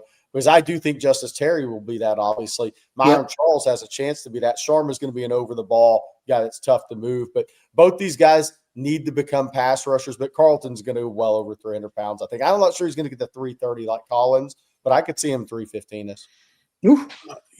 His growth, Jerry, and he's not going to get this big as the guy I'm going to mention, but his growth, like when you told me he was 280, the first thing I thought of was, man, I remember going to see Tavondre Sweat after his sophomore season that spring. He was like 240 pounds. Yes. And then as a junior, he was about in the 260s. And then when I went and saw him the next spring, he was like in the 270s. By the time he made a visit to Texas for the spring game after he had signed, he was like right at 300 pounds. So basically in 2 years, he added 60 pounds. Yeah. And we know like he was in the 330s, 340s by the time he was done at Texas. So I don't think Carlson's going to get that big, but Jerry, it's not unusual to see a guy just continue to grow and just add mass naturally. And he does it while he's playing basketball too. So he'll probably lose some weight. He'll probably be in the low 270s after he's done with basketball. Devondre Sweat was a good basketball player too. Yeah, Again, not Jamarian Carlton to Devondre Sweat, but just saying we've seen this. The freaky transformations is what you're talking about. The freaky physical transformations. Yeah, and he's one of the guys. Didn't he run like a 12 fat or a 12 flat or 11.9, 100 or something crazy like that? This dude's unbelievable. Yeah, he's got a chance. Yeah. Anytime we talk about, and Marcus and I were talking about this earlier, guys kind of making position changes. Rod, the guy I always go back to, and shout out to Will Matthews. Will was on, Jerry, with you and Bobby and Blake this morning on Coffee and Football. Man, OJ McClintock, Rod, was your one teammate. I always bring him up because no matter what position he moved to, he like developed the body type perfect for that position. It's the weirdest thing I've ever seen. I wasn't sure if like his body would transform based on the position they moved him to, or if his body, he kept putting on weight and the coaches kept going, all right, now you look like a defensive end, so get over there. I mean, he came in as a wideout, went to tight end, then I believe went to linebacker, then went to edge. And I think he left as a I don't know if they bumped him inside, but I think he left as I think he did. Inside. I think he might, you're right. I think he might have bumped him inside. OJ, but he was a hell of an athlete, though. That's how good of an athlete he was. Oh, that's great. Kind of get back to Carlton. Like his just athletic profile. There's no telling where it's gonna go because it kind of has to go where his body transforms. But anywhere he is and he sticks, he's gonna be, I think, potentially an impact player for you because he's just a freaky athlete. Jerry, you were talking about Carlton there, and I'm glad you're on now because I want you to reiterate this. I thought this was a phenomenal talking point you had this morning. Talking about him, needing to learn to play with leverage. And when we talk about guys that could play early, Texas doesn't need linebackers to play early. But what you were saying about Kosi Okpala, the fact that he's already, you've seen him enough he understands how to play with leverage. That's huge, Jerry, for a guy that's going to play on the edge probably as much as he is. Yeah, so I think the toughest thing, Rod, I don't know if we've ever had this discussion. The toughest thing in high school for some of these highly ranked guys is a 6'7" offensive tackle. Imagine trying to be Trevor Gooseby and getting low enough to play against a 6'1", 6-foot edge in high school football. Yep. You're always going to look like you're playing high. And then yet forces you in the bad habit if you're tackle. Waist bend to get to low leverage player, right? Then you're cooked. You can't do that on the college level. Then on the defensive line, you look at this videotape of Jamarian Carlton, it looks like he's playing high every step. Now he is, like most young D linemen, but it looks even more so because he plays against 6 foot, 6'1", 6'2" offensive linemen. It's true. So it's really hard to play the leverage game as a taller player in high school. And there's some super freaks that have done it pretty well, but most of the time it's hard. Offensive linemen end up waist bending. That's not anymore where anybody needs to be. But with Okpala, because he's 6'2", and I think he was 228 when I saw him in the season opener, he still gets lower than the 6'1", 6'2" high school offensive lineman he goes against. So he has that bend ability and understanding of how to play under the pads of even a high school offensive lineman at 6'1", 6'2". Yeah. And that's right. And I think he's a different athlete, and I'm not saying he's totally the same, but I think Trey Moore had a pretty good understanding of that at edge. And I think Trey Moore had to do that because he was always smaller in high school too. He's like 207 pounds, right? So he had to play low leverage and use speed and power as a high school player, even if he didn't know what to do with his hands or have a plan necessarily.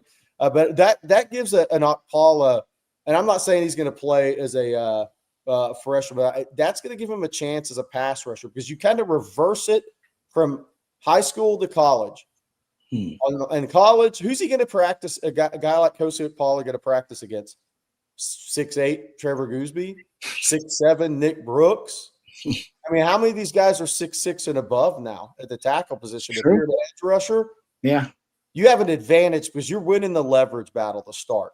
Then it's what do you do with all from it technically? But he's got a chance to be a good pass rusher because of that, I think. Great point, Jerry. Great point.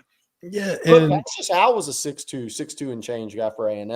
And he won, and he didn't against Texas, but he won a lot on understanding leverage and being quicker than an offensive lineman out of his set into getting in this pass set. Jerry, that what hurts for me personally about Texas losing Vodney Cleveland is the same thing that I like about James Johnson, that I like about Kosi Okpala, potentially Jamarian Carlton, recruiting guys that are disruptors up front. Like Rod, we've always talked about that. Yeah. Man. How many disrupt? Like producer Matthew, this is be the few times I say this, so file this away. It's one thing that's been great about the Eagles with their defensive front, like in the NFL, like they have guys that are disruptors, and you can just kind of go through them in ways. Yeah, you're gonna need a guy that can play over that never gets old, by the way. You're gonna need guys, Jerry, that can play over the ball, but man, at the end of the day, that's what has separated. Like to me, that's one thing that I think when Texas matches up with Georgia, for instance, I think that's why Georgia is such a bad matchup for Texas, because especially as wide zone dependent as that Texas run game is, what will, just throw a monkey wrench in that whole deal. And these guys that can disrupt it and cut off lanes and get upfield, and that will kill a zone run game. And that's kind of where I'm seeing Texas has had those, but that's one thing I like about this class. You've got some disruptors. Yeah, and look, I love Vodney Cleveland, man. I've always been a big fan of Vodney. Sugar Poppy says, how did we lose a guy to Carolina? They went way above and beyond from an NIL standpoint. I think they changed that family's life, which the father's been in and out of the hospital, and there's a lot of things going on there. So North Carolina, they did a really, really good job of picking their spots on that one, and that was one of the spots they picked. But I love Vodney because he could be a disruptor, and he's really good over the ball. He was a real SEC defensive lineman. And I do think losing him, you can always replace guys. I think today losing him sucks for me because I think he's really, really good player. No doubt.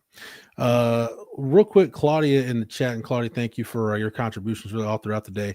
From the press conference, Sark listed 5 potential portal needs today: offensive line, interior defensive line, linebacker, secondary, running back. Oh, nice. Yeah, Jerry, it's interesting. He didn't mention wide receiver, so I don't know if they're going to stand pat with what they got, or Sark is just not sure exactly where they're going. But I don't think it's a shocker, Jerry, that they're going. They always go defensive line for portal, but I just think not leaving anything to chance. They've got to rebuild the interior offensive line. Linebacker and secondary is interesting, though. I think that's just not leaving anything to chance. Yeah, I think secondary, Rod, we've talked about it. Depending on what they do with Grayson Littleton, they have a need at corner. And if if Texas said, hey, we're going to move him to corner, then you have a need at nickel, I think. The other thing with me is at safety, because you lose Michael Taft. Maybe Jelani McDonald comes back, right? But Jonah Williams is not there for spring again. So you have a need at safety. And that's if nobody goes into portal.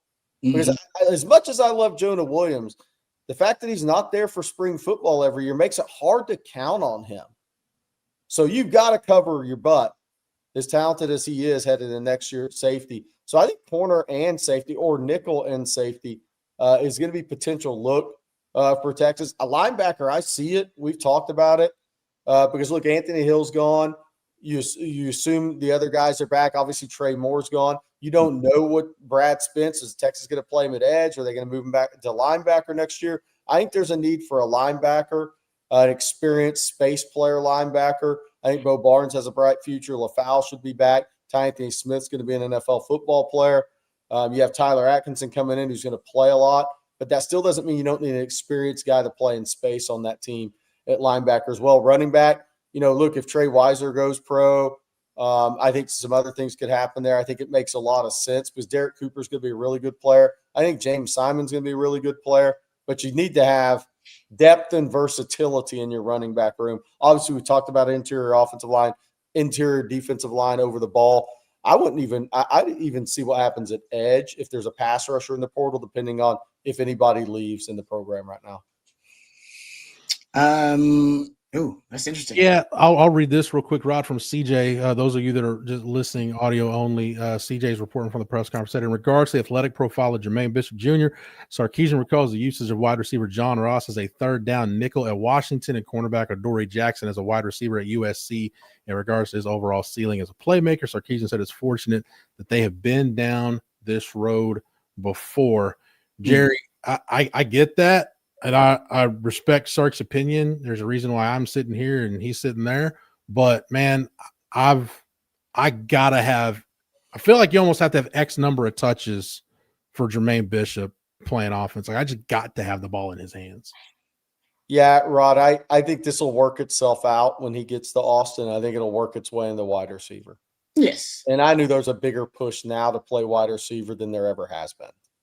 Yep. I'm talking in Austin. No, I remember when he like first committed, or when Texas was making the push for him, and everybody was like, he's coming in to play corner. And I'm like, yeah, but man, if you watch him, I don't know if you can justify just keeping him at corner when he's such a playmaker offensively. It just seems like, I don't know, it just seems like a bad coaching move to me. So I like that there's a movement now to play him on offense, playing both ways. Listen, not everybody's Travis Hunter. I don't know if Texas wants to experiment with it, I'm fine with it. They can experiment with it. It's the 0.001% of athletes can be able to do that. So I don't expect him to do that. I expect him to play on offense, and I expect him to play early. I mean, I said Brandon Harris, out of all the guys he talked about, he didn't gush about anybody as much as he did Jermaine Bishop. Like, made me want to buy stock if I could. In any of these players, if I could buy stock in anybody in this class based off talking to Brandon Harris, the GM, I probably would do it in Jermaine Bishop based on how much he talked about him. And I think I'm with Jerry. I think that's because he's playing offense and not defense. Now, as we just talked about, they're going to go to the portal to get secondary help. And they do need I do think I'm with Jerry. They should get a safety and a nickel or a cornerback just to give themselves some, manufacture some depth and to give yourself a little margin for error there. But also I like that, Sark was out there openly and said O-line. Like they're not hiding that anymore. That's not something that, they're going to be cryptic about. It's like, no, we're letting every good offensive lineman in the country know Texas is looking for O-linemen in the portal. And this kind of goes to the all in for Arch, right? O-line, he said running back too. The reason he didn't say wide receiver, maybe it is because of Jermaine Bishop. I don't know. Or maybe just because they believe they're going to have enough guys coming back within that group. They've proven themselves enough. They don't have to go out and get anybody to get the portal. I actually would, because I think I think he does a good job of bringing guys in the portal. But like I said, if you're going to get an instant impact guy to this class, then, maybe it's not a dire need for you. Jerry, this is an interesting question from Joseph Curtis. So, Jerry, do you think this class is a little underwhelming, or is it that I'm just stargazing? We have a couple studs, just doesn't seem like a great class. Look, I think anytime you're in the top 10, you have a really good class. Do I think Texas missed on 2 or 3 guys that they needed positionally? Yeah. Today was a rough one for D-line. But you're pretty much 3 guys away from having a top 5 class again. So I think Texas got some impact players in this class. A lot of the class ranking nowadays is how many guys you sign to. I know in some of the algorithms, that are out there for how they rank classes, only the top 18 or top 19 sign. Well, the more guys you sign, the higher ranked guys you're going to have, and the more higher ranked guys you're going to have in the class. Your class ranks going to go up. ESPN does it different, which I kind of always been more in agreement with that. Like, let's judge a class for what it really is. But I do think Texas D-line. I think offensive tackle. I think those positions, maybe one more edge, a pass rusher, I think would have taken this class to another level for me. So I think the goal every year, if you're a power player in the NIL game, is to have a top 5 level class. So I think Texas fell just short of that this year. And I think that's fair. We talked about it with offensive line and some of the other position groups where, they would have liked to have added a couple more, but we'll see what happens. And again, the one thing that the Texas staff has a good feeling on, I mean, we've heard some stuff behind the scenes. Who's headed to the portal? We know where Texas needs are in the portal, but who's headed to the portal, and we'll see how depth shakes out from there. Guys, I wanted some of these supers have been hanging for a while, so I just want to make sure as we wind up here that we get to a couple of these. All of these are CFP related, so I'll just roll through these, and then you guys add anything at the end that you want to. McCluskey has a couple, said, come to play the best for a national title. I was in reference to non-conference scheduling. Said I don't see 16 solving the problem. Kicks it down the road. If UT loses to A&M and is 8-4, we're having a very similar debate over who gets the 16 spot now. 9 SEC games will create more 8-4 teams. On that, Rod, I think that's just going to be one of those unintended consequences, and you can blame the committee for not really giving us, basically moving the goalposts and changing their parameters however they see fit. There you go. That's it in a nutshell, right? There's no precedent here. You can't go off last year's ranking and go, well, this happened and this happened. So that probably, if that obviously holds true this year, then the committee will probably lean this way, that way. They seem to be making it up as they go along. They seem to be freestyling this thing. There are a lot of folks that keep up with kind of the trends and the precedent that has been set, and they don't seem to be abiding by any of that. Or even their own criteria they laid out on their own damn website. They don't really abide by that either. So I think that's the frustration. It's like if we had a clear-cut formula, then I think there would be more transparency for folks. But there isn't any clear-cut formula. They are kind of freestyling this thing, and ultimately, if it ain't in your favor, it doesn't look like it's in Texas' favor. It's gonna be frustrating. But 16 teams, I do think expanding will ultimately include more of your big brands ultimately, and that may just mean Big Ten and SEC. So I don't think it'll solve the problem of the committee freestyling and not really following precedent and them making up as they go along, but it will invite more of your blue bloods and big time programs to the party. And I do think ultimately you're gonna get complaints, but they'll be from smaller fan bases and from smaller programs who have less influence, if you will. But Texas politicking, it's loud. When Texas start politicking, it's loud. That's everybody's talking about. I mean, it's on every national radio show. Sark's going on the media blitz, and they're threatening college football. They're going to change the out-of-conference schedule. When Texas starts politicking and campaign, it is loud. When, I don't know, if Stanford or something wants to do it, or say there's NC State decides they get screwed up, yeah, they're going to complain, but it won't be as loud.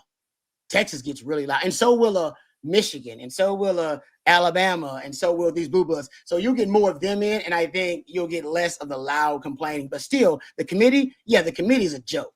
The committee is a joke. Y'all are a joke, just so y'all know, nationally, and not the funny kind. Jerry, I think you're muted. I want to say this on that point with the 16s that you made with the super chat. Thanks for the super chat. No 8-4 team should be in a 16-team playoff. Yeah. I mean, you're not deserving. That's true. Being in a 16-team playoff. I mean, that's like saying you're a 2 seed in the NCAA tournament with 10 losses. It's not happening. I mean, if you play 12 games and you lose a third of them, you're not going to be you don't deserve to be in a 16-team playoff. Because you're probably barely above 500 team in conference play at that point, assuming you're playing a 9-game schedule. Conference losses, you're 6-3. None of it adds up. Yeah. Unless you have a slew of injuries or something, that's just bad luck. Yeah. Eric76, thank you for the super chat. Said, why not go to counting the non-conference record? Why not go to not counting the non-conference record regarding the CFP? Then maybe we see more schools go play big non-conference games. I mean, what if you need that data point to count? Like this is what's happening now is exactly what I was worried was going to happen. If Texas was on the outside looking in and you could hold that Ohio State game against them, which the committee's doing it, saying, hey, you got 3 losses, you're out. Jerry, you said it best the other day. Like, there's no point. Like, it's stupid. Given the current parameters, it's stupid to keep those games on the schedule. Yeah, I mean, look, my problem with – and Rod hit the nail on the head. My problem with all this, and no, I'm not a Miami fan, I'm the opposite. But what I keep bringing Texas and Miami up in this ranking because this is what matters right now. Both of those teams have a case to be made. We talk about Texas ad nauseum, right? But to Rod's point, like one of my biggest issue, quite honestly, with this playoff is, to your point, Jeff, is there's no consistency. Rod, they'll play the out-of-conference games. Well, Miami beat Notre Dame in an out-of-conference game, and it didn't even matter. They have the same record. So you can't say, well, you're just being – if you lose that game, you're being penalized. Well, in this scenario this year, you have a team that won the Catholics versus Convicts Part 2, and they're ranked below that team when they have the same record. So that's my that's my issue with these set of rankings this year. Is you can't point to, oh, man, just don't play the out-of-conference game, man. It hurts you. Well, Miami played it and won it, and it still didn't matter. Yeah.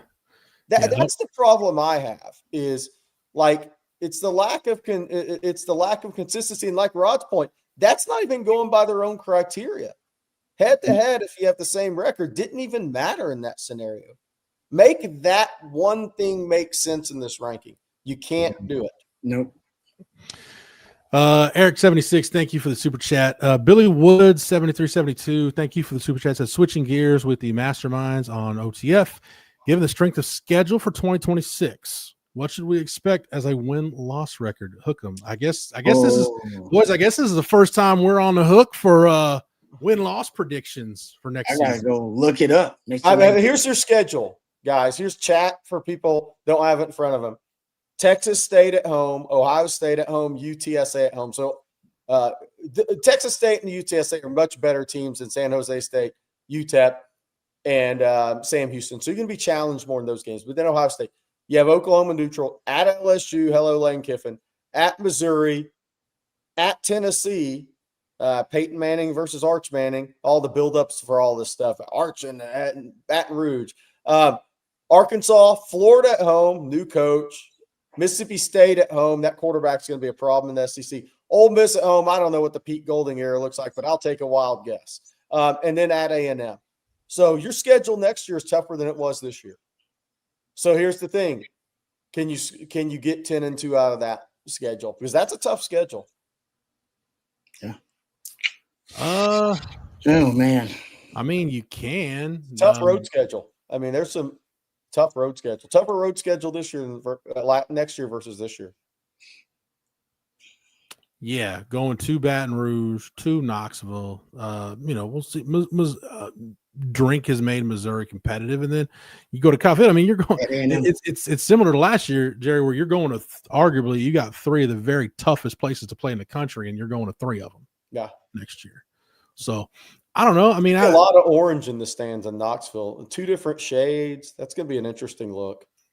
Yeah, and hey, I'm not just saying this as a Texas State alum, but Jerry, you're right. I mean, hey, those 2 games against Texas State and UTSA, that's not playing like a bottom rung G5 team. I mean, look, Texas State, depending on what the portal does or doesn't do to them, with GJ Kinney coming back, they could be in that mix in year 1 in the Pac-12 to get, assuming there is a G5 spot in the playoffs still. I don't know if there will be or not. I mean, they could be in the mix for that thing because I don't think the committee will hold a loss to Texas against them. So, I mean, that could be a quality team. And Jeff Traylor's going to have his team ready to play. He always does. So, and by the way, maybe we're missing the most important thing. Mike Thompson says, we're not playing Georgia. Maybe the schedule's easier, Rod. Thank the Lord. I think Jeff hit the nail on the head, though. Honestly, you got to kind of wait to the portal. Yeah. To really make a prediction like that. That's how impactful. I mean, Sark just said that he's looking to get offensive linemen in the portal, and talked about some of their portal needs, right? And then Jeff brought up that a lot of teams on your schedule are going to be heavily affected by the portal. When Lane Kiffin gets his guys in, that's going to be a different LSU team when Lane gets done. I'm assuming poaching most of Ole Miss's roster from the portal. So to me, I think that's when you got to wait. Right now, I could see potentially 3 losses on there, but you got to wait till after the portal to see how they're going to build this team around Orange. Yeah, I don't want to get too far ahead of looking at 2026 SEC football, but Jerry, you called him a stud, and I watched the Egg Bowl, and I texted you guys, look, man, in the SEC, Kamario Taylor is going to be a problem. Yeah. Like, he is a freaking difference maker, especially in that offense Jeff Lebby runs. I'm not saying Mississippi State's going to compete for a conference championship, but they'll probably win a game that's going to determine who gets to Atlanta or who is or isn't in the playoff. Like, I think they're getting to that point. I think, Jerry, you hit the nail on the head. I think that kid is extremely talented. We're talking about schedules. CW House said Lane better find a QB. If that's the one thing I don't worry about with Lane Kiffin, it's that. That guy's going to have a good quarterback. Always. Yeah, he'll have good. I'm interested to see if the Cal quarterback jumps in the portal. If he does, he's the prize. That guy's a stud. Rod, have you watched him? Yeah, the freshman, right? Yeah. Yeah, he's legit. Well, between Lane Kiffin at LSU and Mario Cristobal is always looking for QBs in the portal. Like it's the price tag for top end quarterbacks just keeps climbing and climbing. Yeah. Let's see. Hooking from Oklahoma with a super chat. Thank you for the super chat. Said we should have just done an 8-team playoff. I don't know. I mean, to me, like 16 is a number for me. And Joel, I've said this, and I'm glad Joel Klatt said it too. So that way now I've got some weight behind it. Man, give me up through the quarterfinals on campus sites. Don't go neutral sites until the semifinals. Right. Because I think if you get one of those top 4 seeds, man, I think one of those top 4 seeds should be able to host a playoff game. And Jerry, I don't know if you went or Rod, you were there, but man, the Clemson game at DKR last year was one of the best home environments, one of the coolest home environments I've ever been to in 30 some odd years of going to Texas football games. Like that was electric. It was awesome. Yeah. Yeah. No, I'm with you on that. That's a good point. I like that. Jerry, you got any thought? I don't think you were with us, so stop me if you were. But when Rod jumped on, somebody asked about Cam Coleman going into the portal. Where are you on portal wide receivers and what the strategy could be? Because that's one thing I'm fascinated about, Jerry. I want to see what the strategy is. Well, I think these guys like that are going to ask for an astronomical NIL and see if anybody bites. I don't think these guys are going into portal thinking about scheme or how do I fit.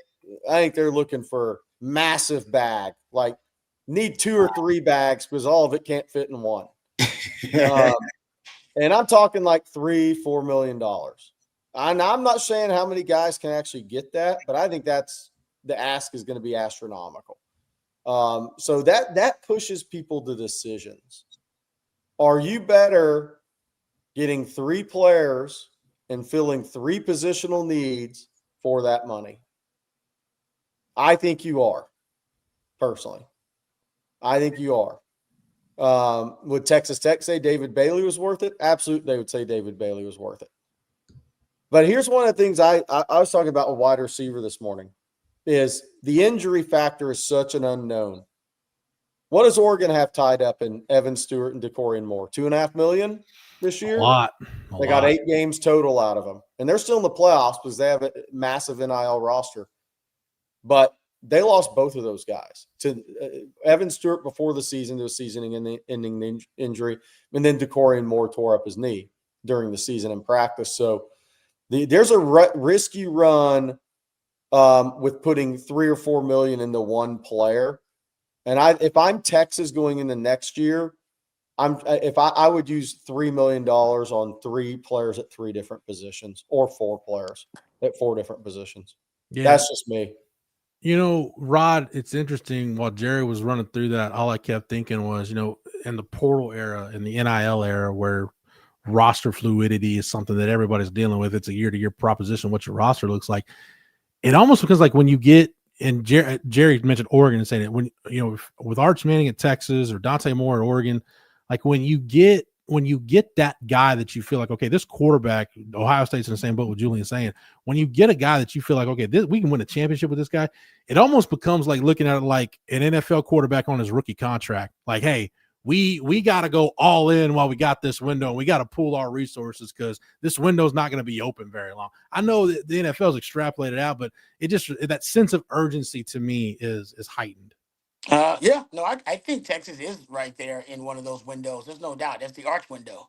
And so I'm with you. I think this could end up being one of the more aggressive, and Texas has been aggressive in the portal before, but we may see them as aggressive as they've ever been just because of some miscalculations from last season in terms of evaluations and projections for guys in positions, and ultimately the Arch factor. You got to go all in. You don't want to get to midseason and go, man, we thought this would work out and it didn't. Hope is not a strategy. They learned that last year the hard way. Now go out there and just make sure you give yourself contingency plans on top of contingency plans to make sure that you have options in case it doesn't work out.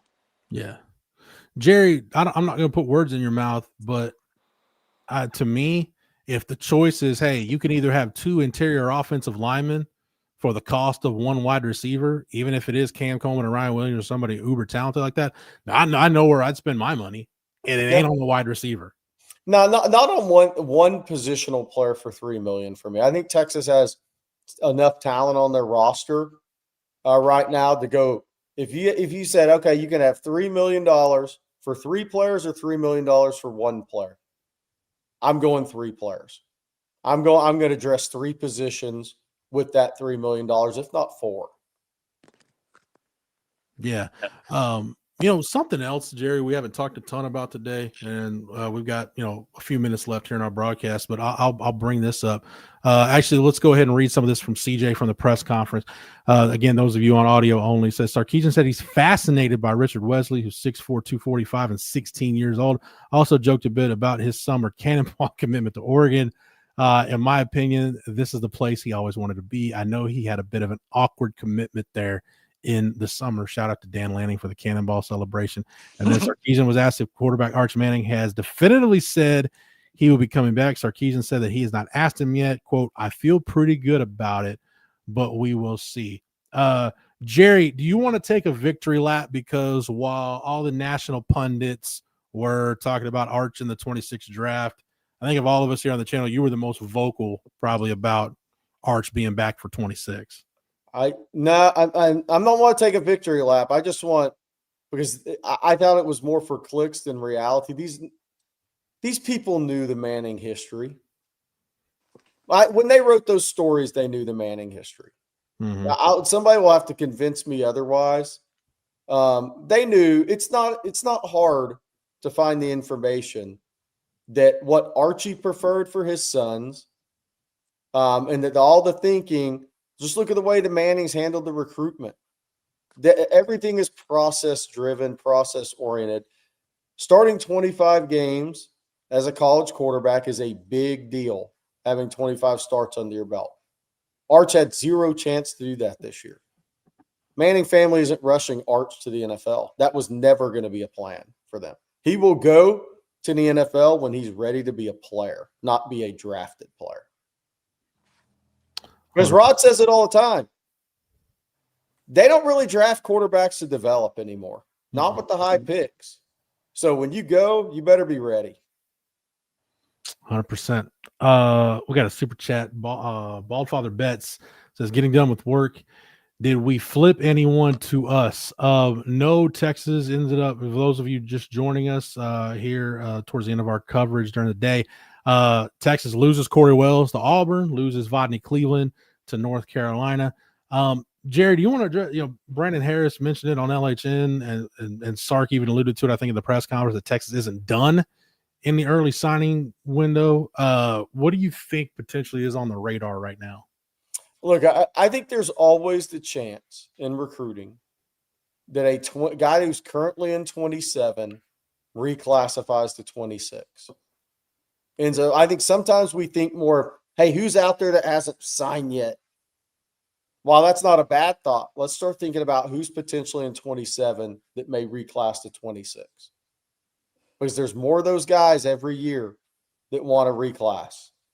So are there a couple of names, 3 names behind the scenes right now that is going to work this second semester to get out in May from high school and become part of the 26 class? It's coming. It's just who are they and where are they going to go? Yeah. That's good. And Rod, we've talked a lot about it, but I don't mind the staff keeping some of their powder dry for the portal. Yeah. No, not at all. I think it's smart these days to do that, right? You just never know what's gonna present itself as an opportunity in the portal if you're Texas. So I'm with you. I think it's a wise decision potentially to leave yourself a little wiggle room there in case something presents itself in the portal that nobody anticipated. Something and that you have a chance to acquire, obviously. Kozer 7 with the super chat says, what is USC doing? 35 commits. Jerry, this isn't like back in the day where, some of those Houston nut classes at Arkansas or Ole Miss would be like sign 40 guys, and, half of them are going to JUCO, and it's just a sign in place deal. A little bit different deal now. Yeah, it is. Look, SC went really big in this class, really big, obviously, from an NIL perspective and a numbers perspective. I would have to go count their current scholarships right now, but the Big Ten is going to Big Ten's going to 105, I believe. So they have they signed the number one class. I think they have 13 or 14 3-stars in that class. So I think there's a couple of things that are going on there. I think a lot of teams are recruiting towards the 105. And so all those guys aren't NIL guys. They're big. Their highest ranked guys certainly are, and we're early. Somebody asked about Jamarian Winfield, and I want to address that. Texas tried everything to get him on campus, and he just never budged on that. So that was a tough one because I think the two best high school defensive linemen in the country I think I've saw, and I think James Johnson has a lot of talent, but I think are Richard Anderson and Jamarian Winfield in this class. And Texas tried on both, but USC had Winfield really, really, really locked up from an NIL perspective.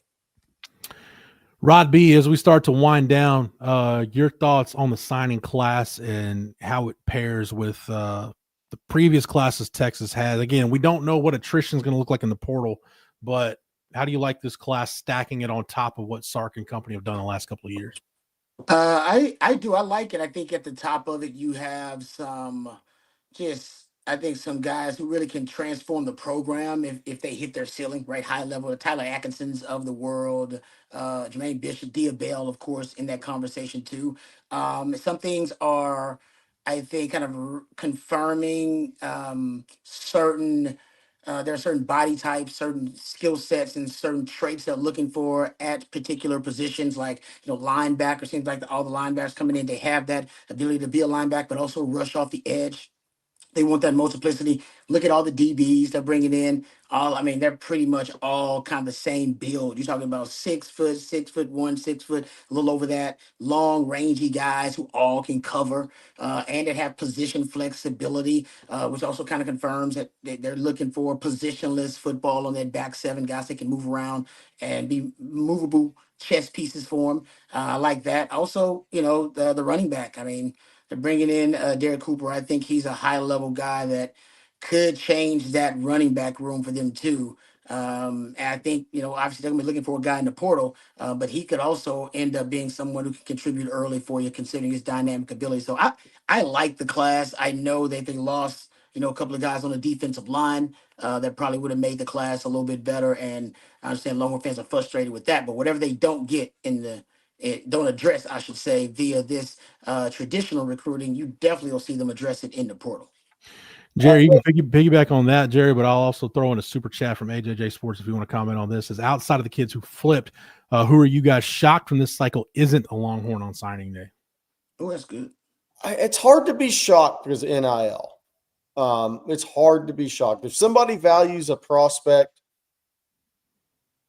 400, 500,000 more in NIL versus Texas, then it's hard to be shocked at anything anymore. I think the biggest one is, and I think North Carolina is doing some great things for Vodney's family, honestly, through NIL at a time there's in need. But I just always saw him in the SEC. He committed to Bama, backed off it, picked Texas over Florida. He's one of those traditional state of Alabama D linemen that play and go to the SEC. I think that would be one. I think a lot of people in the chat would probably say Jalen Lott, but again, that kind of goes to my first point on this. I don't think there's any givens anymore, right? The closest thing we had to a given in football or basketball that actually worked out was Austin Gooseby, and he turned down a boatload from BYU to go to Texas. That's not the norm anymore in recruiting. And that was a basketball recruit, obviously Trevor's brother. But so I can't say I'm shocked anymore at any of this stuff because the game has changed in recruiting so much. Somebody asked about, I think it was Dave Ashley, about Kenye Pepe, the offensive tackle at IMG that signed with USC. He's originally from Los Angeles, and I think his mom needed him to come home, from what I heard. Texas tried on him, as did everybody in the SEC. All right. Informative contribution with a massive Rod B. I think this is helmet worthy. Wow. Big time super chat. Thank you very much for the super chat. Jerry, as Rod gets set up, how do Ant Hill and Tyler Atkinson compare? Hookup, informative contribution. Thank you so much for the super chat. Ant Hill, Tyler Atkinson, I think they're very different as players. I think Anthony Hill's a downhill missile pass rusher, see ball, hit ball, and Tyler Atkinson is that. But I think Tyler Atkinson may have more coverage versatility, even though you still want him hunting the football. So I think they're a little bit different players. I think Tyler Atkinson out literally can play in any of the three linebacker spots. I think he could be a space player like Anthony Smith could. I think he's going to be able to play the run. I love his versatility. So he may have a little bit more versatility than Anthony Hill. I'm not saying he's going to be a better player, but I do think there's a difference in those guys. What you got, Oh, Rod? yeah. I honestly, my biggest, I love the way that he pursues the football. I mean, he tracks the football so well, and he's like a heat-seeking missile. I mean, he closes as well as any linebacker that I've seen on film in recent years. I do agree with Jerry. I think he's very versatile. I don't know if he's going to be the natural pass rusher that Anthony Hill is, even though I do think he can come off the edge. Anthony Hill just has a real knack in terms of his pass rushing ability. But there's no doubt this guy's sideline to sideline. I was talking to Derek Johnson, who has worked with Tyler Atkinson, and he says that you're watching a guy that's going to play at the NFL level. I mean, this guy has all those kinds of tools, and pretty much at Texas, he should be a guy you expect to see contribute early. Much like an Anthony Hill, not the same skill set as Jerry's talking about, but in terms of having that kind of impact, he should have that kind of impact on the roster early on, where they have to find a way to get him on the field. Remember, Anthony Hill was seen in the field early as a spy, and they would put him out there in certain like pass rushing situations as a freshman. This guy will have opportunity to see the field because he does so much just naturally well. Great instincts and has a pop when he gets to the football. I mean, he really delivers a blow. You don't see that from a lot of young linebackers, but this guy, he meets on contact with a physicality and an edge. Rod and Jerry, real quick. Hey, Matthew, can we put up CJ's little super chat hat video real quick since CJ's not here? Because I'm going to bring up something that CJ mentioned this morning. I just need the CJ celebration if you got it back there, Matthew. There we go. All right. So CJ did Rod bring up a comp for Tyler Atkinson today. And I like to think about it. It's good. He said Levante David. Damn, that is good. And watching that there, I'm like, yeah, that does fit. So that's just again, but a guy that's not really the pass rusher that Ant Hill is, but just a guy that can go sideline to sideline. Like Fred Warner, another one.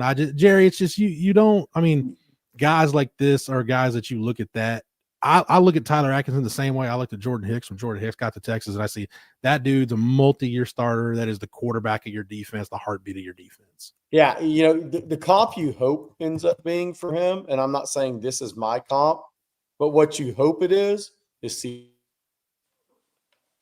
That's who you hope it is, because CJ Allen came out of Lamar County in Georgia, signed with Georgia as a 6'1", 217-pound guy.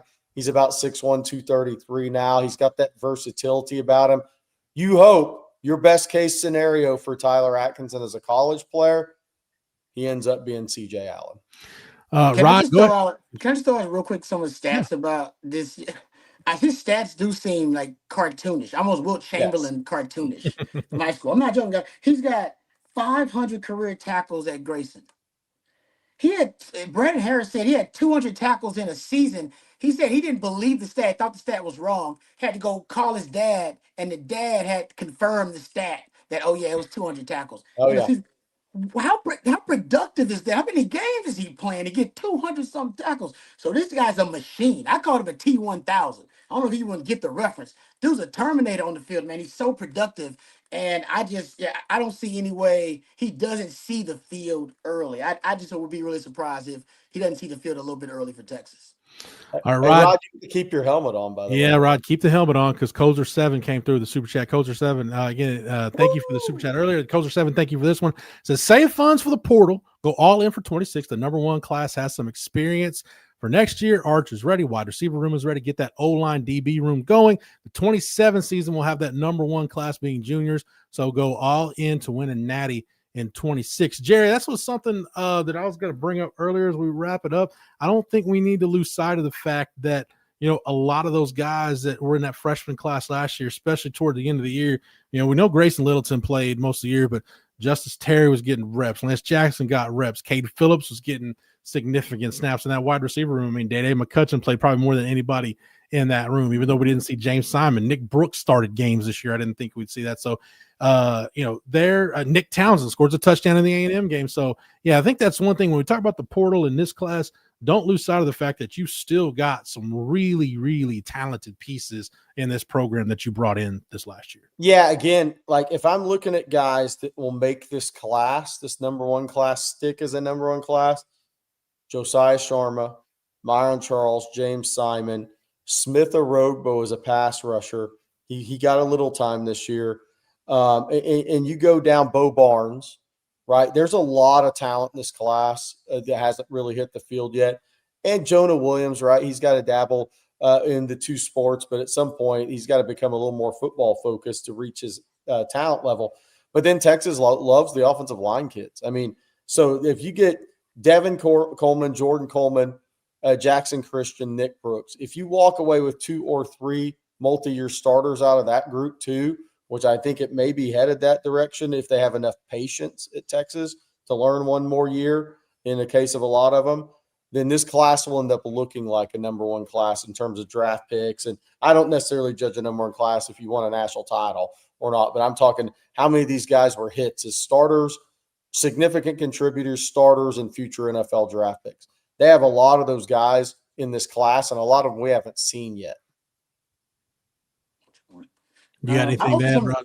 Can I just say, obviously just adding what Jerry brought up here. I think it's interesting. You know, we've talked about that 26 class and the contributions from that group. You know, Texas still largely, even in the transfer portal era, still largely a homegrown team.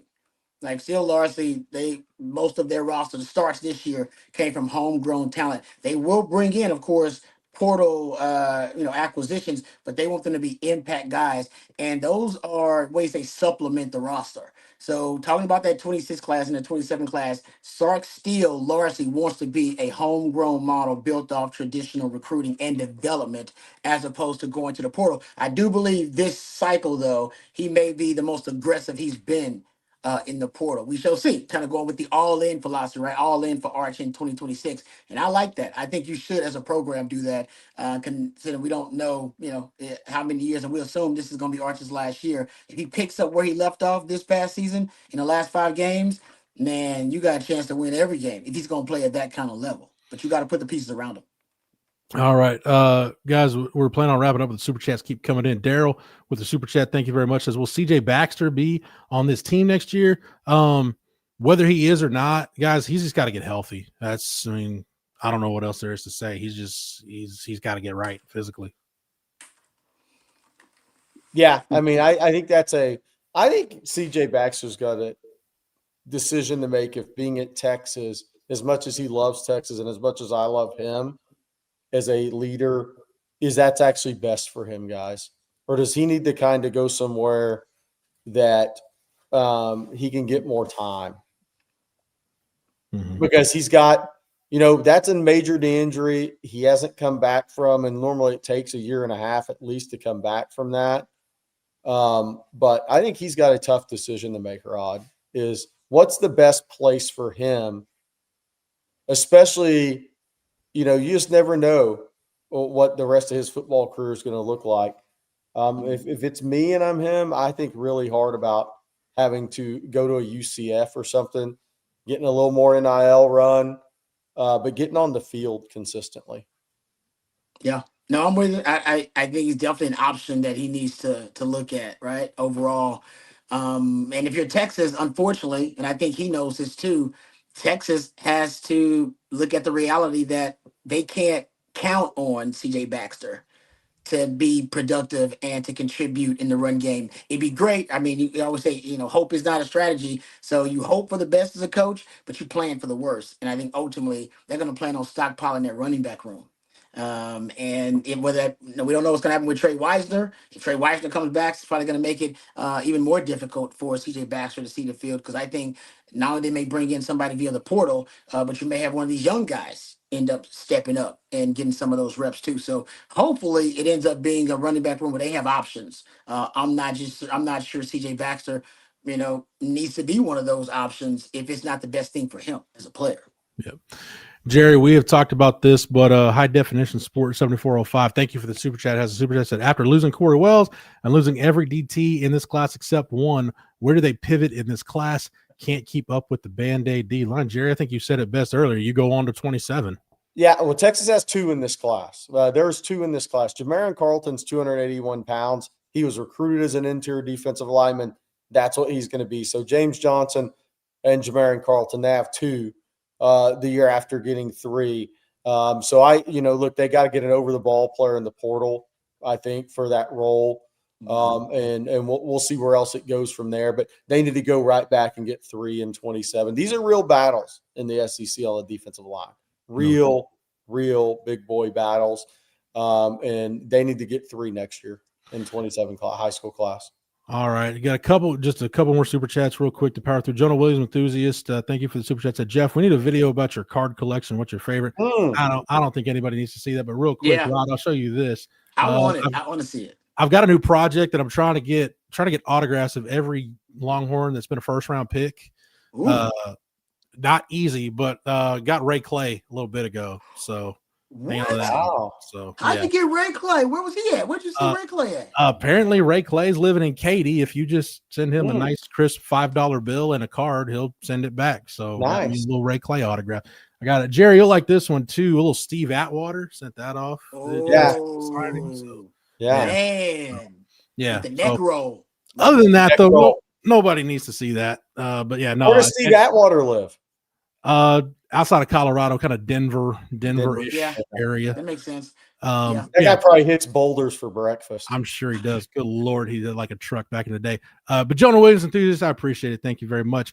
Jay White 4210, thank you for the super chat. Says, Jeff, how come when I pass through Gerald, I smell rat pee and shame? Oh my God! Don't get jump started. No, that's because if the state of Texas needed an enema, Gerald's where you'd stick the hose. Everybody knows that. So,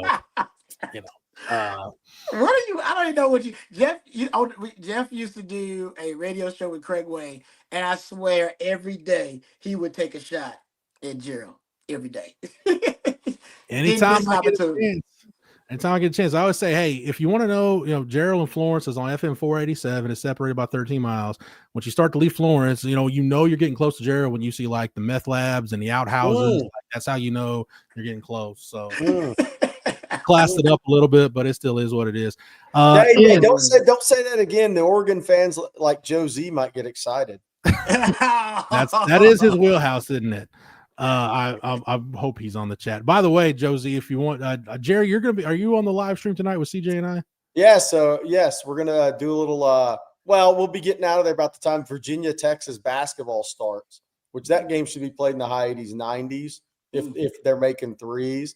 2 teams that are kind of going to be on the fence, probably the NCAA tournament with first-year coaches that both programs have bright futures.